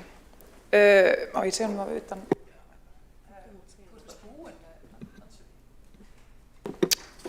Forseti vill góðfúslega benda Magnúsi Davíð Nordal á að hann búinn með sín ansvör. Já, fulltrúinn tekur þessari ábendingu fúslega og bara dregur andmælinn tilbaka. Já, en hvet Magnús til þess að fara í ræði ef að hann langar. Borgarfulltrúinn Magnús Davíð Nordal. Og ég hvet nú ekki marga. Núna ég hægt. Já.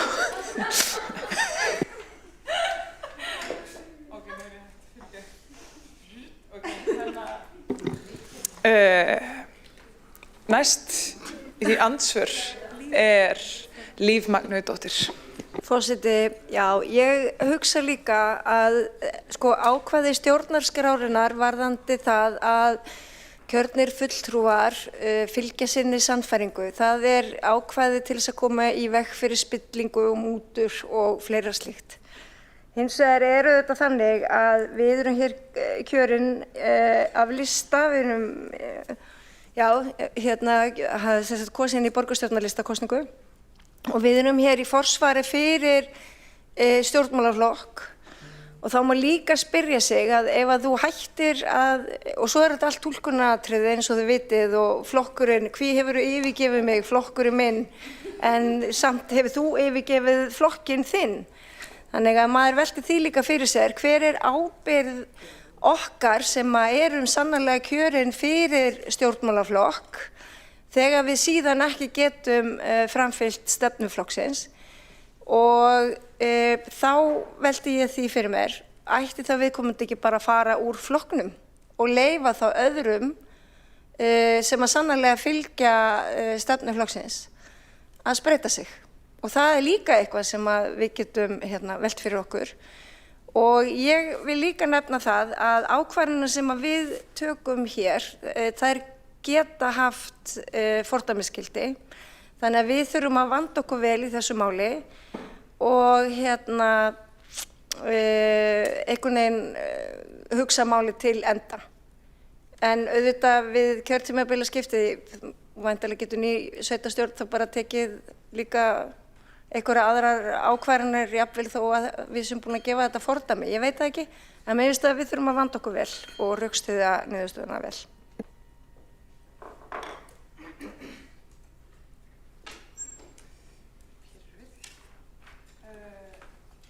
Borgarfulltrúinn Líf Magnúsdóttir hefur lokið við að veita ansvar.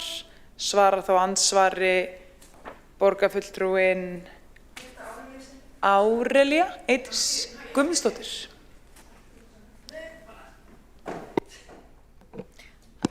Ég var bara svo niður sokkin afsakið, virðulegi forseti, og ágæti borgarfulltrúi Líf Magnúsdóttir. Ég í prinsippinu alveg sammálaður, sko. Í prinsippinu ég sammála. Ég bara held að við séum svolítið að upplifa breytta tíma í stjórnmálum og að það sé svona, við sjáum það náttúrulega bara hvernig fylgi flokka fram og tilbaka, hvernig einstaklingshyggja orðin meiri og einhvern veginn mín tilfinning fyrir hlutunum að svona þetta flokksræði sem að við höfum öll búið við sé að breytast en þú veist, mér finnst líka bara góð punktur sem þú segir, þú getur náttúrulega líka bara hætt og hleypt öðrum að en það kannski stríði líka á móti þessu ákvæði sem þú fjallaðir í upphafi. Þannig að ég er líka bara hugs, skilurðu, en ekki neitt sérstakt ansvar per se.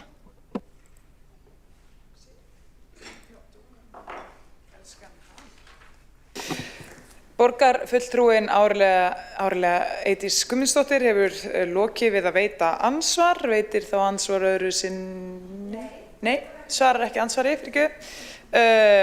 Þá næstur á mælendaskrá borgarfulltrúinn Helgi Ás Grétarsson, en hann hættur við. Ok, en ef ekki skipta.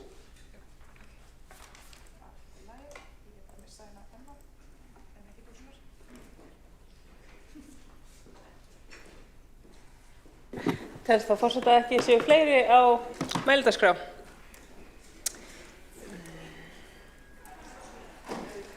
Og það gengið til atkvæðagreiðslu.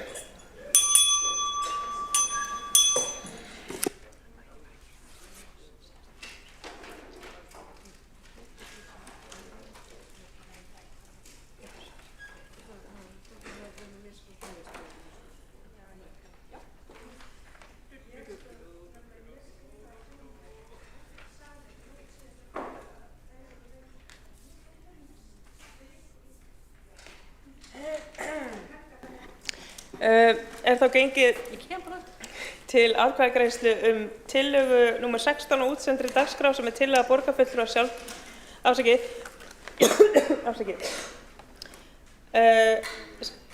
tillaga borgarfulltrúanna Kjartans Magnússonar og Mörtu Guðjónsdóttur óháðra tilnefninga áheyrnarfulltrúa í borgarráð. Þeir borgarfulltrúar sem samþykkja þá tillögu vinsamlegast gefið þess merki.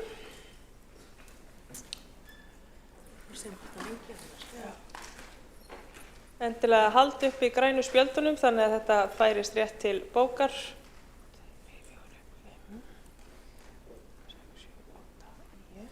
Það eru 9 borgarfulltrúar sem samþykkja þetta. Það eru 2 borgarfulltrúar Sósíalistaflokksins. Það eru 2 borgarfulltrúar Pírata. Það er borgarfulltrúi Flokks fólksins. Og það er 1 borgarfulltrúi Samfylkingarinnar, Dóra Björk Guðjónsdóttir, og 2 borgarfulltrúar Framsóknarflokksins, Árelía Eydís Guðmundsdóttir og Einar Þorsteinsson, og 2 óháðir borgarfulltrúar sem samþykkja þetta. Og það eru samtals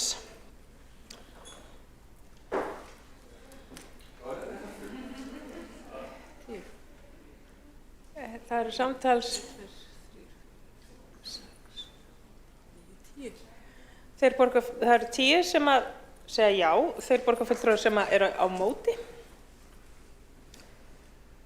Það eru 6 borgarfulltrúar, það er borgarfulltrúi Vinstri grænna, borgarfulltrúi Viðreisnar og 4 borgarfulltrúar Sjálfstæðisflokksins, samtals 6 sem eru á móti. Og aðrir? Fyrir mig. Þið fengið að sjá hverju á móti. 1, 2, 3, 4, það eru 6 borgarfulltrúar á móti.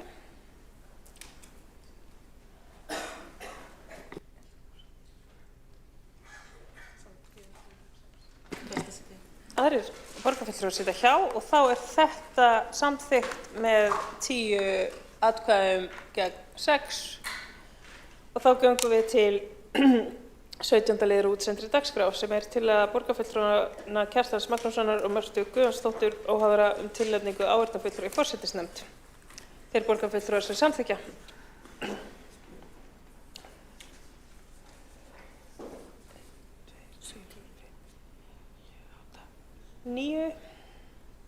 Það eru 9 borgarfulltrúar sem samþykkja.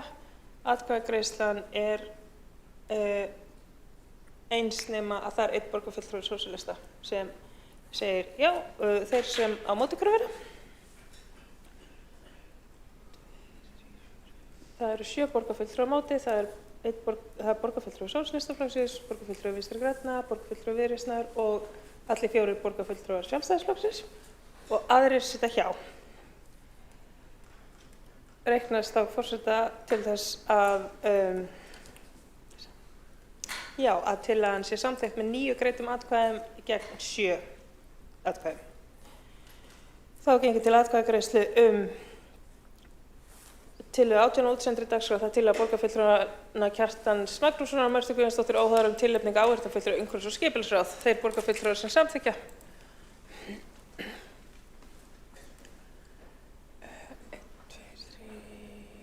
3, 5, 6, 7, 8, 9.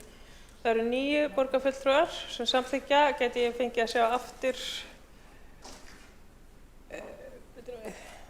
Það eru 2 borgarfulltrúar Pírata, 1 borgarfulltrúi Samfylkingarinnar, Dóra Björk Guðjónsdóttir, borgarfulltrúi Flokks fólksins, 1 borgarfulltrúi sósíalista og 2 borgarfulltrúar Framsóknarflokksins, Einar Þorsteinsson og Árlíu Eydís Guðjónsdóttir og borgarfulltrúar 2 óháðir. Þeir sem á móti kunna vera. 1, 2, 3, 4, 5. Það eru 7 borgarfulltrúar á móti, það er borgarfulltrúi Sósíalistaflokksins, borgarfulltrúi Vinstri grænna, borgarfulltrúi Viðreisnar og 4 borgarfulltrúar Sjálfstæðisflokksins. Og það eru aðrir sem sitja hjá og þá er þetta samtals, þetta er 9 sem að samþykkja og 7 á móti, þannig að tillagan er samþykkt. Þá göngum við til kosninga í velferðarráð og í mannréttindaráð. Forseti vekur athygli á því að kosning varaforseta hefur nú þegar átt sér stað í upphafi fundar og forseti leggur til að kosið verði í þessi 2 ráð á samtímis ef enginn hreyfir andmælum við því. Kosning í velferðarráð lagt er til að Helga Þórðardóttir taki sæti í velferðarráði í stað Guðnýjar Maju Rýba og kosning í mannréttindaráð lagt er til að Birkir Ingibjörnsson taki sæti í mannréttindaráði í stað Guðnýjar Maju Rýba. Jafnframt er lagt til að Alejandra Verónica Vaf Silva Muñoz verði varamaður í ráðinu í stað Ólafar Helgu Jakobsdóttur og skoðast það samþykkt ef enginn hreyfir andmælum. Þá er það samþykkt. Þá göngum við til næsta liður og útsendri dagskrá. Þar undir er fundargerð borgarráðs frá 19. mars. Þar undir eru liðir sem þarf að samþykkja sérstaklega. Það er 3. liður, Ysufell 2A til 2I, kjarnasamfélag. 4. liður, Laugavegur 159, kjarnasamfélag. 7. liður, þjónustusamningur sveitarfélaga og ríkis við almenningssamgöngur höfuðborgarsvæðisins OHF og samstarfssamningur Strætó BS og almenningssamgangna OHF. Þar undir er einnig fundargerð borgarráðs frá 27. mars og þar undir eru liðir sem þarf að staðfesta. 1. liður, Elliðaárdalur, breyting á deiliskipulagi vegna Árbæjarlóns, Árbæjarstíflu og rafstöðvarvegs. 15. liður, viðauki við fjárhagsáætlun Reykjavíkurborgar 2026. 16. liður, viðauki við fjárhagsáætlun Reykjavíkurborgar 2026. 19. liður, Hallgerðargata 11A sala, fundargerð forsætisnefndar frá 27. mars er einnig lögð fram sem og fundargerðir mannréttindaráðs frá 27. febrúar og 12. og 31. mars, fundargerðir menningar og íþróttaráðs frá 27. febrúar og 20. mars, fundargerð menningar- og íþróttaráðs frá 27. mars. Þar undir er liður sem þarf að staðfesta sérstaklega 1. liður gjaldskrá þjónustu á vegum menningar- og íþróttasviðs. Og þá er einnig lagðar fram fundargerð skóla- og frístundaráðs frá 23. mars, fundargerð stafrænsráðs frá 14. og 28. janúar og 11. mars, fundargerðir umhverfis- og skipulagsráðs frá 18. og 25. mars, fundargerðir velferðarráðs frá 18. og 25. mars. Forseti minnir á að borgarfulltrúar taki fram undir hvaða fundargerð sé verið að ræða sem og hvaða lið og ávallt í umræðunni þegar tekið er til máls. Og þá tekur til máls borgarfulltrúinn Björn Gíslason.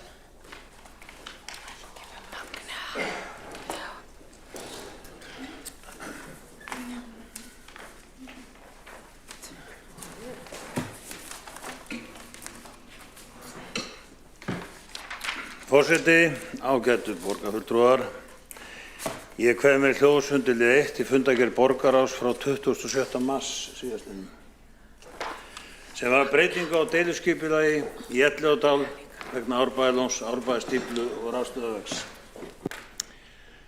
Forseti, það sem hér er til umræðu er ekki smávægilegt mál. Hér er verið að fjalla eitt mikilvægasta útivistarsvæði Reykjavíkur og breytingar sem hafa haft varanleg áhrif á ásýn þess og upplifun.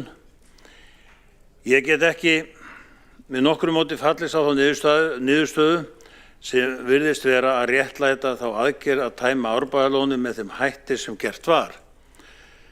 Forseti, við erum að tala lón sem hefur verið hluti af Elliðaárdalnum í meira en 100 ár, 20.000 fermetra svæði, sem hefur mótað landslagið, dregið að sér fjölbreytt fuglalíf og verið eitt helsta kennileiti dalsins. Þetta er ekki jaðaratriði, þetta er hjarta svæðisins. Og hvað gerist? Ákvörðun var tekin að tæma þetta lón með varanlegum hætti án þess að fara í gegnum nauðsynlegt skipulagsferli, án þess að afla tilskilin leyfa og án þess að eiga nokkurt raunverulegt samráð við íbúa. Forseti, þetta er alvarlegt mál. Því skipulagslög eru skýr. Þau kveða á vernd landslags, rétt borgarbúa til að hafa áhrif á nærumhverfi sitt og skyldu til samráðs áður en ráðast er í framkvæmdir sem breyta ásýn svæða. Þegar svo stóru svæði breytt með þessum hætti, án þess að farið sé eftir reglum, þá er ekki verið að tala smávægilegt frávik. Þá er verið að brjóta grundvallarreglur og það liggur líka fyrir að samkvæmt gildandi deiluskipulagi var gert ráð fyrir lóninu. Það er beinlínis sagt að Árbæjarlón sé eitt helsta sérkenni svæðisins og þegar skipulagsyfirvöld sjálf segja að erfitt sé að sjá að varanleg tæming sé í samræmi við skipulagið, þá ætti það vekja okkur til umhugsunar. Forseti, það sem stendur eftir í dag er ekki bara tæmt lón, það er breytt landslag, skert fuglalíf og svæði sem margir upplifa sem sár í stað þess sem áður var.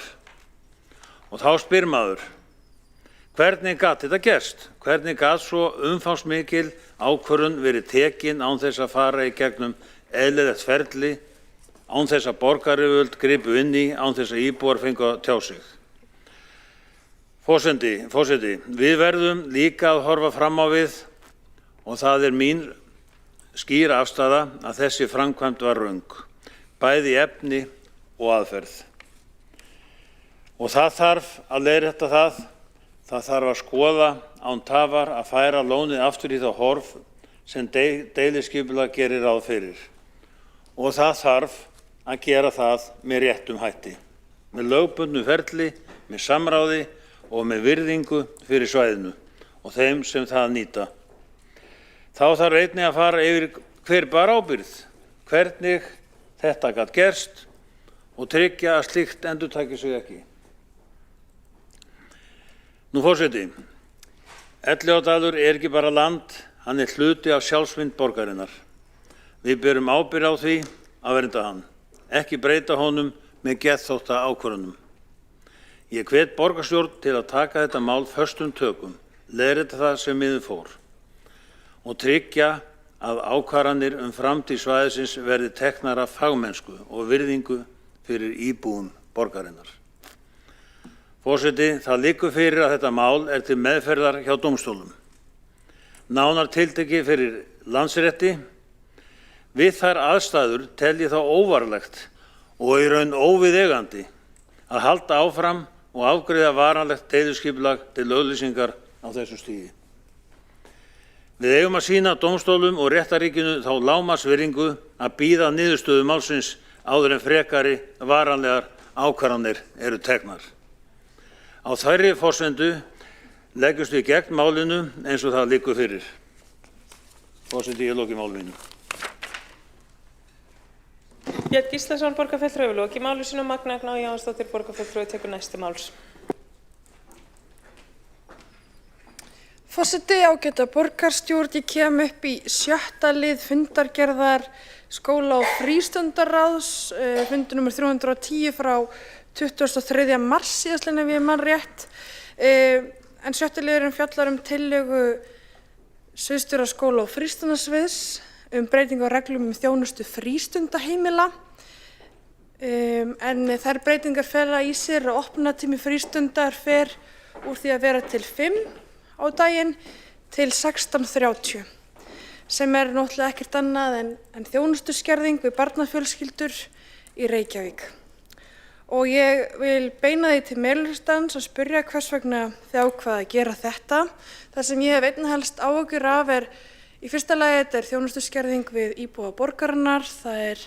Við vitum það að það getur verið hausverkur að púsla saman vinnu og því að sækja og skutla, og sérstaklega fólk líka með börn á leikskóla sem opnuð til 16:30 og þurfa svo einhvern veginn að ná í börn í frístund fyrir 16:30 líka.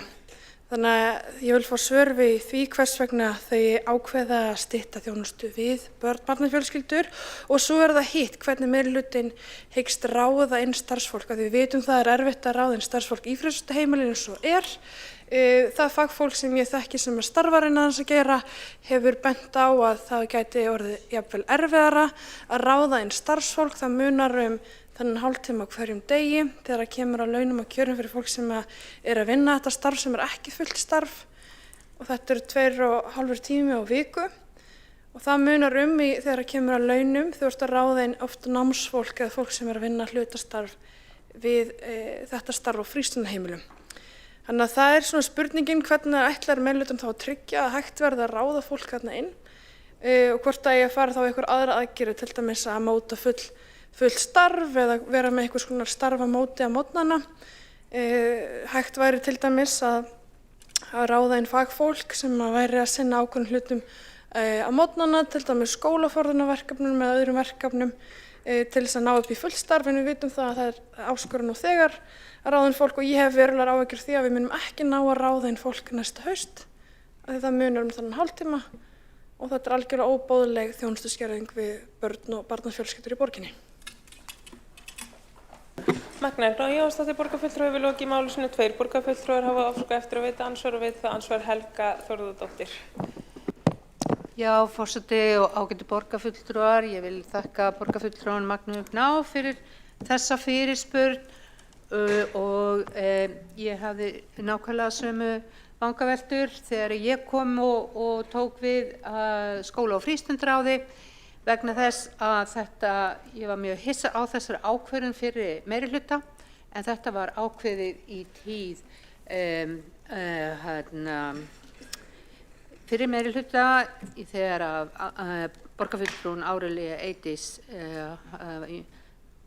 Guðmundsdóttir var formaður. Við gátum frestað þessu 1 ár í ljósi þess að við vildum skoða hlutina. Þarna var verið að taka ákvörðun að stytta í samræmi við leikskóla, opnunartíma leikskóla.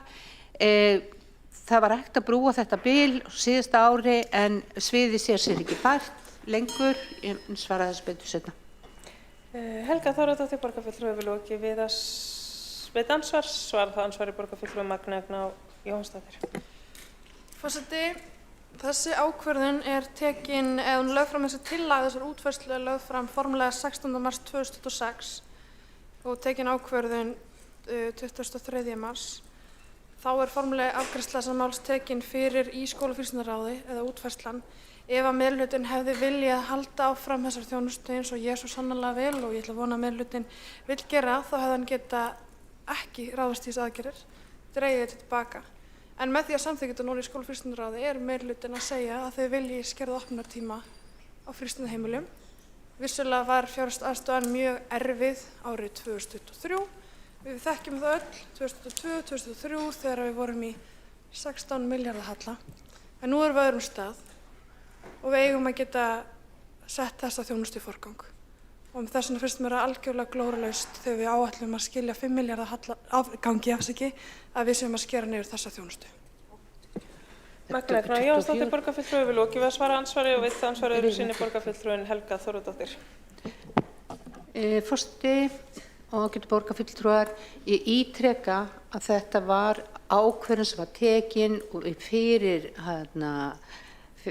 fjárlagagerð árið 25 áður en að ég kem að skóla á frístundaráði og þannig að ég hafði ekkert með þessa ákvörðun að gera þá.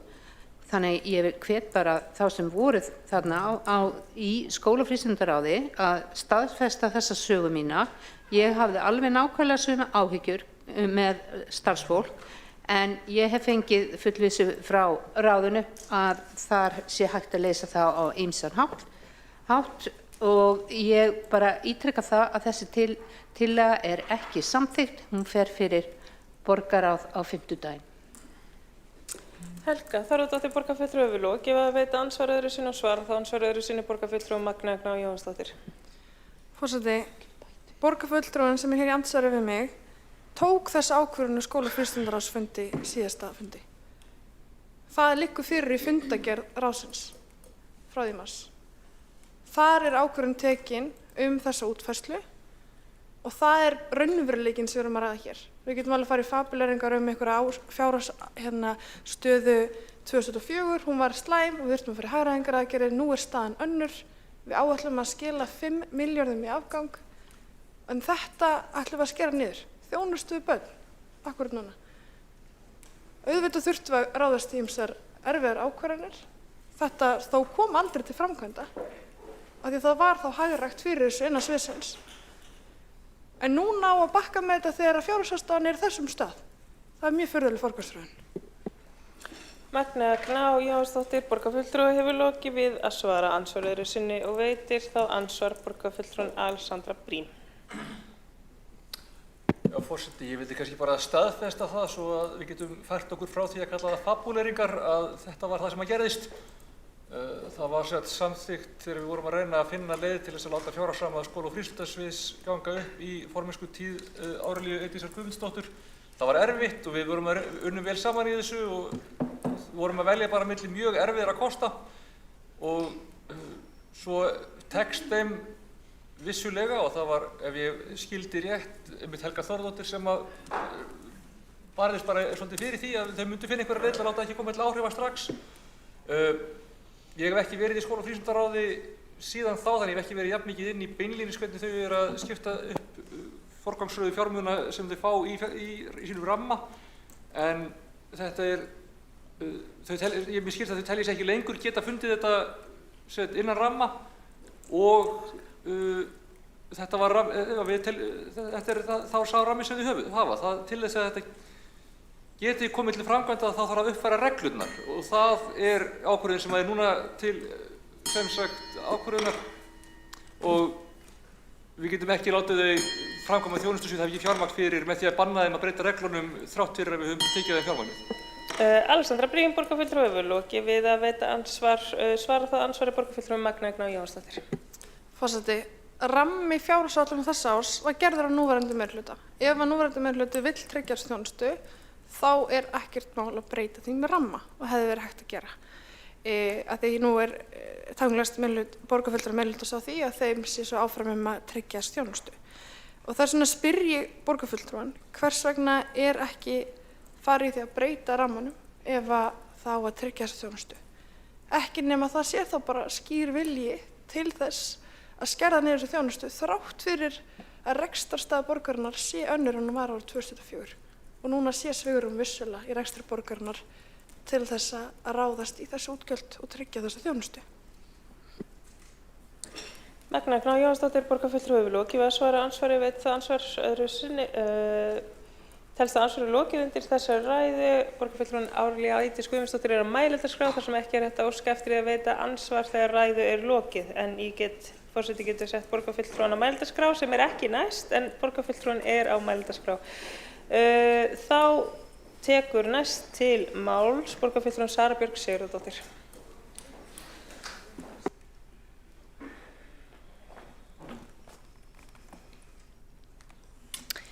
Forseti, ágæta borgarstjórn, ég ætla að byrja að taka til máls undir dagskrárlið fundargerð menningar og íþróttaráðs á 27. mars. Fyrsta dagskrárlið gjaldskrá og þjónustu á vegum breytingar og gjaldskrá. Til umfjöllunar er ný gjaldskrá fyrir menningar og íþróttaráð fyrir Sundlaugaborgarnar, Ylströndina og fjölskyldu og húsdýragarðinn. En breytingin tekur gildi núna næsta 5. maí næstkomandi. Og markmiðin eru skýr, að hvetja til aukinnar notkunar, hvetja til aukinnar nýtingar á innviðum borgarinnar, efla lýðheilsu og skapa sanngjarna gjaldskrákerfi sem á að umbuna fastagestum. En á sama tíma er tryggt að aðrir gestir og sérstaklega erlent ferðafólk greiði nær raunkostnaði fyrir þjónustuna. En í dag niðurgreiða reykvískir útvarpsgreiðendur meira en 700 krónur á stöku miða fyrir erlenda ferðamenn og aðra sem eru búsettir utan borgarinnar. Það er öll reykvísk ungmenni, 17 ára og yngri fá frítt í sund og í Ylströndina, það er nýmæli, hingað til hafa þurft að borga. Þannig að þetta hvetur krakkana til þess að koma í sund og fá hreyfingu og eiga samveru án síma. Árskort fullorðinna í sundlaugum borgarinnar lækkar 29%. Það gerir og verður í stað 48.000 króna verður þetta 34.000 krónur og svo erum við með, þannig að þetta verður hagstæðasta sundkort, árskort í sunda á öllu höfuðborgarsvæðinu. Síðan erum við með árskort í barna í fjölskyldu húsdýragarðinn og það lækkar heil 77%, fer úr 17.600 krónum niður í 4.000. Árskort fullorðinna lækkar 60% og árskort í Ylströndina lækkar 21%. Þannig að við erum að gera mjög góða hluti fyrir fasta gesti borgarinnar á þessa skemmtilegu staði. Langar líka að segja frá því að það er í fyrsta sinn í boði að kaupa ársmiða í áskrift. Þannig að þetta vera með ársmiða sem er kannski heppilegar fyrir þau sem hafa minna milli handana og geta þá dreift kostnaðinum á mánuði. Einnig verður lögð áherslu á aðgangskort sem er ætluð fyrir börn frá 10 ára aldri, en staðan hefur verið svo að það hefur verið erfitt að fylgjast með krökkum sem koma í sund og þetta er af öryggisástæðum. Skráningin eykur yfirsýn á starfsstöðunum, tryggir að aldursskilyrði séu virt og styður við góða þjónustu þar sem öryggi barna og ungmenna er sett í fyrsta sæti. Mér langar líka að taka til máls undir fundargerð velferðarráðs frá 21. mars, vekja athygli borgarstjórnar á umsögn Reykjavíkurborgar að heildarlögum barnavernd. Og mér langar að lesa fyrir ykkur bókun velferðarráðs. Velferðarráð kallar eftir víðtækri umræðu og nánu samstarfi varðandi frumvarp umfangsmiklar breytingar sem fyrirhugað er á lögum barnavernd sem lagt hefur verið fram á Alþingi. Ljóst er að samráð hefur ekki verið nægilegt en er að ræða mikilvægt mál sem snertir viðkvæma hópa. Frumvarpið kemur seint fram á núverandi þingi til þess að raunhæft sé að ná þeirri umfjöllun sem það á skilið. Þá verður að benda á að tími frá samþykki til gildistöku er of knappur. Einnig leggur ráðið ríka áherslu á nauðsyn þess að reglugerðir verði settar og taki gildi á sama tíma og lögin taka gildi. Og það er ámælisvert að í frumvarpinu er kafli fósturmál ekki nægilega vel endurskoðaður. Aukinheldur eru ákvæði börn með fjölþættar stuðningsþarfir óskýr. Frumvarpið gerir ráð fyrir því að úrskurðarvald sé fært frá sveitarfélögum til ríkisins og það kallar á aukið samtal við sveitarfélögin. Velferðarráð ítrekar mikilvægi þess að vanda sér til verka í þeim viðkvæma málaflokki sem barnavernd og hefur áhyggjur af því að ekki hafi verið tekin nægilegt tillit til athugasemda. Velferðarráð fer fram á að máli verði unnið betur áður en það verður að lögum.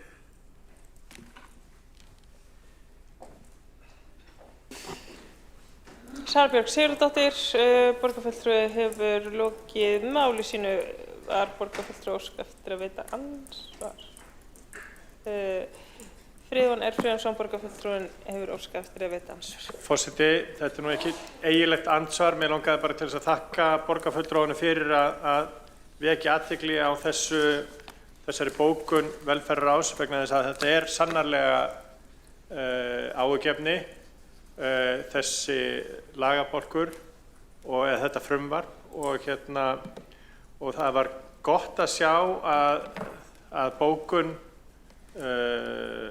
velferðarráðs, sameiginleg bókun velferðarráðs rataði í fjölmiðla og komin til þingsins vegna þess að það mikilvægt að það sé vanda til verka í þessum málaflokki og því miður, og það hefur ekkert með flokk ráðherra að gera, heldur almennt með bara stjórnsýsluna, það allt of algengt að lög séu samþykkt og látið taka gildi of snemma þannig að viðkomandi aðilar og hagaðilar geti ekki brugðist við. Þannig að mér langar bara til að þakka borgarfulltrúanum fyrir að hafa vakið athygli á þessu. Friðjón R. Friðjónsson, borgarfulltrúi, hefur lokið að veita ansvar. Og þá tekur næst til máls borgarfulltrúin Ragnhildur Alda María Vilhjálmsdóttir.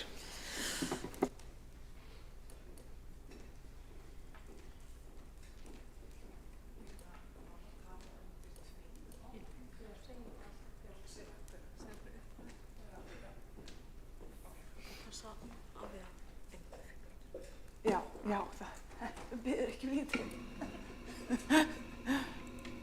Já, ágæti forseti, ég ætla að freista þess að reyna að tala 2 mál hérna og gera það innan við 5 mínútum.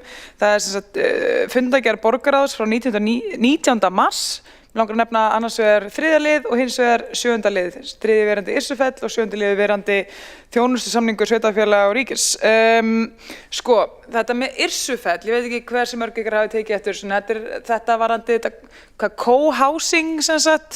Það einhver auður blettur, einn auður blettur milli einhverja húsa. Þarna gróður núna, nokkuð tré. Og það sem ég var að hugsa þegar það verið að kynna þetta fyrir okkur ekki endilega þetta koncept með co-housing, ég menna það getur svo sem verið hvað sem heldur, hvað málið með þetta randbyggðarblæti? Verður alltaf að vera randbyggð? Ég kannski svolítið að beina þessu eina arkitekturinn sem eftir henni í herbygginu. Af því að það bara fallegra, fagurfræðilegra og birtulega séð. Þegar þú getur kannski verið með einhverja svona blokka lengju, en ef þú nærð inn, þú veist með einn auðan bletta sem nærin birtu á horni, þá það bara miklu verðmætara en að þurfa einhvern veginn að fylla upp í hver einasta blett. Og það það sem ég vildi koma inn á með þarna. Verður alltaf að vera randbyggð. Ok, Dóra komin, flott. Og Birkir, þetta alltaf takast.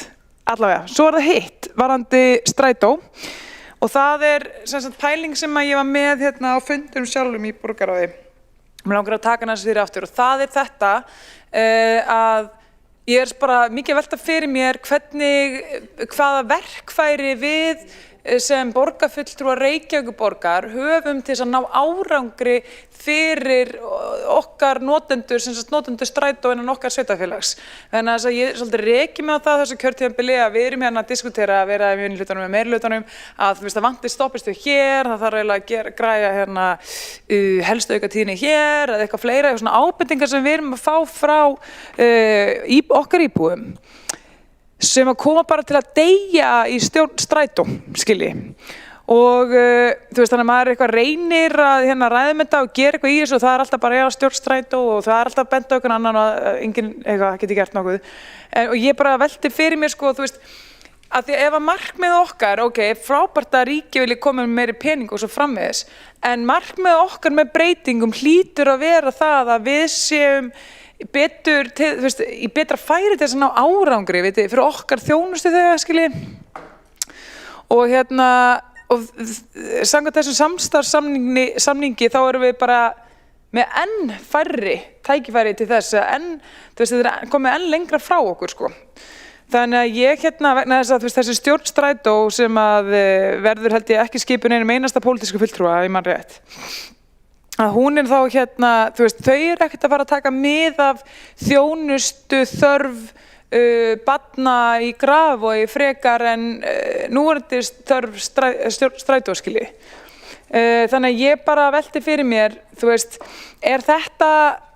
ekki eitthvað, getum við ekki eitthvað, þú veist, ekki eitthvað þarna sem við ættum að hugað? Ég sé að Alexandra Brynjólfsdóttir er komin með ansvar sem er gott, það er svöruð þessu. Þú veist, þannig að málið er bara, hvað er það þarna sem er að fara að auka verkfæri eða getu okkar til þess að hafa áhrif á leiðakerfi Strætó þannig að það þjónusti betur okkar þjónustu þegar. Það er ekki meira í bili en ég vil taka það fram að mér hefur tekist að ná þremur borgarfulltrúum meirihlutans í ansvör, geri aðrir betur.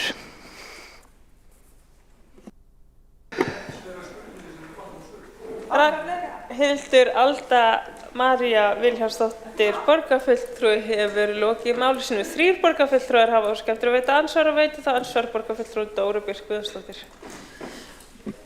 Forseti, spurt verður alltaf að vera randbyggð og nefnd lóð við Yrsufell í samhengi við tilraunaverkefni sem við erum að fara á stað með og svarið er nei, þarna er í skipulagi raðhúsabyggð.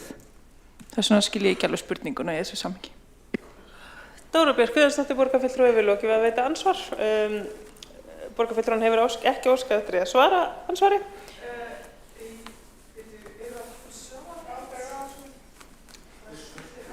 Forseti óskar eftir því að borgarfulltrúar gefi skýrt til kynna áður en að ansvari lýkur hvort að borgarfulltrúar kjósi að svara ansvari en forseti lítur svo á að borgarfulltrúar Ragnhildur Alda María Vilhjálmsdóttir vilji svara ansvari. Það? Já. Herru, ég bara var að ég bara hef greinilega ruglast staðsendinguna á þessu af því að í glærusýningunni þá að vera að sýna mynd af einhverju randbyggð og þá bara hélt ég þetta væri randbyggð en allavega skoða betur, takk samt fyrir þessa ábendingu. Ragnhildur Alda María Vilhjálmsdóttir borgarfulltrúi hefur lokið við að svara ansvari. Þá veitir ansvar borgarfulltrúum Birkir Ingi Björnsson. Já, af því að borgarfulltrúi spyr randbyggð í þessum verkefnum varðar Yrsufell og hitt er Laugavegur 159. Þetta eru kjarnasamfélög, hugmyndasamkeppni kjarnasamfélög sem eru mjög spennandi verkefni að mínu mati. Í þessu tilfelli er bara rétt að benda á að deiliskipulag þessara lóða liggur fyrir löngu fyrir og er ekkert verið að breyta í þessu samhengi. Við Laugaveg 159 hafa þarna verið hús sem hafa einhverjum ástæðum verið rifin á einhverjum tímapunkti en skipulag þessa reits hefur held ég alltaf verið bara randbyggð síðan væntanlega 1930-40. Takk fyrir. Birkir Ingi Björnsson borgarfulltrúi hefur lokið við að veita ansvar. Forseti minnir á að gefa til kynna borgarfulltrúar vilji svara ansvari. Ger ég ekki bara með að segja já? Á ég, er það þetta? Svara það ansvari borgarfulltrúar Ragnhildur Alda María Vilhjálmsdóttir. Afsakaðu forseti, ég er bara svo góð höfuð. Herru, frábær ábending frá honum Birki vegna þess að ég var að meina Laugaveg.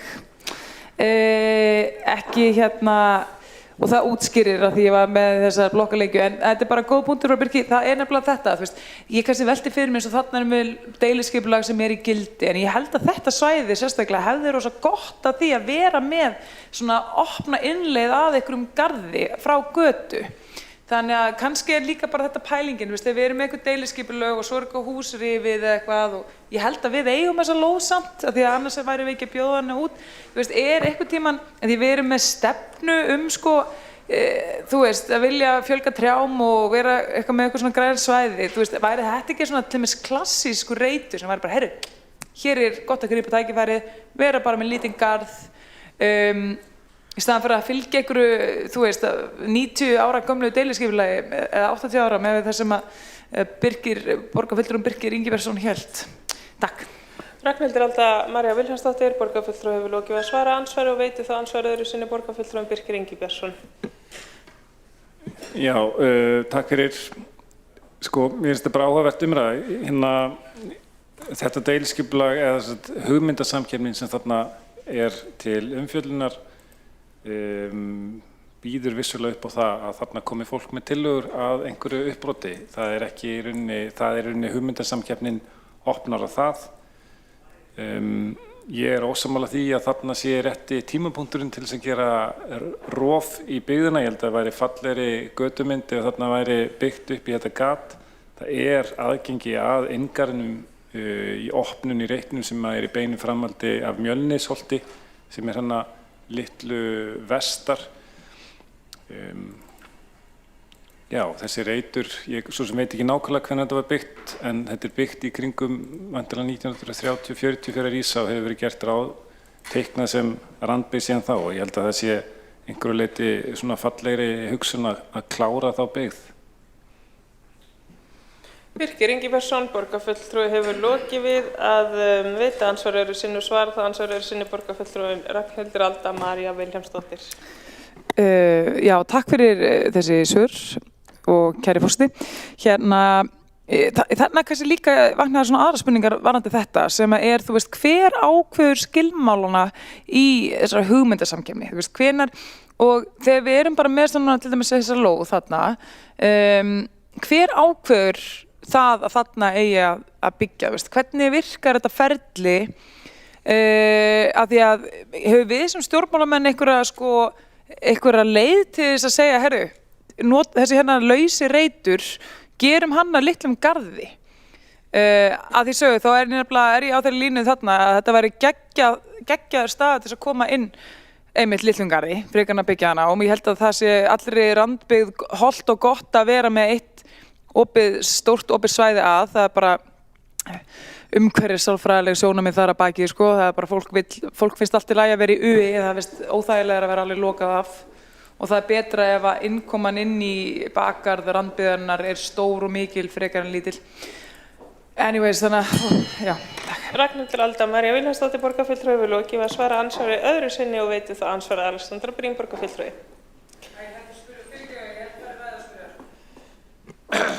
Forseti, það mér ljúft og skylt að láta vita af því að samkvæmt því sem við erum að semja núna þá stjórn almenningssamgangna OHF, hún skipuð ópólitískt og bæði af ríki og sveitarfélögunum og það var held ég eindreginn vilji beggja aðila að það yrði ópólitísk stjórn sem færi með daglega rekstur félagsins. Hins vegar gert ráð fyrir því annars vegar svokölluðum stýrihópi sem innviðaráðherra skipar einn fulltrúa í, borgarstjóri í og formaður samtaka sveitarfélaga á höfuðborgarsvæðinu nema það sé líka borgarstjóri þá var að varaformaður mynda.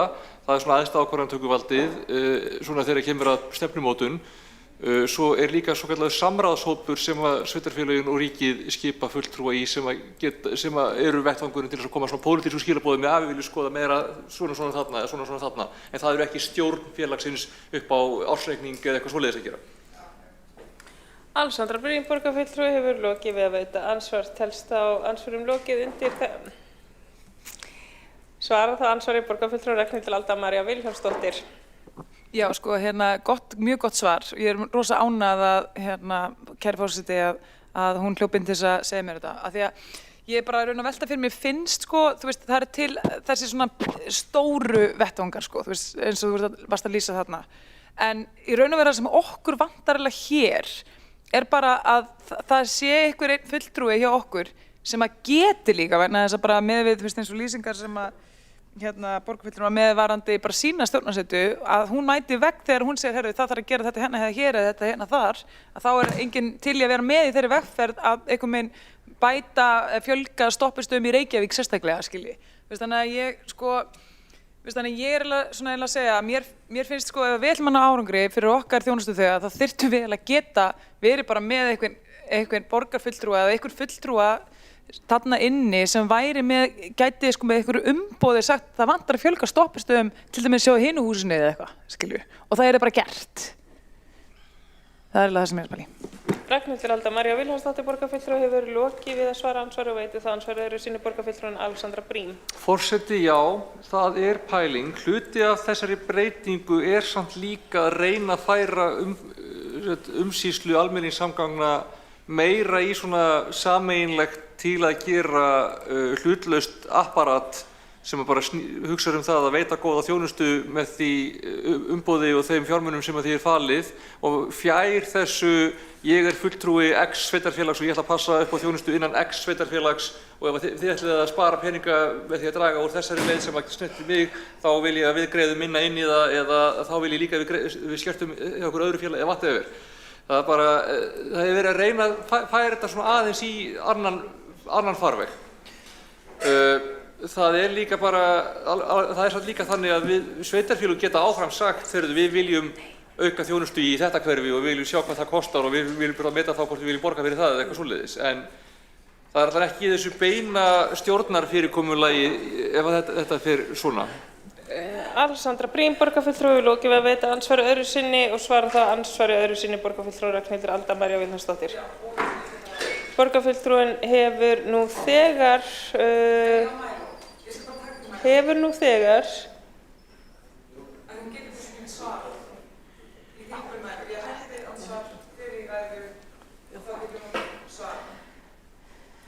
Borgarfulltrúin komin á mælendaskrá. Þá telst andsvörum lokið undir þessa ræðu og þá tekur næsti máls borgarfulltrúin Árelía Eydís Guðmundsdóttir.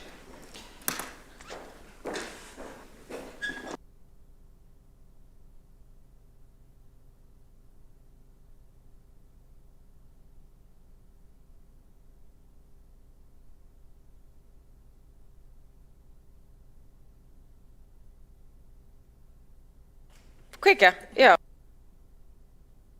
Ágætu borgarfulltrúar, ég ætlaði að fara í andsvar áðan en virtist vingi mitt ekki hafa komist til hérna á þann stað sem það átt að koma. Það grundvallaratriði okkar allra þegar við erum í leiðtogastöðu að taka ábyrgð. Og hérna borgarfulltrúi Helga Þórðardóttir hefur sinnt starfi sínu ljómandi vel en það grundvallaratriði að benda ekki á aðra þegar við þurfum að taka erfiðar ákvarðanir. Það í rauninni partur af því sem við erum að gera hér, það að taka erfiðar ákvarðanir. Það kom mjög vel fram í máli Magneu Gná Jóhannsdóttur, borgarfulltrúa, mismunurinn á því hvernig þessa ákvörðun var tekin og af því að það var sérstaklega vísað til mín að þá taldi ég mig knúna til þess að þurfa að koma þó að klukkan sé að verða 9:30 á kvöldi þar sem að virðist vera logn úti að þá taldi ég mig knúna til þess að koma og halda því fram og ég stendi við þá ákvörðun sem að allt skóla- og frístundaráð tók saman. Við lögðum í gríðarlega mikla vinnu til þess að hagræða og þar stóðu allir þeir sig sem að voru í skóla- og frístundaráði á þeim tíma gríðarlega vel og ég þakka þeim fyrir mjög góða þátttöku í því verkefni. Ástæðan fyrir því að ég satt hjá þegar þetta var afgreitt var einfaldlega af vorkunnsemi minni við það að meirihlutinn vildi ekki breyta þessu en ég hefði enga ástæðu til þess að fara í þá ákvörðun. Þannig ég hnykki á því, þegar við erum formenn þá getum við ekki bent á aðra sem áður hafi gegnt í hlutverki, við verðum að standa við þá ákvörðun sem við erum að taka og hún tekin á þessum tímabili núna þar sem hefði verið hægt að snúa þessar ákvörðun við ef að vilji hefði verið fyrir því. Við verðum öll að bera ábyrgð á því sem við tökum þó það sé ekki alltaf þægilegt. Árelía Eydís Guðmundsdóttir borgarfulltrúi hefur lokið máli sínu og næst tekur til máls Sara Björk Sigurðardóttir borgarfulltrúi.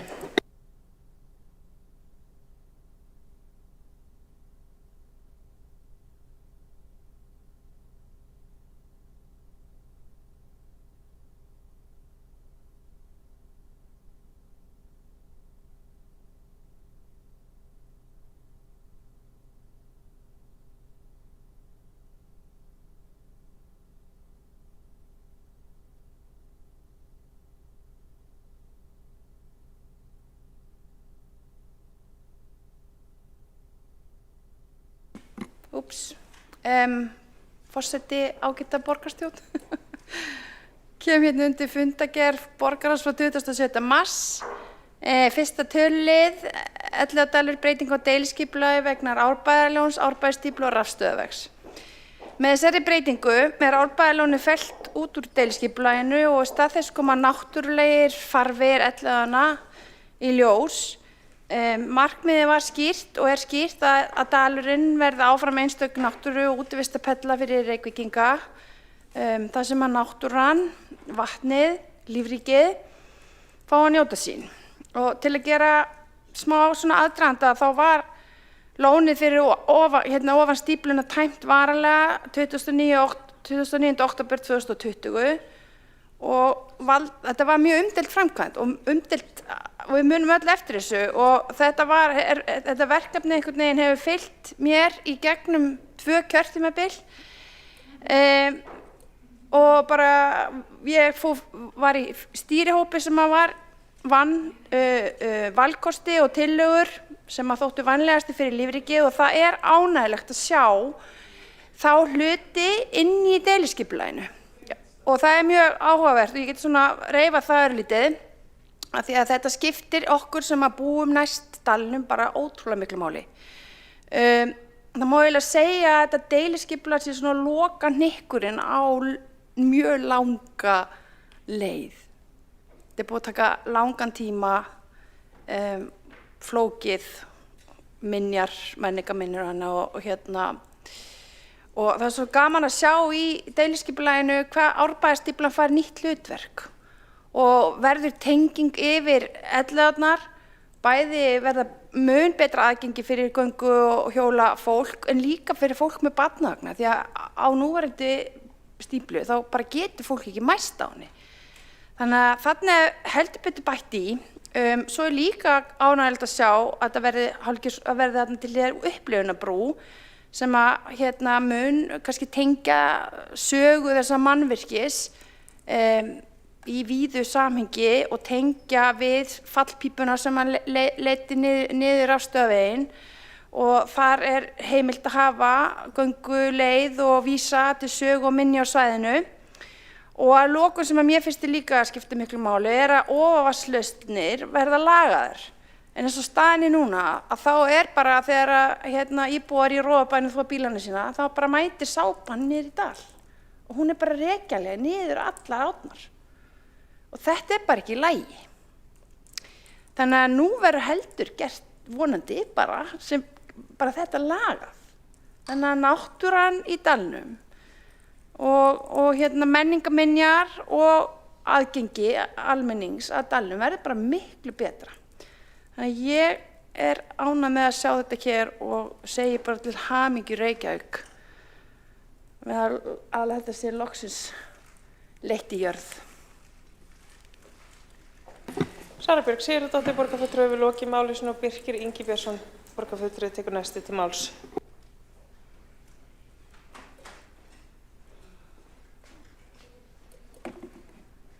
Ágæta borgarstjórn, ég kem hérna undir lið 22 fundagerð borgarráðs frá 19. mars, liðir 3 og 4.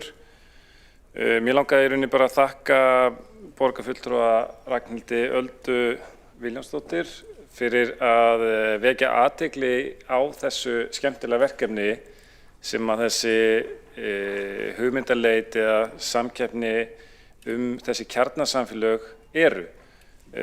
Þetta er viðleitni borgarinnar til þess að leggja fram 2 lóðir til þess að þróa fjölbreytt húsnæðisform og þetta er í samræmi við sáttmála meirihluta sáttmálan. Hvað er kjarnasamfélag? Þetta er náttúrulega, hefur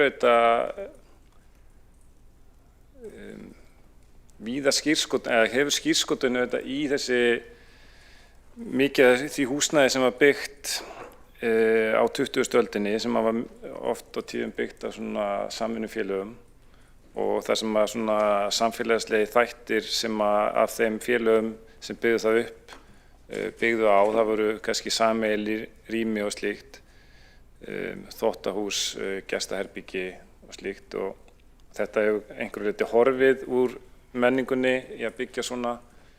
Mér finnst það mjög spennandi að við reynum einhvern veginn að opna kannski huga uppbyggingaraðila og borgarbúa fyrir því að það sé hægt að byggja svona húsnæði í dag. Það er rauninni bara ákvörðun eins og hvað annað. Þannig að ég held að þetta sé mjög skemmtileg tilraun að setja inn þessar tvær lóðir sem eru mjög mismunandi. Þetta er einmitt seinasta púslið í randbyggð eða sem er þó randbyggð frá 1930, cirka kannski í grunninn.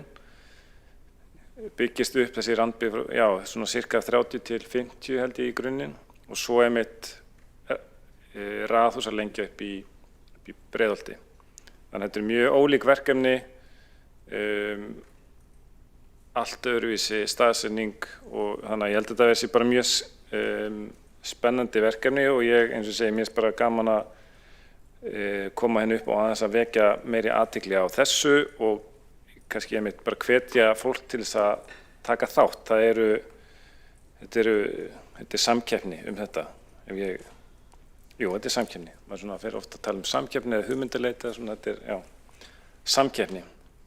Aðeins að lokum, mér langar aðeins að kannski svona koma inn á að því að þegar mér er búið að tala skipulagsmál þá gríp ég tækifærið. Eins og ég hef komið inn á og þá er þessi reitur þarna við Rauðarárstíg, Breiðholtatún og Laugaveg, þetta er í grunninn 90 til 70 ára gamall reitur. Inngarðurinn þarna er mjög stór og hann er mjög skjólsæll og gróðursæll og mikið notaður. Þannig að jú, það getur verið gott að opna fyrir birtu og gróður í randbyggð hér og þar, en ég held að þessi enga veginn þörf þarna því að það er svo bara fallegur inngarðurinn hann fyrir innan. Þannig að ég hlakka bara til að sjá eitthvað fallegt rísa þannig. Takk fyrir. Birkir Ingibjörnsson, borgarfulltrúi, hefur lokið máli sínu og tekur næsta máls borgarfulltrúin Ragnhildur Alda María Vilhjálmsdóttir.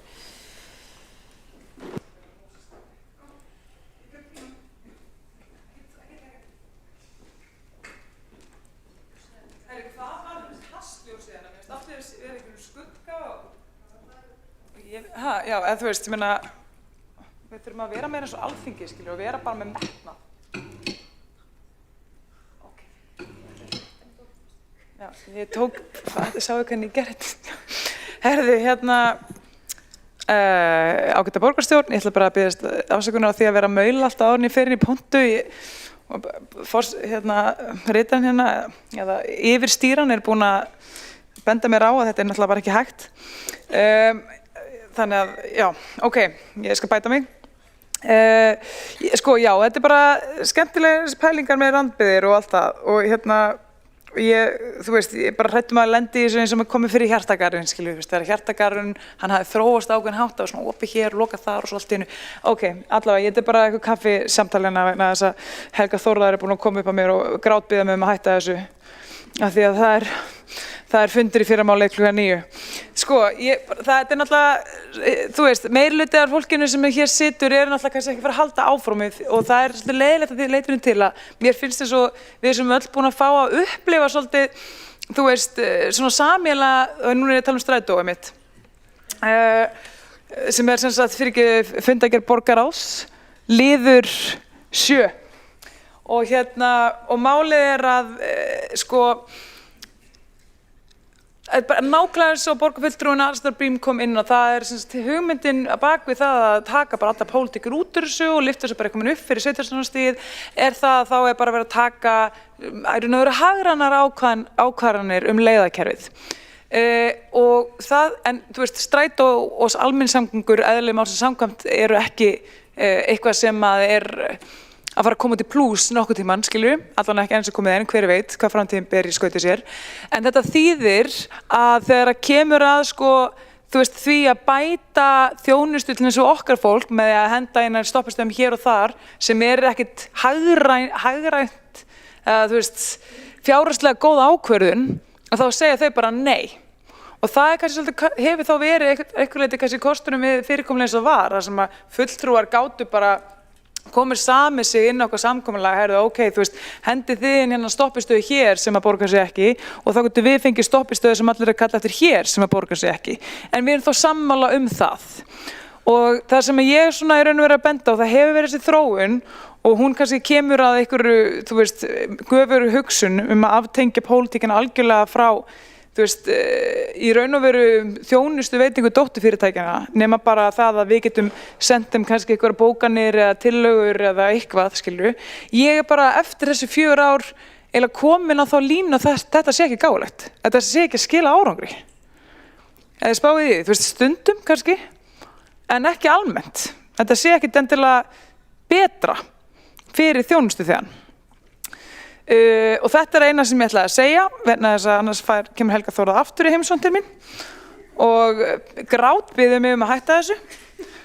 Og ég vil náttúrulega ekki, maður er náttúrulega alltaf hræddur við þessar kennslukonur. Takk fyrir. Ragnhildur Alda María Vilhjálmsdóttir, borgarfulltrúi, hefur lokið máli sínu. Forseti minnir á að til umræðu eru fundargerðir og það sem finna má í þeim fundargerðum. Tekur þá næstu til máls borgarfulltrúinn Helgi Ós Grétarsson.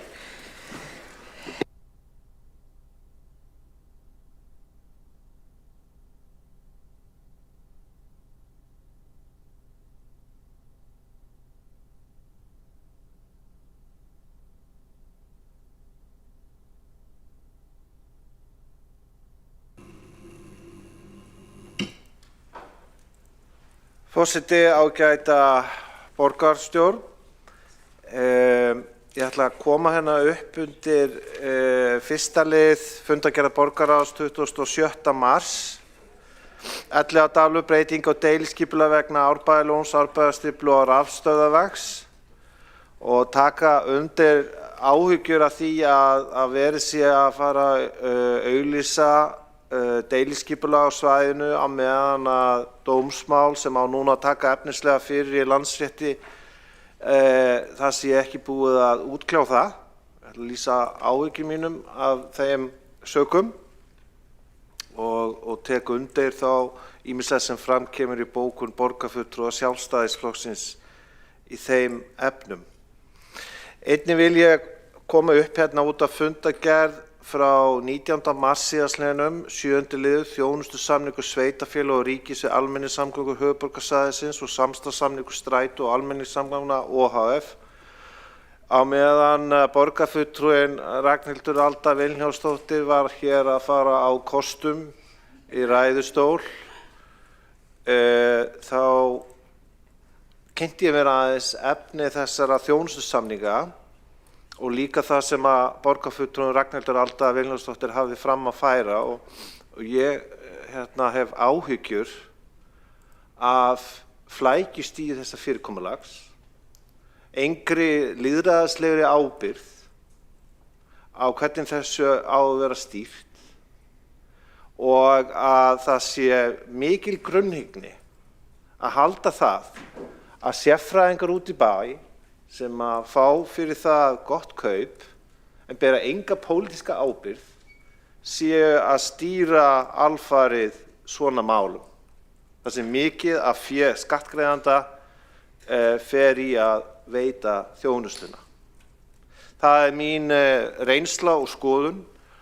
Ég persónulega, og ég vil ítreka að þetta eru mínar persónulega rangaveltur og skoðanir, að til lengri tíma litið þá kæmi vel til greina að Reykjavíkurborg væri í meira forystu hlutverki og eftirléti ekki svona mikið vald til samband íslenskra sveitarfélaga, til samband sveitarfélaga hérna á höfuðborgarsvæðinu og í of mörgum málum finnst mér að hlutur Reykjavíkur sé ekki nægilega vel varinn, ekki bara gagnvart öðrum sveitarfélögum heldur líka gagnvart ríkinu. Og ég þannig að varðandi tiltekna 7. lið þá eiginlega verð ég Þetta er bara svo ólýðræðislegt, ógegnsætt, fólk út í bæ, sérfræðikaupi að fara að stjórna þessu, afhenda enn meira vald til samtaka sveitarfélaga á höfuðborgarsvæðinu. Mín reynsla af öllu þessu bixi ekki þess eðlis að það sé eðlileg hagsmunagæsla gagnvart skattgreiðendum í Reykjavík að þetta samstarf haldi áfram óáreitt. Mér finnst vera fyllsta ástæða fyrir okkur, kjörna fulltrúa hér í borgarstjórn Reykjavíkur, að taka upp samtal og spyrja hvað erum við að fá út úr þessu? Hvað viljum við? Við erum hérna stærst, við erum að bera hérna mestu fjárhagslegu byrðarnar og að samningarnir verða að vera hagstæðari fyrir okkar umbjóðendur sem eru reykvískir skattgreiðendur.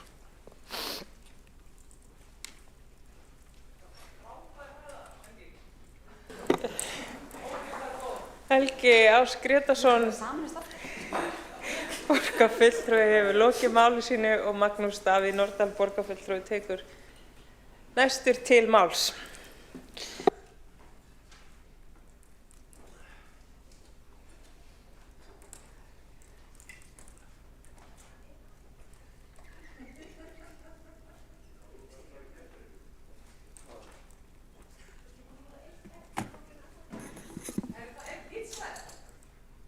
Það ekki að uppfæra tíman hérna.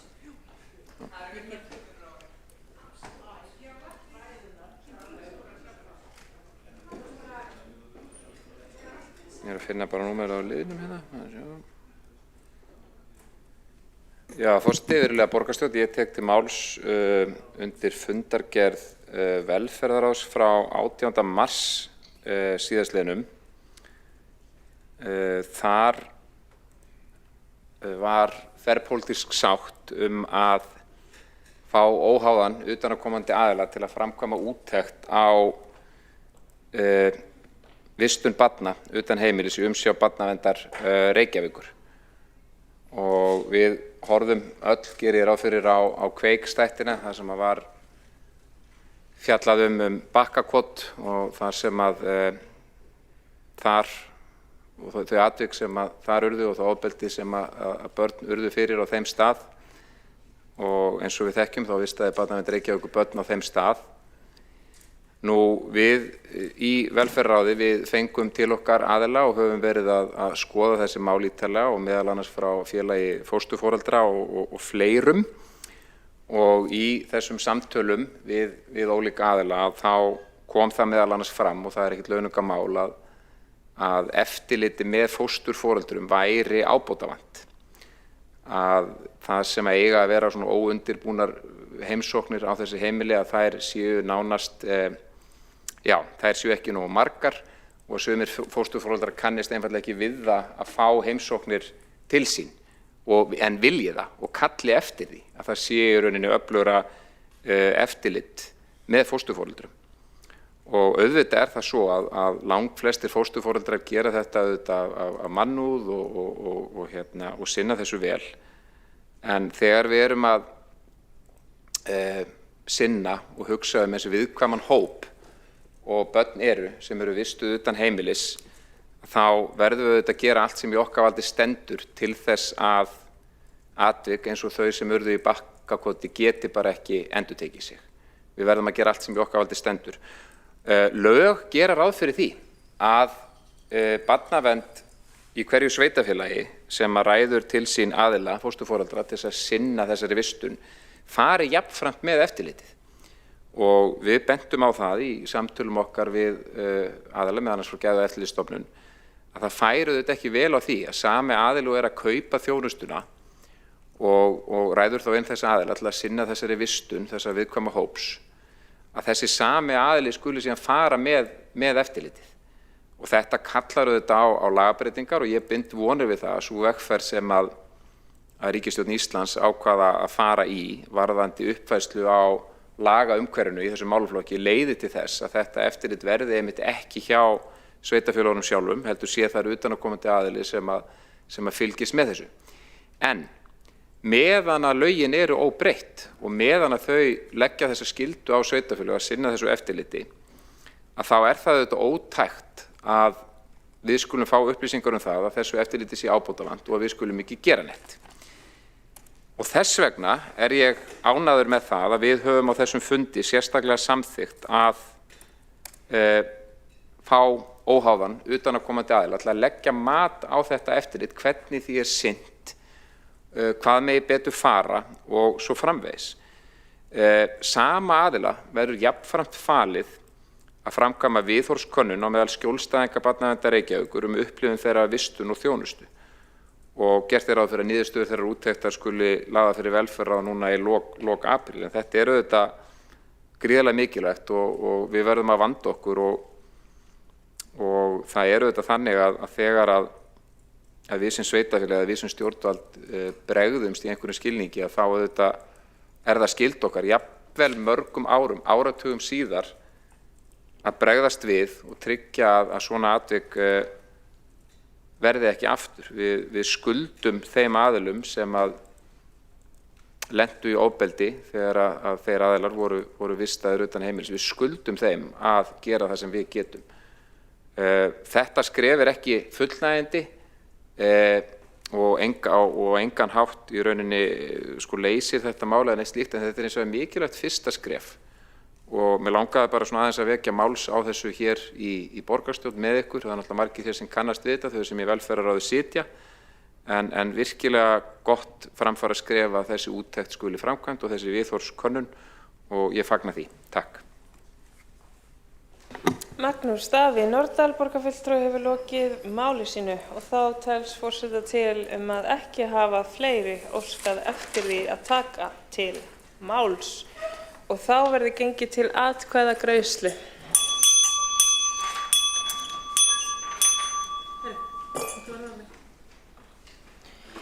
Ég bið borgarstjórn að fylgjast vel með og bið alla borgarfulltrúa vera í salnum.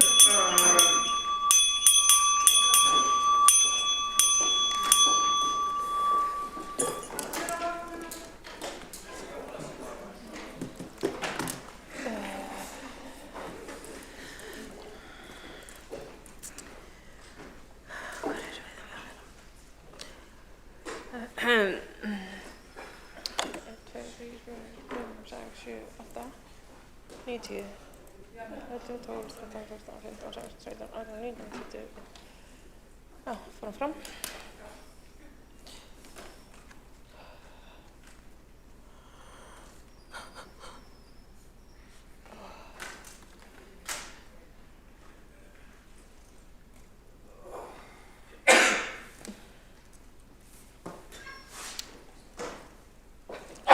Óskar eftir því að borgarfulltrúinn komi í salinn.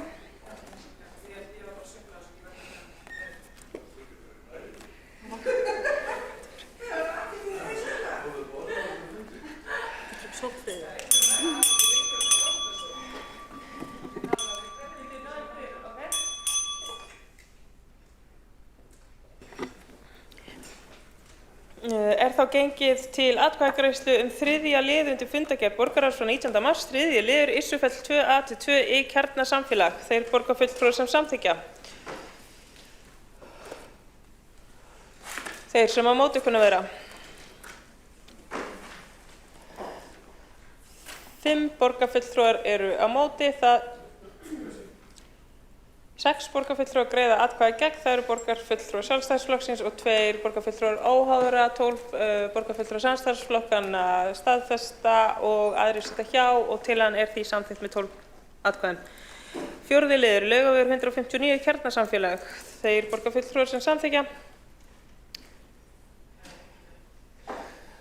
Þeir sem á móti kunna vera. Atkvæðagreiðslan fellur eins og samþykkt með 12 atkvæðum samstarfsflokkana. 7. liður þjónustusamningur sveitarfélaga og ríkis við almenningssamgöngur höfuðborgarsvæðisins OHF og samstarfssamningur Strætó BS og almenningssamgöngna OHF, þeir borgarfulltrúar sem samþykkja. Þeir sem á móti kunna vera. Borgarfulltrúinn á móti eða þá þetta samþykkt með 12 atkvæðum borgarfulltrúar samstarfsflokkanna, aðrir borgarfulltrúar sitja hjá við afgreiðslu málsins. Þá göngum við til atkvæðagreiðslu fyrsta lið undir fundargerð borgarráðs frá 26. mars. Fyrsti liður Elliðaárdalur, breyting á deiliskipulagi vegna Árbæjarlóns, Árbæjarstíflu og rafstöðvarvegs. Þeir borgarfulltrúar sem samþykkja. Óskar eftir því að gefa skýrt til kynna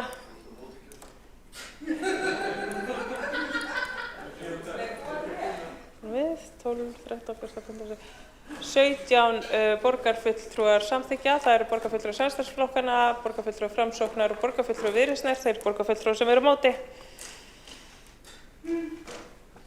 Gegn 6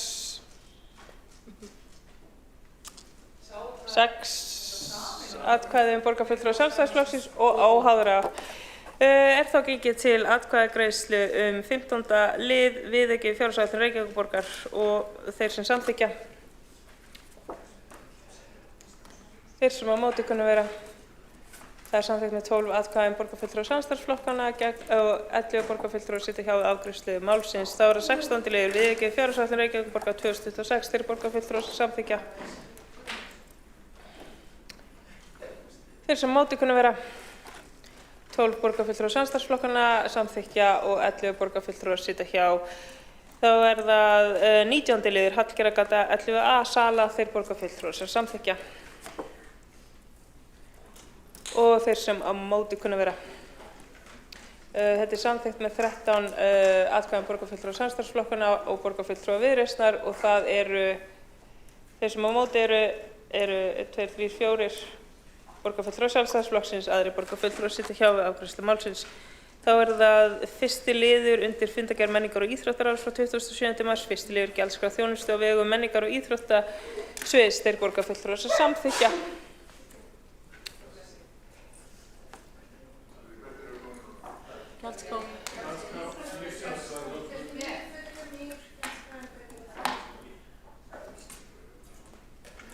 Þá er það 12, 13, 14, 15, það eru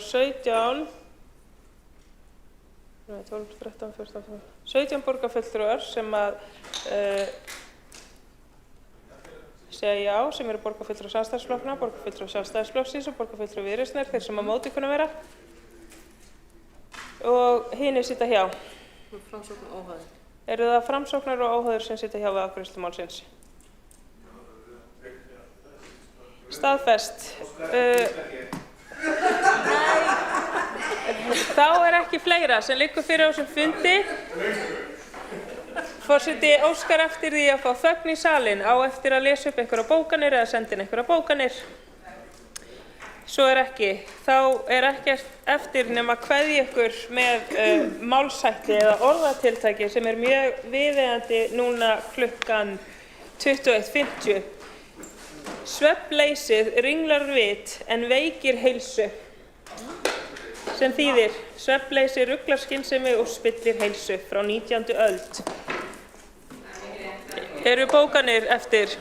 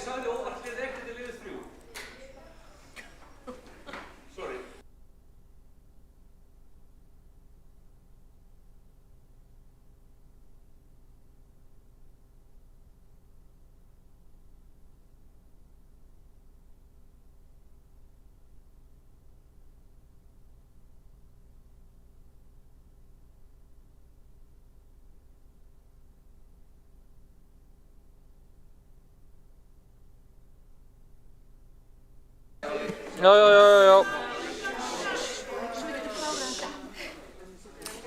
það er uppfærð bókun meirihlutans í lið nr. 3 húsnæðisáætlun. Reykjavíkurborg hefur á undanförnum árum leitt uppbyggingu íbúðarhúsnæðis á landinu með yfir 1100 nýjum íbúðum að jafnaði á ári. Áhersla hefur verið lögð á samstarfi óhagnaðardrifin húsnæðisfélög og verður sú stefna áfram í forgrunni til að stuðla að fjölbreyttri búsetu og félagslegum jöfnuði. Þrátt fyrir árangur og áframhaldandi áskoranir, skortur aðgengileg og öruggu húsnæði hefur víðtæk áhrif sérstaklega fyrir ungt fólk, tekjulægri heimili og eldra fólk. Borgin mun halda áfram að grípa til markvissra aðgerða enda húsnæðismál grundvallaratriði í vegferð og samheldni samfélagsins. Í húsnæðisáætlun 2026 til 2035 lögð áhersla á að byggja rétt, ekki bara meira. Sett það markmið að minnsta kosti 35% nýs húsnæðis verði á vegum óhagnaðardrifinna félaga í formi félagslega húsnæðis með gæði og lífstíð að leiðarljósi.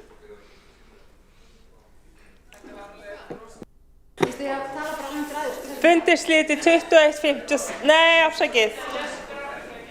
Herðu, já. Nei, það er henni skjálnu. Hvað þú tala? Já.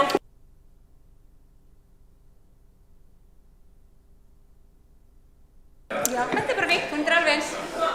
Fundi slitið 21:53. Takk fyrir nærandi samveru í dag.